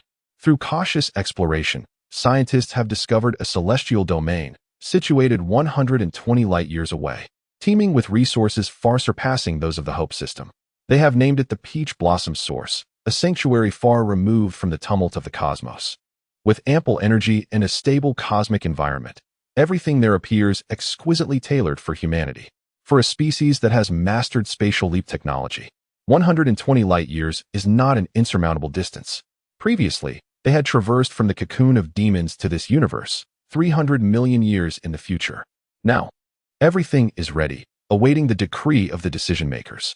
However, at this moment, Zhong Ye has just returned from an exploration of the dark matter realm. After 6 months of diligent investigation, he has undertaken numerous expeditions and gained a preliminary understanding of it. Yet, instances of crossing into alternate timelines have been scarce, and when they do occur, they are mere trifles, yielding little reward. Is it already time for the grand voyage? Zhong Yilin and Meng cannot help but express their skepticism. The decision-maker appears somewhat unreliable, yet it is not entirely his fault. The exploration of the dark matter realm is inherently unpredictable, and the passage of time in both worlds does not correlate. After a brief tidy-up and changing out of his blood-stained clothes, Zhong Ye entered a conference room at the headquarters of the Human Alliance. Before him lay a red button. As the button was pressed, the spatial leap enveloping the Earth and countless starships was set into motion. Every individual held their breath, fully attuned to this historic moment. Humanity was on the brink of departing from its second homeland to reach the fabled Peach Blossom Spring, embarking on a journey towards the civilization of the future. The conference room was filled with the elite of humanity, with innumerable media lenses focused on Zhong Ye. The entire human race was captivated by this grand live broadcast. The cocoon of demons, escape, advanced civilizations, negativity, dark matter. Each event sparkled with a light uniquely human. In this cold and silent universe, the brilliance of humanity was the very essence that allowed them to persevere. He believed wholeheartedly in this truth. Zhong Ye's gaze was resolute, and before him lay a speech that would serve as the oath of the Great Voyage Initiative. Yet, he did not adhere to the script. Instead, addressing the multitude of eyes upon him, he uttered but 5 words. The Great Voyage begins. These words encapsulated 1,000 sentiments. The efforts and hopes of countless individuals crystallized in this succinct declaration. In the next moment, He powerfully pressed the button. Planetary gravity is normal. Spatial structural integrity is intact. Destination locked. The spatial leap is about to commence. With each confirmation, the entire Earth was stirred by immense spatial ripples, akin to the gravitational waves emitted by a neutron star. In an instant, the layers of space opened, completely engulfing it. Almost immediately, the azure planet of Peach Blossom Spring materialized from thin air, 120 years away. The moment of arrival was met with an overwhelming influx of information. The transition device is functioning perfectly. Surrounding reference objects have been compared, cosmic coordinates confirmed, and the teleportation error is within acceptable limits. Everything is normal, with no negative effects whatsoever. After verifying a series of information, the Human Alliance solemnly released authoritative news. Humanity has traversed a staggering distance of 120 light-years and successfully arrived in the Peach Blossom Source Galaxy. They have triumphed. This announcement invigorated all of humanity. This spatial leap encountered no unforeseen incidents. Countless scientists, striving for perfection, ensured a remarkably stable and assured arrival within the designated area. This undoubtedly signifies that humanity has secured a foothold in the vast cosmos. Following their arrival, the Human Alliance swiftly initiated a series of preordained plans: stellar exploration, the construction of Dyson spheres, the establishment of domain-level defenses, and the creation of various spacefaring auxiliary constructs. The chosen landing site was meticulously selected, situated in the region abundant in resources and characterized by a remarkably stable cosmic environment. It boasts an endless array of asteroids. The entire Peach Blossom Nebula consists of 2 massive stars and countless asteroids, along with various cosmic debris. In terms of resources, it is equivalent to hundreds of Hope systems. This is sufficient to sustain humanity's propagation and development, potentially reaching Tier 3 or even higher levels of cosmic civilization. This is a reward for their audacity. However, there remains one crucial aspect that requires confirmation: the existence of extraterrestrial civilizations.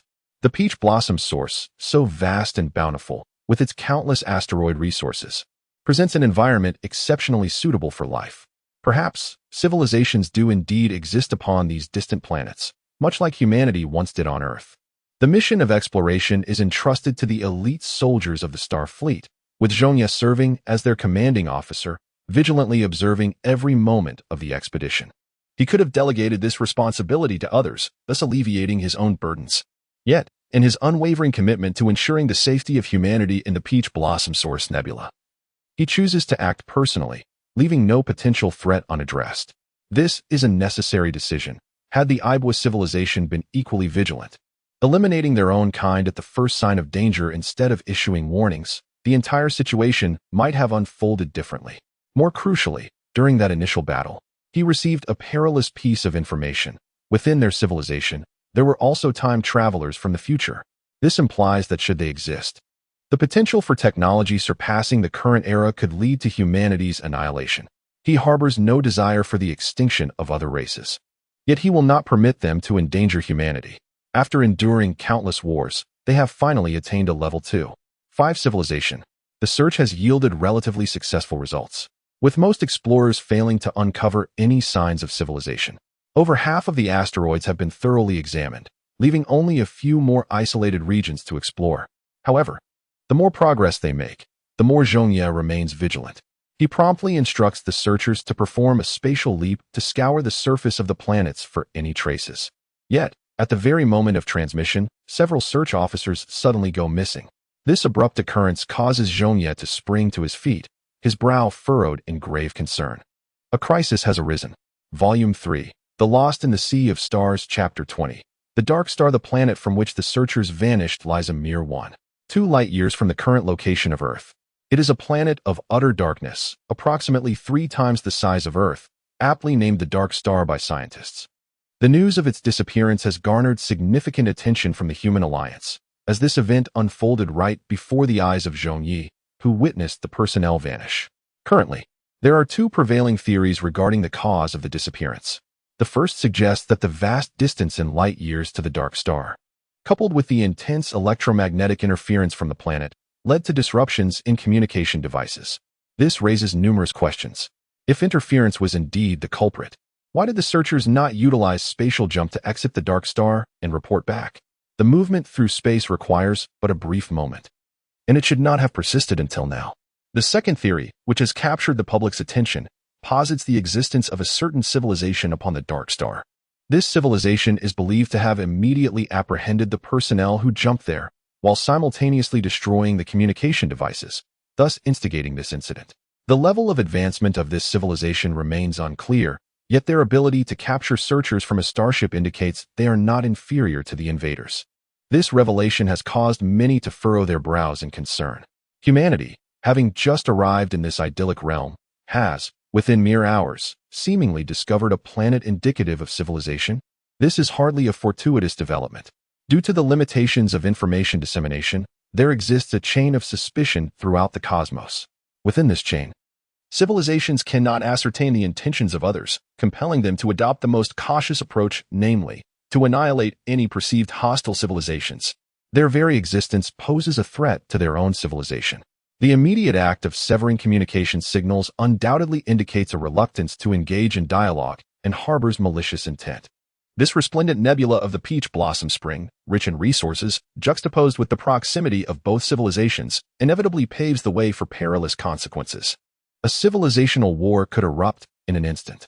Should this hypothetical scenario unfold, it would undeniably be a formidable challenge for humanity.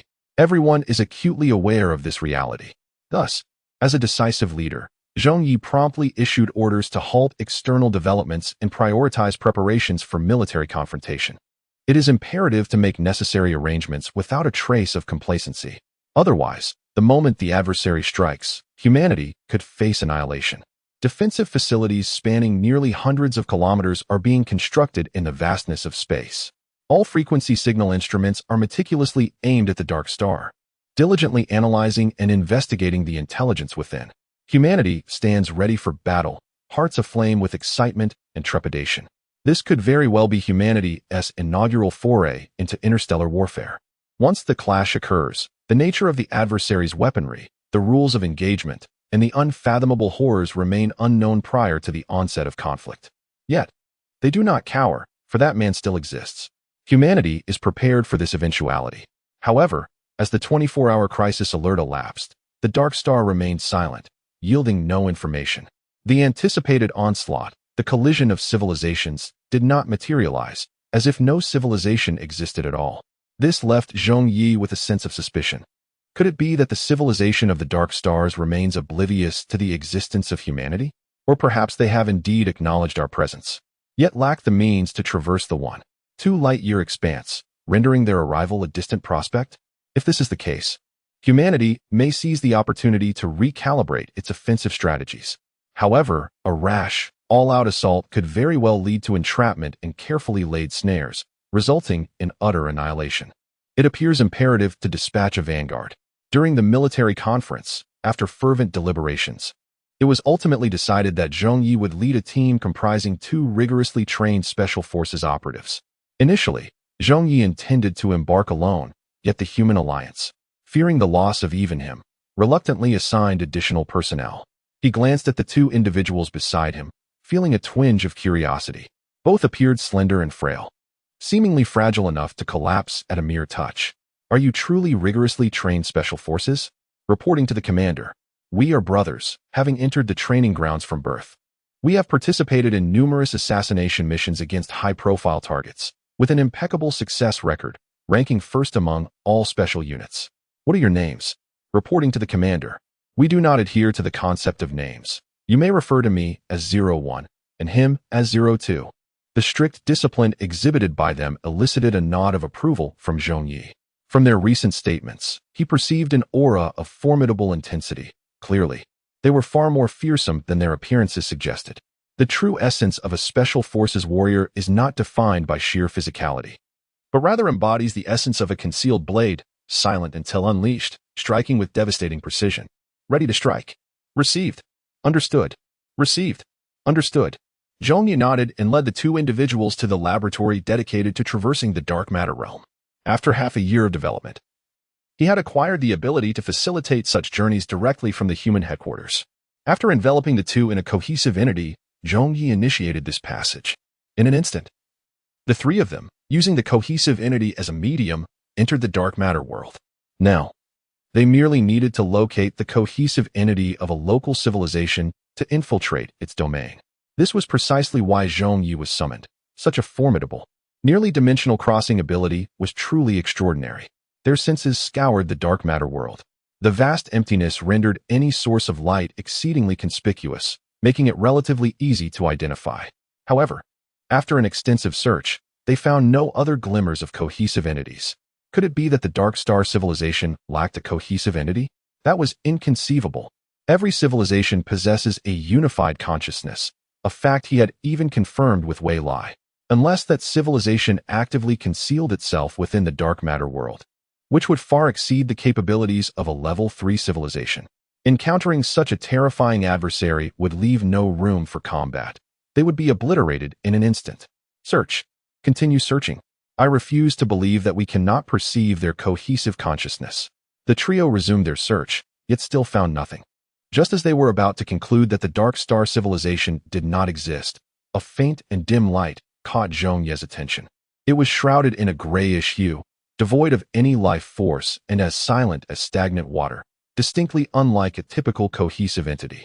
Yet, from that sensation, it was evident that it was indeed the cohesive entity of a civilization. There is certainly something eerie about this. It is prudent to tread with caution. After reporting the intelligence, Zhong Ye led the two companions towards the. Following a conceptual shift, they finally arrived before this ominous mass. As Zhong Ye gazed upon it, he was overwhelmed by a foul stench and a murky aura of death, devoid of any semblance of life. "Let me observe what manner of race you are," he murmured, as his fingertips brushed against it, merging with the dark, murky in the next instant. Volume 3, The Sea of Stars, Chapter 21, The Slaughterhouse. Murky, fetid, filthy, decayed, silent as stagnant waters. This was the most profound sensation imparted by the Dark Star. Upon fully immersing himself in the, Zhong Ye found himself upon a desolate expanse. He surveyed the surroundings and found not a single spot devoid of rotting corpses. They lay exposed upon the wasteland, scattered like refuse discarded carelessly. No living creature was to be seen, only the presence of the dead, an overwhelming abundance of corpses. Turning his gaze skyward, beneath an abyss of darkness, faint glimmers of light struggled to maintain the last vestiges of brightness upon the earth.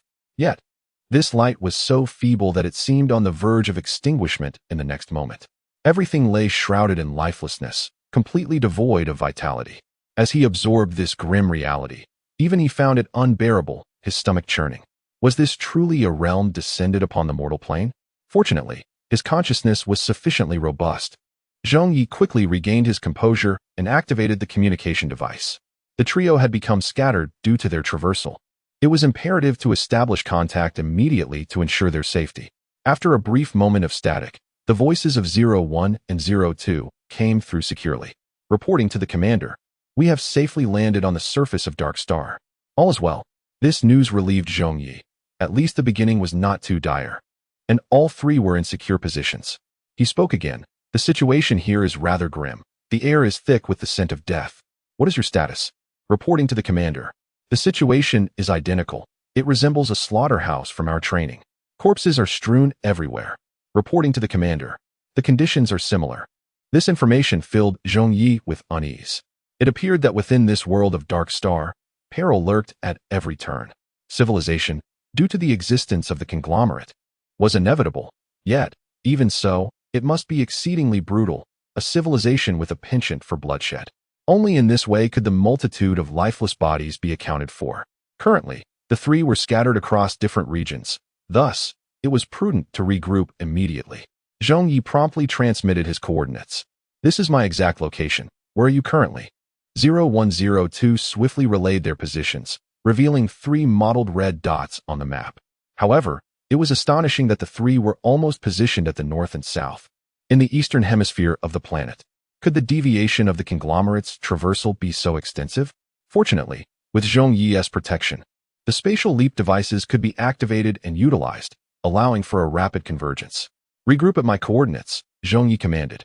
In less than a few breaths, the ripples of spatial transition surged forth, and 0102 materialized before him.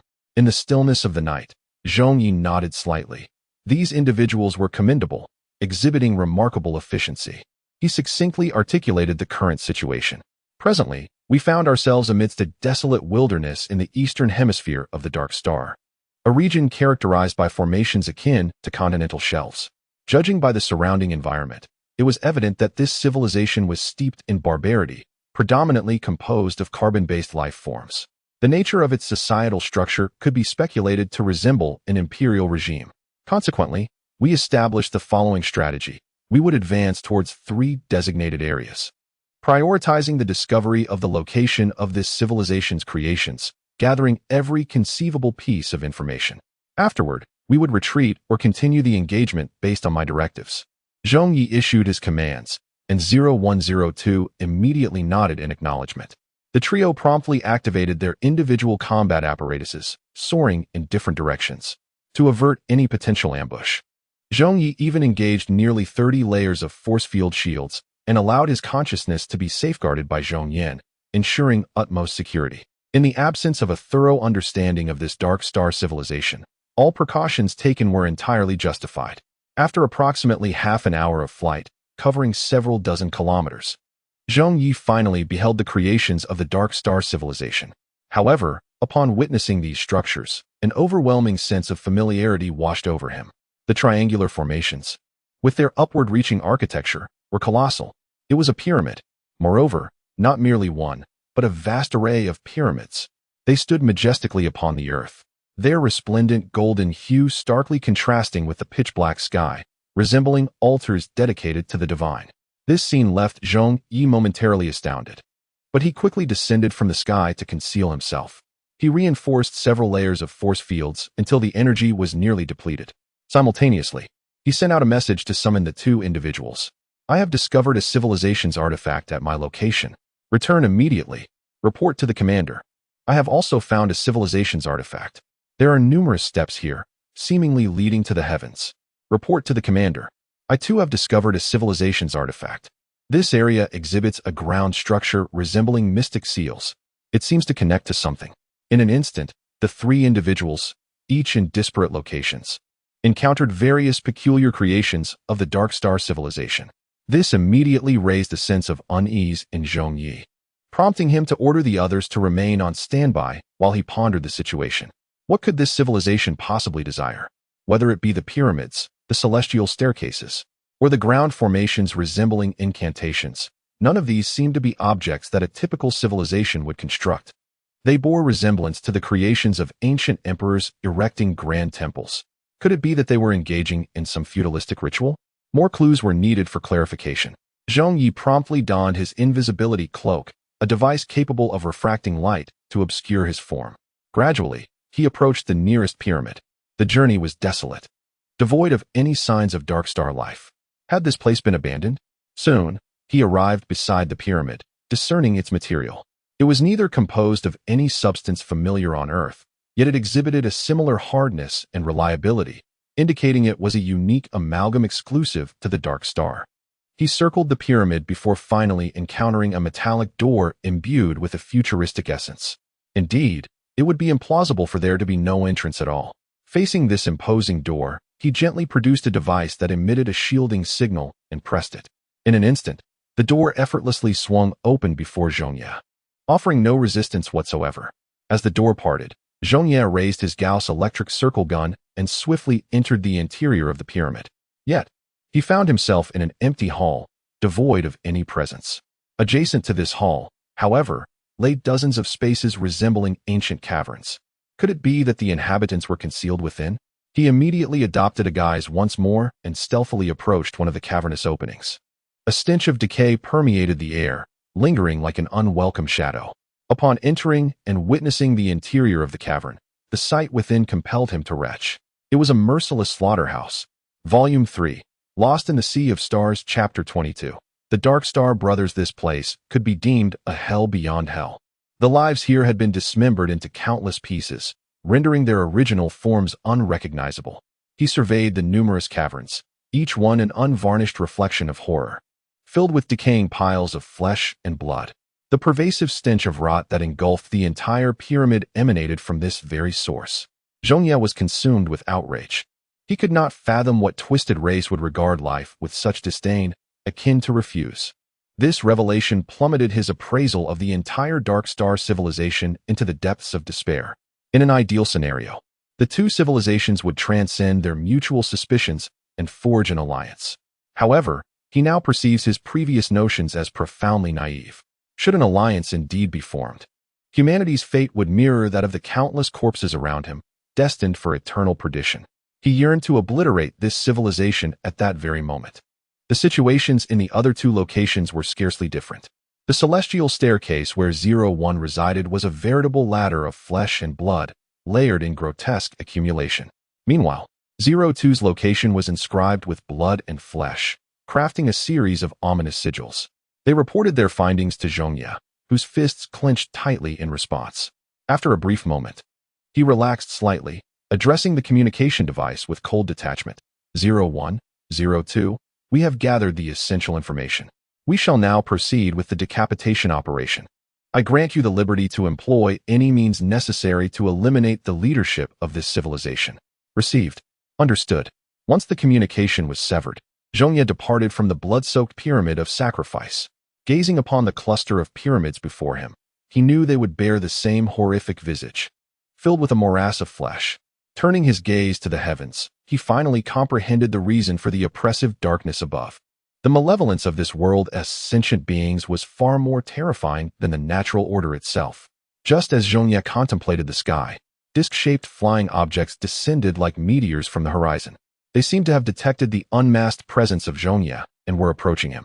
Soon, they hovered before him, and with a flicker of light, the true forms of these dark star entities were unveiled before his eyes. This is a creature of humanoid form resembling a dog, exuding an aura of grotesqueness. Various types of decaying pustules swell from its exterior, festering without restraint. Its visage is exceedingly fierce and malevolent, radiating boundless greed, capable of instilling nightmares that could last 3 days and nights merely by sight. Upon witnessing the appearance of Zhong Ye, they inexplicably displayed an insatiable greed, communicating in a language unknown to them. However, Zhong Ye disregarded the spoken words, choosing instead to comprehend through consciousness, as the dialogue was seamlessly translated within his mind. Such delectable fare. Is this truly a gift from the divine? Observing its unabashed form, I found it increasingly difficult to restrain myself. Exquisite. This is a heavenly delicacy. Let us share it among ourselves, my brothers. Get lost. Who do you think you are, claiming to be my brother? This belongs to me. Get the hell away. It is rightfully mine. The three, consumed by insatiable greed, began to tear into each other. This scene was both absurd and amusing. Meanwhile, Zhong Ye, who understood their language, approached with an air of indifference, directly transmitting his words into their minds. Divinity, bestowal, reveal to me all that you speak of. Yet, upon hearing Zhong Ye's voice resonate directly within their consciousness, the trio paid him no heed. Speak if you wish, but who do you think you are? Do I not have my pride? It seems you are simply eager to be devoured. What is the rush? Once we are finished quarreling, we shall end you. For heaven's sake, do not contest with me. Witnessing their utter lack of understanding regarding the current predicament, Zhong Ye let out a resigned sigh. In the next instant, his thoughts transformed into blades, saturating the space around the three dogs. Several knife-like edges glided past, inflicting wounds that, while not immediately fatal, would gradually lead to their demise, a slow and torturous death. Zhong Ye displayed an air of profound indifference, harboring no compassion for the dark star beings before him. It was only when their flesh was cut that they truly grasped the gravity of their situation, immediately collapsing to the ground in tears, pleading for mercy. Oh, Divine One, forgive our ignorance. If you could overlook our transgressions, spare us, your humble sweepers. Ask us anything, and we shall divulge all we know. Why did you not adopt this attitude sooner? Must you endure such suffering? Zhong Ye coldly inquired. Tell me everything about your kind, the deities, the pyramid, the tributes, everything pertaining to this civilization. My lord, we are but lowly subordinates. Above us are the greater lords and the grand lords, who govern our every action. The pyramid serves as a site for offerings to the deities, filled with the deceased, refugees, disaster victims, those without status. Everyone is present except for the grand lords. Every 100 years, a deity descends. When they arrive, our grand lords scramble to curry favor, eager to obtain the treasures bestowed upon them. Mechanical suits, dimensional reductions, and all manner of things we have never even heard of. I have revealed all that I know. My lord. No. Divine One. Spare us, I implore you. The words of the dark extraterrestrial being illuminated many circumstances for Zhong Ye. In essence, they resembled a feudal monarchy. They employed pyramids, steps, and other structures as sacrificial offerings, bestowing flesh and blood upon the so-called deities, thus giving rise to all these horrific sins. Hidden within this scenario lay a terrifying truth. Those deities were likely representatives of a far superior alien civilization. When was the last century? And now, what time is it in this current century? Oh, how could I possibly recall the last 100 years? All I know is that my two brothers and I have been tidying this place for quite some time, and the arrival of the next century is imminent, perhaps just a year or two away. A year or two? This revelation left Zhong Ye in stunned silence. He had not anticipated the rapid unfolding of events. This meant that in this star system known as the Peach Blossom Spring, the invasion of extraterrestrial civilization was merely a year or two away. Could it be that this place served as a breeding ground for those alien civilizations? A harvesting ground for souls? In an instant, Zhong Ye felt an overwhelming sense of impending doom. This information must be conveyed to the human alliance immediately. Preparations for a potential leap to escape must be made. He hastily reached for the communicator to establish contact. However, just as he was about to transmit the message, an interference of some sort emerged. In the next moment, a voice that did not belong to humanity echoed forth, translating to, I have found you. Volume 3, Lost in the Star Sea, Chapter 23, A Mere Lord? I have found you. This phrase resonated with terror, akin to a sovereign of the abyss, capable of dragging one's soul into the depths of hell. Did you notice? Where? Yet, in the face of such terrifying words, Zhong Ye fearlessly inquired, even exuding an air of nonchalance as if he regarded the threat with utter disdain. The voice, upon hearing this, was momentarily taken aback. It had not anticipated that amidst its intimidation, someone would dare to respond in such a manner. Indeed, I have noticed all three of you who have come here. It is rather amusing, especially in the sacred place where we honor the deities. You might as well prepare for your demise. You better act swiftly, or I fear I may be compelled to invade your lair. Following this declaration, it seemed as though the voice spat out a mouthful of pus and blood. Never had it encountered a being so brazen. Very well, wait and see. The first to perish shall be you. I grant you 5 minutes. I shall await your arrival here, or I will obliterate everything you hold dear. After uttering these words, Zhong Ye unhesitatingly severed the connection. He then turned to the three brothers on the ground and casually inquired, Can you discern whose voice that was? I can recognize it. That belongs to the Lord who governs this territory. Is he powerful? Indeed, he is formidable. It is said that he has endured for several centuries of sacrificial years. Oh, merciful heavens, spare us from this fate. They lamented almost in tears. The edge of that intent had already carved through vast expanses of flesh and blood, nearly leading them to a torturous end. Simultaneously, it had stripped them of all their armaments, leaving them clad only in their undergarments, bound and discarded on that airborne vessel. By the way, do tell me, where is that fellow's domain? In the city of the dead. To the northeast, just hundreds of kilometers away. All right, I understand. Zhong Ye immediately boarded the aircraft, simultaneously conveying the information regarding that entity to the other two. This communication was directly transmitted through the consciousness of the condensate, evading the surveillance of the entity. 0102.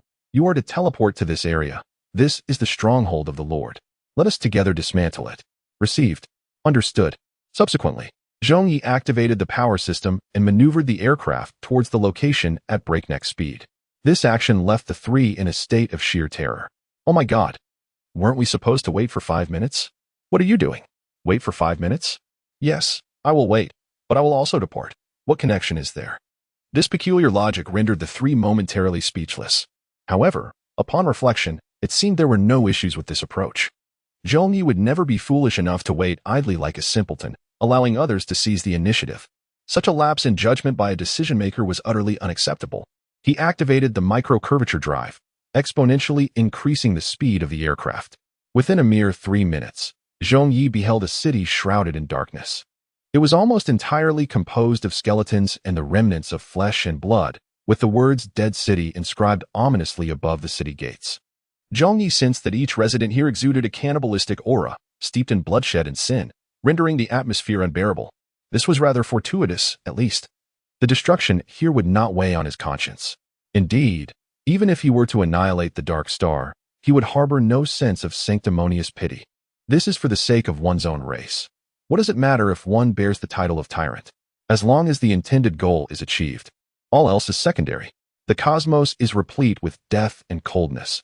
This is the true nature of the interstellar universe. In the next instant, he unhesitatingly hurled the annihilation bomb.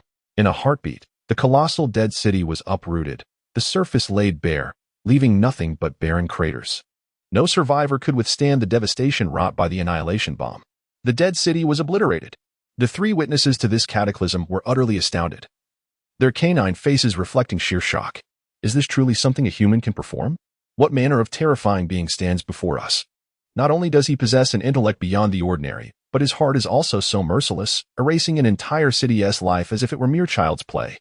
However, it matters not that everything has been destroyed, as long as the three brothers remain unharmed. The sense of racial belonging came to an end the day one became a cleaner. Surviving oneself is the only reality. As for the notion of race? So long as one does not become a sacrifice, that is sufficient. After annihilating everything, Zhong Ye sent precise coordinates to 01 and 02. In the next moment, a fluctuation in space occurred, and the two, adorned in their finely crafted gear, arrived at the scene. Upon spotting Zhong Ye in the sky, they activated their individual flight devices and approached him, reporting, Commander, the designated mission has been completed, and the sacrificial site has been successfully destroyed. Well done. Zhong Ye replied. 01 and 02 lowered their gazes to the now flattened dead city, comprehending the implications of Zhong Ye's recent actions. It appears that the decision-makers I have chosen to follow are not those endowed with an abundance of benevolence. This is rather fortunate, otherwise, my skills would be constrained at every turn. 3 individuals and 3 dogs gathered in this place, and at that moment, a figure shrouded in darkness emerged in the sky above. This was the Lord who held dominion over this territory. It gazed vacantly at the desolate city, incredulous that the home it had painstakingly cultivated was now lost. Not only lost, but the very land could no longer be utilized. It turned its head sluggishly to glance at the distant figure of Zhong Ye. Was it you? If you had arrived sooner, you could have perished alongside it. This venomous remark ignited a fury within the Lord, causing it to spew forth a mouthful of blood. This is utterly intolerable. Its expression twisted in rage, power surging within as it bellowed furiously at Zhong Ye. Today, I shall slay you. Otherwise, I shall never bear the title of master. Oh, very well, let us proceed. Just as it prepared to strike, an inexplicable paralysis seized its consciousness, rendering it immobile. In the next instant, 2 shadowy figures appeared from behind, swiftly delivering a blade to its head, severing it from its body. Another strike plunged into its chest, tearing it asunder from above. The execution was executed with such finesse and speed that resistance was entirely out of the question. In disbelief, it stared at Zhong Ye, its voice trembling as it inquired, "Did you not say to strike?" "Indeed, we shall strike, but it is we who shall take action. Did you truly think we would wait for you as if in a television drama? How amusing." As the final words reverberated, its body shattered into fragments, and its consciousness was ensnared by Zhong Ye, who allowed Zhong Yen within his mind to consume it. In that fleeting moment, he first used a mental shock to momentarily subdue the Lord, then commanded 0102 to swiftly behead him, resulting in such remarkable effectiveness. However, should there be a struggle, Zhong Ye had the ultimate trump card, ensuring a certain kill. After accomplishing this, he cast his gaze into the distance. It was time to meet the supreme authority of this dark star. Volume 3, The Lost in the Sea of Stars, Chapter 24. The Heavenly City. Do you 3 brothers know where the highest authority resides? Zhong Ye inquired nonchalantly. Yet an aura of impending doom emanated from him. The terrifying demeanor immediately caused the 3 brothers to kneel and exclaim, "O Divine One! Are you referring to the Grand Lord's Grand Lord? The heavens are high and the Emperor distant. We only know of a place called the Heavenly City, but we truly know nothing of its exact location or how to reach it." Observing the 3 brothers' response, Zhong Ye realized that he could extract no further information. As mere cleaners, they performed their monotonous tasks day after day in this region. What could they possibly know? Since they were unreliable, he resolved to depend on himself. He concentrated his consciousness and entered the condensate, sensing the area with the highest population at the current time within the dark star's condensate. There, without a doubt, lay the so-called Heavenly City, or at the very least, information pertaining to it. He swiftly locked onto the target, confirming its position. We explore the region at the utmost speed, reporting any anomalies.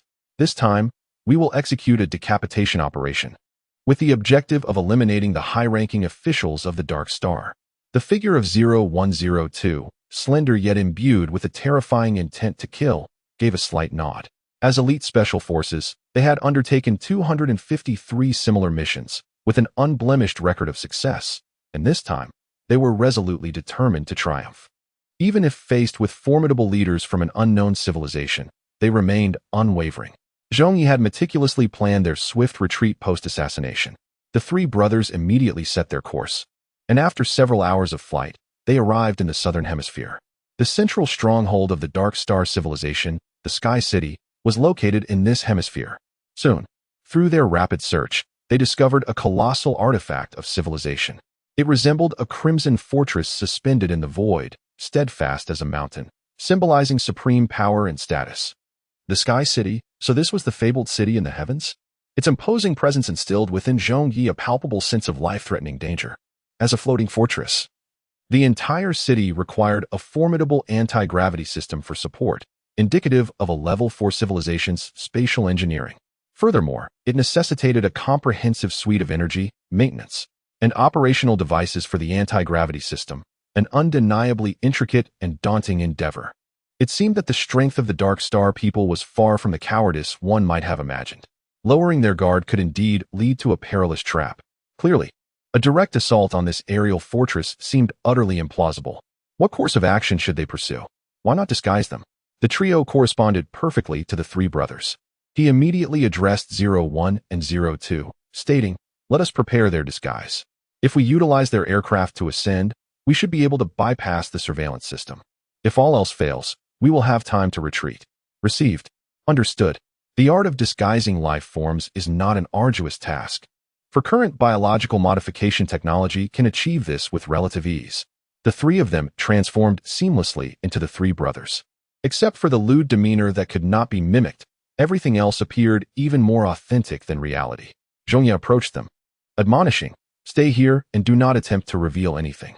Otherwise, I shall promptly introduce you to our esteemed superior. Do you comprehend?" Understood, understood. We understand. The three brothers nodded fervently, eager to preserve their lives. As for the so-called civilizational conflict, it was of no concern to them. As long as it was not a massacre akin to a cleansing, they would go about their duties as usual. Even serving as cleaners for humanity was acceptable. Once everything was settled, Zhong Ye, accompanied by the disguised duo, proceeded toward the Sky Fortress. Indeed, they encountered no obstructions along the way and smoothly entered the premises.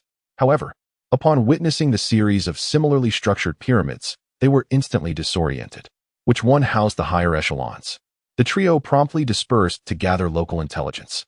Utilizing their exceptional acting skills and abilities, 01 and 02 swiftly extracted information from a passing Dark Star inhabitant. At the heart of the countless pyramids stood the most resplendent and luminous amethyst-hued pyramid, the abode of the sovereign. The trio immediately hastened towards the center with utmost urgency. Along their path, they beheld the myriad acts of slaughter, devastation, and consumption within the celestial city. The inhabitants of the Dark Star, akin to ogres, feasted upon the flesh and blood of their own kin, even pre-ordering a multitude of delicacies due to their exquisite taste. The elite exploited the lower classes, the affluent devouring the flesh of the more succulent lower beings, while the most despicable and grotesque of the Dark Star populace became mere offerings upon the altars of slaughter. Such was the society of the Dark Star, such was the regime of slavery. In an age of advanced technology, it was governed by a profoundly regressive class hierarchy, creating a stark dissonance between productive forces and production relations. It was no wonder that upon entering this conglomerate, one could sense an overwhelming atmosphere of blood, decay, dread, and the stagnant stillness of death. If even the most formidable and advanced celestial city bore such a grim visage, what could be expected of other cities? They were likely akin to the desolate city previously encountered, even more drenched in blood and terror, devoid of any semblance of vitality. This civilization could almost be deemed extinct. Zhong Ye and his companions had long since relinquished all illusions. They reached the magnificent pyramid with remarkable swiftness. However, lacking the requisite access authorization, the vigilant Dark Star sentinels denied them passage. their greedy gazes fixated upon the trio, perceiving them merely as morsels for consumption. Such were the guardians of the kingdom, merely pitiful insects, bereft of any semblance of normal thought in this warped civilization. Even their prevailing ideology is one of cannibalism, consuming those they deem inferior to satisfy their insatiable appetites. "Proceed," murmured Zhong Ye. In the blink of an eye, two shadows flickered like lightning.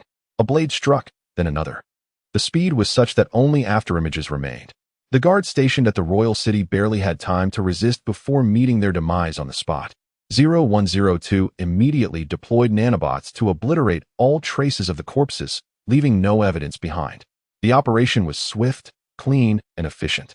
Zhong Ye nodded slightly, acknowledging the formidable prowess of the two companions assigned to him by the Alliance. Both their agility and strength epitomized the pinnacle of humanity. Thus, there was no need for him to concern himself with these minor adversaries. After dispatching them, he utilized their identification tokens, and indeed, the gates of the royal city swung open. The true battle was poised to commence within the resplendent confines of this pyramid. Volume 3, The Lost in the Sea of Stars, Chapter 25. The cultivation grounds of spirits within the capital. Zhong Ye discerned no trace of other dark star beings. The expansive hall was adorned with intricate carvings that exuded a sense of tranquility. A fleeting glance revealed content that left him momentarily astonished. The carvings were divided into three distinct scenes. The first scene depicted a planet shrouded in darkness, inhabited by beings marked by deformity and ignorance, feasting upon one another's flesh. The second scene showcased a towering staircase, adorned with enigmatic symbols, encapsulating a series of sacrificial rites where flesh blossomed, and from the darkened sky, deities emerged. Scene 3. Amidst the countless resplendent pyramids, a multitude of dark chains entwined, all converging upon a singular, azure crystal. The moment Zhong Ye beheld this crystal, a torrent of thoughts surged within him. It was reminiscent of the scarlet seal he had once witnessed within the. But how could this be possible? On this so-called dark star, a remote and barbaric little asteroid, there existed an inscription of the scarlet seal? Was this mere coincidence? Or some profound connection lurking in the shadows? If it were merely this, Zhong Ye would not have been so profoundly shaken. The black chains, the azure crystal, and even a wisp of the essence of demise within that crystal undeniably revealed to him that this recorded the very scene. Concealed within this was undoubtedly a great secret. He must find the ruler who governed them and extract this secret. Zhong Ye resolved that this was a secret even more significant than the entire dark star. They swiftly made their way toward the interior of the pyramid. However, not long into their journey, an elderly dark star inhabitant, nearly at the twilight of life, appeared before them. His hands and feet no longer moved with dexterity. Beside him lay tools for carving, as he was engrossed in etching the wall, seemingly oblivious to the arrival of the three. This peculiar scene prompted Zhong Ye to gesture for his companions to halt. How could this elder display no fear of the three outsiders? Moreover, despite his advanced age, he remained so absorbed in his artistic endeavor. Unlike other dark star inhabitants who were driven by desire, this was indeed beyond imagination. Who, then, was this venerable figure? I approached for a brief conversation. You all remain prepared, ready to act at any moment. Understood. 01 and 02 swiftly concealed themselves, while Zhong Ye advanced directly towards the elder. He sensed that this old man was no ordinary being. Having etched so many significant carvings, he undoubtedly possessed profound knowledge. The elder sensed his arrival as well, slightly turning his head and uttering a sigh. You have finally arrived. Do you know who I am? Zhong Ye replied with confusion.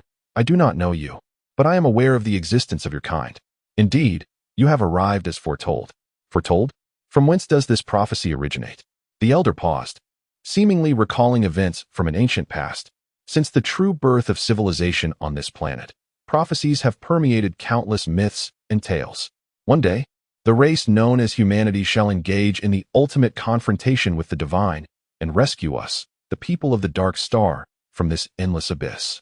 The magnitude of the prophecy's message was truly terrifying. Zhong Ye momentarily froze, but soon responded with a cold laugh. Rescue?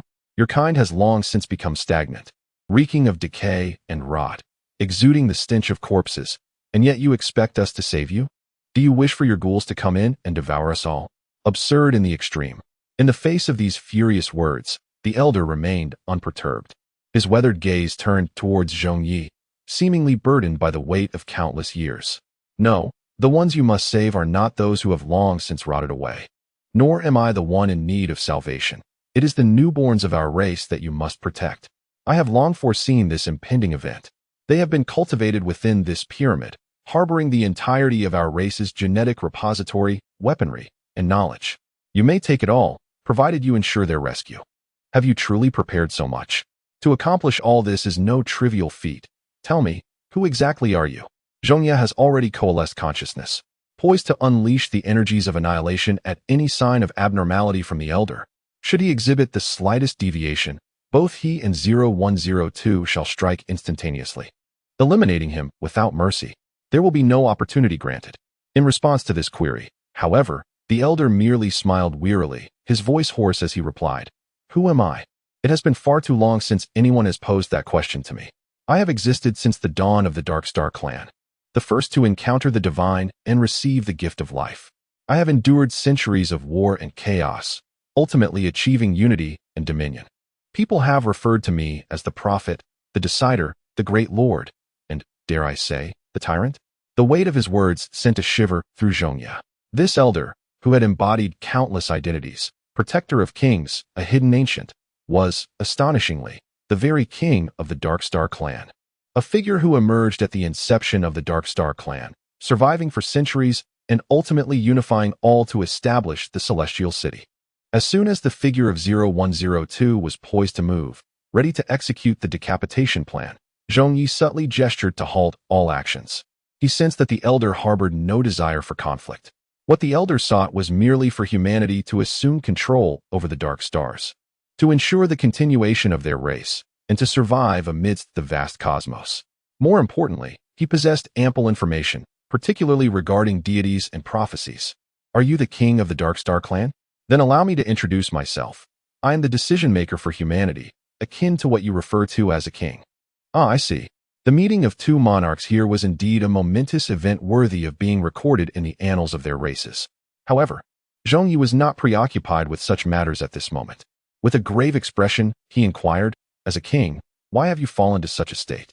You possess formidable power and longevity. Why allow your people to descend into the existence of ghouls? Do you not feel any emotion? It is not that I am unwilling, but rather unable. You see, do you know why life exists on this planet? Why?" The Elder replied softly. "It is all because our race has been subjected to those entities who disseminated countless genes and potions across the globe, ultimately merging various impurities to give birth to our kind. From the very beginning, we have been the breeding ground they desired, a farm to nurture spirits." Volume 3, The Starry Sea's Dilemma, Chapter 26. Farewell, monarch. All flesh and blood are merely cultivated, solely to nourish the spirit, for the use of those so-called deities. Even I am but a dog dispatched for the sake of convenient governance. The old man, for the first time, displayed a fervent expression, filled with profound sorrow. His kind, merely a breed of livestock, and he, as the pinnacle of his race, possessed no power to resist the divine beings that have governed them for a century. Everything about him had been firmly under their control. This race was steeped in despair, shrouded in a pall of deathly silence. Upon hearing all this, Zhong Ye could only feel a deep sense of sorrow. These countless beings were merely a part of the cultivated lot. No matter how they struggled, they would only serve as sustenance for those deities during the century's sacrifice. What a pitiful race.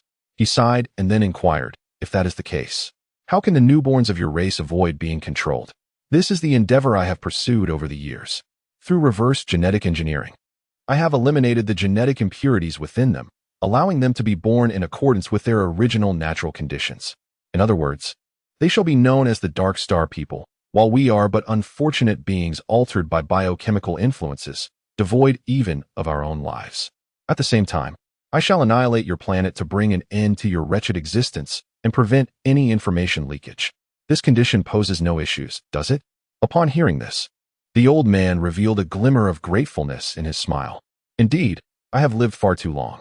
We, the remnants of a bygone era, should have long since turned to ashes, perishing within the confines of a new age. Thank you all for it. This represents the most fitting conclusion. After centuries of existence, I finally embraced the end, altering the tragic fate of my kind, merging with humanity. Though relegated to a subordinate race, we shall no longer endure such oppression. It is merely a pity for the murals that evoke such nostalgia within me. These are the fruits of my labor over the centuries. In the days of my youth, I believed I could lead my people beyond their shackles, only to find it was all in vain. From the moment of our inception, we have been bereft of choices. Zhong Ye followed my gaze towards the mural and suddenly recalled a third scene, prompting him to inquire of the elder, "From where did you learn of the third scene depicted in this mural?" "The third painting, you say?" "That revelation came to me in a prophetic dream.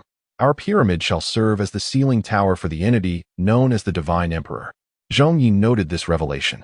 Perhaps, in a distant future, the newly awakened Dark Star kin will recreate this golden tower to enshrine the Divine Emperor in crimson.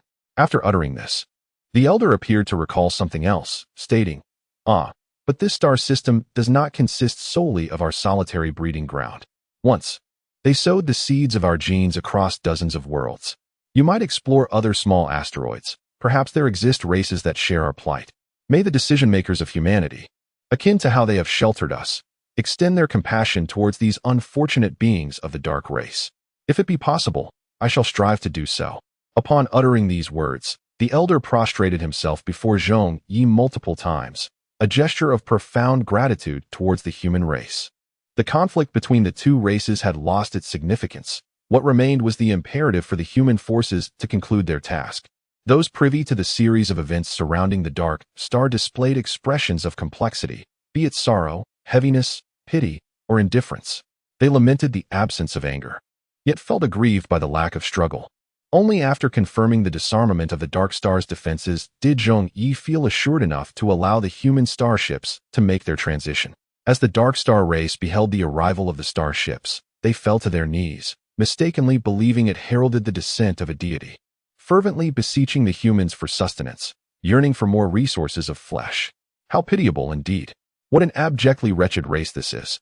The fleet, however, paid them no heed, silently entering the Sky City, taking away all that had been prearranged. Yet, despite their pitiable state, the level of civilization and technology they possessed was astonishingly enlightening, particularly in comparison to the meager offerings they sought. With anti-gravity systems, consciousness-driven telekinesis, and matter-antimatter annihilation arrays, they were equipped with a myriad of offensive facilities, presumably to suppress uprisings and rebellions. What was conspicuously absent, however, were technologies for spatial transition and curvature navigation. Virtually all means of interstellar travel were non-existent. This starkly underscored the reality of their existence, a wretched farm, eternally imprisoned within the confines of the Dark Star, awaiting a harvest every century. Such a realization inevitably caused them to break into a cold sweat. Should conflict arise, although humanity would likely emerge victorious, it would undoubtedly bear a significant toll. Fortunately, thanks to the foresight of individuals like Zhong Ye, who delved into the desires of the opposing forces, this potentially catastrophic war was averted. In pursuit of technological advancement, human starships not only adhered to existing agreements, but also integrated all manner of novel technologies, including the creations of civilizations at levels 3 and even 4. This influx of high-tech artifacts elicited overwhelming joy among the scientists. With such an abundance of advanced innovations, they could expedite their research through reverse engineering, propelling humanity's overall capabilities swiftly to the threshold of a level 3 civilization. Meanwhile, the Dark Star inhabitants, witnessing their divine beings strip them of all possessions, were engulfed in profound confusion. It appeared that the unfolding events diverged significantly from historical accounts. In the royal palace, at the moment of the Dark Star's impending destruction, Zhong Ye arrived. The elder continued his artwork, as if time had stood still. "We are departing. All matters have been resolved. The Dark Star will be obliterated in half an hour as per the established plan. If you wish to leave, I can offer you a place," Zhong Ye stated, extending his final act of mercy. "Your Excellency, I appreciate your kindness. However, I have lived far too long. This new era holds no place for me. I merely wish to perish alongside the murals I have etched for centuries and my people in this final moment of annihilation." His gaze was steeped in melancholy, encapsulating his last words. Zhong Ye understood the elder's sentiments. As a king, he desired nothing more than to accompany his race and the art he had created into oblivion. "I comprehend. Thus, farewell. Farewell, esteemed decision-maker." The ripples of space rise, and the silhouette of Zhong Ye vanishes, leaving behind this solitary sovereign. Volume 3, The Labyrinth of the Starry Sea, Chapter 27. The gathering of the peach blossom source in the final half hour, Zhong Ye soared above the heavens, documenting the entirety of the dark star. This would serve as the last visual record for the new generation of dark star beings. He would convey to these successors that the cause of their race's annihilation lay in the hands of that alien superior species, those who harvest life forms throughout the cosmos. As he glided through the skies, countless dark star beings prostrated before Zhong Ye, venerating him as a deity of the heavens.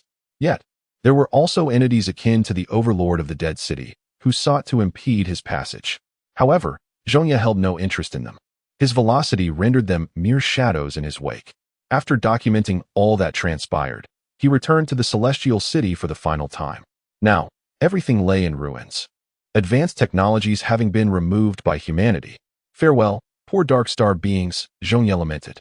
Just as he was about to depart, familiar voices suddenly echoed around him.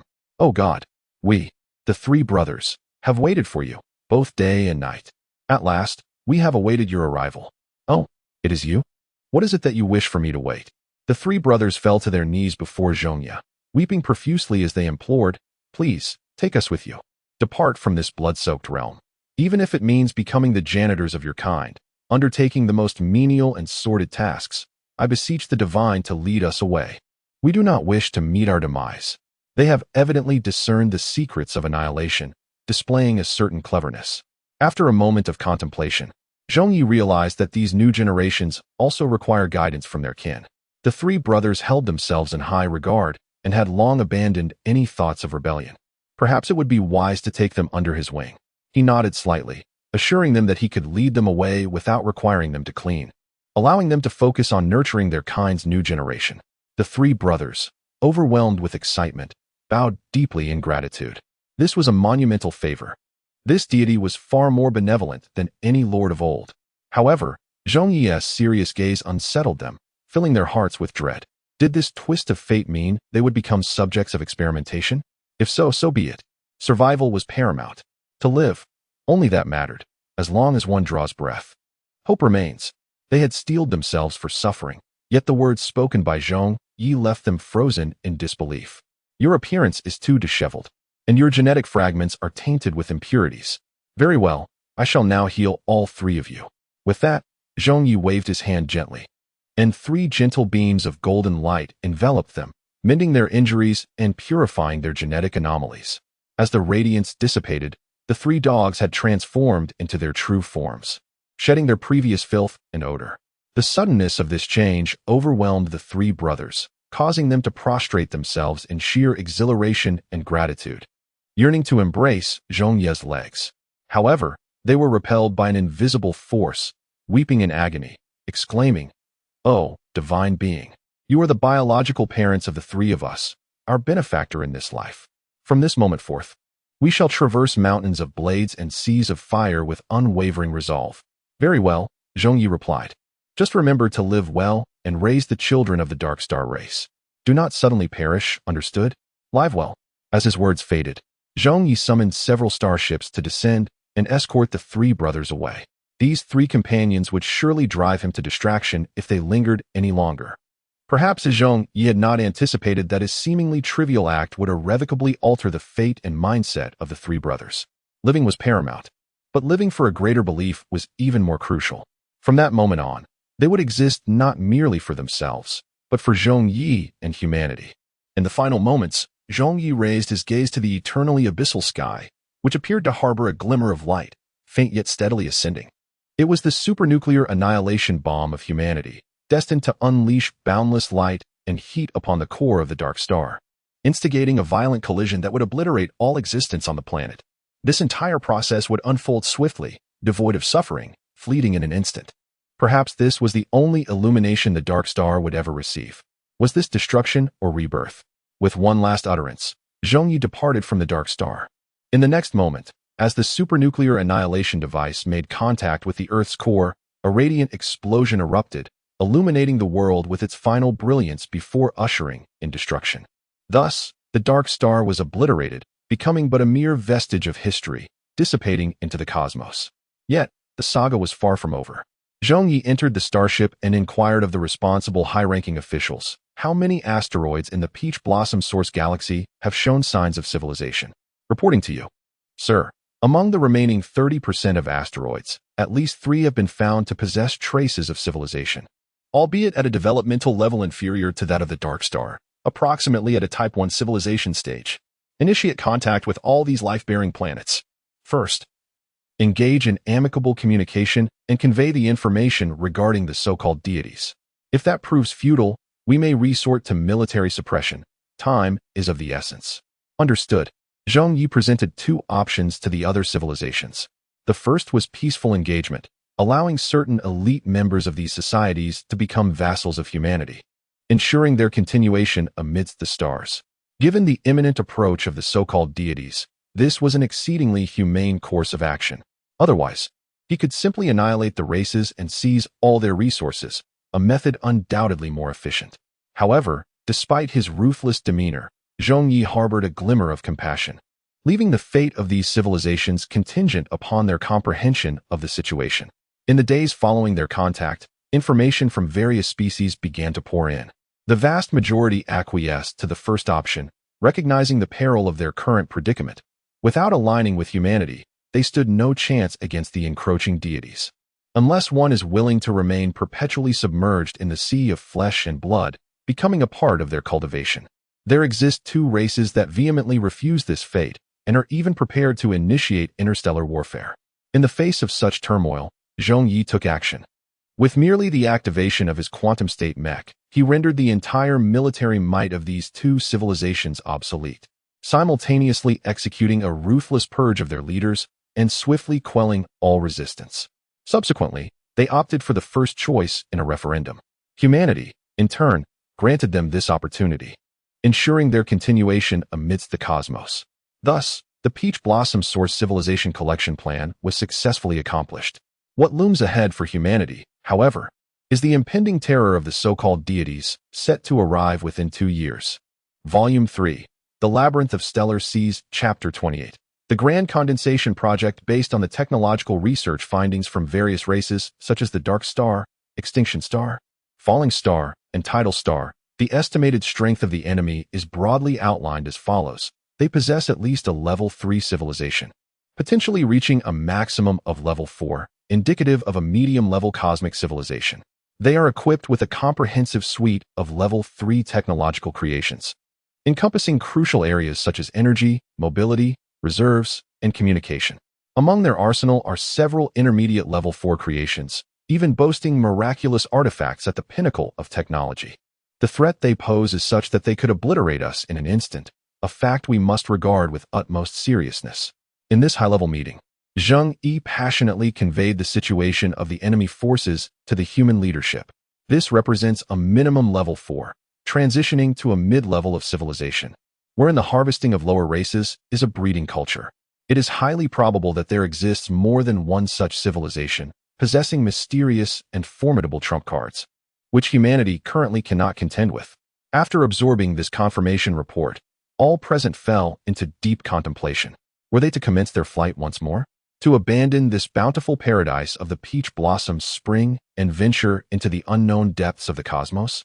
Yet scientists, through their explorations, have determined that within at least several thousand light years, no galaxy comparable to the peach blossom spring exists, and even the previously hopeful systems pale in comparison. Should they flee, there is a 99 likelihood that they would plunge into the boundless void of space, devoid of any resource replenishment. Moreover, the immense energy required for continuous spatial jumps in search of refuge would deplete humanity's entire energy reserves in less than 10 attempts. At that juncture, failing to locate a suitable galaxy for adequate energy replenishment would spell the end for humanity. Conversely, should they choose not to flee, within a maximum of 2 years, the so-called deities would inevitably descend, discovering the human civilization within the peach blossom spring. In the event of defeat, it is highly likely that humanity would become the next cultivated civilization. This is a grim reality that none could accept. They had departed from Earth, left their second homeland, the Hope system, and endured countless horrors, not to become soulless ghouls. Yet, they are loath to abandon this peach blossom spring. All are acutely aware that this is an excruciatingly difficult choice. In the stillness of the night, Zhong Ye gazed at the silent assembly and spoke slowly. Do not despair. Although we confront an immensely formidable enemy, our current strength has nearly reached the threshold of a third-tier civilization. More crucially, we possess certain fourth-tier artifacts, dark matter, condensates, and my various powers as trump cards, which may indeed hold the promise of victory.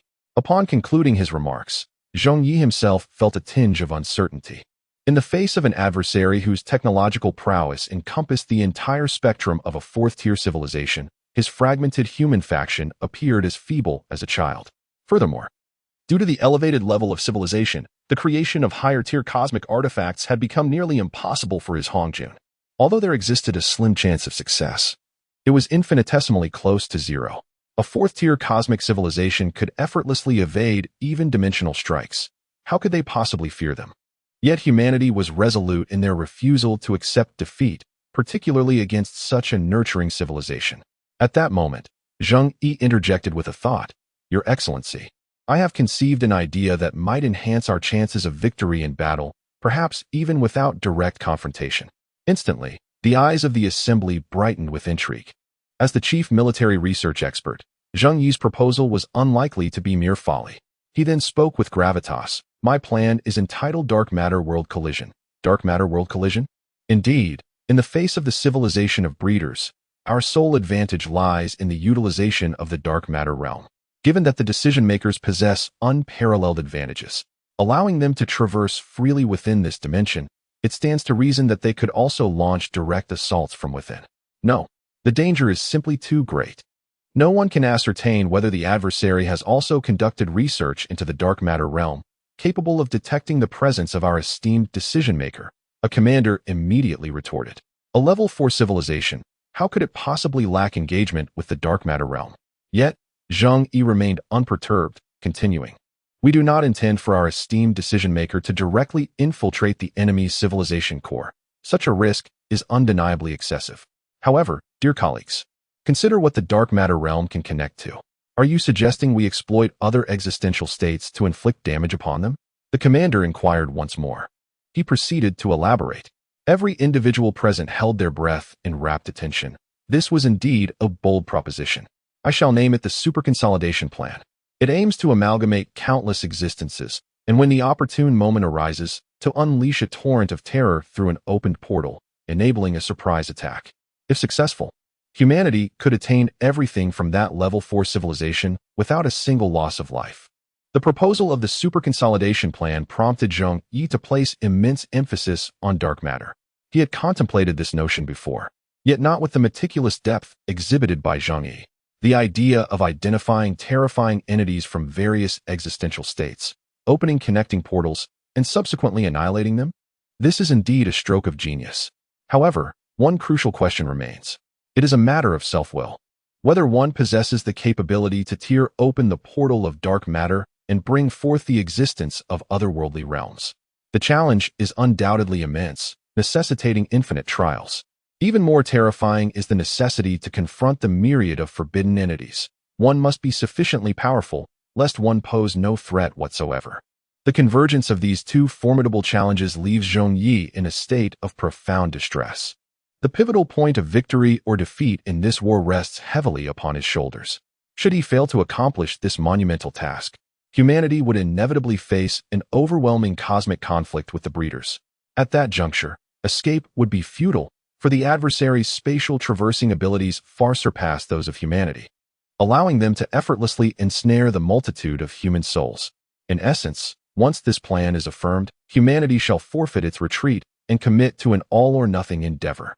After a moment of contemplation, Zhong Ye declared, currently, the existence of a dispute regarding our battle is evident. Therefore, we shall proceed with a vote to determine our course of action. Esteemed colleagues, this time I shall abstain, entrusting the future of humanity to your judgments. Instantaneously, each member of the high-level meeting cast their votes, culminating in a resounding decision to resist, with the very essence of humanity, to confront the civilization of the breeders. This time, humanity shall no longer opt for retreat. Volume 3, The Lost Seas of Stars, Chapter 29. The great technological creation, we can no longer afford to lose our homeland, regardless of the might of our adversaries. We shall defend all that we hold dear with our very lives. Begone from this realm of paradise. This galaxy does not belong to the civilization of the breeders. Let us rally, comrades. After a collective vote by the upper echelons of the Alliance, the plan for direct confrontation was approved, and an overwhelming wave of public sentiment surged forth. The populace was invigorated by this decision. In this pivotal moment, they chose not to flee, but to confront the challenges head-on. Indeed, how can humanity repeatedly retreat? Thus, nearly the entire populace erupted into an ardent spirit of labor. For 24 hours, aside from the essential needs of sleep and sustenance, they immersed themselves entirely in their work.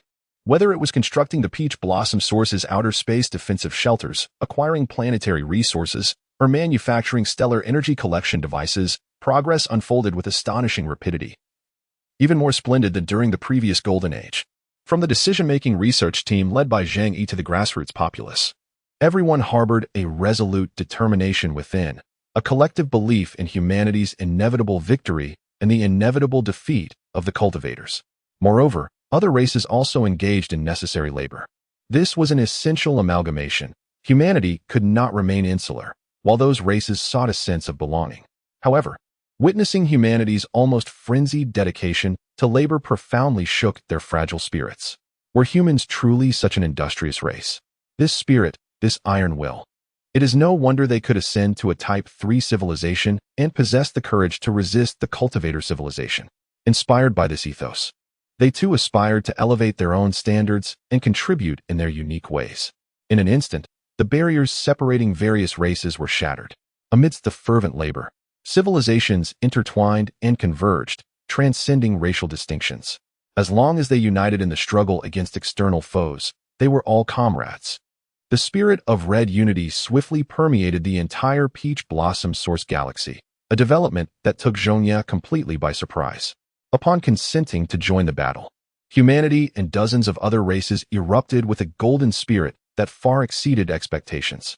This directly resulted in a remarkable surge in efficiency across various aspects, including fortifications, creations, technological research, and cultural revival. He felt an overwhelming sense of pride. They had made the right decision. As the decision-maker, he bore the weight of a grand plan that could determine victory or defeat. In just a few days, he had traversed nearly 30 world states, leaving him nearly exhausted. Fortunately, he had also discovered several forbidden artifacts. Zhong Ye's strength had significantly improved. After harnessing the power of Zhong Ye within his consciousness, he single-handedly sealed these artifacts within their respective temporal spaces, awaiting the opening of the final passage. In summary, everything was flourishing, developing with vibrant energy. Hey, I'm back. How is the energy reserve coming along? Do you have a galaxy's worth yet? Don't even mention it. The entire energy supply of Peach Blossom has been depleted, and we can only manage a fraction, and that is under the most ideal circumstances. By the way, can't your advanced civilization find a solution on your own? We've been trying. Otherwise, why do you think we are only asking for one galaxy? We have already borne half the burden, you know. Wei Lai, feeling a surge of indignation, retorted, I did not come here to engage in trivial disputes. I require a portion of the currently reserved energy resources. What do you intend to do with it? Zhong Ye replied with caution. This is a critical period. Every sector demands energy for development, and we cannot simply relinquish it. Is this not the pivotal moment for revival? Wei Lai pressed. Very well, I shall endeavor to secure the allocation for you, Zhong Ye conceded. What? You still need to apply for it? Wei Lai exclaimed, incredulous. Indeed. During such a crucial time, if I were to unilaterally authorize the release of such a substantial amount of energy without a valid explanation, I would surely face severe reprimand. Zhong Ye explained. Being a decision-maker is not a simple task. Zhong Ye felt a pang of frustration. He did not wish to endure the humiliation of being chastised again. He recalled the last instance when he discreetly augmented Hongjuan's energy, producing a few minor tools, only to be subjected to relentless scorn. All right. It seems your race is indeed quite meticulous, he acknowledged. Of course, one must be diligent with the resources they bring forth. With a countenance expressing both resignation and fatigue, Zhong Ye swiftly proceeded to the energy department to submit the energy request. Upon learning that it was initiated by a decision-maker for the critical revival of the electromagnetic spirit, they offered no objections and promptly approved the request. The energy was rapidly mobilized, and Wei Lai was already prepared, with a mere opening of his mouth. He consumed the stellar-grade energy in its entirety. This spectacle left everyone present in a state of astonishment. What is this being? No, being is too feeble a term. Abyssal Ma would be far more fitting.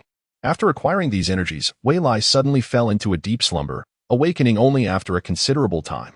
Meanwhile, Zhong Ye and the others were unable to contain their impatience, inquiring eagerly, what about the knowledge of creation from the intermediate civilization, and the theories regarding quantum states, degenerate states, and the grand unification of the universe? Where are they? They are all here, Wei Lai replied. However, what I could obtain this time is limited, encompassing only a few fields, and they are incomplete, so use them sparingly.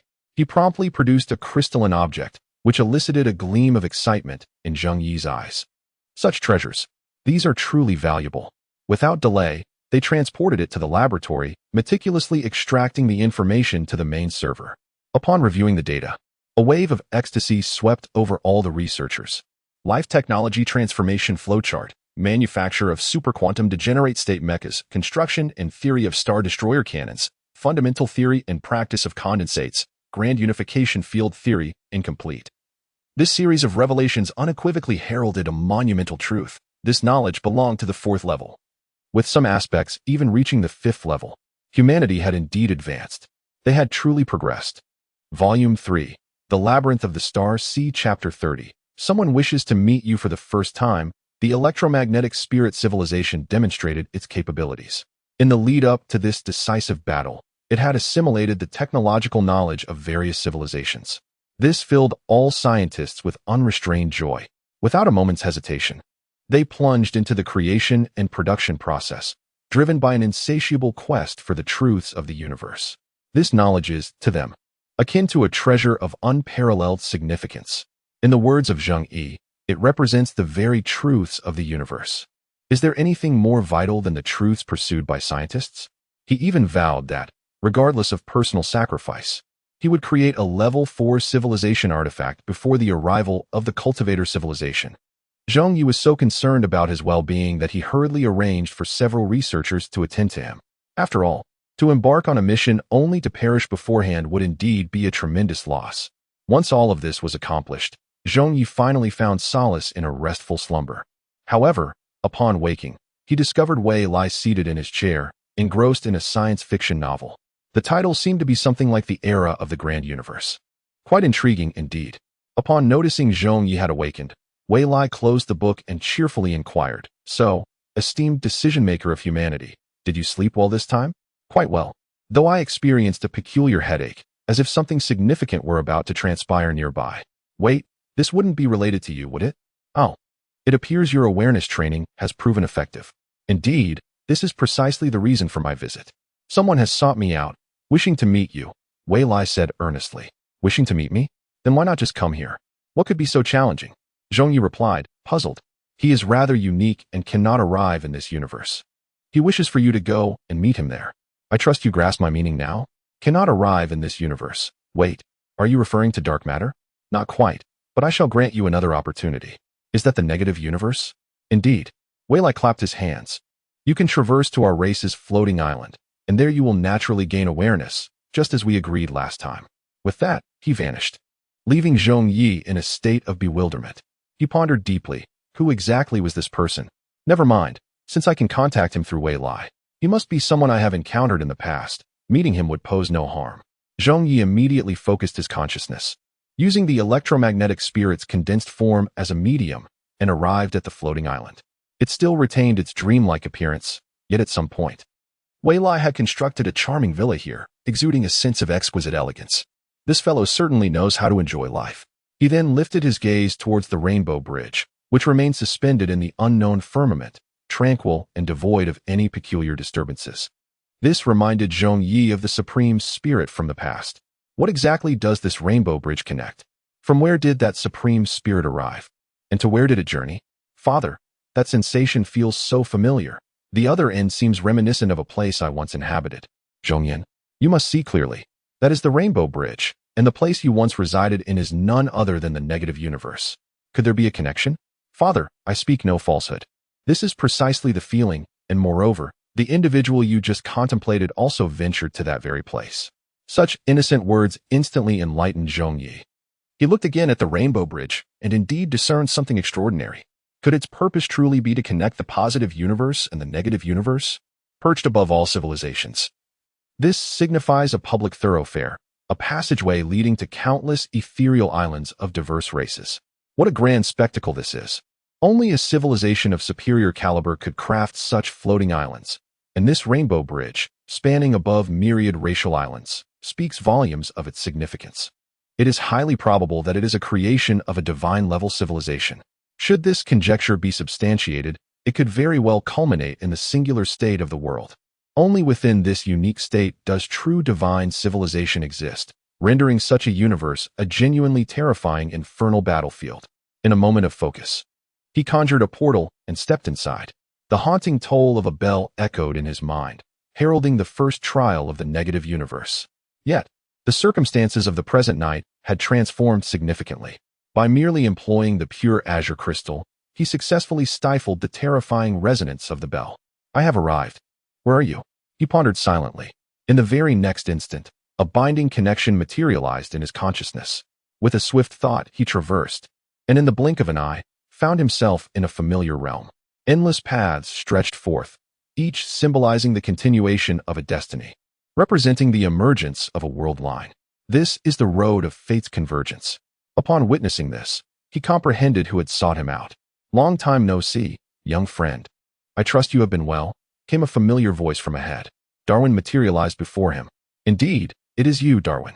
It has been quite a while. The last time was during the descent of His Majesty the Divine Emperor, truly a moment of nostalgia.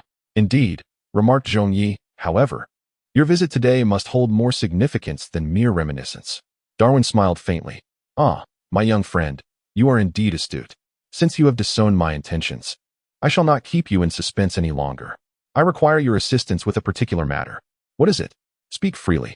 I seek a person, one who exists in the timeline of your early advanced civilization, a period when humanity's space fortresses have all fallen, and the divine sovereign begins to ascend to his title. Who is this individual? Do I know her? You are well acquainted with her. Upon encountering her, you shall recognize her instantly. Will you assist me? Zhong Ye pondered for a moment. Unfortunately, the timing is not ideal. My timeline is currently embroiled in an imminent showdown with the cultivator civilization, and time is of the essence. Rest assured, time shall not be an issue here. Moreover, I must inform you that the individual you seek is pivotal to overcoming that civilization. Zhong Ye felt a flicker of intrigue.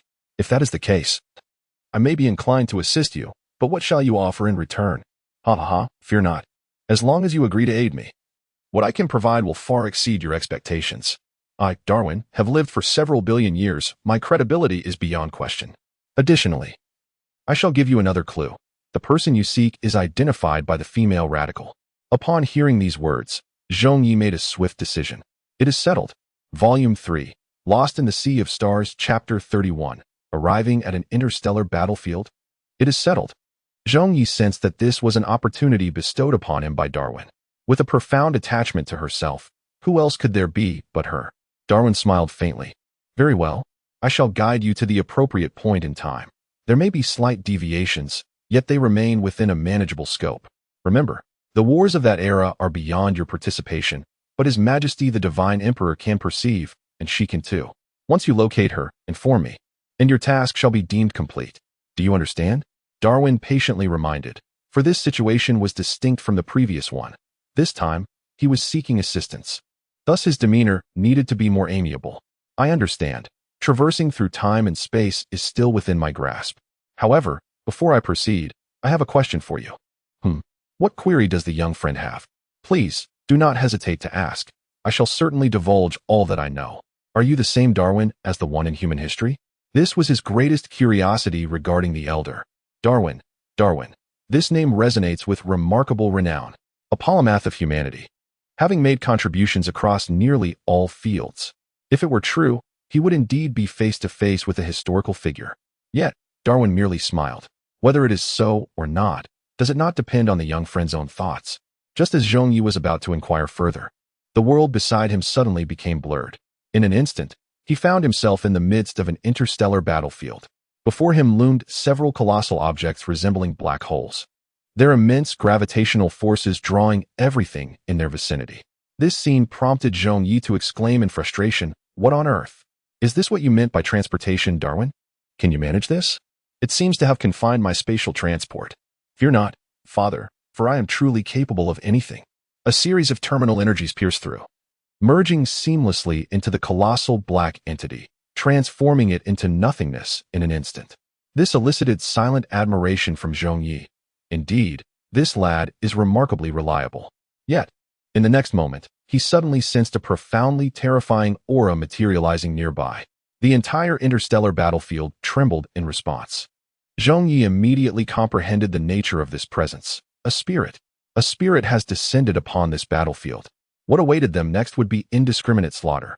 Not even Zhong Ye, nor anything else present, could escape. What kind of predicament is this?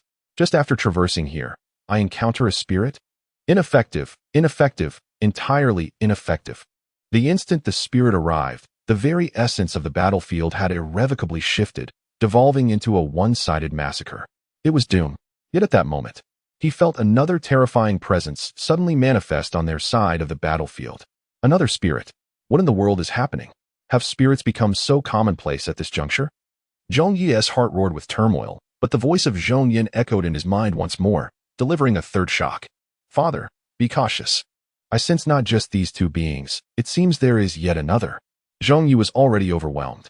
Come forth, all of you." Within the battlefield of spirits, it is a veritable purgatory for ordinary life.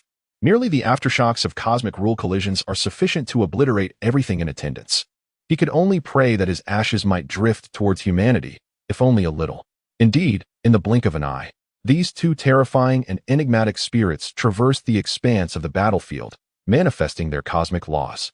At the moment of collision, the myriad of cosmic starships, motherships, and various reconnaissance equipment were all affected, engulfed in a maelstrom akin to a black hole, leading to their annihilation. Meanwhile, Zhong Ye was not faring any better.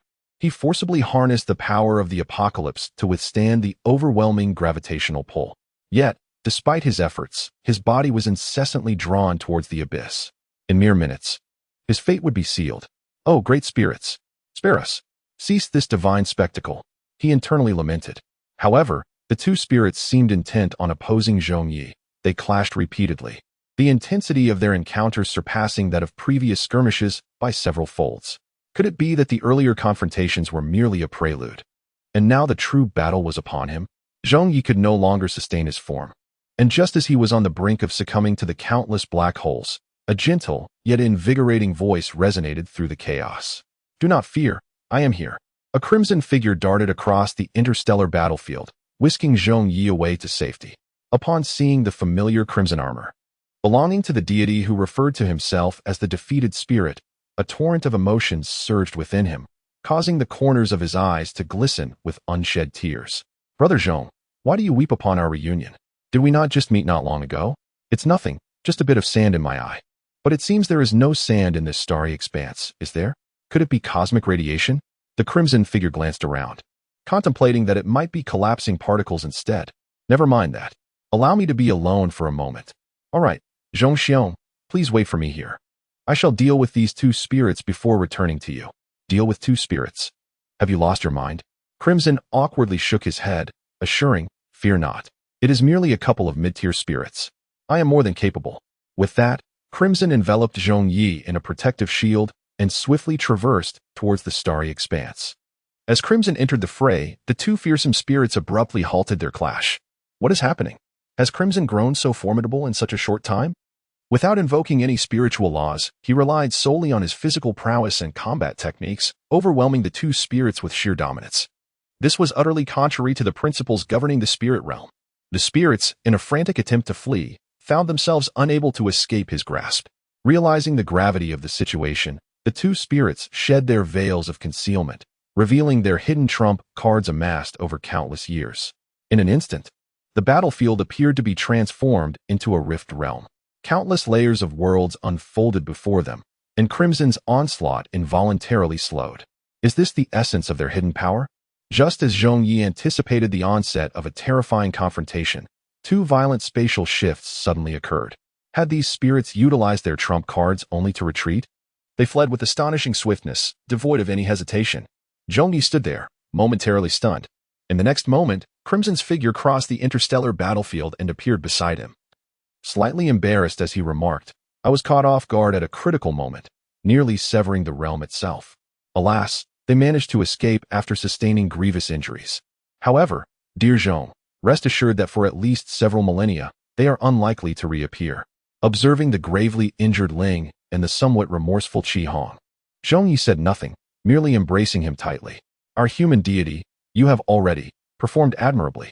Volume 3, The Starry Seas Labyrinth, Chapter 32, The Spirit Breaker. The Rainbow Bridge. It had been a considerable time since Zhong Ye last beheld Qi Hong, since their previous encounter in the negative universe. After enduring the indescribable and the endless suppression, he had scarcely seen him again. Yet upon sensing Qi Hong's presence, an overwhelming sense of security enveloped him. As long as he was by his side, no matter the magnitude of the challenge, it could be surmounted. For the potential of humanity is boundless.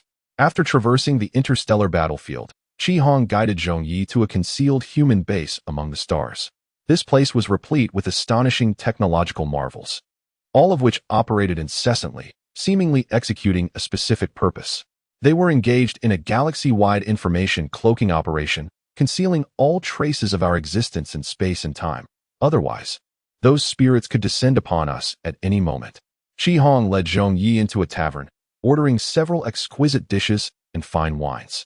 Having shed his spirit armor, he revealed the visage of the solitary dream, and no one recognized him. "Come, dear Zhong, this time I shall treat you. I have yet to repay your kindness from our last encounter. Tonight, we must indulge in merriment and converse until dawn." In this moment, Qi Hong's spirits soared with delight. The two immediately raised their glasses, toasting joyfully, reveling in their camaraderie. For the perpetually busy Zhong Ye, this moment of candid conversation is indeed a rare occurrence.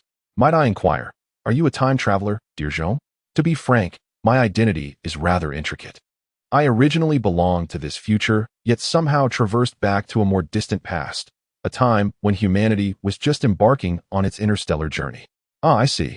So, you must not have interfered excessively, correct? After all, the laws of time travel are starkly evident, and the universe tends to obliterate those who transgress." Hong reminded him gently. Yet Zhong Yi responded with a hint of resignation. "This is precisely why my situation is so complicated. In that era, I not only intervened, but also became a decision-maker for humanity, fundamentally altering the course of history. Despite my numerous decisive actions, the laws of the universe have not annihilated me, allowing me to traverse through various realms." "What do you think, Ming?" After a brief moment of contemplation, Hong replied, "Zhong, could it be that you are the Chosen One?" The Chosen One is a unique entity within the realm of time travel. It does not genuinely alter history or the future. Rather, the events it participates in are the true occurrences that align with the universe's progression. In simpler terms, the universe orchestrates your journey through time for a specific purpose. As a time traveler well-versed in these laws, Zhong Yi comprehended the implications and nodded slightly, affirming, "That seems to be the case. Otherwise, I would have been obliterated by various laws long ago. However, aside from the Chosen One, I have another hypothesis. Would you care to hear it, dear Zhong?" Crimson added, "Nevertheless, this is something I have come to understand at my current level. When a certain existence reaches an unparalleled pinnacle, transcending unimaginable realms, its past, present, and future converge into a singularity, granting it dominion over all timelines across any conceivable world state. I refer to such beings as spirit breakers. Only by shattering the spirit can one achieve these extraordinary feats." Crimson divulged a crucial piece of information, prompting Zhong Yi to inquire, "Are spirit breakers not bound by past, present, or future?" "Indeed," Crimson affirmed. "Upon becoming a spirit breaker, all will be resolved. Should anyone dare to obliterate them while they are still in their infancy, they will confront the spirit breaker at their zenith." This revelation left Zhong Yi astounded. He recalled the moment he became the eternal emperor in the negative universe. The echoes of a message resonating in his mind. "This is the only opportunity one have secured for you. Go forth and shatter the confines of fate."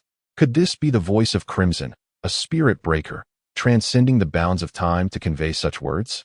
Or perhaps it was a broader speculation. Could it be that he himself would become a spirit breaker? This terrifying conjecture quickened his heartbeat. The possibility of his future self attaining the status of a spirit breaker hinged upon a singular method, the heart of the end. He would become the sovereign of the end, embodying the eternal emperor, thus enabling him to shatter the spirit. However, this would inevitably herald the arrival of the end time, a climactic confrontation that would determine the fate of the entire universe. He was suddenly overwhelmed with complex emotions. He was to save the universe, yet inevitably bring about its destruction. What a tragic existence indeed.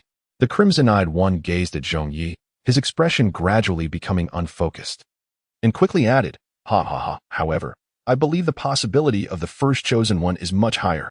After all, throughout history, there has been no record of any being existing at the level of a breaker. This is akin to a divine civilization, merely an unreachable conjecture that has never been substantiated." Zhong Ye, however, suddenly recalled something. No, there indeed exists a divine civilization. The rainbow bridge on that floating island is a creation of such a civilization. A rainbow bridge? What rainbow bridge? I have never heard of it, the crimson-eyed one replied. Looking perplexed, Zhong Ye hurriedly described, "It is the rainbow bridge that stands atop the boundless sky on the floating island. Its other end pierces through the negative universe. I know of the negative universe. It is a place that can heal mental ailments. But the rainbow bridge has never been documented by humanity. What exactly is it?" Observing the crimson-eyed one's bewilderment, he could no longer contain himself. "Dream brother, can you take us to the floating island that belongs to humanity?" "Of course. I possess the authority and power for that," he replied. "Then lead the way. I wish to see what it truly is." "Very well, but I must settle my accounts first. Please wait a moment." After settling his accounts, the crimson-eyed one grasped Zhong Ye's arm, and in an instant, the world around them transformed, and they found themselves on the floating island that belonged to humanity. The area has been developed to an impressive extent, resembling a second metropolis, where countless humans reside. However, this is not the crux of the matter at present. Zhong Ye immediately gazed upwards, spotting the still existing rainbow bridge, and exclaimed, "That is the rainbow bridge. But wait, there seems to be nothing there. How can that be? Don't jest with me." He fixated his gaze. But at that very moment, an astonishing event occurred. The rainbow bridge, once vividly visible to Zhong Ye, gradually faded and ultimately vanished into the vast sky. Volume 3, The Sea of Stars Lost, Chapter 33. The arrival of the end. The rainbow bridge has disappeared before Zhong Ye's very eyes. The creation of a godlike civilization simply dissipated. There was not a single indication beforehand. He stood there, momentarily stunned. What on earth is happening? It was clearly present before, yet only he could perceive it, and now it has vanished entirely? But this was not the end. Suddenly, a massive ochre disk began to rise slowly, ultimately enveloping the entire sky. The disk stood erect, devoid of any further movement, yet it instilled a profound tremor in everyone. Zhong Ye sensed that the terror contained within could obliterate the entire realm of fantasy, including the present crimson world. "Brother Ming, can you see this disk?" Zhong Ye inquired in a grave tone. "It is highly likely a creation of the godlike civilization," he concluded. Just then, the ochre disk occupying the heavens began to rotate, and a message resonated in the minds of all beings present. As the moment of reckoning approaches, a crimson numeral materializes in the firmament, boldly declaring, 3,600 years of the cosmos. This spectacle is witnessed by all sentient beings, the message transmuting into languages and symbols comprehensible to each. Despite their varied expressions, there exists a singular consensus. The arrival of the ochre disk heralds the prologue to a cataclysmic event that will engulf the entire universe. Once this revelation is conveyed, it remains suspended in the infinite expanse above, devoid of any movement. It seems an event of monumental consequence is on the verge of unfolding. The end of days, unexpected in its abruptness, seems trivial when measured against the vastness of the cosmos. 3,600 years, a mere blink in time. The crimson hue is acutely aware of the dread it embodies. The end of days is a calamity and terror that every race at a mid-cosmic level would come to recognize, akin to the myths of world annihilation. Yet, these have always been mere prophecies. When the true omen manifests, it is as if one witnesses the unfolding of legend, leaving an indelible sense of incredulity. An inexhaustible torrent of thoughts swirls in the depths of the night. Suddenly, a chilling realization strikes him. Could the arrival of the end be intertwined with his recent temporal sojourn? He had once achieved the title of sovereign in the negative universe, albeit for a fleeting moment, which irrevocably altered his identity. The realm of fantasy lies at the boundary between the negative and the positive universes, where infinite timelines converge. serving as the most conducive space to transcend the barriers of reality.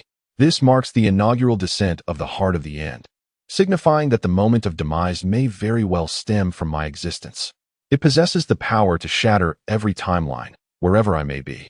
The arrival of the end is likely to ensue.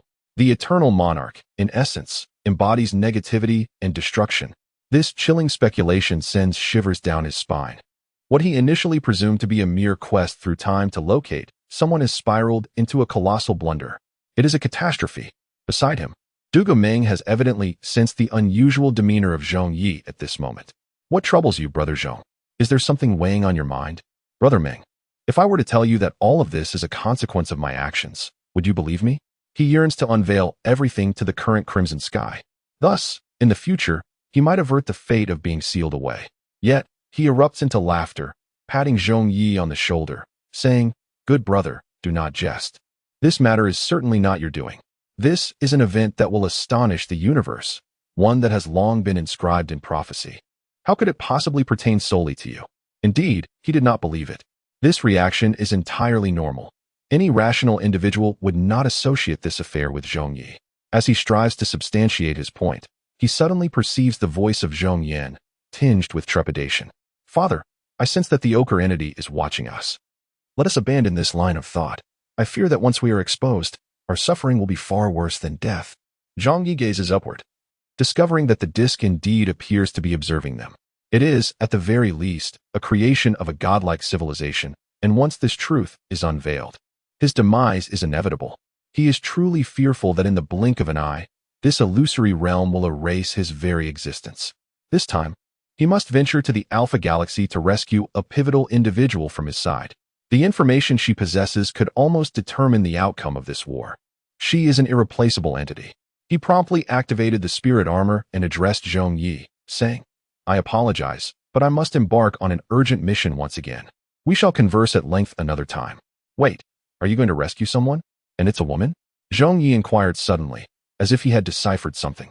"Yes, the Alpha Galaxy. There lies a crucial figure from our faction, a female. The specifics will only be revealed upon my arrival. Take me with you."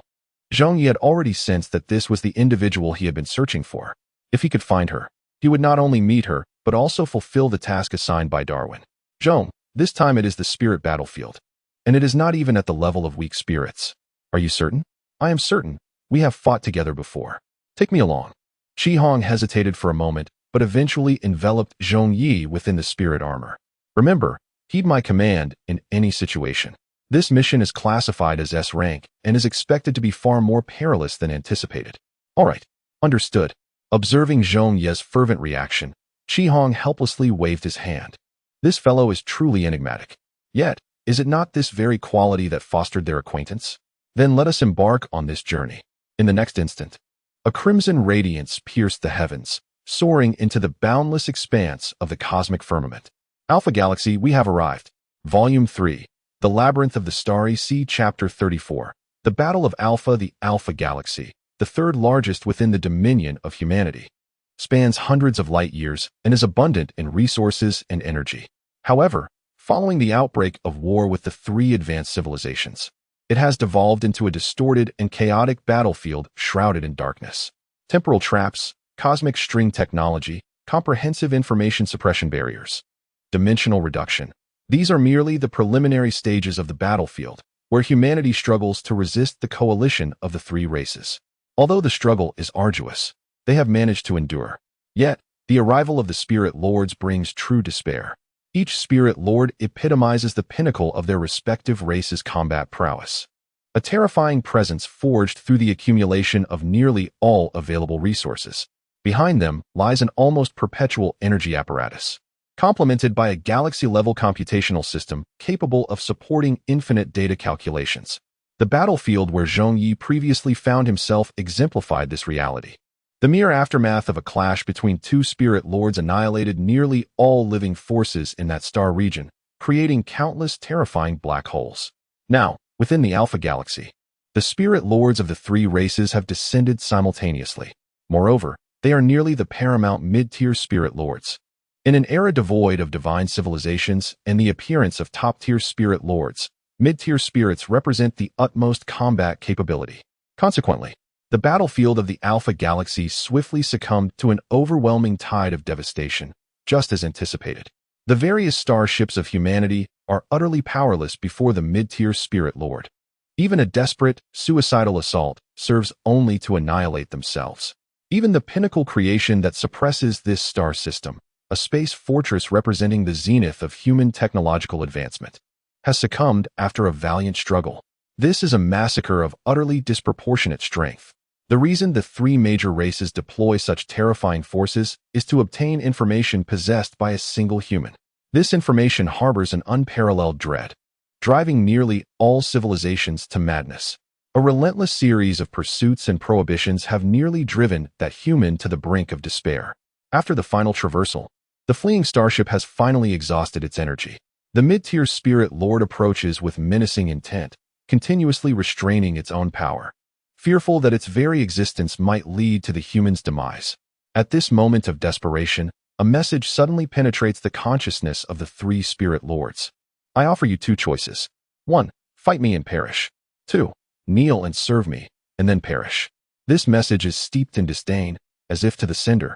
These so-called spirit lords are nothing but refuse among refuse. The three mid-tier spirits immediately unleash their abilities, causing the cosmic laws to surge throughout this star domain. In the next instant, a crimson figure was locked onto by them.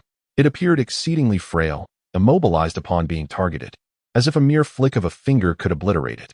Ladies and gentlemen, eradicate it, merely a bug, declared a spirit lord known as the Celestial Spirit Lord by its kind. It had no desire to unleash destruction upon the Alpha Galaxy, yet bound by the constraints of its own race's covenant, it reluctantly undertook this task. Fortunately, upon completion, it would once again be free to navigate the cosmos, liberated from the burdens of this conflict. For every spirit, upon reaching a certain level of prowess, their native race merely becomes a constraint, and it is at this juncture that they must embark into the boundless firmament to seek their own opportunities. Such opportunities are often elusive, potentially discovered in an instant, or perhaps remaining unseen for millions of years. They may manifest as experiences, treasures, or encounters with extraordinary intelligent races, or even through a singular moment of temporal transcendence. The celestial spirit sought to sever ties with its race and venture into the infinite abyss of space. However, for the time being, it was imperative to accomplish this mission with utmost diligence. Another spirit master responded. With but a mere thought, the crimson-hued space began to twist and fracture, disintegrating inch by inch. The spirit master, who had initially believed the insect to be doomed, redirected its focus onto the human. The information she possessed was ensconced within her consciousness, sealed away. Should it self-destruct, the mission would be rendered futile. Thus, they prepared to exert control, gradually extracting the information within. Otherwise, they could have easily annihilated her to seize it. A subtle release of spiritual power ensnared the woman, thwarting any attempts at self-destruction. Next came the endeavor to seize her thoughts. The three spirit masters were engulfed in overwhelming confusion. While not fatal, it was undeniably vexing. They promptly set about repairing their spiritual forms. What was happening? How could this flame blade obstruct the restoration on a temporal level? They finally began to take it seriously, and just then, another blade of flame came slicing towards them. As I mentioned before, there are two choices presented to you, even in death. There are various ways to perish. This message emanated from Zhong Ye, encased in the crimson spirit armor. He reveled in this sensation, relishing it completely. It was a sheer delight on the battlefield. Meanwhile, Zhong Ye's taunts never ceased. Oh, not bad at all. It seems I can die standing up. After all, with the crimson assistance, what do I have to fear? Though his words lacked aggression, they were laced with profound insult. The three spirit beings present exchanged glances and nodded, completing their silent communication in an instant. To kill him? Sever. Exile. In a mere moment, the space surrounding the crimson figure began to unravel. The void surged forth, imbued with an air of desolation and chaotic temporal currents, drawing him in before sealing shut. In a series of exquisitely swift and intricate maneuvers, the Crimson Warrior offered little to no resistance as he was cast into the maelstrom of time and space. This exemplifies the terrifying power of a mid-level spirit lord, far surpassing that of the so-called weaker spirits. Yet, just as the three spirit beings focused their minds, preparing to transfer their consciousness to the human, The spatial layer was inexplicably severed, and the unharmed crimson figure reappeared before them once more. Volume 3, Lost in the Sea of Stars, Chapter 35, The Wrath of the Heavens. The taste of the attack was quite pleasant. It merely felt a bit itchy. Might I inquire if you are merely tickling me? This remark left the three spirit lords both astonished and infuriated. What do you mean by tickling me? This is the harmonious synergy among the three, potent enough to extinguish the assaults of larger stellar systems. With attacks that have previously annihilated trillions of lives now merely perceived as a tickle? What manner of creature is this crimson entity? Has an ancient monstrosity resurfaced? The three spirit sovereigns had not yet stepped onto the battlefield prior to this moment. They had only recently awakened, thus lacking comprehensive knowledge of the crimson's circumstances. However, when the accompanying galactic-level computational system relayed the information regarding the crimson entity, the three spirit sovereigns were momentarily taken aback. It had single-handedly vanquished three spiritual beings and gravely wounded numerous human entities during the spiritual warfare within the Sirius and Beta galaxy clusters. Although many of those were lesser spirits, they were nonetheless spirits, civilization-level strategic weapons. Even in collaboration, they had perished at the hands of the crimson entity? Hadn't humanity just begun to tread the waters of advanced civilization? When did such a creature emerge? In an instant, the three spirit beings felt an overwhelming sense of dread. Despite their formidable strength, they harbored no desire to sacrifice their lives. They had become mid-tier spirits through the accumulation of countless resources, the convergence of fortuitous encounters, and the essence of myriad civilizations. How could they possibly perish here for the sake of a mission? Depart. We must leave immediately. The bonds of their race no longer constrain them, and the three spirit sovereigns had prepared to flee. The longer one exists, the more acutely they assess the looming dangers, naturally cultivating a profound fear of death. As long as there exists even a 1% chance of demise, they would never take the risk. Their lives are far more precious than anything else. Do you wish to escape? Pray tell. You are three spirits. Have a modicum of ambition, will you? We are but one individual, and it is evident that you hold the advantage while we are at a disadvantage. Shall we not engage in a fair battle? The more Zhong Ye spoke, the more fervent he became, finding the situation exceedingly amusing. However, Du Guming gently interjected, Brother Zhong, though it is you who speaks, you must understand that they can only perceive my crimson spirit armor. I have no desire to be branded as the king of trash talk. That would be rather peculiar. This prompted Zhong Ye to temper his enthusiasm somewhat. After all, it was a matter of the crimson spirit. Otherwise, he would have relished the title. Such a designation would certainly suggest his adeptness on the battlefield, would it not? The crimson spirit cast a grave gaze upon the three spirits, who met his stare in return, their eyes clashing in countless silent confrontations. Eventually, the heavenly spirit sovereign let out a sigh and spoke slowly. We are all beings of spirit, endowed with the mission of our kind. Our conflict arises from divergent paths, unrelated to personal grievances. Why must we go to such extremes as to sacrifice our own lives? The notion of race, once one becomes a spirit, becomes a mere encumbrance. The ability to protect them is a tremendous gift. It is hardly worth our lives. What the heavenly spirit sovereign articulated is a sentiment widely embraced among spirits. Ultimately, it is merely a dispute of paths. To sacrifice oneself for the sake of a race. Let us not jest. As long as the spirit sovereign exists, one can recreate their original race. Therefore, in such grand circumstances, why must we contend to the death? Unless it involves an irreplaceable opportunity or a vendetta of annihilation. Spirits would seldom unleash their full potential, even at the cost of their own lives. As for the present moment, clearly, it is not such a time. While the woman holds significance, she is certainly not worth the sacrifice from the three esteemed spirit masters. After listening to the words of the heavenly spirit master, Shihong fell silent for a moment, but soon directed his blade towards them. This prompted a slight furrow in the brow of the heavenly spirit master, who inquired, Young friend, what is it that you truly desire? Why resort to such extremes? Spirit masters, you have committed unspeakable atrocities, and thus must prepare for the inevitability of death. Life can never be measured by value. In the next instant, the crimson blade erupted forth. An endless inferno surged from it, each strike a lethal blow. The heavenly spirit master and the others braced themselves, employing an array of strategies to counter the raging flames. Only through their combined strength could they achieve parity with Shihong. This clash revealed to them that Shihong was not merely a spirit, but a fallen spirit, one that had approached the very threshold of spirithood. The notion that a fallen spirit could attain such immense power left them astounded. While sustaining the confrontation, the heavenly spirit master continued, "Young friend, we are willing to abandon this mission and pledge never to interfere in the affairs of humankind again. Shall we reconcile this clash here and now?" This marked the first concession they had ever made to humankind. The existence of Qi Hong was astonishing beyond comprehension, neither a spirit nor an ordinary being, yet capable of overpowering them.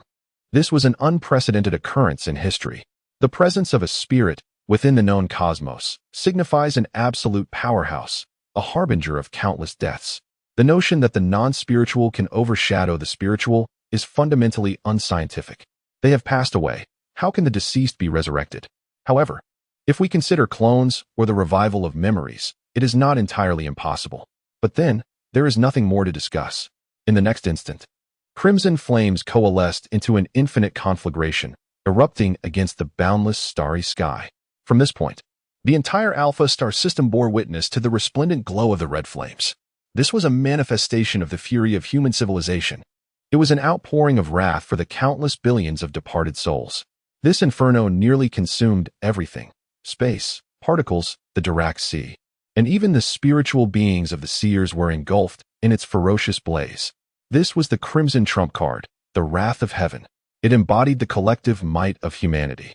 This was a spiritual entity, a creation nurtured over millions of years by their race. The celestial spirit felt an immense sorrow. Yet, this was not the time for lamentation. The wrath of heaven just unleashed was by no means the entirety of the Crimson's power. Should this individual go berserk once more, their life would truly be in peril. In an instant, countless thoughts swirled, and it immediately turned its gaze toward the woman aboard the starship, its eyes glimmering. She was the talisman of survival. Volume 3, Lost in the Sea of Stars, Chapter 36. Each with their own schemes, the celestial spirit's thoughts were remarkably straightforward. It intended to use this woman as a hostage to coerce the crimson entity into retreat. This was the only viable solution in the face of overwhelming strength. Consequently, the celestial spirit acted swiftly, almost in the blink of an eye, seizing the woman by its side. "Halt! I possess what your race desires. Cease your actions immediately." Upon witnessing this scene, Qi Hong immediately halted his strike against the spirit master. He was on the brink of downfall, and this blow could have obliterated him on the spot. Subsequently, Qi Hong cast a cold glance at Tian Ling Zun and solemnly declared, "If you dare to take her life, then all shall pay the price. What are your terms? Speak. Offer her life in exchange for the freedom of the three spirit masters. Is that agreeable?" "Unacceptable." "Why is that?" "There are too many who can be released. At most, only one spirit may depart. A life for a life." This was the utmost limit for Qi Hong.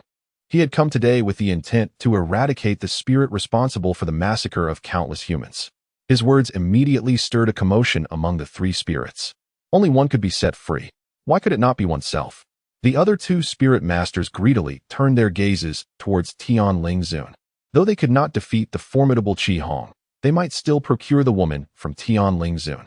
As long as they secured a hostage, they could leave this infernal place with ease. As for any feelings of guilt, they certainly did not believe Tian Ling Zun would forsake her own life for the sake of the other two beings. Ironically, Tian Ling Zun was contemplating similarly. Let Qi Hong eliminate the other two.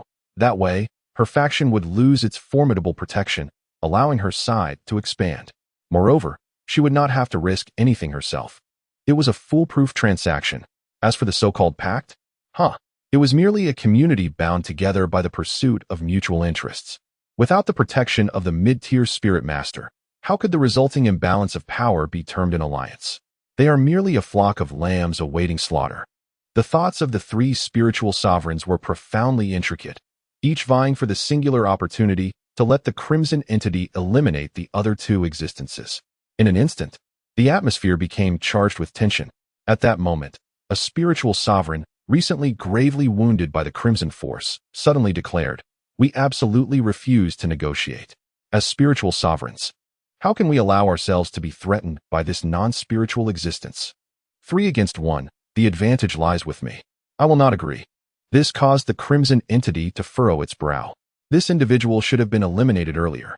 Such a proclamation could very well lead to the reformation of an alliance among the three against itself. Although the crimson entity felt no fear, It was concerned that amidst the chaos, it might be unable to protect that crucial woman. After all, this was the battlefield of spirits. Yet, an unexpected turn of events unfolded. The celestial sovereign and another spiritual sovereign simultaneously unleashed their terrifying powers. The laws of the universe erupted, energies surged, all directed toward the severely injured spiritual lord. Caught unprepared, without even the chance to activate its trump cards, it was slain on the spot by the two. In the blink of an eye, the two spirits seamlessly divided all of its treasures. The rapidity of these events left both Zhong Ye and Du Guoming in a state of disbelief. Did they turn against each other? To compete for this singular opportunity, they resorted to such fierce conflict? The notion that their lives could only be exchanged for one another inadvertently led to such dramatic consequences, resulting in a direct reduction of enemy forces. This deepened their understanding of the spiritual sovereigns.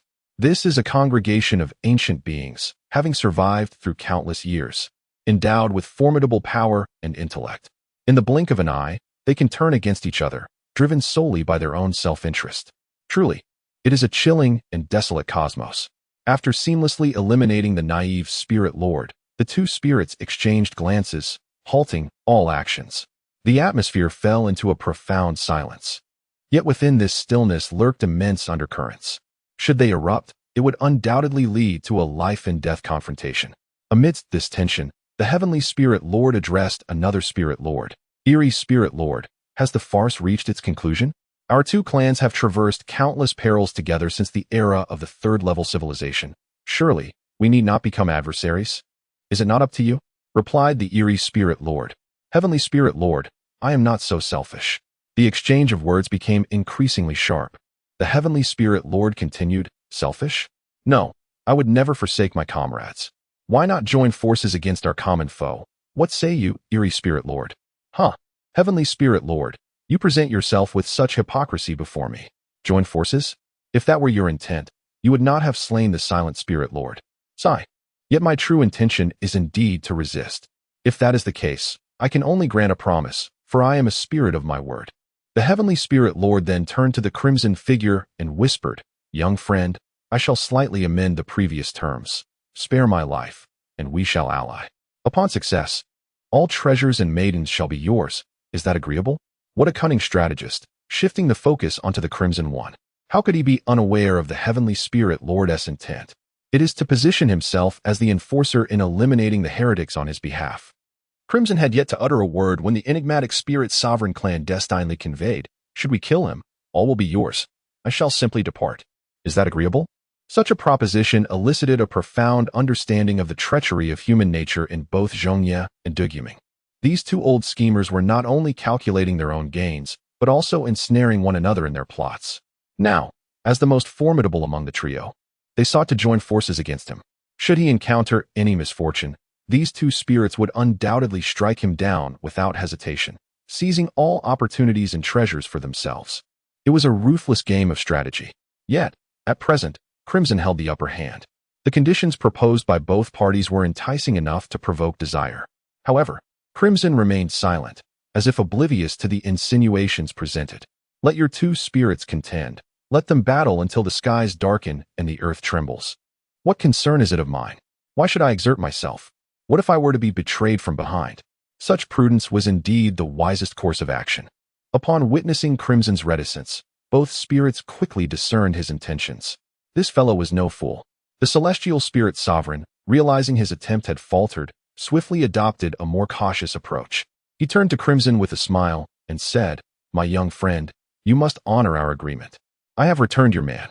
Is it too much to ask for my life in return? No, that is acceptable. Let us depart.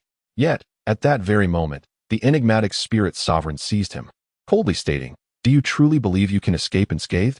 Volume 3, The Starry Seas Labyrinth, Chapter 37, The Cycle of Fate. What does this mean? The celestial spirit sovereign immediately unleashed his own rules, creating distance between himself and the enigmatic spirit sovereign. It is quite simple. The essence of this star domain. Do you believe the seal has been lifted? The spectral sovereign cast a glance at the Crimson One, recalling how you had slain his kin in the Alpha Galaxy. When he eventually brings about my demise, do you truly think he would spare you or your race? This inquiry carries a considerable weight of aggression. The celestial sovereign was unaware of the true nature of the Crimson One. However, having endured for such a lengthy period, his thoughts were undoubtedly far from simplistic. Should the Crimson One feign a release, while secretly maintaining spatial restrictions over the Alpha Star domain, then escape would be utterly impossible for him. He, alongside the Spectral Sovereign, serves as the backbone of their race. Should he fall, not only would his essence be entirely plundered, but his race would also find it insurmountable to withstand the Crimson One. Furthermore, with the acquisition of both their essences, humanity would be empowered to give rise to multiple spirit lords. At that juncture, a comprehensive counteroffensive would signify the demise of their own race. Within the vastness of the cosmos, individual existence may harbor compassion, yet a race will never do so. For those who act in such a manner have all perished in the cold expanse of the universe. Contemplating this, the Celestial Sovereign quietly inquired of the Spectral Sovereign, "Given this, do you possess a superior method?" "Indeed, I do. Otherwise, I would not have detained you." The solution lies in deception. Pretend that you have departed, while in truth, you await the opportune moment to deliver a decisive blow from behind. Your dominion is the microcosm, making this moment exceptionally ripe for your capture. The Spectral Sovereign articulated his thoughts. After a swift calculation, he recognized the viability of this idea. Yet, a pivotal question remained. Who will serve as the Crimson Bait? The Celestial Spirit Sovereign declared, "I hold that human woman as a hostage. I cannot relinquish her. Thus, it is you who must take on the role of the primary adversary to draw out the vulnerabilities of the Crimson Entity. Is that agreeable?" "This is only natural. A prerequisite for negotiation. Let it be established henceforth." "Indeed, let it be so." This entire exchange transpired in the blink of an eye. In the next moment, the Celestial Spirit Sovereign vanished from the scene, leaving no trace of his whereabouts. Present were only the enigmatic Spirit Sovereign, the Crimson Figure, and the woman ensconced within the spirit armor. She was contained within the spirit armor to shield her from the tumult of the spiritual battlefield. After all, even the weakest of spirit lords possesses an overwhelming presence capable of annihilating ordinary sentient beings merely through their existence. In truth, common life forms are utterly incapable of bearing the dreadfully vast information emitted by a spirit lord, despite the fact that only the final spirit lord remained. The Crimson Figure maintained unwavering vigilance. This was its customary combat style. It would adopt the utmost caution towards the battlefield until victory was firmly achieved, including the possibility of a final strike. The enigmatic Spirit Sovereign regarded the serious Crimson Figure with a smile. "Dear friend, now that it is just us here, why not discuss terms? I can offer you my treasures, the essence of my race, and the abundant knowledge of the cosmos, including a convergence of information about various races. These hold far greater value than simply ending my life." Such words could stir the hearts of countless souls, for each phrase concealed immense resources and secrets. Should it fall into the hands of a mere lower or intermediate civilization, it would undoubtedly ascend instantaneously, transforming into a fragmented advanced civilization, with even the prospect of achieving the status of a spiritual master for its race. Yet, the Crimson Figure remained utterly unperturbed. Indeed, these items possess immense value, but they can never supplant this singular spirit. Its very existence is sufficient to rejuvenate the entire race. Confronted with the indifferent Crimson, the eerie spirit master could only manage a resigned smile and wave dismissively, saying, "Indeed, as the so-called human divine emperor, you regard these matters with such disdain? Do you genuinely wish to take my life? We are both entities of spirit. Why should we concern ourselves with the lives of mere mortals, let alone risk our lives for them? Do you aspire to become the topic of their idle chatter, a mere spectacle of our conflict?" The eerie spirit master's emotions surged, unable to endure the indignity. They are, after all, esteemed spirit masters. Having transcended their original species, they evolved into beings of a higher dimension. Why must they engage in such combat? Yet, the Crimson Figure merely drew its blade with deliberate slowness, coolly stating, "Have you finished speaking? If so, prepare to meet your end." In the next heartbeat, its scarlet form surged forth like a flash of lightning. In mere moments, it unleashed billions upon billions of slashes, each one seamless and lethal. Even more terrifying was the fact that the depth of this assault reached the realm of microscopic particles. With every stroke, countless microscopic particles were shattered, releasing an unfathomable torrent of energy that surged around them. Particles merge and separate, endlessly transforming, and within this subtle metamorphosis, the most fundamental anomalies of the universe manifest. Earth, wind, water, and fire. These are not mere material representations, but rather descriptions of a higher dimensional realm.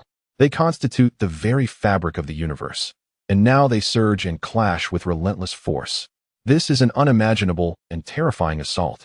In the midst of the night, Zhong Ye feels an overwhelming shock, as if he is intimately acquainted with the cosmic laws through this battle, as though he has become one with them. Is this the might of the Crimson? After the blazing blades severed the elements of earth, wind, water, and fire, the expression on the face of the ghost spirit sovereign changed drastically, never anticipating that the situation would be so horrifying. It had achieved a breakthrough in the midst of battle. Such microscopic attacks, even for the celestial spirit sovereign who governs the microscopic, would require revealing their trump cards to unleash. It seemed that it might truly meet its end here. The ghost spirit sovereign exerted every ounce of strength, unreservedly employing its temporal and spatial trump cards. It was the only existence capable of moving freely amidst the reversal of time and space. Yet, the overwhelming might persisted. The ghost spirit sovereign hardly entertained thoughts of resistance and swiftly opened a rift in space, fleeing to the opposite end of the Alpha Galaxy. The sensation of imminent death upon contact was terrifying beyond imagination. It had not encountered such a perilous battle for survival in millions of years. The ghost spirit sovereign immediately turned its attention to the starry sky, transmitting information with its own spiritual essence. A formidable enemy to humanity exists here. The coalition of the three clans, please provide immediate reinforcements. Eradicate the ghost spirit sovereign. Currently, among the three clans, there exist 7 or 8 sovereign spirits. While the mid-tier spirits occupy merely 1 or 2, yet their collective presence is sufficient for resistance. This message, imbued with spiritual essence, is potent enough to breach the confines of space and reach distant realms. Thereafter, all hinges upon the divine orchestration of the enigmatic spirit sovereign. Volume 3, The Labyrinth of Stellar Seas, Chapter 38, The Celestial Spirit Strikes. This message propagates along the cosmic strings, far surpassing the speed of light, and is soon received by the 3 esteemed civilizations. However, upon discovering that the source of this communication is the mid-tier sovereign of the enigmatic spirits, the allied forces of the 3 clans felt an immediate sense of foreboding. They utilized the information to investigate the Alpha Star system and simultaneously dispatched 3 sovereign spirits to eradicate the threat, an endeavor led by mid-tier sovereigns. From whence does this formidable adversary emerge? Through their swift exchange of information and the investigation of temporal lines, they quickly pinpointed the identity of the formidable foe. Crimson. In the previous battle within the Beta Star system, this entity, having faced death, single-handedly annihilated 3 sovereign spirits and forcibly claimed victory across the battlefield. This terror now bears the title of the human race's Divine Emperor. The one who possesses the strength to move mountains and the aura that eclipses the world is indeed the Divine Emperor. Upon receiving the news of the enemy's identity as the Divine Emperor, the 3 races almost instantly divided into 2 factions, the offensive and the conservative. This audacious strategy, however, faced vehement opposition from the conservatives. It is quite simple. The adversary has triumphed against overwhelming odds in several spirit battles, achieving remarkable feats. The first was against the Dark Spirit Sovereign, followed by the annihilation of the 3 sovereigns, and continuing through the 3rd, 4th, and up to the present 6th encounters involving the celestial, enigmatic, and silent spirit sovereigns. Every victory is a conquest, every triumph a miraculous achievement. It seems to have instilled fear in them. Should all the spiritual lords be dispatched and subsequently fall, the 3 clans would find themselves devoid of any retreat. The other advanced civilizations, poised and watchful, would not linger idly while they recuperate. They would undoubtedly send forth their own spiritual lords to sweep away everything belonging to these 3 clans.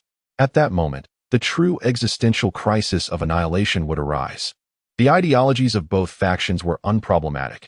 The sole concern lay in whether the dozen or so spiritual lords could vanquish the formidable human adversary in actual combat. Their debates raged on, until, at this critical juncture, an unimaginably terrifying presence descended upon the conference room.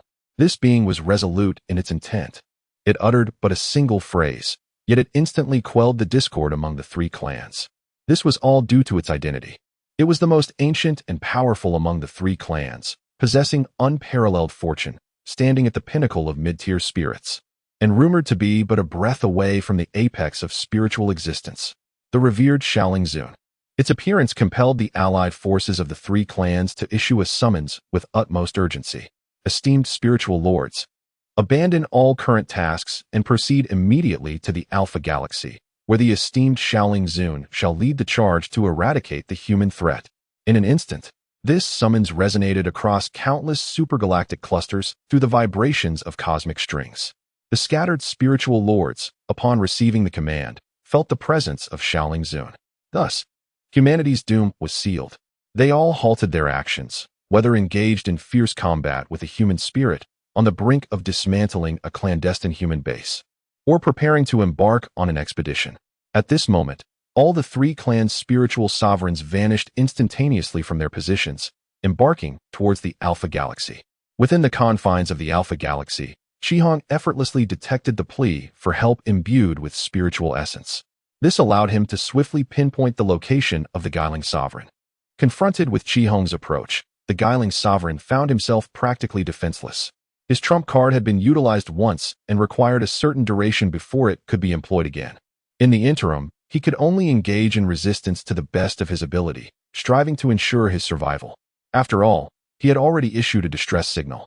The three clans could not possibly remain indifferent. Little did he anticipate that this time, the legendary Xiaoling Sovereign would lead the charge, accompanied by the entire assembly.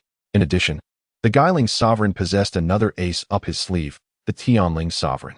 He had just sensed that the spatial restrictions of the Alpha Galaxy were still in effect, indicating that the Tianling Sovereign was undoubtedly unable to escape. Thus, he would adhere to his strategy, lurking in the shadows to deliver a decisive blow. All he needed to do was to lower Qihong's vigilance amidst the ongoing battle, and at the opportune moment, strike with finality. This young man, though formidable, could not possibly match his cunning. Ultimate victory would surely belong to him. However, just as this thought crossed his mind, millions of fiery blades surged forth in a devastating onslaught. This wave of attack was even more terrifying, carrying an almost inexhaustible flow of energy that swept through every visible expanse. This was a grievous blow. Should he extinguish the seed of its spirit and seize its spiritual essence, the cosmos would no longer harbor the Guiling Sovereign. Naturally, he was unwilling to succumb to such an end. Summoning all his strength, he forcefully reversed the fabric of time and space to reconstruct his spiritual form. Yet, this was merely a last-ditch effort, a futile struggle against the inevitable. It has lost the capacity for resistance and escape. In this moment of near demise, its gaze reflected an infinite sense of lingering despair, hoarsely addressing the crimson figure. Perhaps this is my final fate. I never anticipated that as a mid-level spirit, I would meet such a hopeless end at your hands. This may indeed be the will of the heavens. In these final moments, I have but one request, and I implore you, dear friend, to grant it. Upon witnessing the once mighty spirit's plight, the crimson figure seemed to entertain a fleeting thought and replied slowly, "What is your request? If it is reasonable, I shall consider it." This was a shred of compassion extended to an adversary. After all, the conflict arose merely from differing allegiances and paths, rather than an inherent enmity. I wish to see my homeland. A mere slight loosening of the constraints would suffice for me to behold it. Very well, this shall be the final concession. The crimson figure raised a hand, tearing open a small rift, ensuring that the spirit would not escape. Yet, at that moment, chaos erupted in consciousness, a violent force striking, causing damage to the entire spiritual armor. Who is it? It has been concealed within the starry expanse.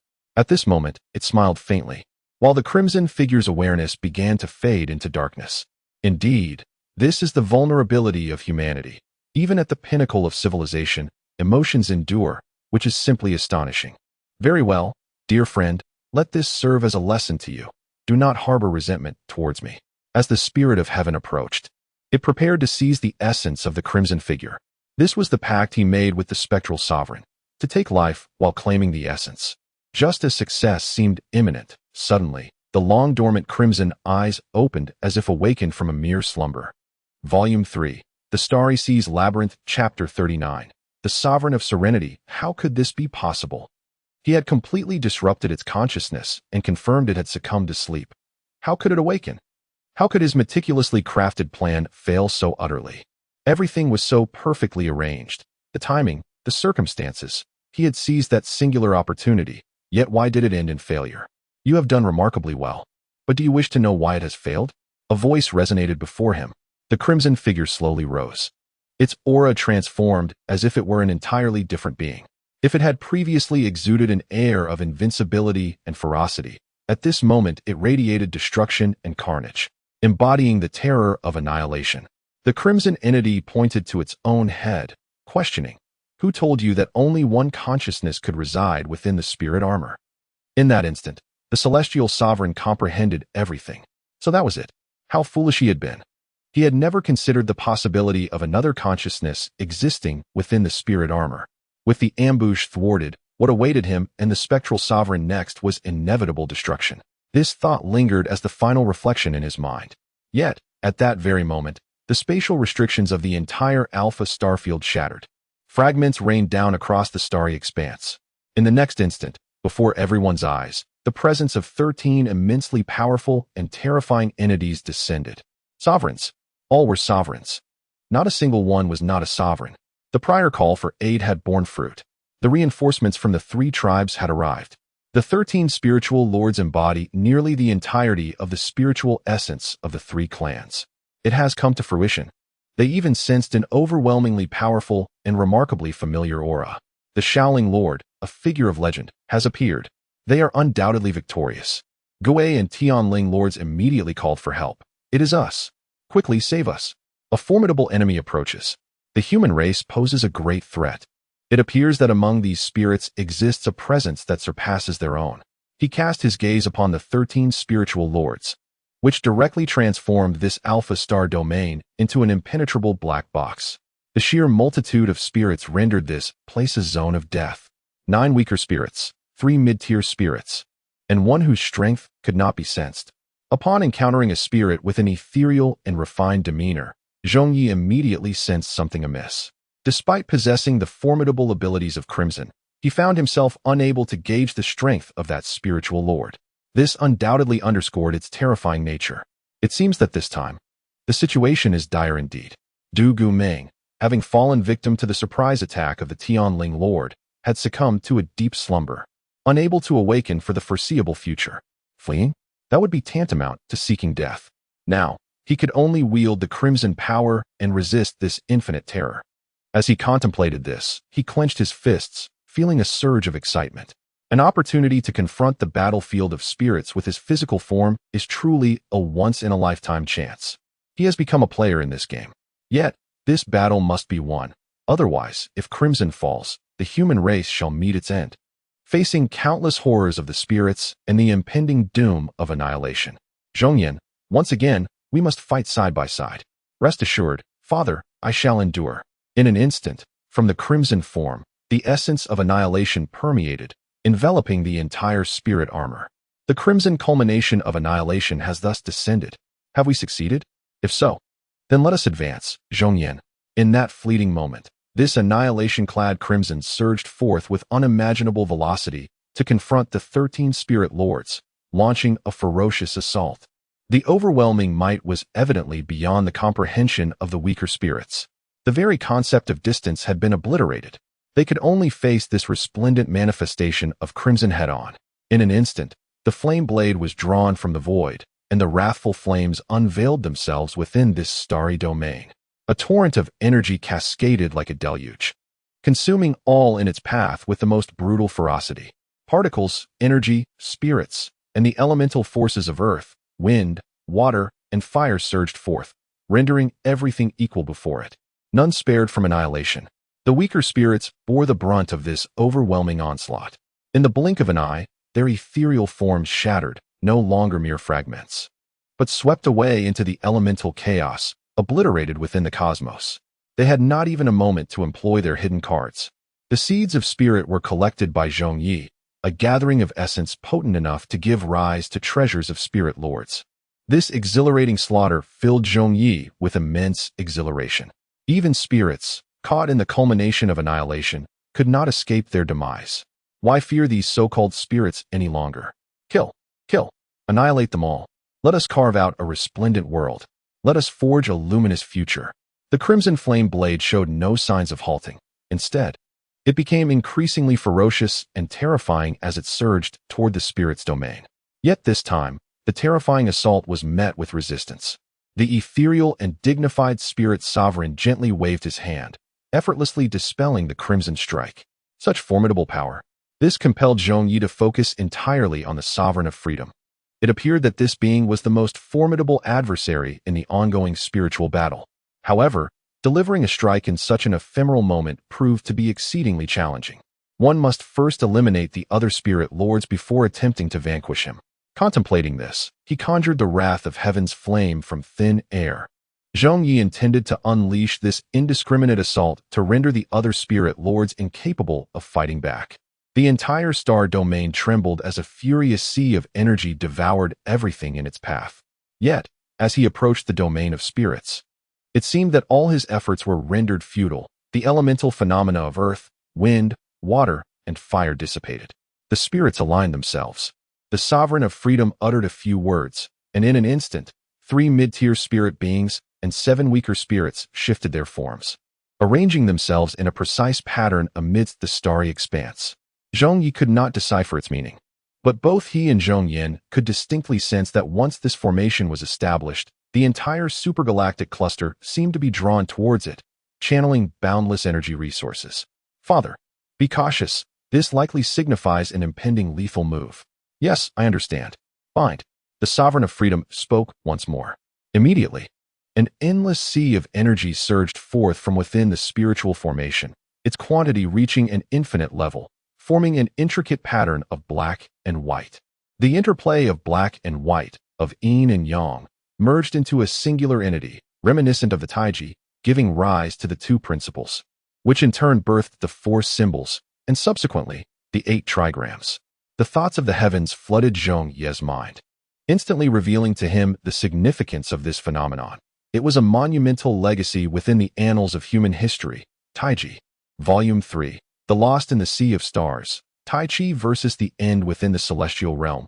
The diagram of Tai Chi and its dualities operates, gathering an inexhaustible reservoir of energy. Even more formidable is the divine resonance that permeates it, akin to the essence of the Tao. In the vast cosmos, all sentient beings, upon achieving civilization, inevitably embark on a quest to uncover the truths of the universe. Yet, due to the transitory nature and limitations of life, they find themselves in a perpetual cycle of negation regarding those truths. The path of technology thus winds tortuously upward, striving towards a potential limit that may or may not exist. Ultimately, every conclusion, every conceivable boundary, shares a singular name, Tao. Even the slightest grasp of this Tao can catalyze a qualitative leap for sentient beings, transcending dimensions to become entities beyond imagination. This is the manifestation of the Tao. At this moment, before Zhong Ye lies a thread of the Tao's Tai Chi. Under the formation of the 10 spirit sovereigns, it expands almost infinitely, visibly surging to fill the entirety of the Alpha star domain. What an extraordinarily terrifying phenomenon. The Alpha supercluster boasts immense galaxies spanning millions of light years, and yet it is being filled at a perceivable rate. What extraordinary power could accomplish such a feat? Zhong Ye promptly activated his Crimson system to analyze the possibility of escape. Yet, in an instant, the results emerged. He had been locked onto by the 10 spirit sovereigns, and the escape velocity was far from meeting the required threshold. Should he attempt to flee, he would be unable to outpace the devouring nature of the Tai Chi diagram. In this dire situation, Zhong Ye could only cast his gaze upon the 10 locations of the spirits. Only by dismantling their formation could he halt the relentless expansion of the Tai Chi. He shouted fervently, and in the next instant, his crimson figure flashed once more. With each step, he traversed the fabric of space, propelling himself forward with astonishing speed, akin to a bolt of lightning, swift as the wind and thunder. The forms of both parties drew closer, the circumstances increasingly favoring the crimson entity. At the moment of another spatial flicker, Zhong Ye seized the opportunity, promptly drawing forth the flame blade from the void, channeling all his strength to deliver 1,000,000 strikes forward.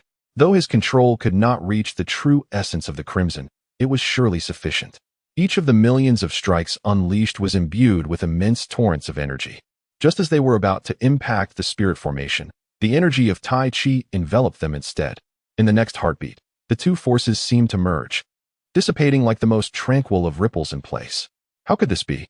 His strikes had been so effortlessly neutralized.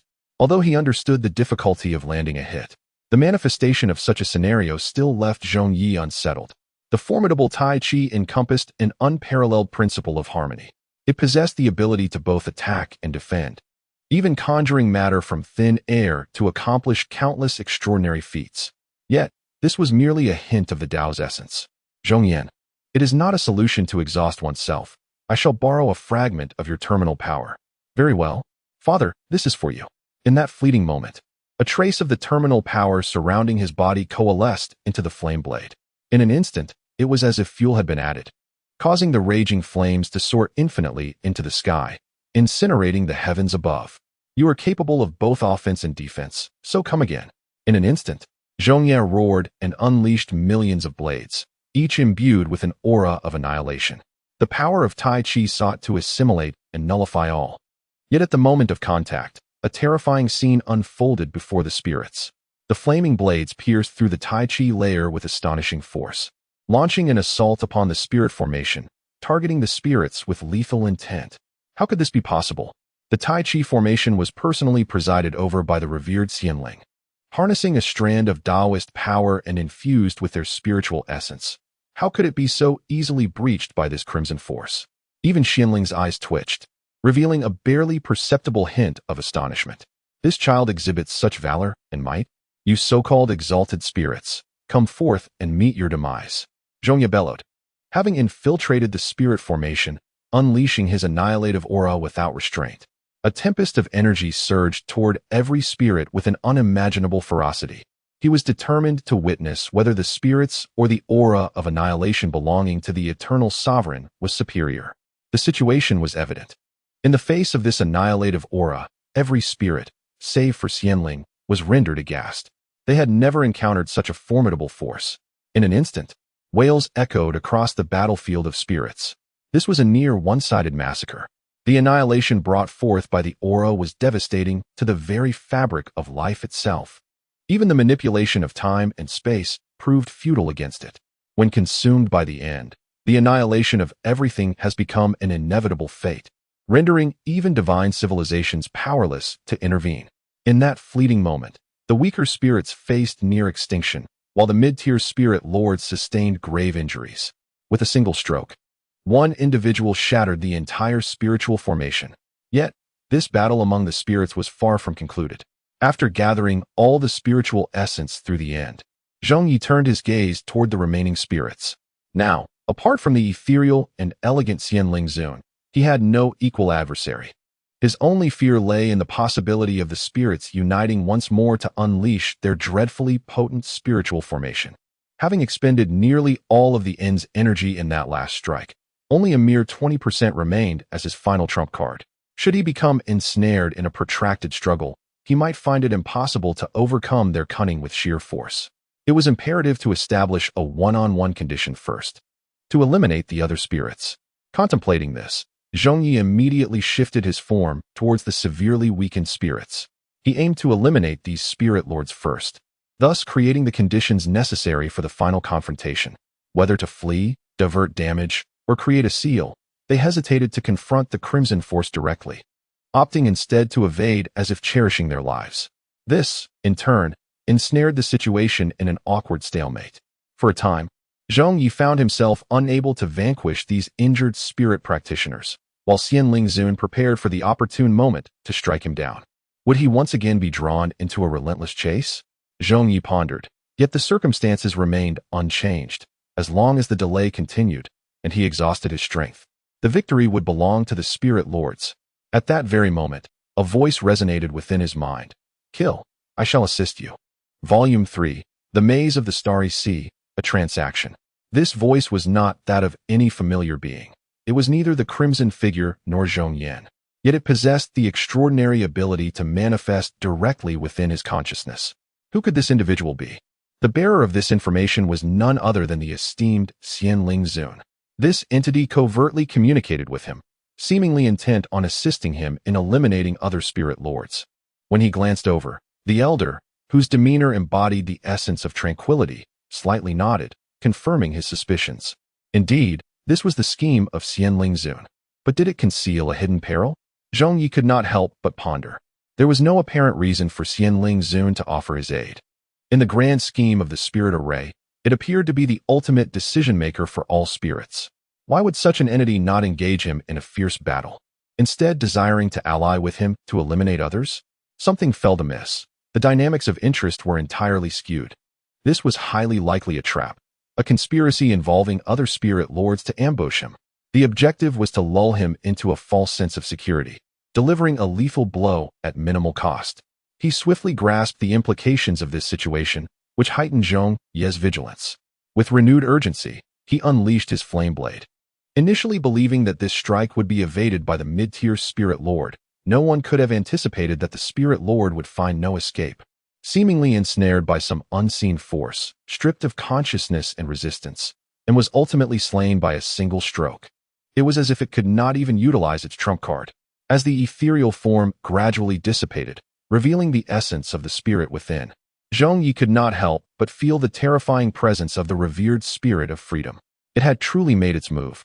Without a ripple in the fabric of time and space, it effortlessly plunged a mid-tier spirit lord into a state of oblivion, mercilessly slaying them without any resistance. How could it be so ruthlessly cruel, even towards its own kind? Zhong Ye turned to gaze once more at the revered spirit of freedom, who maintained a serene smile, seemingly indifferent to the unfolding events. It was frightening. This was the true horror of an ancient being. Yet, with each spirit lord eliminated, Zhong Ye's own chances of victory increased. Resolutely, he swung his sword again, targeting another spirit lord. Once more, a strike resulted in a fatal blow. There was no opportunity for retaliation. At this moment, aside from the revered spirit of freedom, the enigmatic Tianling Zun, and the sinister Guiling Zun, only 3 spirit lords remained on the battlefield. Witnessing this scene, they instinctively grasped the gravity of the situation. Among the spirit lords, there was a traitor. This betrayer sought to annihilate all spirits for an unknown purpose. How could they so brazenly defy the pact of the 3 clans? Would they not be subjected to the repercussions of the sacred oath they had once sworn? The spirit oath had been established as a wartime covenant among the 3 clans to unite against humanity, targeting the spirit lords. Any violation would inevitably invite unimaginable horrors, with death being a mere triviality. Who could it be? Who had committed such an act? Suddenly, a figure emerged in their minds, the clear and ethereal revered spirit of freedom. It was the only one who had not signed the spirit pact of the 3 clans, yet commanded the spirit lords of all 3 clans. Recalling the previous urgent circumstances, the arrangements made, and the seemingly lenient Taiji formation, in a fleeting moment, the remaining 3 spirits immediately grasped the crucial truth. The celestial spirit was, in fact, a traitor among the 3 clan spirits. It had conspired with Qi Hong to orchestrate this entire affair. Nay, it was even possible that Qi Hong's arrival on this battlefield was part of its scheme. Was it aiming to monopolize all spiritual essence and ascend to the status of a supreme spirit, merely a step away from the legendary divine civilization? One of the spirits quickly realized this and conveyed the message to the other 2. The celestial spirit has betrayed us. There is no hope left on this battlefield. The 3 spirits must unite if they are to have even a glimmer of chance. No being that has attained the level of spirit is foolish. They promptly devised a strategy, and together they created a colossal wormhole, hoping to escape using its power. Yet the celestial spirit merely smiled, and with a casual wave of its hand, the entire wormhole collapsed. It no longer concealed its intentions. Witnessing this scene, a mid-tier spirit lord exclaimed in indignation, "Celestial spirit, we are both spirit lords. Why must you pursue such ruthless extermination? To betray and side with the enemy is indeed a profound disgrace for our 3 clans." The celestial spirit continued to smile, waving its hand once more, releasing a surge of profound energy that instantaneously bound the 3 spirits in their temporal space. Subsequently, it transmitted a message to Zhong Ye. "My young friend, please." It sought for Zhong Ye to personally annihilate these 3 spirits. This was a gift it wished to bestow, and it earnestly requested that the young friend accept it. Zhong Ye could not decipher the celestial spirit's true state, yet the present circumstances undoubtedly represented an unparalleled opportunity. He could never let this opportunity slip away, which filled him with joy. With the addition of these 3 spirit seeds, he had now acquired a total of 10 spirit seeds, And even if the success rate of catalysis were merely 50%, it would suffice to enable humanity to create 5 more spirit lords. These were spirit lords. The weakest among them possessed the power to suppress entire star systems.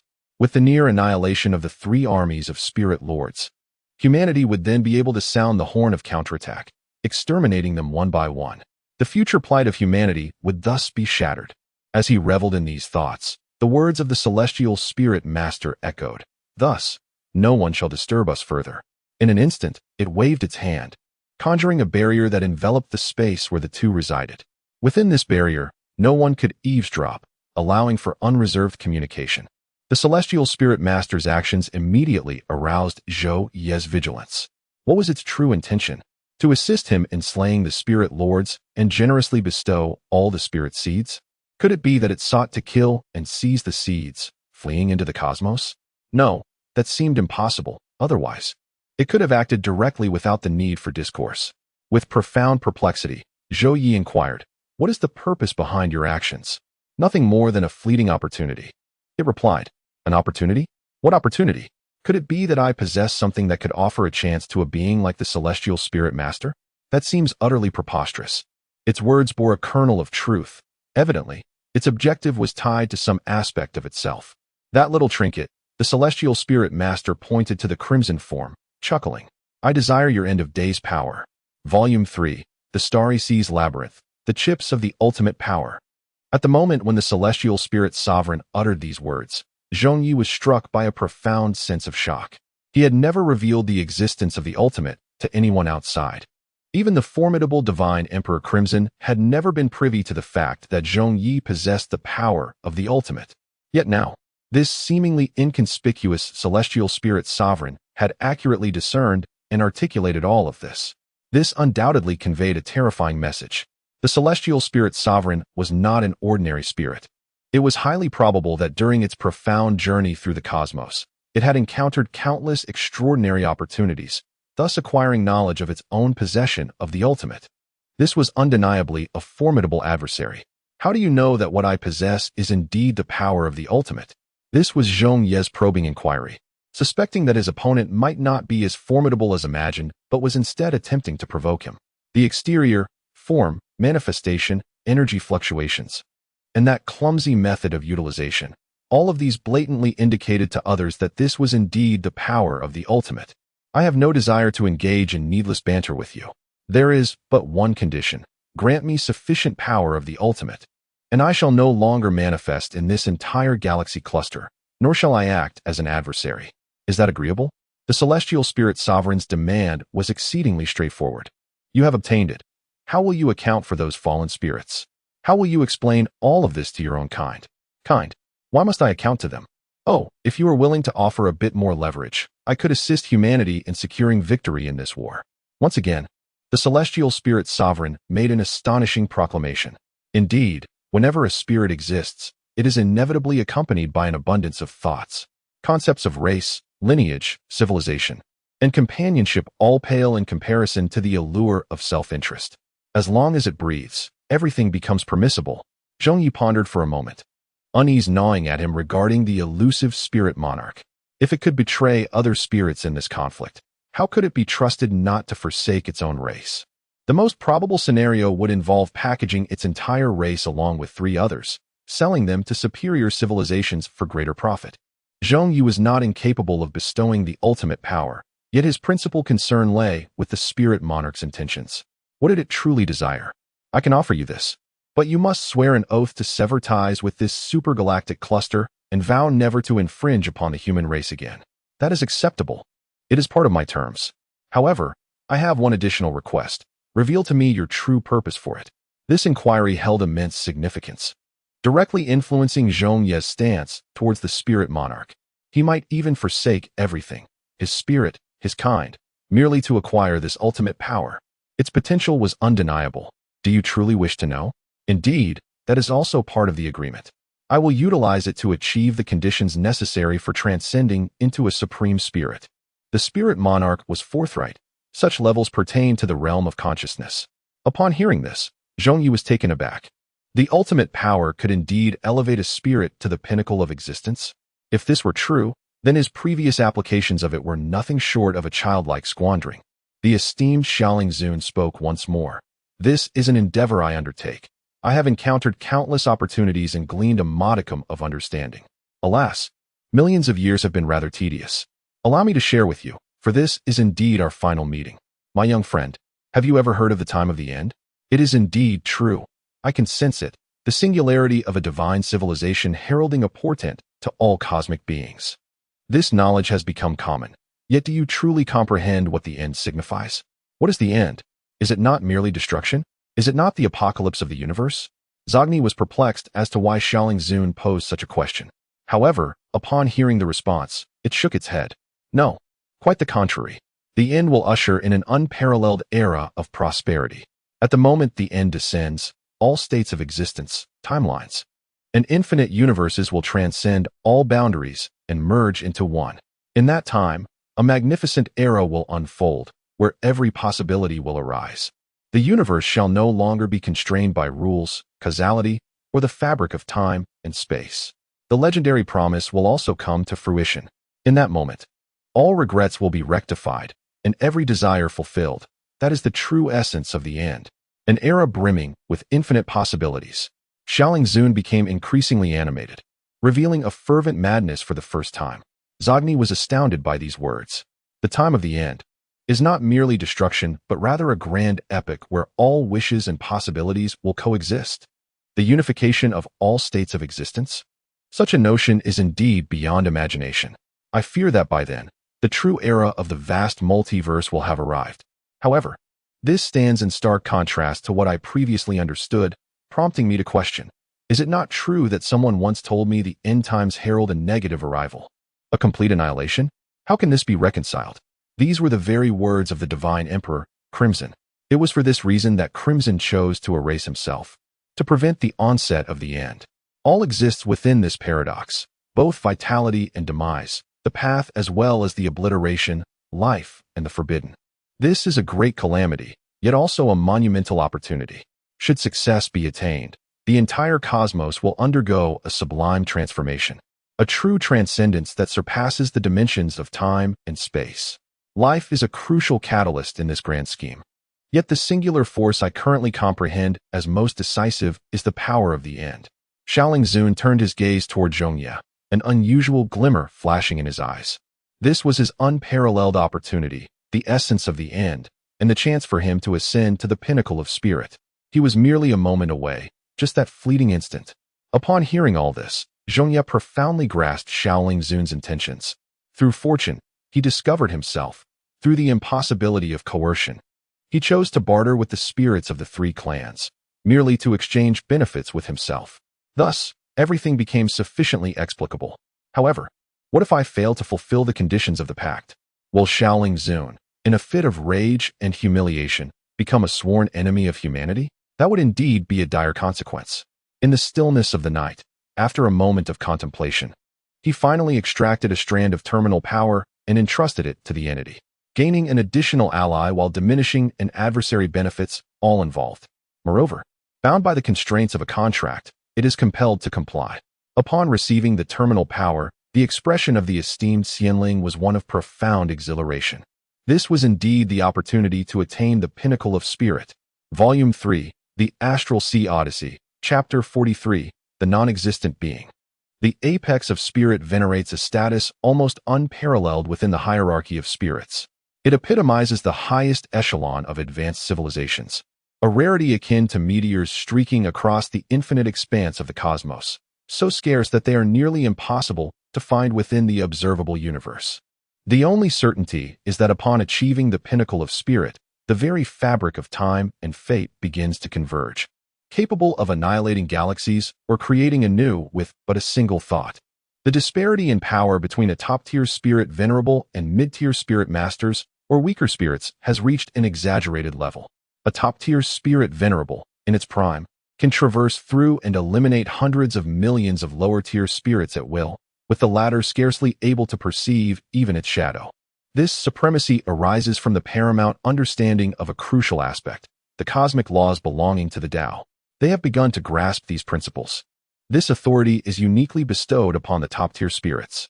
Consequently, Each top-tier spirit venerable invariably possesses its own title and is accompanied by an endless array of loyal followers. Yes, followers who, under the protection of these top-tier spirits, are afforded a glimmer of hope in the cold, desolate expanse of the universe. Countless races, endowed with technological prowess and abundant resources, shall selflessly provide for the supreme spirit sovereign. These races are referred to as the affiliates of the spirit. However, even with such a designation, gaining entry into their ranks requires prodigious fortune. Achieving this signifies the immortality of the spirit lord and the survival of one's own race. The aspiration of the sovereign of freedom is to ascend to the rank of supreme spirit sovereign. At that pinnacle, it shall acquire a unique title, realize the path of freedom, and soar through the vast cosmos, unencumbered by nearly all limitations. This is its ultimate goal. Among spirits, there exists a vast disparity. Weaker spirits must rely on their races. Otherwise, they face a grave risk of perishing. The cosmic laws they wield fall far short of the power required to subjugate all. Yet, upon advancing to the intermediate spirit level, they gain a measure of independence. Races become mere burdens in their eyes, although numerous interests hinder true liberation. Various wars, resource conflicts, and temporal defense battles demand their involvement. It is only upon reaching the supreme spirit level that such circumstances can be irrevocably transformed. At that juncture, the sovereign of freedom will command countless affiliated races, becoming the very core of existence and securing a position of dominion. Even when confronted with the most advanced cosmic civilizations, it will possess the strength to contest. This is the essence of the supreme spirit sovereign. Upon acquiring this ultimate power, the sovereign of freedom immediately harnessed its spiritual essence, incorporating it within its being. It is profoundly real. This is the coveted treasure it has long desired. Rarely did it display a countenance of gratitude, but after a moment of contemplation, it uttered a phrase. Dear friend, within the span of 300 cosmic years, as long as I do not fall, I shall undoubtedly attain the pinnacle of spiritual existence. This entity possesses immense power. Thus, I extend to you an opportunity to pose any inquiry, for we are well versed in all matters. This notion arose from a fleeting whim. In my past as a mortal, I cherished forging connections with others. Now, having ascended to the realm of spirits and witnessed countless intrigues, it has been long since I encountered such genuine sincerity. Moreover, the other party carries the essence of ultimate demise and is imbued with the fortune of their ethereal lineage.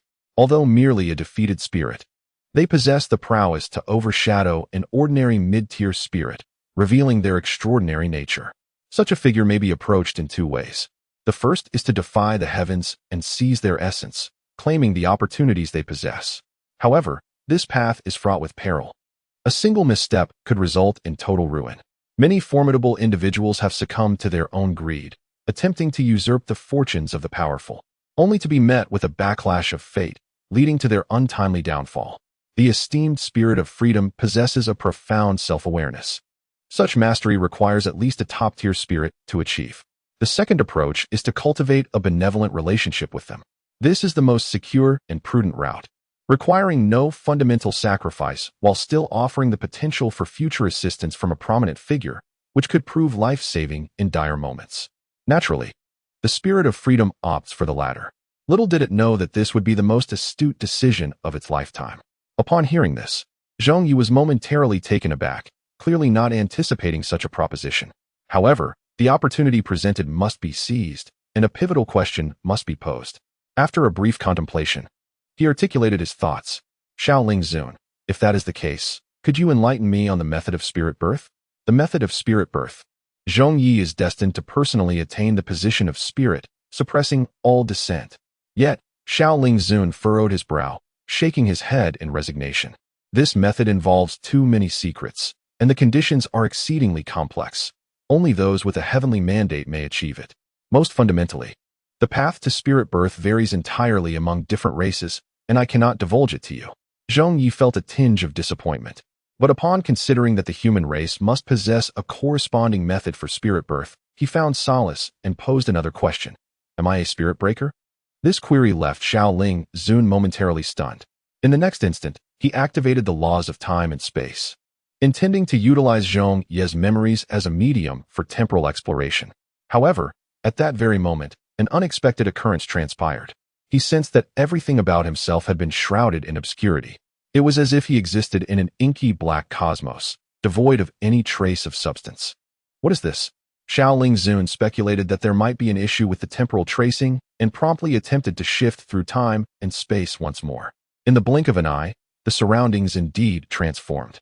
Yet, a magnificent rainbow bridge, stretching across the heavens, stood before him. As Xiaoling Zun focused his gaze upon it, a shadowy figure suddenly materialized before him, causing him to gasp in shock. A supreme spirit. This was, without a doubt, a supreme spirit. He immediately sought to sever the tracing and eliminate all apparitions. Yet, at that moment, the shadow shifted slightly, inflicting no harm, but instead drawing him closer to its presence. Xiaoling Zun gazed with trepidation, only to discover that the shadow evoked an eerily familiar sensation within him. The nearly identical underlying spirituality is permeated with the ominous aura of annihilation, and in that fleeting moment, it discerned the identity of the shadow before it. This was indeed the future celestial spirit sovereign. They encountered one another miraculously, mediated by the memories of the midnight, under the auspices of the fantastical rainbow bridge. Yet, at this moment, the celestial spirit sovereign could not perceive the visage of its future self. It felt as though separated by a veil, incapable of contact. The shadow stirred slightly, and in an instant, a torrent of information surged forth, transcending time and space to reach its present self. What astonishing power! It gazed at the figure of midnight before it, with eyes filled with a complex array of emotions, conveying to the future celestial spirit sovereign the assertion that it was a being devoid of past, present, and future. Volume 3, Lost in the Sea of Stars, Chapter 44. Matters of the future, a being devoid of past, present, and future? Yet here I stand, am I not? Why then do they claim I lack a present? Midnight felt a profound sense of bewilderment. As a traveler through time and space, he could comprehend the chaotic nature of his own temporal experiences, yet he did not cease to exist. Otherwise, how could he have arrived at his current state? In response to Midnight's confusion, the celestial spirit sovereign refrained from elaboration. It had just received a vast influx of information from its future self. It was precisely for this reason that the sovereign dared not speak lightly. Through the lens of its future, it came to understand the terrifying essence of this crimson being before it. In the future, its name would resonate throughout the cosmos, exalted as the divine emperor. Yet within another consciousness lies an even more terrifying force, the power of annihilation, which will converge countless timelines, despised by humanity, and ultimately regarded as the source of all evil. This is merely due to his identity as the eternal sovereign. As long as no decisive events transpire in the future, they are inevitably destined to tread this path. Gazing upon these two entities, both intertwined and opposed, the heart of the celestial spirit master is a tumult of emotions. What cruel jest of fate is this? The collision of time and space, the convergence of destinies, has led to this very moment, completing all that is. The celestial spirit master understands that within the trajectory of their fates, he is but a speck of dust, almost insignificant. Yet, in this moment, he feels compelled to impart a profound truth to Zhong Ye.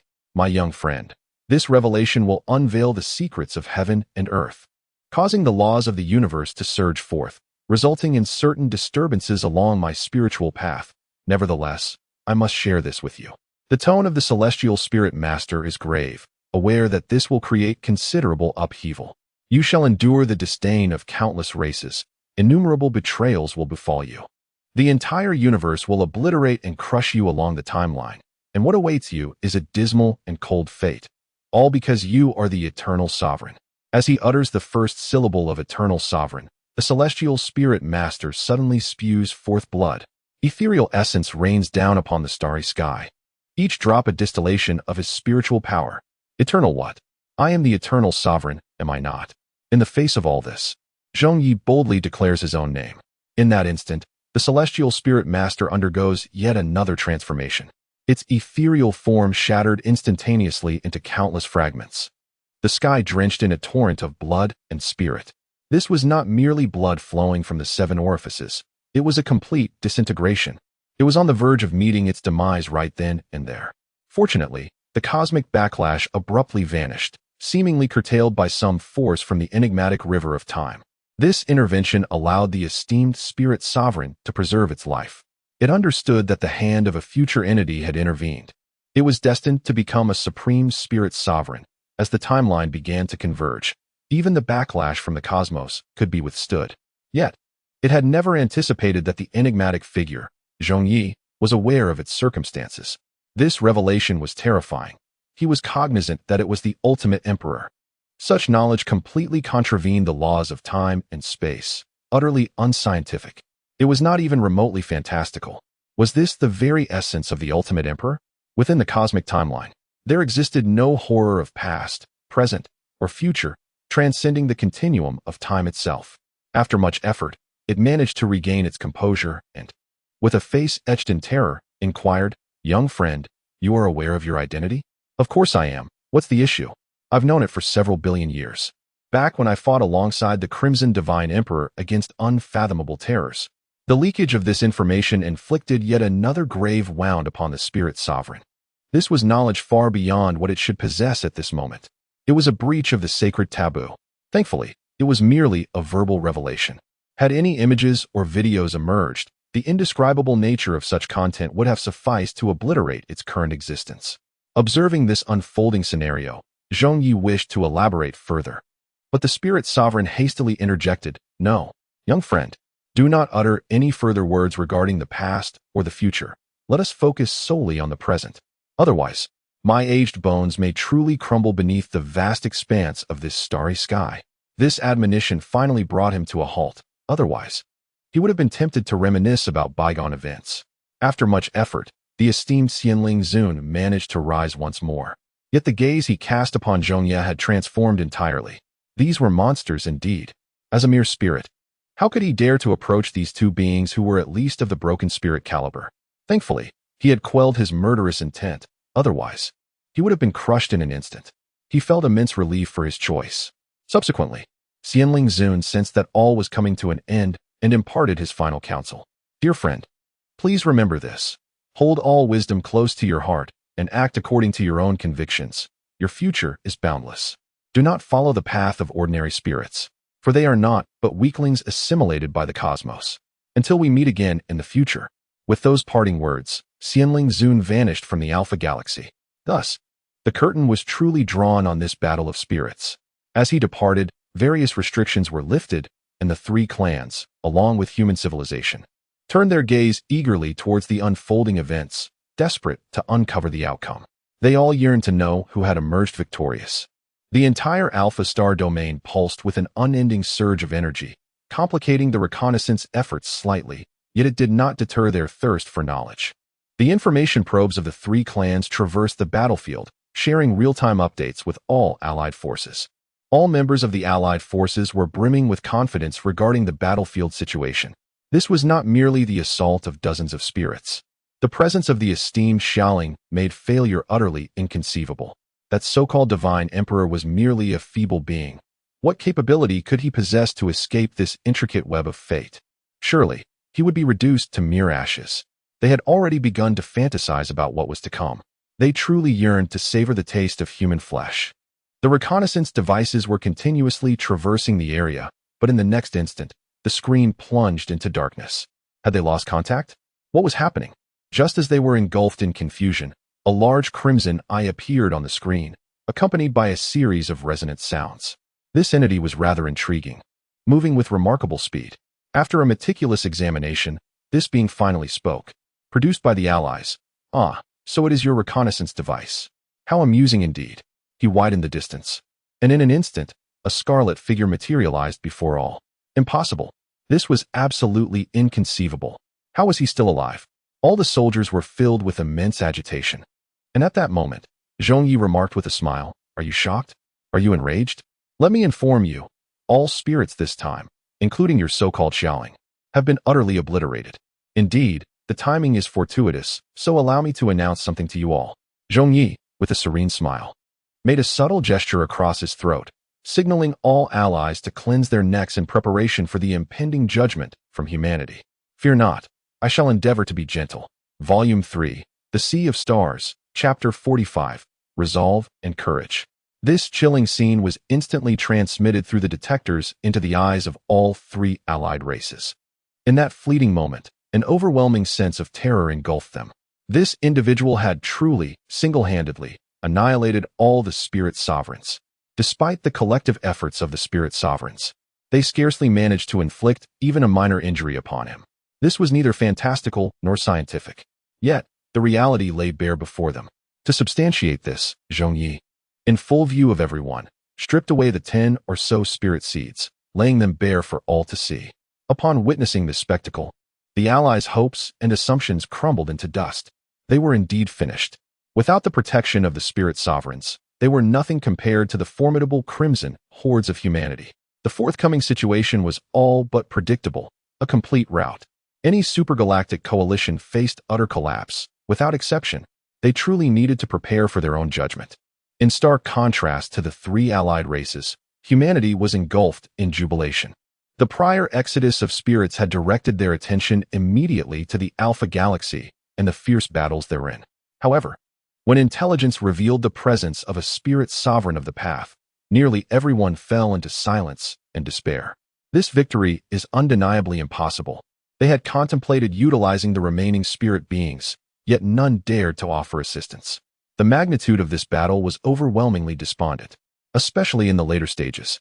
As the Taiji diagram revealed the unrestrained sweep of the Taoist essence across the cosmos, everyone was left with a singular thought. It's over, this time. It's truly over. But who could have anticipated the sheer drama of it all? The crimson hue of the human emperor achieved the extraordinary feat of 1 against 13, annihilating the foes with almost no injuries sustained.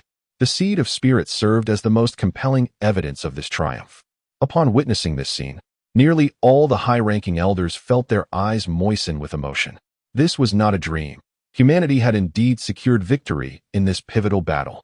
The coalition of the three races, as the Crimson had declared, readied themselves for the impending reckoning. Zhong Ye's actions elicited diverse reactions from both powerful factions. However, he was acutely aware that he could no longer engage in battle. Although he appeared unscathed from the recent conflict, both the power of annihilation and the various energy reserves of the Crimson had been utterly depleted. His previous demeanor was merely a fade to delay the inevitable. Furthermore, the battlefield of this era did not belong to him. At this juncture, regardless of his presence, the coalition of the three races no longer dared to resist. They feared that any battlefield could suddenly witness a force of his caliber, causing their meticulous preparations to unravel. They could only retreat, fleeing like homeless dogs through the void, praying that humanity would not pursue them. This war, seemingly ongoing, has, in reality, already reached its conclusion. Such is the essence of spirit and its significance for every race. The existence of strategic decisions, when employed, can be lethal. If not, they remain dormant. The solitary dream within the Crimson consciousness has finally awakened anew. Since the ambush by the celestial spirit sovereign, he has been oblivious to subsequent events, and thus remains unaware that the current situation has transformed into one of overwhelming dominance. Therefore, when he inquired of the medical and research personnel, their expressions revealed profound astonishment. How could one forget their own actions? Brother Zhong, just look at what you have done. I concede that your near-perfect impersonation using my identity was impressive, but that throat slitting and those bulging eyes, do you not feel a twinge of discomfort? Not even a smidgen. Ha ha ha. Brother Meng, do not be angry. I find it rather dashing.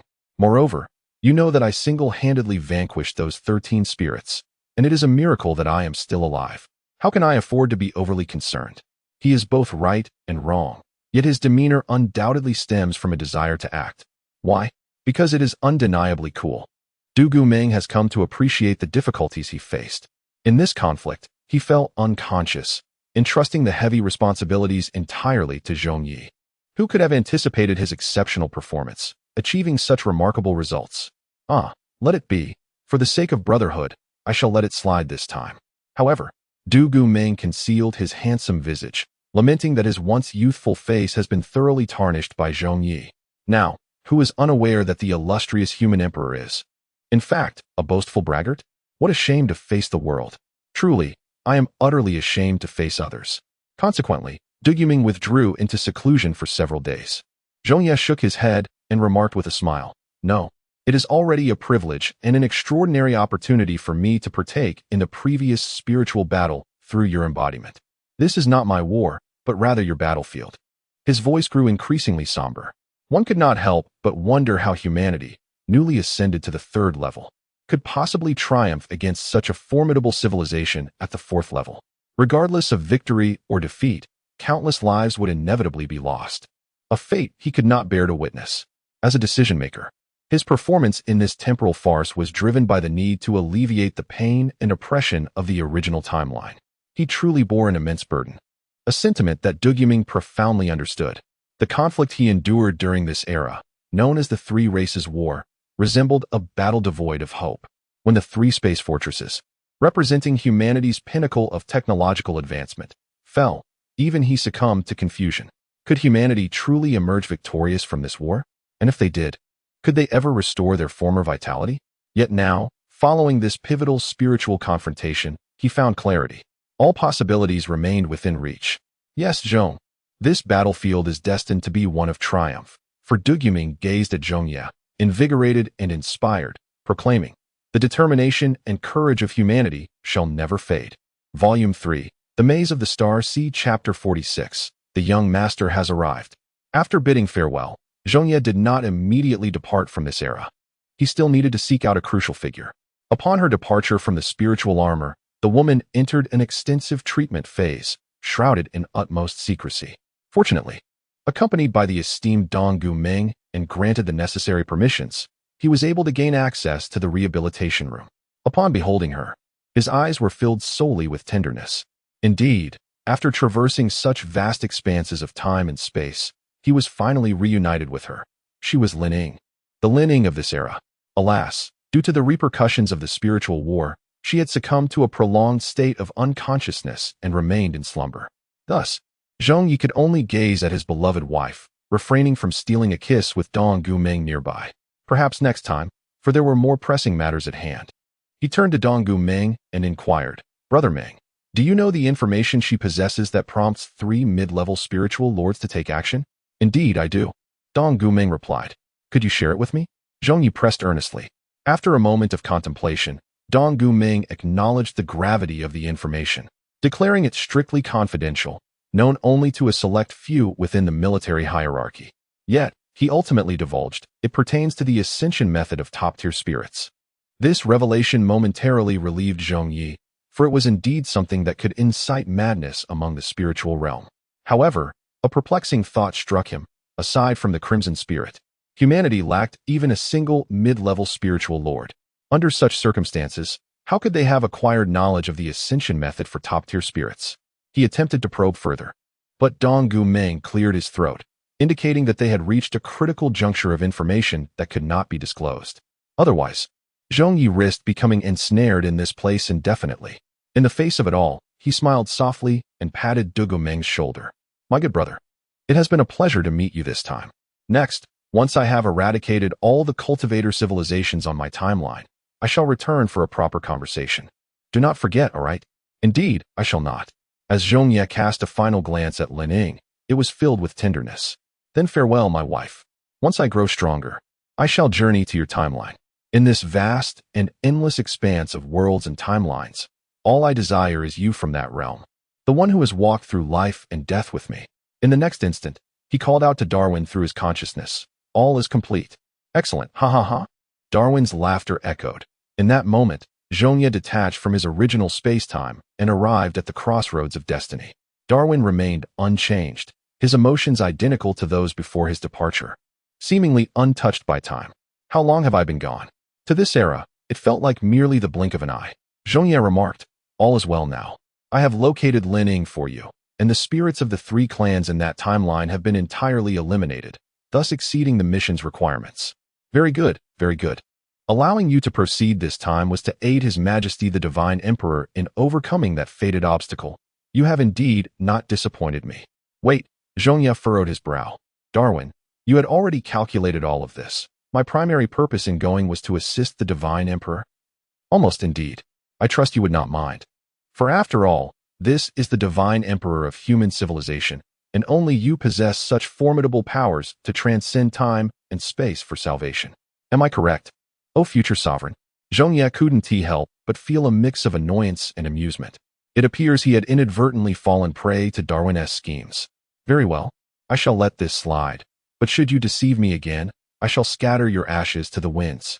Furthermore, let us discuss compensation, raise my pay, do you comprehend? Having been outmaneuvered, Zhong Ye, who is never one to suffer losses, was determined that Darwin would face some consequences. However, O sovereign, I have prepared 2 gifts for you, ensuring you will not come to harm. Darwin produced 2 exquisite scrolls and presented them to Zhong Ye. Just as he was about to unveil their contents, Darwin interjected, cautioning that these scrolls contained the secrets of the heavens and should only be opened in times of utmost peril. Remember, these 2 scrolls represent 2 distinct paths for you to choose from. By relying on your own fortune, you may open either at random. Darwin's words were indeed shrouded in enigma. 2 paths. How intriguing. After stowing away the scrolls, Zhong Ye chuckled. Darwin, it seems you have taken a page from Zhuge Liang's book. Haven to you? Ha ha.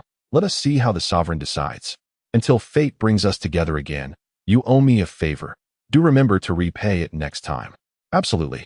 O sovereign, until we meet again. After bidding farewell, Zhong Ye departed from the crossroads of destiny and returned to the negative universe. He gazed into the distance.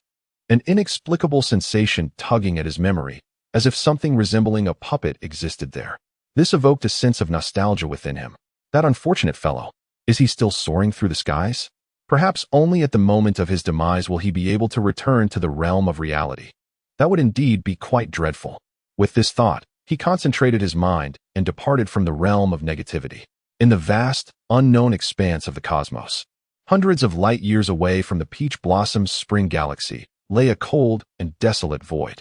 Not a single planet existed in this forsaken space.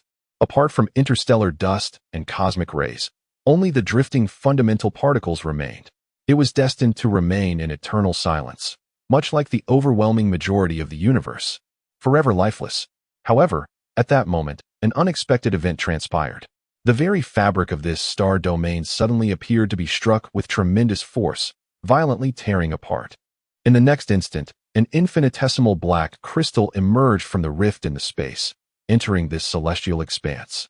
It seemed as though it did not belong to this universe at all. Even the most fundamental particles deliberately repelled it, refusing to collide with it in any manner. Various cosmic waves and radiations exhibited an aversion towards it, even bending their paths to avoid its vicinity.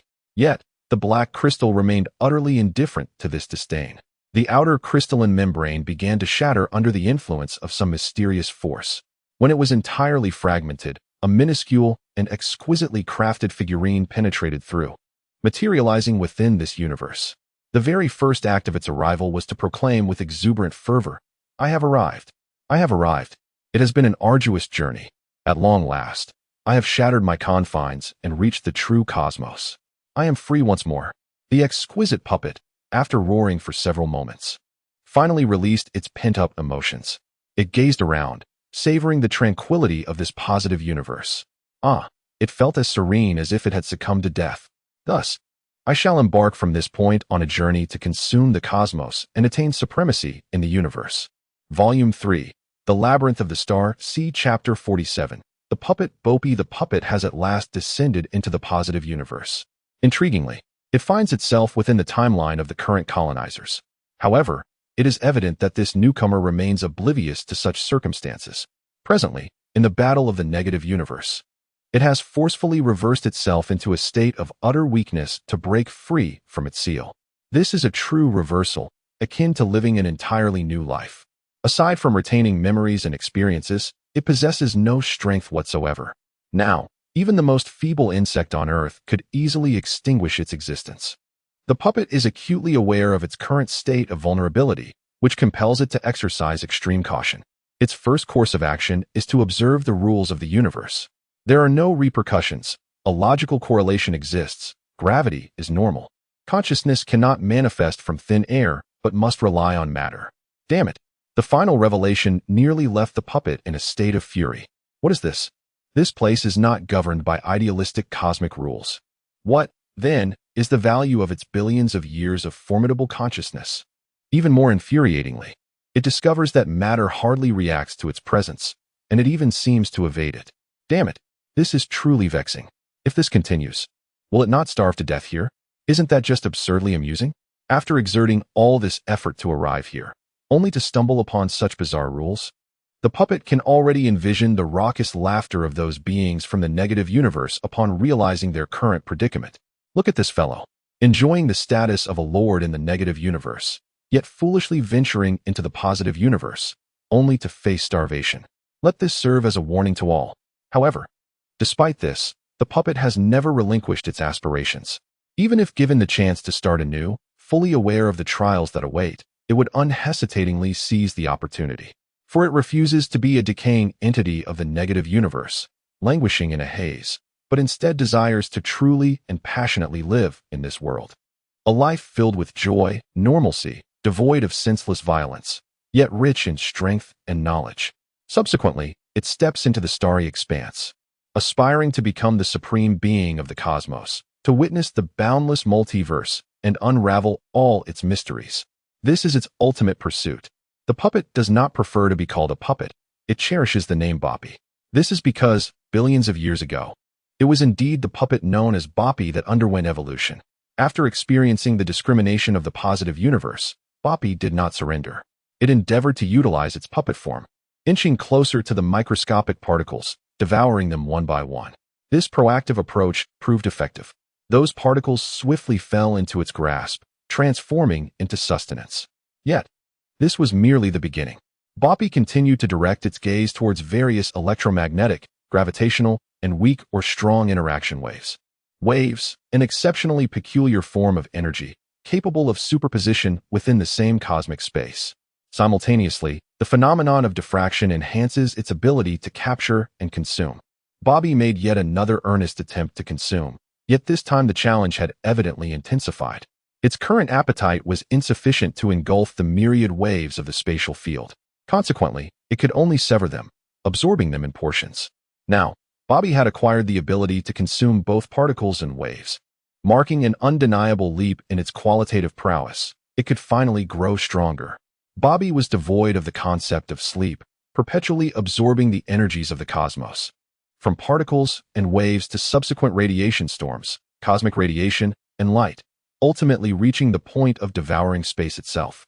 This was a unique aspect of Boppy's voracious nature. Its formidable consciousness was capable of encompassing everything. Its physical form, having been tempered by the negative universe, had reached unimaginable levels of resilience. It is worth noting that what that brat Zhong Ye referred to as the spirit sovereign appeared to Boppy merely as a trivial morsel. Time elapsed unmeasured, and Boppy finally achieved the capability for short-range spatial jumps. By consuming a portion of space, it opened a wormhole layer, stepping through gradually and ultimately consuming space once more. Accomplishing this near-miraculous feat furthermore, due to Boppy's distinctive ability to devour, it left behind interconnected layers of wormholes throughout this star domain. Observers with keen insight would discover a pattern akin to a meticulously calibrated timer, rich in regularity. Since mastering this skill, Boppy had been incessantly leaping through space. It understood that this region was exceedingly desolate. Only by reaching broader and more bountiful territories could it truly become powerful and unleash its full potential. It needed to seek luminous celestial bodies, which were of paramount importance in the memories of its consuming spirit. It seems to be referred to as planets, stars, or something of the sort. Boppy continued its relentless journey until this fateful day. As usual, it opened a wormhole and began to consume the outer space within. Emerging from it, however, this time, an unusual phenomenon occurred. A peculiar force bound it, extricating it from the state of weightlessness. Was it a gravitational field? Had it truly reached the so-called star? Boppy pondered, attempting to consume the material before it. It was somewhat hard, with a smooth, icy texture, rich in various elemental particles, which instantly made its eyes gleam with excitement. Delicious. It was indeed extraordinarily delectable. Just a small piece contained more energy than all it had previously ingested. Surely, this was a celestial body, and there was so much of it. It was on the brink of prosperity. Without hesitation, it greedily devoured the peculiar aggregations, swallowing them down without restraint. Boppy digested at an astonishing pace, its consciousness immediately facilitating the transformation of matter into energy. It nearly consumed everything within its sight. At that very moment, a red alarm blared. In the blink of an eye, numerous strange constructs emerged. Perceiving the vanishing layers of the cosmic starship and immediately sensing the impending threat, this was an invasion. a blatant act of aggression. At this moment, the alarm of the entire starship was triggered. All defensive forces converged. Various search constructs entered, yet they found nothing amiss, except for the quietly lying Bobby, which had long sensed the commotion outside. In response, it was already poised to feign death. There was no alternative. The temporal requirements for spatial transition were substantial, and the time allotted was woefully insufficient. According to that fellow, Zhong Ye, he likened himself to an innocuous puppet. For the moment, I chose to trust that rascal. Thus, Boppi indeed feigned the guise of a puppet. In the presence of this exquisite figure, all constructs wore expressions of bewilderment. Yet, they proceeded to conduct various life assessments in accordance with their programming. Aside from some initial fluctuation in error margins, everything else was deemed normal. This puppet exhibited no characteristics of a living entity. The true perpetrator lay elsewhere. They swiftly arrived at this conclusion, shifting their investigative focus. While Boppi was relegated to the cargo hold, gazing upon the multitude of resources and metals within the hold, Boppi felt tears welling in the corners of its eyes from the overwhelming emotion. It was profoundly moved, truly touched. Volume 3. The Enigma of the Starry Sea, Chapter 48. Boppi's journey. It traversed the metallic ocean tirelessly, day and night. Exquisite. Everything was simply too delightful. The gradual depletion of supplies in the cargo hold signified Boppi's incremental enhancement. During this time, metal constructs occasionally arrived, but they regarded the situation as one meant for others. Thus, Boppi remained undetected in this sanctuary. After several days on Earth, it reached an unimaginable level of terror. Every resource in the cargo hold had been consumed. Only then did the constructs perceive a significant anomaly. The alarm blared throughout the chamber once more, and upon their arrival, they were met with a Boppi of adult-like proportions. This time, it chose not to feign death. Instead, it waved its hand enthusiastically to greet the constructs. "Hello, I trust you want to mind, right? The starry sky is vast, let us be friends. My name is Bobby." In the next moment, an array of energy fields from the constructs surged forth, aiming various annihilation weapons at Bobby.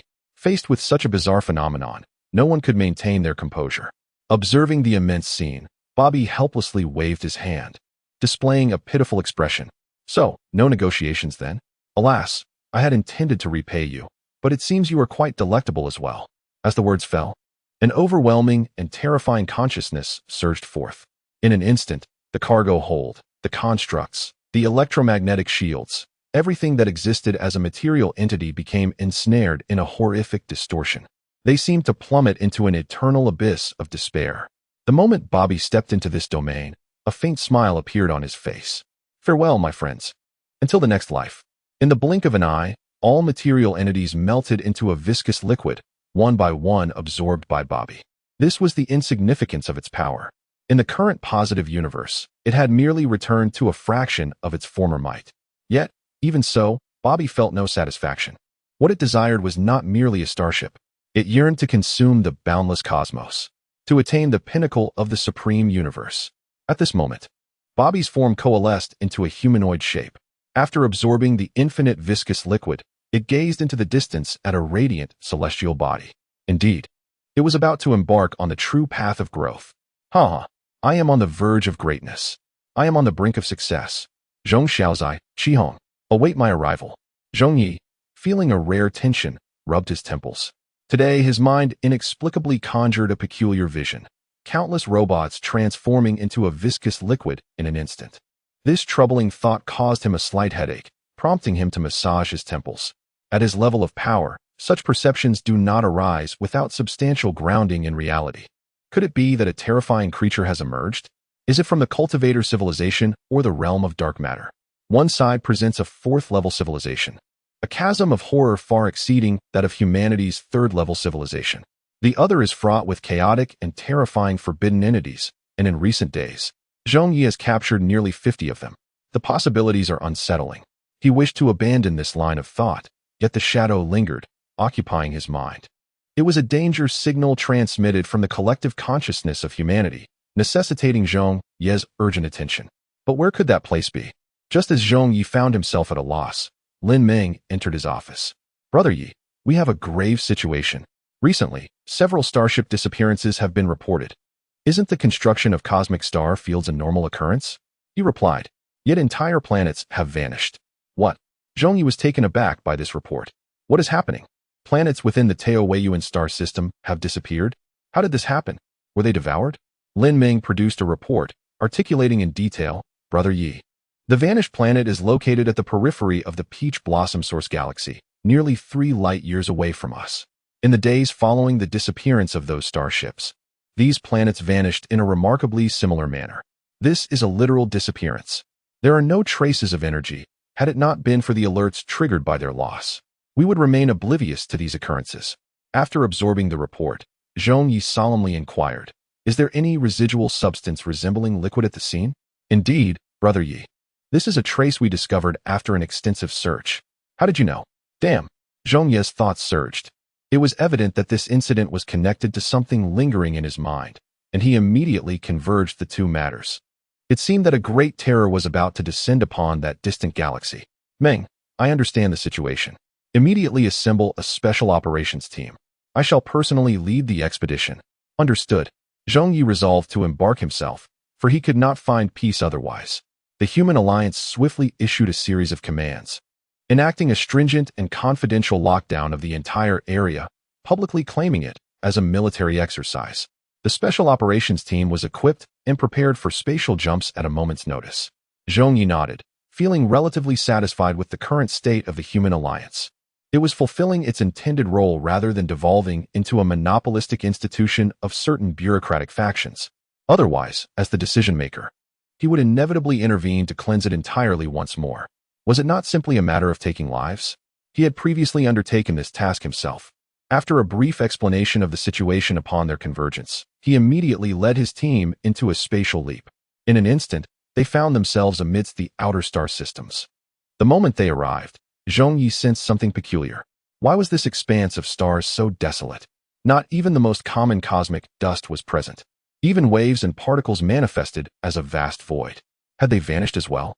Zhong Ye immediately understood that an unimaginable battle awaited them. He swiftly raised his hand, issuing commands for all members to enter the highest state of alert, prepared for combat at any moment. "Received."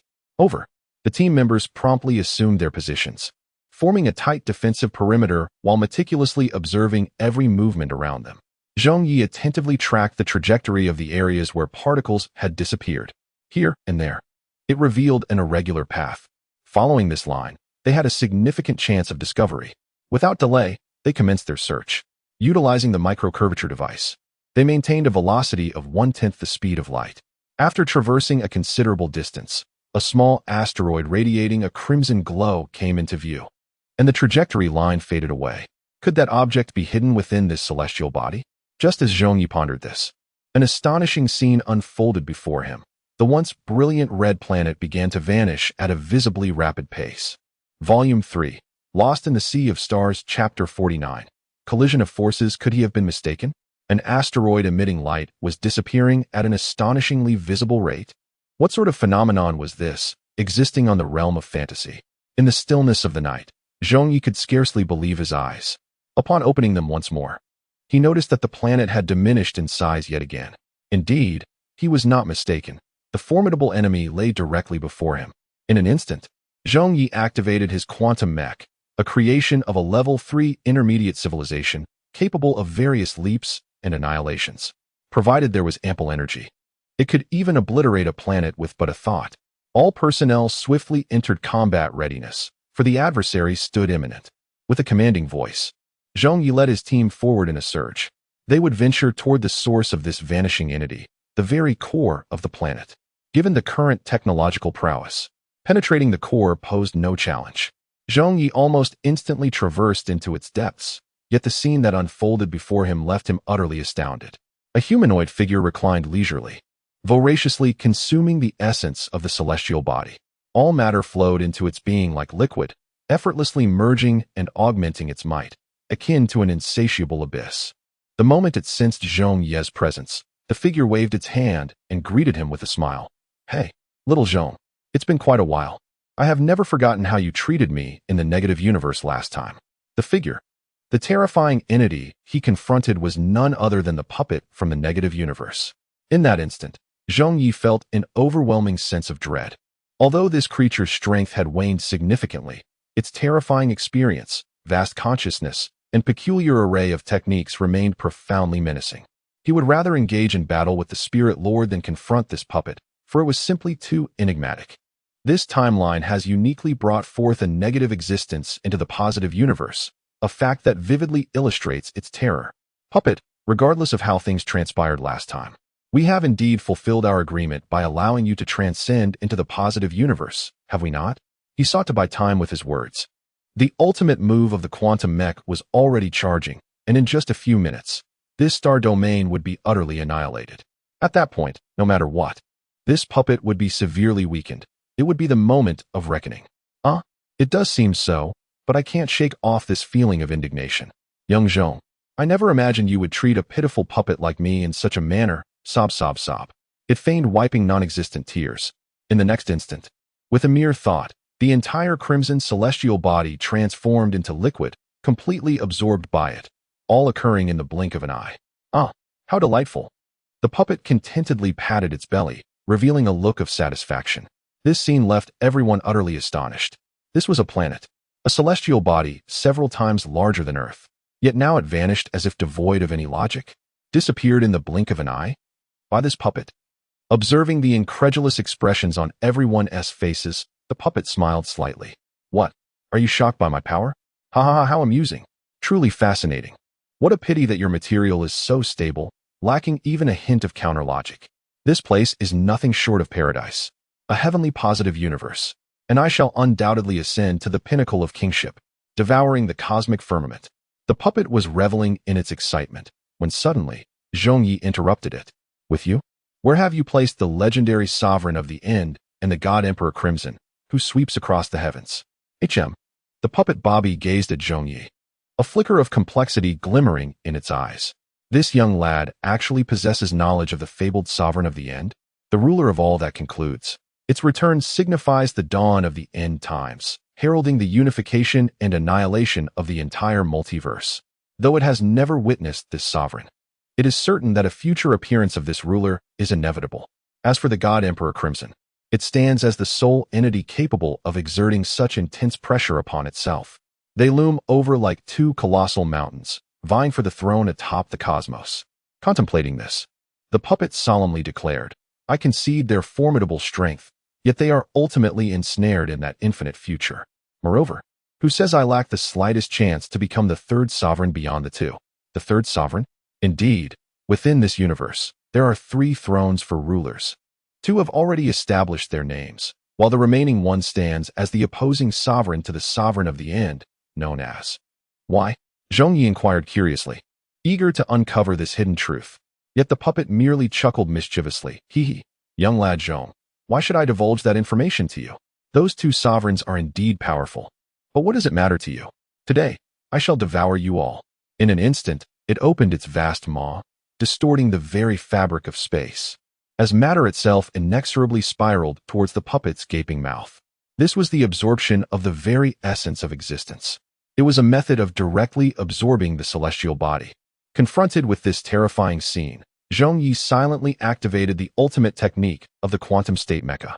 In an instant, he and all his team members transcended from this star domain. In the blink of an eye, the entire star field before them manifested a distorted state of annihilation. This was one of the ultimate techniques of the quantum state mecha, annihilation of thought.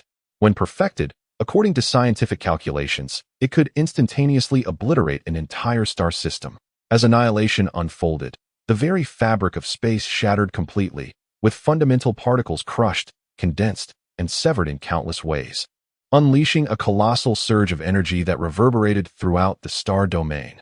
This marked his first full power usage, and the results were astonishing. Everything was reduced to ashes. Yet, upon witnessing the vast emptiness before him, Zhong Ye felt no sense of relief. The strength of that puppet was exceedingly enigmatic. Even in the face of this all-encompassing annihilation, it might still possess means of resistance. All team members, remain vigilant and conduct comprehensive reconnaissance to detect any suspicious energy fluctuations. Everyone held their breath, intensely focused as they carried out their investigations. However, in the next moment, as the mist generated by the turbulent energy dissipated, a shocking scene unfolded before their eyes. The puppet was leisurely reclining with its legs crossed at the center of the starry sky. completely unharmed. Not a trace of weakness. Zhong Ye was instantly struck by horror. The puppet's power exceeded all expectations. Is it over?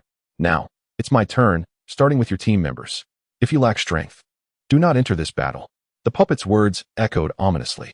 In the next heartbeat, they found themselves frozen in place. Indeed, the embellishment of statues is quite remarkable. Now, my young friend, it is your turn.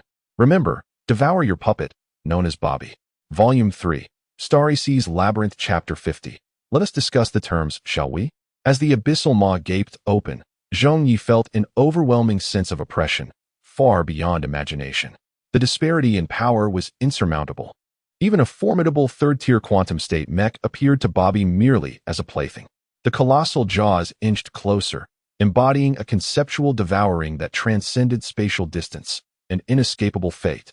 Even if one attempted to leap away, they would inevitably be hunted down through the endless cosmos, reduced to sustenance for it. The quantum state mech on his person shattered repeatedly, signaling that Zhong Ye's life was on the brink of extinction. In mere seconds, everything would cease to exist. Such is the terror of the puppet. Yet, in that fleeting moment, a voice resonated within his consciousness. Dare to consume my father? You seek death. It was Zhong Ye's voice. It had awakened. In the next instant, a torrent of annihilation power surged forth. As the abyssal maw made contact, an astonishing event unfolded before Bobby. Its mouth inexplicably vanished. Engulfed by an aura of brutal darkness, Bobby could hardly believe it. To dispel the notion of an illusion, it rubbed its eyes vigorously. It had truly disappeared. But how could this be possible?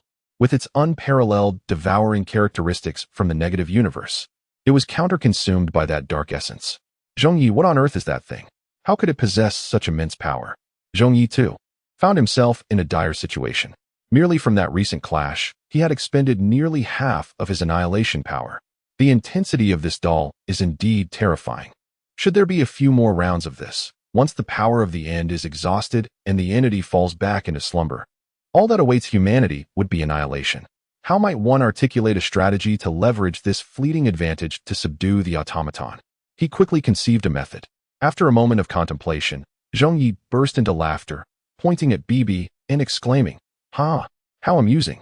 With such meager abilities, you dare to call yourself Lord BB, the sovereign of the stars. Aren't you afraid of losing your teeth?" This provoked a mix of anger and frustration in the automaton. It contemplated retaliating, yet feared the destruction of the hard-earned form it had gathered. Should that happen, this little brat would seize the opportunity, consigning it to eternal confinement. "What is the matter? Afraid?" Zhong Ye taunted, relishing the moment. "You are, after all, facing a treasure bestowed upon me by His Majesty the Eternal Emperor." As he spoke, he deliberately emphasized the title Eternal Emperor. He aimed to intimidate the automaton with this name. Indeed, upon hearing it, BB's gaze betrayed a palpable wariness towards Zhong Ye. This fellow had encountered the Eternal Emperor of the future? Not only that, but he had seemingly acquired an extraordinary fortune, receiving a gift from the Emperor himself. Such feats were beyond the reach of ordinary mortals. After a period of contemplation, it cautiously inquired, "Zhong, what exactly is your relationship with His Majesty the Eternal Emperor? Why would he bestow such a treasure upon you?" To which Zhong Ye replied, "As for our bond, it is merely that of brothers sharing life and death. It was through my aid that he navigated the trials upon his arrival in the cosmic realm." Zhong Ye spoke with great joy. His words, seemingly absurd and nonchalant, were grounded in reality. If Zhong Yan were to be considered the ultimate emperor, then his narrative posed no issues. He would undoubtedly be a savior. This assertion stemmed from the knowledge that the puppet possessed a unique ability. It could perceive the thoughts of individuals. During its peak, it could effortlessly manipulate memories, altering the past, present, and future of anyone. If it so desired, the puppet could even obliterate a being from the very source of time. Although the current iteration of Bobo did not possess such terrifying powers, it retained the ability to penetrate consciousness. Remarkably, this aligned closely with Zhong Ye's conjectures. Upon his declaration, the puppet immediately activated this extraordinary capability. After confirming that all was well, it succumbed to contemplation. Considering the demeanor of this young lad, along with its own recent abilities, could it be that everything was indeed real? Such a notion was almost unfathomable. While it harbored the potential to ascend as the third emperor, that remained merely a possibility. Should it inadvertently offend the ultimate emperor by meddling with his affairs, it would undoubtedly face formidable adversaries in the eventual reckoning. After all, it had heard tales of the ultimate emperor being a figure steeped in enmity and favor. Those who had rendered him assistance would be rewarded with unparalleled grace, while those who incurred his wrath would be pursued relentlessly, no matter the distance. Thus, if it failed to achieve the status of the third emperor, it would inevitably meet a dire fate. In this moment, Zhong Ye symbolized not merely himself, but rather the brother of the fearsome emperor of the ultimate demise, whose influence would resonate throughout the cosmos. After a moment of intense deliberation, the puppet Boppy broke into a charming smile. "Ah, Brother Zhong, or rather, Knight Brother. How is His Majesty the Emperor? When you have the opportunity, please extend my regards. What just transpired was but a misunderstanding. Merely a misunderstanding." He gestured towards the Special Operations team. The puppet, profoundly adept in understanding human nature, immediately grasped Zhong Ye's intentions. Quickly nodding and smiling apologetically, "What Knight Brother says is true. I am but a fool. How could I have forgotten this matter? Allow me to promptly release my brothers." With a mere thought, the several members who had been immobilized regained their senses. During their confinement, they had lost consciousness, and upon awakening to see the puppet, they instinctively prepared to draw their weapons. Even in the face of overwhelming power, they felt compelled to resist. After all, they bore the weight of humanity's destiny. However, to their astonishment, the previously fearsome puppet now smiled at them and said, "My dear brothers, I sincerely apologize for the offense. I have been blind to your greatness and have committed such a grave error. I humbly ask for your forgiveness. After all, one does not truly know another until they have clashed. I look forward to your kind guidance in the future." This sudden shift in attitude left them questioning their own perceptions. Wait, did you just discard your earlier arrogance and your ambitions of becoming the ruler of the universe so easily? They stood bewildered, many rubbing their eyes in disbelief, creating an atmosphere of awkwardness. Fortunately, this lasted only a brief moment before Zhong Ye's voice resonated, announcing, "This conflict has come to an end, and we have established a new alliance. Let us warmly welcome Boppy." The crowd looked on in bewilderment, and then, almost mechanically, began to applaud. Boppy understood that Zhong Ye had provided him with an opportunity to bow in response to the applause. The current crisis, however, had not yet been resolved, and he was reluctant to see his comrades perish in vain. Moreover, there was a crucial matter that only the two of them could discuss. He turned around, smiling at the puppet Boppy. "Let us discuss the terms, shall we, Boppy?" Volume 3, The Starry Sea Labyrinth, Chapter 51, Joining Humanity. Zhong Ye did not wish for Boppy to depart. To be precise, he aimed to seize the moment of the other's astonishment to accomplish something significant, to enlist the puppet into their ranks, to incorporate it into the Peach Blossom Spring Galaxy's forces. Its formidable strength would be more than sufficient to safeguard a sector of the cosmos, thereby alleviating the pressures faced by humanity. This would be a powerful ally.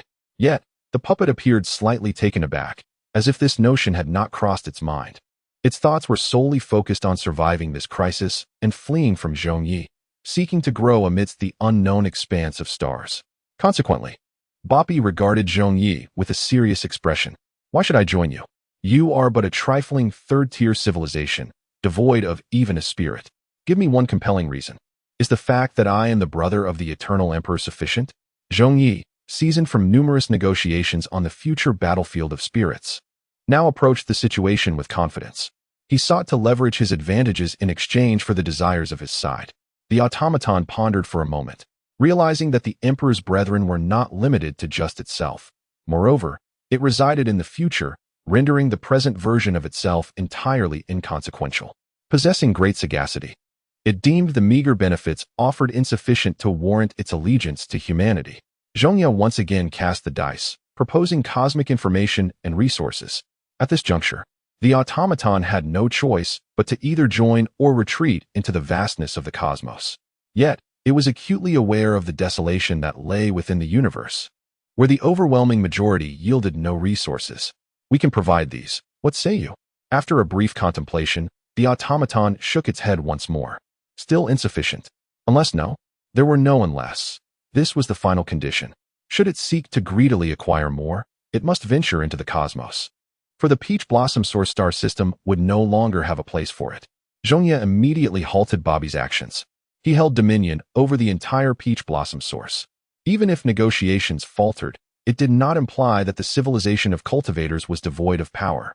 Should he incessantly acquiesce to the automaton, it would only embolden its advantage, transforming into a calamity within humanity itself. If the conditions were to collapse, so be it. Yet, for the automaton, this was a matter of life and death. It had dedicated months to discovering such a bountiful star domain. Now, just as it began to relish a prosperous existence, it was faced with the prospect of wandering once more. How could it possibly endure such a staggering disparity? To find another star system would require, at best, decades of fortuitous circumstance. At worst, it could entail thousands upon thousands of years. This would unequivocally declare the demise of its aspirations to become a cosmic sovereign. In the course of prolonged travel, as energy demands escalated, its power would inevitably diminish, and at that juncture, even its very existence could not be guaranteed. If it were possible, who would willingly choose a life of wandering? Suddenly, it smiled apologetically, saying, "Brother Ye, I may have spoken too much. Let us settle for those two conditions. As long as sufficient resources are provided, along with a touch of the power of the end, everything can be negotiated, haha. While sufficient resources are not guaranteed, our current situation is indeed quite urgent. However, at the very least, we can ensure a minimum provision. As for the power of the end, that will depend on your merits." Deal. The automaton readily agreed. Despite this, it truly wished to avoid a life of wandering, especially since the conditions were not too unfavorable. The prospect of enjoying good meals every day was quite appealing. Thus, Zhong Ye proceeded to draft a contract, not wanting the automaton to remain without constraints. As Bobo perused the terms, his expression shifted when he encountered a clause stating, in necessary moments, "You must obey commands and jointly resist external adversaries." Brother Ye, isn't this a bit excessive? I never agreed to a joint resistance. But didn't you choose to join? Joining doesn't necessarily imply resistance. You don't wish to resist? Very well. Then leave Peach Blossom's source and venture into the cosmos. Wait, Brother Ye, this truly exceeds my authority. I must make a request. Please don't send me to my doom. I have basic civil rights. Would that be permissible? Seeing the automaton's request, Zhong Ye couldn't help but chuckle. This fellow had indeed been frightened by the crimson entity. How long had it soared after that fall? All right, I shall add that stipulation. Zhong Ye amended the contract, and once the automaton confirmed its accuracy, they proceeded to sign it. Thus, the doll, under the appellation of Bobby, formally integrated into the human race, becoming a member of the Peach Blossom Source Galaxy, endowed with fundamental powers and assured a minimum guarantee of cosmic resources for a duration of 5 years. After this period, the decision to remain or depart would depend on the circumstances and mutual opinions at that time. Upon the completion of this arrangement, Zhong Ye finally exhaled a sigh of relief, having managed to bring this entity under control. Now, even if it were to act out, there existed methods of limitation. At this juncture, he imparted a crucial piece of information to the doll. Within 6 months, we shall officially engage in warfare against the level 4 civilization of cultivators. At that time, make sure to heed my commands, Citizen Bobby. Hey, you only mention this now. No, this is against the terms of the contract. What do you mean against the terms? Isn't it clearly stated? Moreover, I have provided you with the essential details. The contract was verified and signed by you. What further issues could there be? This was a tactic Zhong Ye had gleaned from the Crimson Realm. An agreement can be fulfilled, albeit not necessarily through conventional means. This realization left the doll feeling both embarrassed and indignant. Indeed, the situation was as such. It had been deceived by these two individuals on 2 separate occasions. Yet, there was little it could do. After all, it was its own carelessness that led to this predicament. Fine, there are still 6 months left. I can take this time to recover my strength. Brother Zhong. No, Night Brother, do remember to provide resources. Otherwise, if I fall ill and am unable to exert my strength, you cannot hold me accountable. Not a problem. Thus, the doll Bobby vanished into the vastness of the starry sky, presumably retreating to some corner of the Peach Blossom Source to feast upon those dust-laden planets. Apart from Zhong Ye, no one could reign in its whims. Enough is enough. As long as the 2 largest stars are not consumed, there should be no significant issues. After accomplishing all this, Zhong Ye finally felt a sense of relief. The major task had been completed. Now, he could indulge in a well-deserved rest. Upon turning on the lights, he discovered it was Wei Lai. What brings you here again? Is there someone else wishing to see me? I refuse to assist this time. I truly will not help anyone. No, This time it concerns the predicament of your own race. Huh. Zhong Ye was momentarily taken aback. What situation is this? Wei Lai then put away his book and gravely addressed him. Your civilization's essence, the aggregate, is in grave trouble. Volume 3, The Sea of Stars Labyrinth, Chapter 52. The aggregate and the grand investigation trouble? What issues have arisen with the aggregate? Zhong Ye inquired, confusion etched on his face. However, Wei Lai's words struck a chord within him. Haven't you sensed that it is increasingly straying from your consciousness anchor? He had never paid attention to this matter. Immediately, Zhong Ye focused his mind and entered the realm of his consciousness anchor. A terrifying scene unfolded before him. Within the pure azure seed representing the aggregate, a strand of silver white, which should not exist, had emerged. It devoured the pure azure seed like an invader. Damn it, what in the world is this? Zhong Ye promptly summoned the resources of his consciousness sea, attempting to eradicate it. Yet, in the face of his consciousness's fierce assault, that strand of silver white remained utterly unyielding. This was no ordinary entity. It was as tenacious as an ironclad turtle. Ultimately, unable to endure any longer, Zhong Ye extracted a wisp of the power of annihilation and launched an attack against it. Indeed, in an instant, that silvery erosion vanished.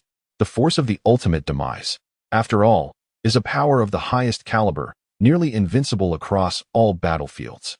After resolving this matter, he finally sensed the unblocking of the collective essence of human civilization. This was the state of normalcy. What was that silvery hue, after all? Why was it capable of eroding the essence of our civilization? Can you not deduce it? Wei Lai softly inquired. Engage your mind and ponder what could still invade you. Invade us? Zhong Ye immediately began to reflect. In the next moment, realization dawned upon him. It was the cultivators' civilization. This was their offensive. Had they truly arrived? Yes, they have come. The curtain of war has been drawn. Human decision-makers, prepare yourselves. I too must attend to the matters of our race. After completing all these tasks, Wei Lai departed the room, leaving Zhong Ye alone. The invasion of this civilization's essence had profoundly shocked him. This signified that the cultivator civilization had indeed reached the level of exploring the dark matter realm and had discovered humanity's existence within the peach blossom spring. Moreover, this concealed probe revealed a message. The adversary had begun preparations, yet had not yet escalated to a full-scale assault. However, if even this domain was under attack, could other realms be free from peril? If, unbeknownst to us, the entire civilization were once again under surveillance, it would be akin to the initial defeat of Earth, an inevitable downfall. In the midst of the night, Zhong Ye, realizing the gravity of the situation, promptly arrived at the headquarters of the Human Alliance to declare an immediate convening of the highest-level emergency preparedness meeting. Within mere minutes, prominent figures from various sectors, along with high-ranking officials from the government and military, gathered in unison. Clearly, they sensed the urgency behind Zhong Ye's unexpected announcement. When the decision-makers articulated the assault on the civilization's cohesive entity, along with a series of conjectures, astonishment enveloped the room. Had the civilization of the cultivators truly ignited the flames of war? What crises would ensue across different domains? The significance of the situation dawned upon all. Following the conclusion of the meeting, arrangements from various factions materialized at an astonishing pace. Reconnaissance military units were tasked with ensuring the information security across the globe. The external cosmic defense lines underwent comprehensive inspections, including completed sections. All forms of shelters were subjected to thorough scrutiny. Furthermore, an internal investigation into potential moles among the other races of the Tao Hua Yuan was initiated. The entire Tao Hua Yuan star system was set abuzz. This marked the first time the Human Alliance undertook such a decisive and extensive investigation.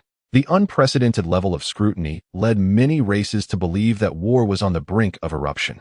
Some segments of the populace even protested, arguing that efforts should be directed towards fully activating the machinery of civilization to procure resources and enhance technological capabilities.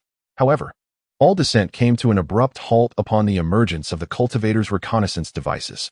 Evidence of premeditated sabotage and interference surfaced across various domains, be it in research, industry, or ideology. This was an invasion meticulously orchestrated with formidable organization. They are truly on their way. This extensive investigation lasted for several weeks, halting only after multiple confirmations revealed no further espionage activities. A collective sigh of relief was shared among all. The outcome was nothing short of astonishing. Had it not been for Zhong Ye's prior intuition regarding these developments, the impending conflict would have led to the near-total annihilation of human civilization. The adversary had even placed a form of annihilation bomb upon the power source. This was an unequivocal declaration of war, devoid of any semblance of diplomacy. The opposing force was a brutal and savage breeder civilization. Victory was the only option. Failure was not an alternative. Should they be defeated, all races might suffer the same fate as the Dark Star, forever reduced to mere sustenance for spirits, stripped of any dignity of life. This was utterly intolerable. Consequently, every human being, alongside any ambitious races within the Peach Blossom Spring, recommitted to an unprecedented level of collective labor. This time, the intensity far surpassed previous efforts. On one of the shelters, several workers labored tirelessly for hours on end, with instances of exhaustion leading to fainting occurring far too frequently. This was the reality across all fields. Each individual harbored a deep-seated resolve, a tenacity that refused to concede, no matter the sacrifices required. They were determined to seize victory in this arduous war. They must triumph. The military prowess of humanity had progressed to its fifth generation. Hundreds of thousands of starships, thousands of colossal space aircraft carriers, and countless unmanned micro-machines, battlefield reconnaissance vessels, and logistical support crafts, all uniformly equipped with the latest generation of armor, complemented by antimatter annihilation energy and ultra-electromagnetic spatial shields. They are systematically organized into 5 army groups, led and trained by seasoned military professionals. Each soldier undergoes over 50 hours of comprehensive combat simulation weekly to prepare for unforeseen circumstances. The evolution of various tactics and simulations of enemy scenarios have been demonstrated thousands of times, with Zhong Ye dedicating a considerable amount of time to enhance the likelihood of victory. In the realm of scientific research, following the generous endowment from the electromagnetic spirit civilization, the emergence of elementary level 4 civilization creations has occurred for the first time. This has given rise to a new generation of quantum mechs, whose performance, reaction speed, and energy supply far exceed those previously associated with Zhong Ye. To showcase its value in solo combat, scientists have even integrated a portion of the 5th-level technology from the electromagnetic spirit civilization, forcibly elevating it by 1 tier. Now, this quantum state mech has become the most formidable creation of contemporary times, and Zhong Ye has bestowed upon it a resounding name: the Final Battle. This is the battle mech of destiny. In addition to the unparalleled Final Battle mech, various weakened and youth versions of the Level 3 civilization mechs have also been manufactured. These will be operated by specially trained personnel, with only a few hundred individuals in existence, known as the Sharp Sabers, tasked with executing decapitation-style operations for elite squads. In addition to this, various interstellar creations and miraculous artifacts stand resolutely in the vastness of space, operating at full capacity around the clock. Their presence ensures that within the entire Peach Blossom Source galaxy, energy will never be in short supply, and any intense data computation and processing will be effortlessly realized. Here, infinite energy and boundless information processing create a veritable realm for humanity. Should the primordial Ibwa civilization arrive, even in multitudes numbering in the millions, contemporary humans possess the means to obliterate them. Even before they approach, they would be annihilated by a barrage of curvature annihilation projectiles, never even casting a shadow of their starships before being engulfed by overwhelming firepower. The truth exists solely within the range of artillery. Nevertheless, even with such formidable human capabilities, there remains substantial caution when confronting the cultivator civilization. Should they launch an assault, it would undoubtedly not be confined to a singular dimension. Although humanity may still possess the strength to engage on a material level, what about other realms such as consciousness, dark matter, or even the dimensional plane? Once a dimensional strike is unleashed, the entirety of human civilization could be effortlessly reduced to mere decoration. This is no jest. From a 4-dimensional perspective, 3-dimensional space resembles a multitude of pervasive holes. It could even manifest in an exceedingly bizarre manner, permitting a mothership to emerge from within one's very being. As a level 4 civilization, they would certainly have mastered the laws of space. Even the simplest 4-dimensional strike could overturn the entire situation. This is a crisis that must be vigilantly guarded against. Furthermore, there are even more terrifying possibilities, such as the creation of black hole dead zones. If all conditions were met, there would be no need to resort to the most primitive starships for confrontation. Instead, one could directly employ dimensions as a medium and curvature as a means of transference to conjure an unfathomable, terrifying black hole, effectively sealing off the peach blossom source galaxy. Should such an endeavor be achievable, the conflict would indeed be rendered unnecessary, for the disparity in power would be insurmountably vast. Consequently, humanity has placed only a fraction of its hopes on the direct technological clashes, while the majority rests in the hands of Zhong Ye. As a decision-maker for mankind, he has ushered in a plethora of impossibilities. From the initial demon cocoon to the subsequent chaotic fragments, dark matter, and gifts from civilizations of levels 4 and 5. His contributions are undeniably immense. Although his identity as a traverser remains undisclosed, most of humanity has already surmised it.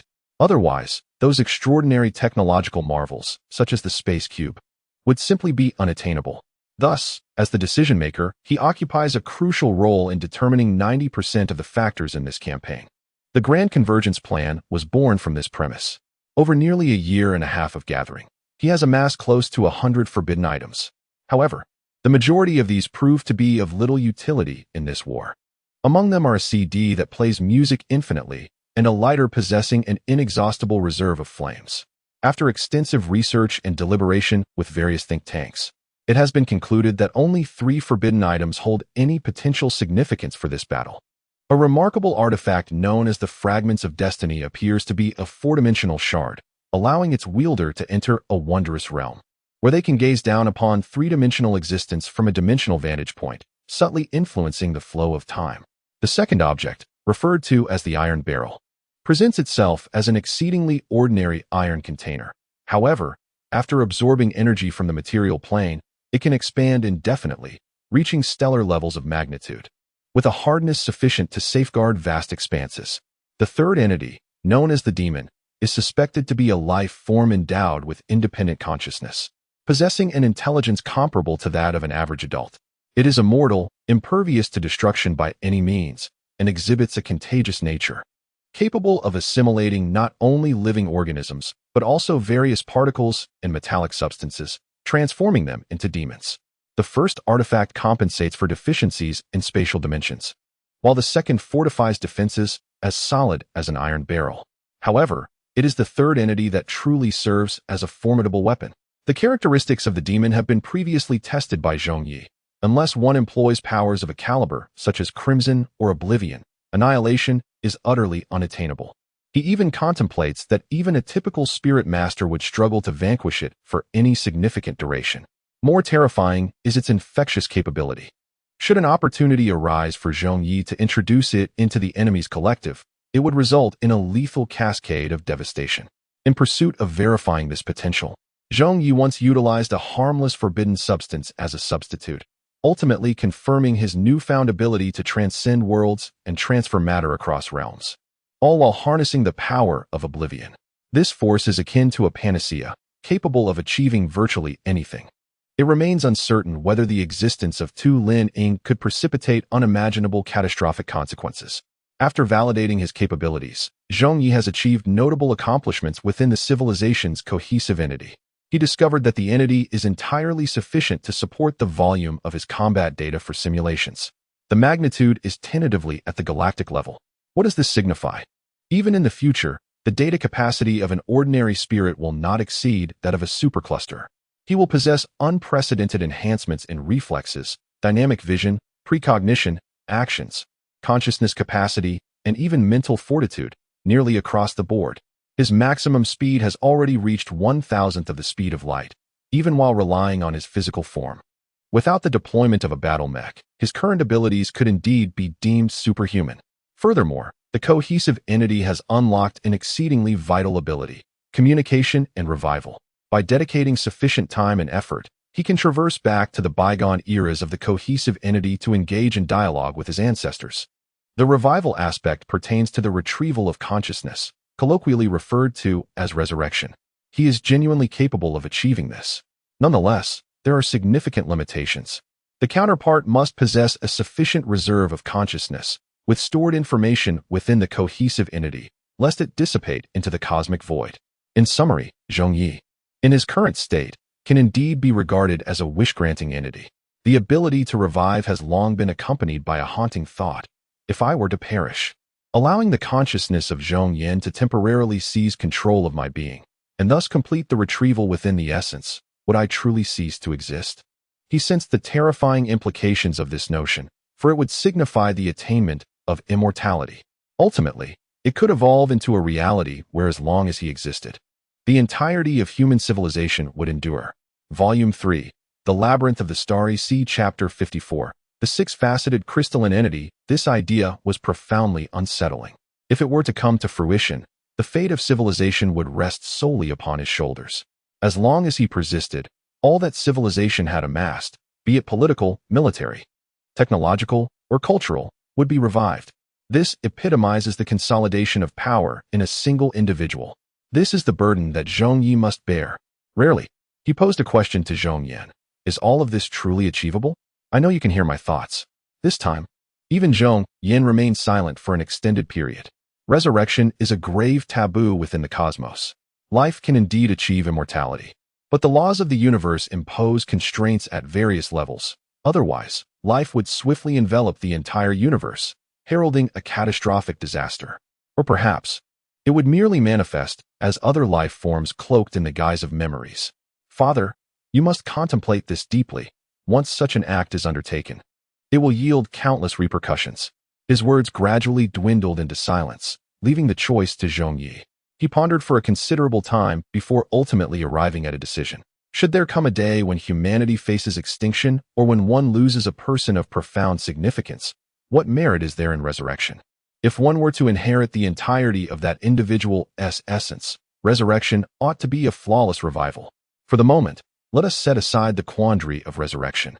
As the imminent confrontation approaches, Zhong Ye diligently analyzes the current situation. Within our ranks, several factions are engaged on the battlefield. Humanity, himself, all races from the Peach Blossom Source Galaxy, the tricked automaton Bobo, and the electromagnetic spirit race represented by Wei Lai. Together, they possess scarcely the combat strength of a single spirit. However, there are numerous contingencies in reserve. Primarily, he himself wields the power of annihilation, the Crimson Crystal, the human condensate, and the Book of Revelation. Humanity benefits from advanced technological gifts, complemented by the forbidden artifacts of the dark matter realm and the provisions bestowed by Darwin. Yet, what remains conspicuously absent is absolute power. Otherwise, why the urgency? Time is of the essence, and efforts to enhance humanity's combat prowess must be maximized. The cultivator civilization has already approached the strength of spirits. Their mastery of spatial technology undoubtedly grants them formidable agility. Should there be a black hole seal or a dimensional assault, the situation would deteriorate drastically. This will undeniably be a grueling battle. This time, he wishes to glimpse the future of himself and humanity through the Book of Revelation. Destruction is but a precursor to rebirth. Thus, he closed the Book of Revelation, sensing that a significant upheaval is on the horizon. This does not merely refer to humankind. He gazed into the distant starry sky, where countless members of the human race were tirelessly striving to construct various wondrous creations and shelters. Everyone was exerting themselves to the utmost, all for the hope of victory in this war, for the survival of humanity. Yet, suddenly, a terrifying scene flashed through Zhong Ye's consciousness in the dead of night. In an instant, a diamond-shaped hexagonal crystal, transparent and pure, materialized beyond the three defensive lines. At the moment of its arrival, the entire array of defenses crumbled, and a cataclysmic inferno erupted, staining the starry sky with the blood of thousands of humans. In but a fleeting moment, the defenses painstakingly established by humanity were obliterated. That was certainly not an illusion. It was a warning from the aggregate itself. Soon, in a very brief time, that pure, transparent hexagonal crystal would descend directly. When that time comes, the tragedy just witnessed will unfold. Without hesitation, Zhong Ye plunged into the realm of dark matter.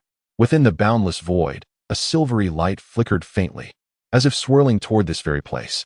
It is coming. Gradually, it approaches. In no less than an hour, that entity will arrive. It must be stopped.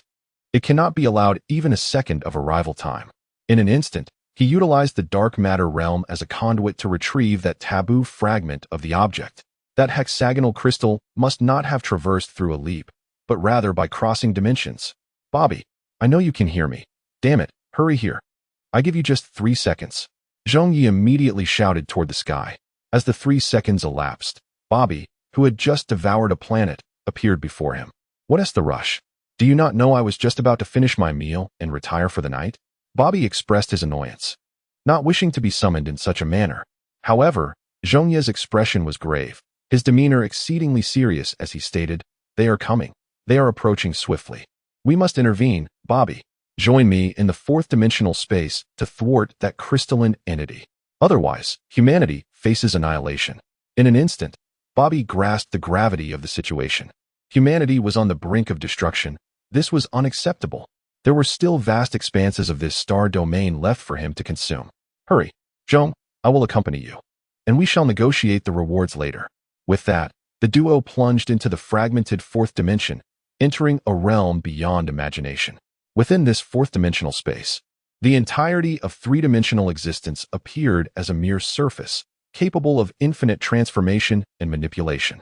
Zhong Ye could vividly perceive every miraculous creation, each human life form, even the intricate networks of their veins. With a mere thought, he could emerge from any life form, striking with stealth and unleashing terror through sudden attacks. This was the dreadfulness of the fourth dimension. Even if both entities were three-dimensional beings, one existing in the fourth dimension and the other in the third, unless there was a significant disparity in power, the presence in the fourth dimension would inevitably result in a massacre in the third dimension. It could materialize from any point, extinguishing life without mercy. Upon entering this realm, Zhong Ye experienced an overwhelming sense of disorientation. It was an unimaginable chaos. Zhong Xiazi, do not be deceived. This realm is beyond the grasp of your senses. Only through consciousness can one acclimate to everything, Bobby advised. Instantly, Zhong Ye focused his mind, striving to perceive the surroundings through awareness. At last, the environment became clear once more. The next endeavor was to locate that hexagonal crystal. He and Bobby immediately embarked on a quest, scouring the four-dimensional space for any suspicious signs. Eventually, a dark spot caught his eye not far from their position. Zhong Ye turned his gaze towards it. Indeed, it was the hexagonal crystal. Volume 3, The Starry Sea Maze, Chapter 55, Four-Dimensional Space. Its trajectory of movement was exceedingly peculiar. If the position shifts in three-dimensional space can be defined by the dimensions of forward and backward, up and down, left and right, then the fourth dimension introduces an additional layer. It is imperative to clarify that this does not pertain to the dimension of time. Our discussion is solely about four-dimensional space, devoid of any notions of time reversal or regression. Just how strange was the trajectory of the hexagonal crystal? It moved in a non-continuous manner at every moment. Simultaneously, angular momentum, linear momentum, speed, and method of movement were in a constant state of flux, elusive yet possessing infinite velocity. This seemed to contravene the law of conservation of angular momentum. The result, as perceived by Zhong Ye, was that the hexagonal crystal appeared to teleport instantaneously from one location to another, without any intermediary process, as if it were vanishing and reappearing in thin air. The pace quickens incessantly, and while you can sense its approach, you remain utterly unable to grasp the precise spatial point it occupies in this fleeting moment and the next. To thwart its arrival, Zhong Ye must engage in a battle within the four-dimensional realm, striving to prevent its manifestation. This is an unconventional confrontation, undoubtedly a formidable one. He endeavors to harness his willpower, attempting to exert control over his own body. Yet, he soon realizes that his mode of movement feels remarkably clumsy compared to that of the six-faceted crystalline entity. He is merely a continuous line, easily discernible in both the present second and the one that follows. In terms of speed, he falls woefully short, barely achieving a fraction of his opponent's velocity. It is akin to a modern-day rendition of the tortoise and the hare. Anxiety churns within him, and just then, Bobo's voice resonates. Zhong, this is not how it works. In a high-dimensional space, one must adhere to its inherent rules. Just as one navigates three dimensions, here one must simultaneously traverse 4 layers of spatial dimensions to accomplish anything. 4 dimensions? Indeed, up and down, left and right, forward and backward, along with the final concept of inside and outside, are sufficient to facilitate movement through the 4 spatial dimensions. Only by grasping this can you lay the groundwork for halting it. Inside and outside. Allow me to attempt it once more. Zhong Ye refocuses, Yet this time, he still meets with failure, albeit with marked improvement compared to before. He has managed to achieve a swifter linear movement. Why? Bobo, I have followed your instructions precisely.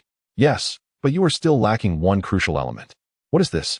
The notion of abandoning the very concept of movement itself. Is such a feat truly attainable? Zhong Ye was utterly astonished after hearing this. To reach such a level of mobility, one must actually forsake the conventional three-dimensional paradigm of movement, even relinquishing the concept of movement altogether? Indeed, one must not perceive oneself as a three-dimensional being, but rather envision oneself as a point, an omnipresent entity encompassing all spatial dimensions. Any location is merely a manifestation of one's existence at different moments in time, not a true movement of one's being. When one is capable of achieving this, all is possible. Hurry, young Zhong. That entity appears to be a formidable challenge, and even with my current strength, I find it difficult to suppress directly. After offering this counsel, Bobby promptly vanished from sight. Zhong Ye observed as it transformed into a point, merging with the crystalline entity, relentlessly pursuing it. If the mercenaries are exerting such effort, then I too must strive diligently. Zhong Ye immediately began to immerse himself in this visualization once more. This time, he completely envisioned himself as a point, an omnipresent point. He had already encompassed the entirety of this space. Every appearance was merely an overlapping of infinite states. In an instant, Zhong Ye sensed that a wondrous state had been unlocked. He entered a new realm.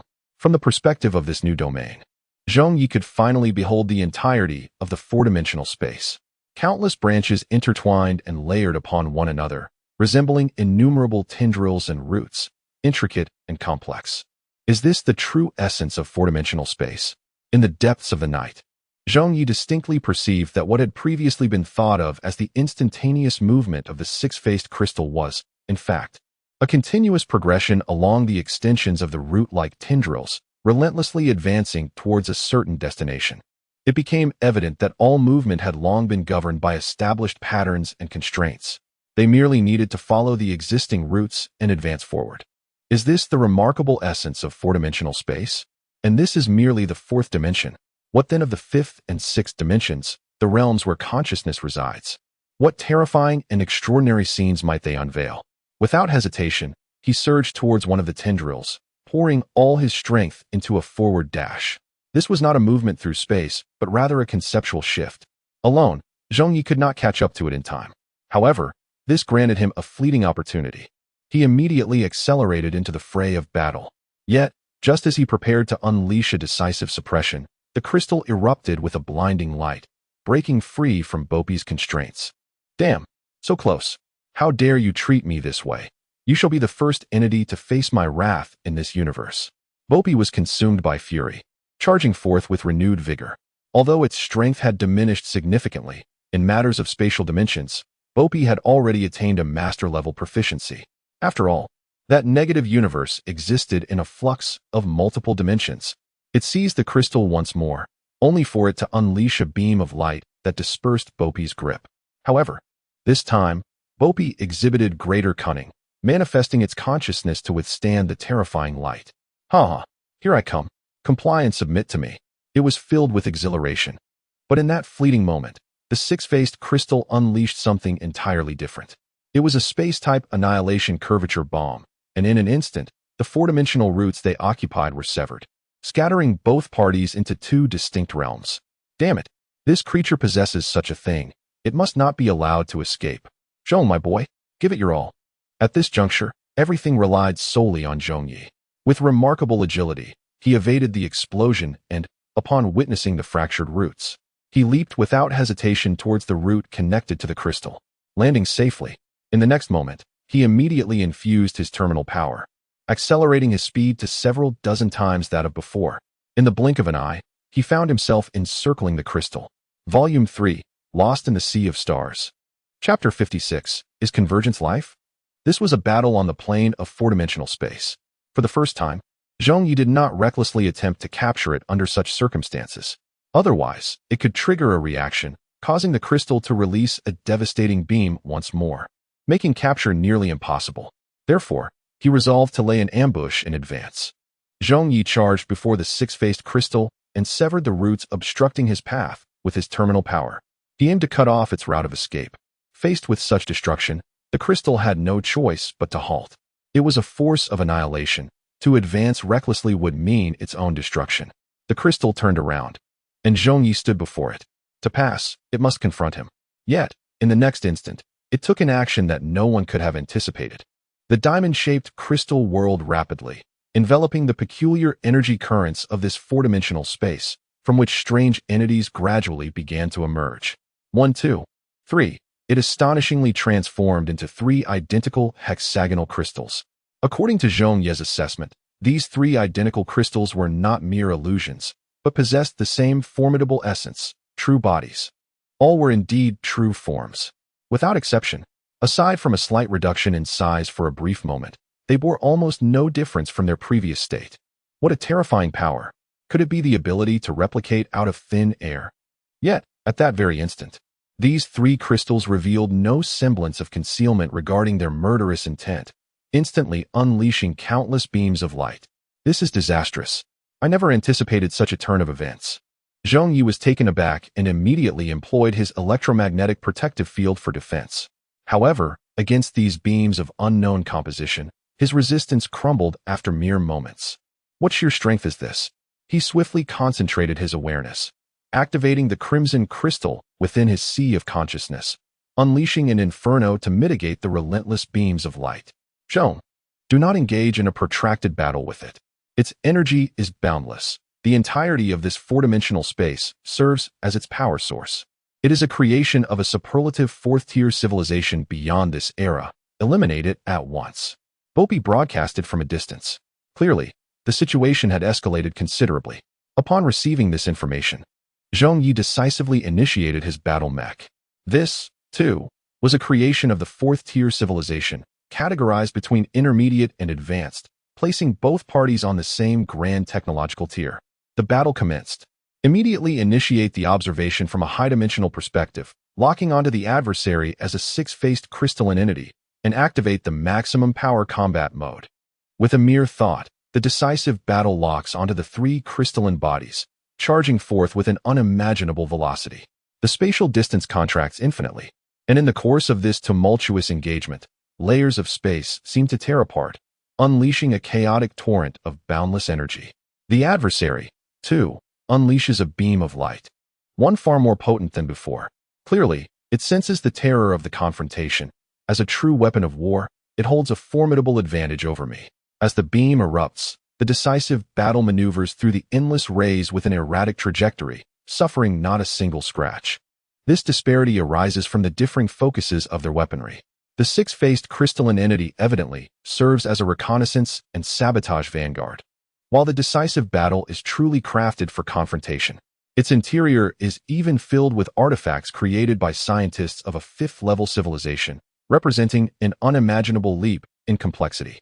Thus, within this high-dimensional skirmish, the decisive battle enjoys the confluence of favorable circumstances. Now, the farcical interlude should reach its conclusion.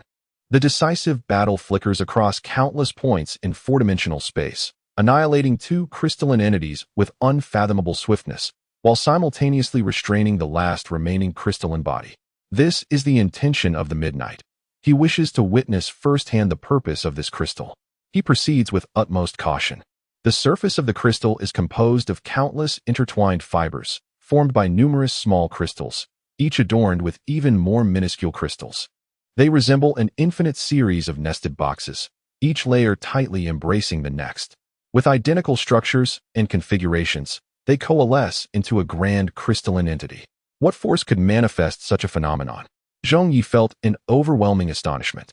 This crystal is merely a conglomeration of countless interconnected crystals. What of its energy, its technology? Those beams of light, and even the ability to traverse the realm of thought? Could they all have materialized out of nothingness? Zhong Ye remained oblivious to the answers. At this moment, the crystal lay in profound silence, as if it had lost its vitality. Just then, Bobby finally arrived at the scene. Oh, this is indeed fascinating. A myriad of repeated accumulations forming a composite of intelligent entities. It has been quite some time since I last encountered such a phenomenon. Do you know what this is? Zhong Ye inquired eagerly. Yes, I do. This is an autonomous creation of intelligent clusters, capable of managing all occurrences autonomously while continuously learning, repairing, and evolving. You may regard it as a product of civilization, or you may genuinely treat it as a peculiar life form in the cosmos. For its intrinsic cyclical structure holds significant research value, encompassing a certain law within the universe. What law? Aggregation. Allow me to pose a question. Do you believe that is how life forms come into existence? Zhong Ye pondered for a moment and remarked, I am only familiar with Earth. The primordial form of life was unicellular. Prior to that, only inanimate matter existed, which gradually evolved into the intricate forms of life we know today. Unicellular organisms serve as an apt example, but upon reflection, dear Zhong, what are they composed of? Various substances and elements, indeed. You are absolutely correct. Bobo chuckled with excitement. Have you sensed the peculiarity as well? Life, at its essence, is merely a confluence of diverse materials, proteins, organic and inorganic compounds, energy, and various elements. When these components are isolated, they lack consciousness. Yet, when they converge, they give rise to life. Convergence embodies life. This is a remarkably audacious and novel notion. The moment Zhong Ye grasped this idea, he felt as if he had encountered some ultimate truth of the universe. Convergence signifies life, and consciousness springs from this amalgamation. All macrocosmic entities originate from the aggregation of microscopic particles, and this crystallized form emerges from an infinite accumulation of even smaller crystals. Countless races of living beings unite to form a collective consciousness. Thus, does the entire universe possess its own cohesive consciousness. Volume 3. The Lost in the Starry Sea, Chapter 57. The Devouring Black Hole. Does a cohesive consciousness exist within the universe? If we regard it as a human body, then the internal planets, galaxies, black holes, dust, radiation, and particles represent its myriad microscopic existences. And convergence is life itself. What horrific consciousness might emerge from the convergence of vast cosmic scales? Or perhaps it transcends the ordinary realm of existence, surpassing the essence of spirit, reaching an unimaginable dimension, an annihilation of the spirit itself? In that fleeting moment, Zhong Ye contemplated this level, one that exists solely within the realm of mythology. There seemed to be an inevitable connection between the two. He immediately utilized his dwindling energy to manipulate the decisive battle, shattering all the crystals and gathering them. Thus, the crisis capable of obliterating humanity's defenses came to an end. These colorless crystals, entrusted to Zhong Ye and his companions, should yield a wealth of discoveries. Zhong, wait a moment. It seems there is something else, Bobby conveyed ominously, prompting Zhong Ye to re-enter a four-dimensional perspective. Instantly, he detected a minuscule black point, so tiny yet profoundly impactful. Its mere existence distorted everything around it, absorbing countless energy substances, forming an accretion disk of radiant convergence, where even light could not escape. A black hole. This was indeed a black hole, an extreme celestial entity of the universe. It had breached dimensions, manifesting within this four-dimensional space. Were those cultivator civilizations intent on burying them all? Zhong Ye solemnly declared, Bobby, another colossal entity approaches. That thing can devour everything. A black hole. A black hole.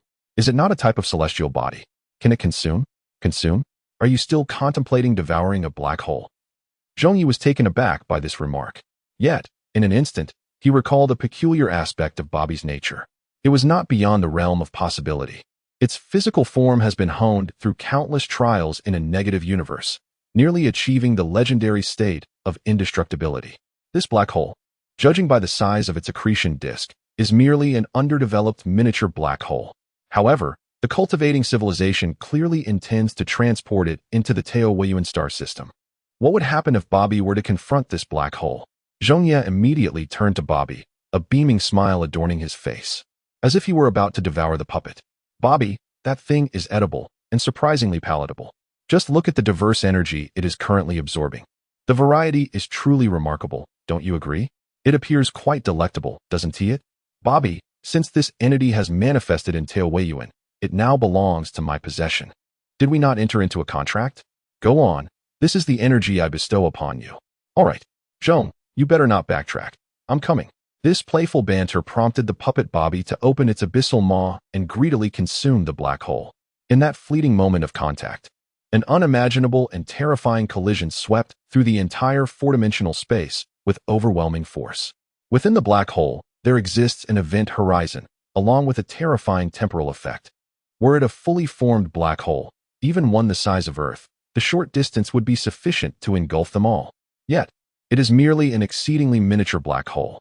In such circumstances of quality, the myriad characteristics struggle to unfold on a macroscopic scale, inadvertently granting the invincible entity, Bopi, an opportunity. This fleeting moment transcends eternity. For Zhong Ye, it is but an instant, while for Bopi, it feels as though centuries have elapsed. Fortunately, Bopi possesses the experience of countless eons, rendering this mere wait inconsequential.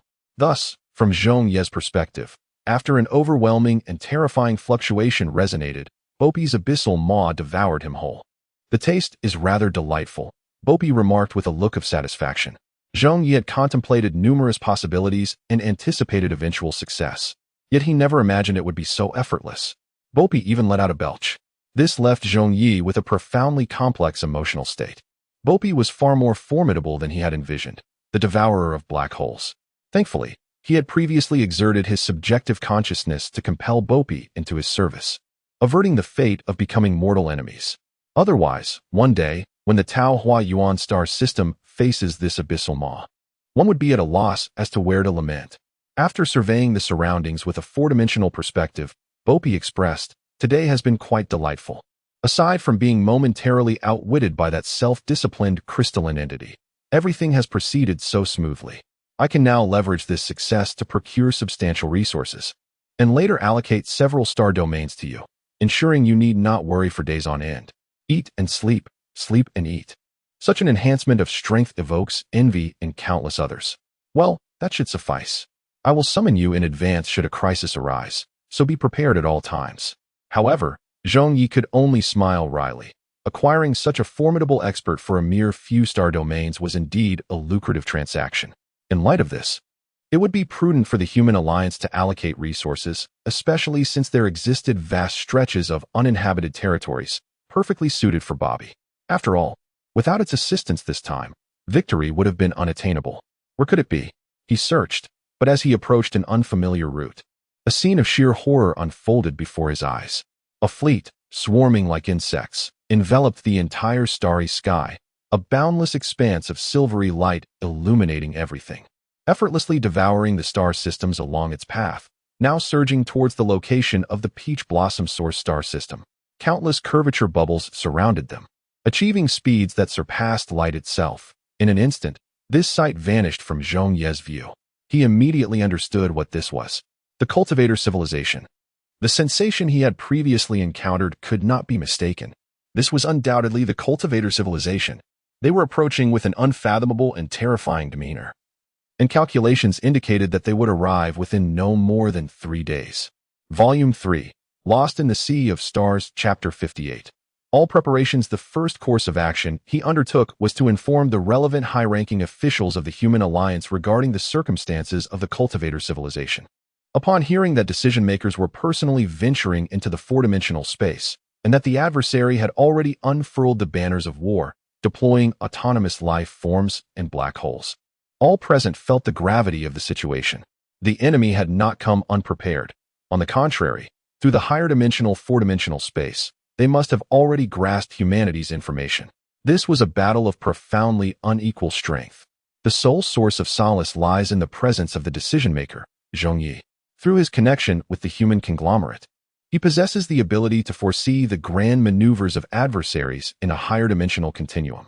The crystalline entity from before exemplified this, for without such foresight, the odds would be utterly insurmountable.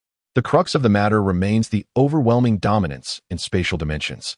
Following several rounds of meticulous and confidential discussions, a significant directive was unanimously agreed upon by the military hierarchy. Preparations must be made to establish a human defense line, allowing countless starships to traverse through the four-dimensional fragments and reach the four-dimensional realm, ready for combat. This strategy serves as an absolute measure to at least align both parties' strengths to the same dimensional plane. The adversary possesses the capability for four-dimensional strikes. Only by arriving in advance and acclimating to the four-dimensional space can one hope to muster a semblance of resistance. Otherwise, the conflict would be rendered moot. However, The task of transporting the entire battalion into four-dimensional space raises a critical question. How can these ordinary three-dimensional beings maintain their existence within such a realm? The perils of entering a higher dimensional space include the constant threat of disorientation and annihilation. The human coalition does not boast formidable figures like Zhong Ye or Bobby. Thus, comprehensive preparation is imperative. To this end, Zhong Ye and Bobby engaged in extensive discussions, ultimately arriving at a conclusion that largely addressed the looming crisis.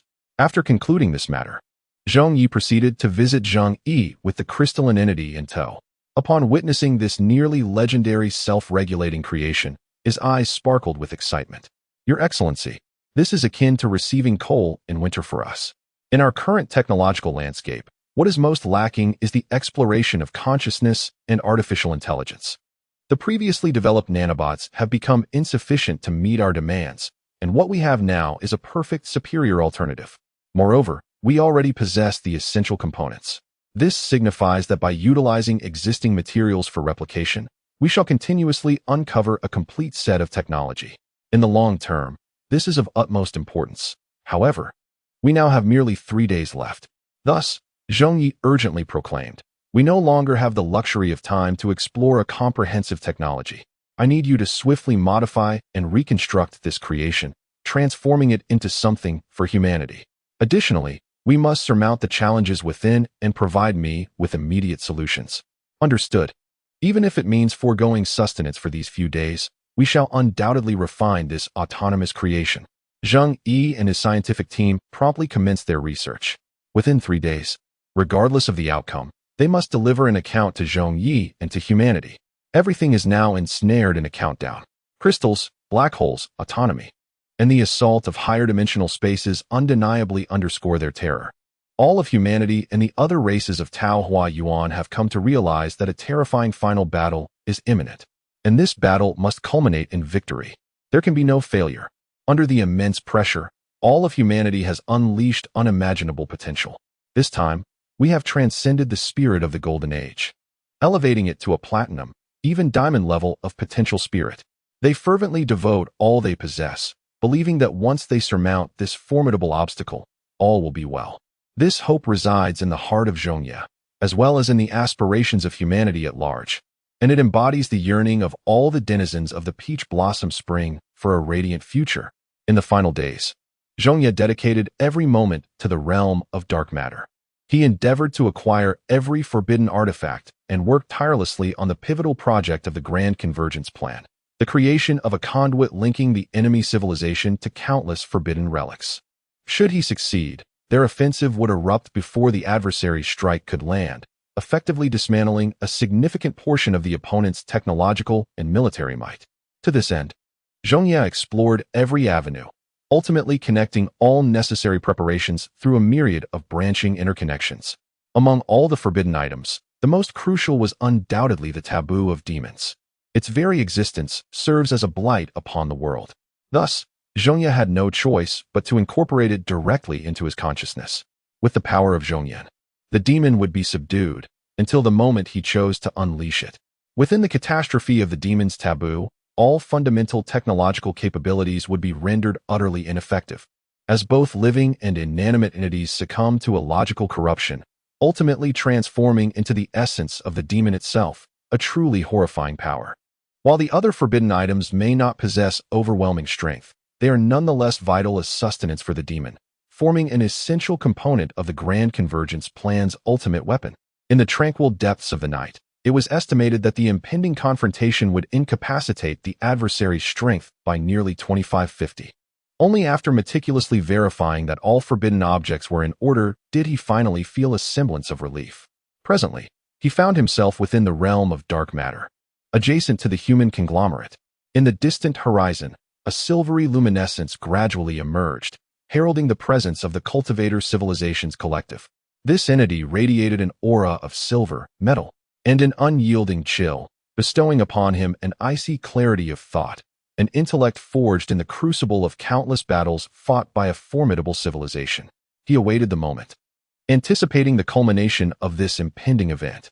As the silvery conglomerate became clearly visible, just prior to the full unveiling of the pillar of civilization, the decisive battle would commence.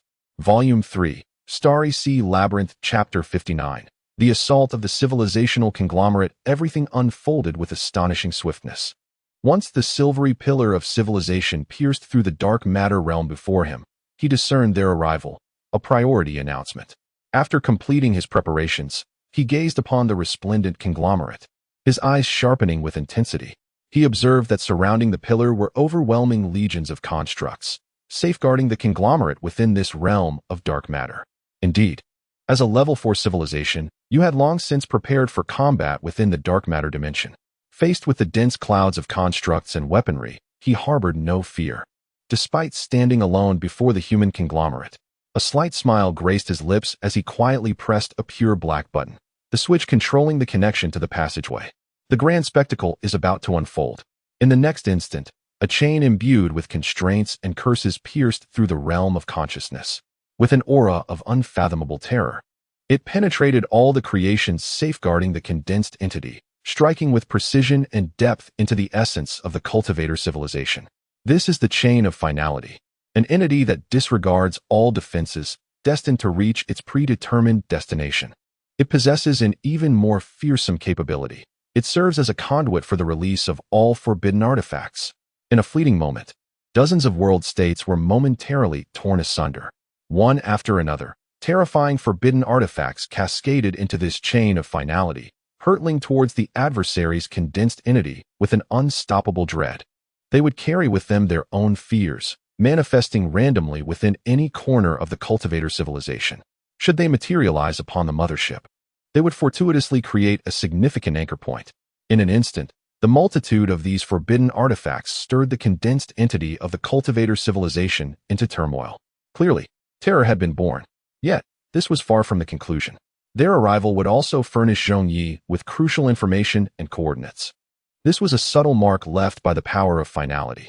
In a heartbeat, an overwhelming flood of data surged into Zhong Ye's mind. The four-dimensional spatial invasion of the curvature bubble mothership, targeting the annihilation cannon. He immediately fortified his own condensed entity's power, processing the information provided by the galactic-level computations in an instant, preserving a copy to send back to the waiting human civilization. This promptly set the material world into motion. Armed with this information, they successfully discerned the spatial location of their adversary and prepared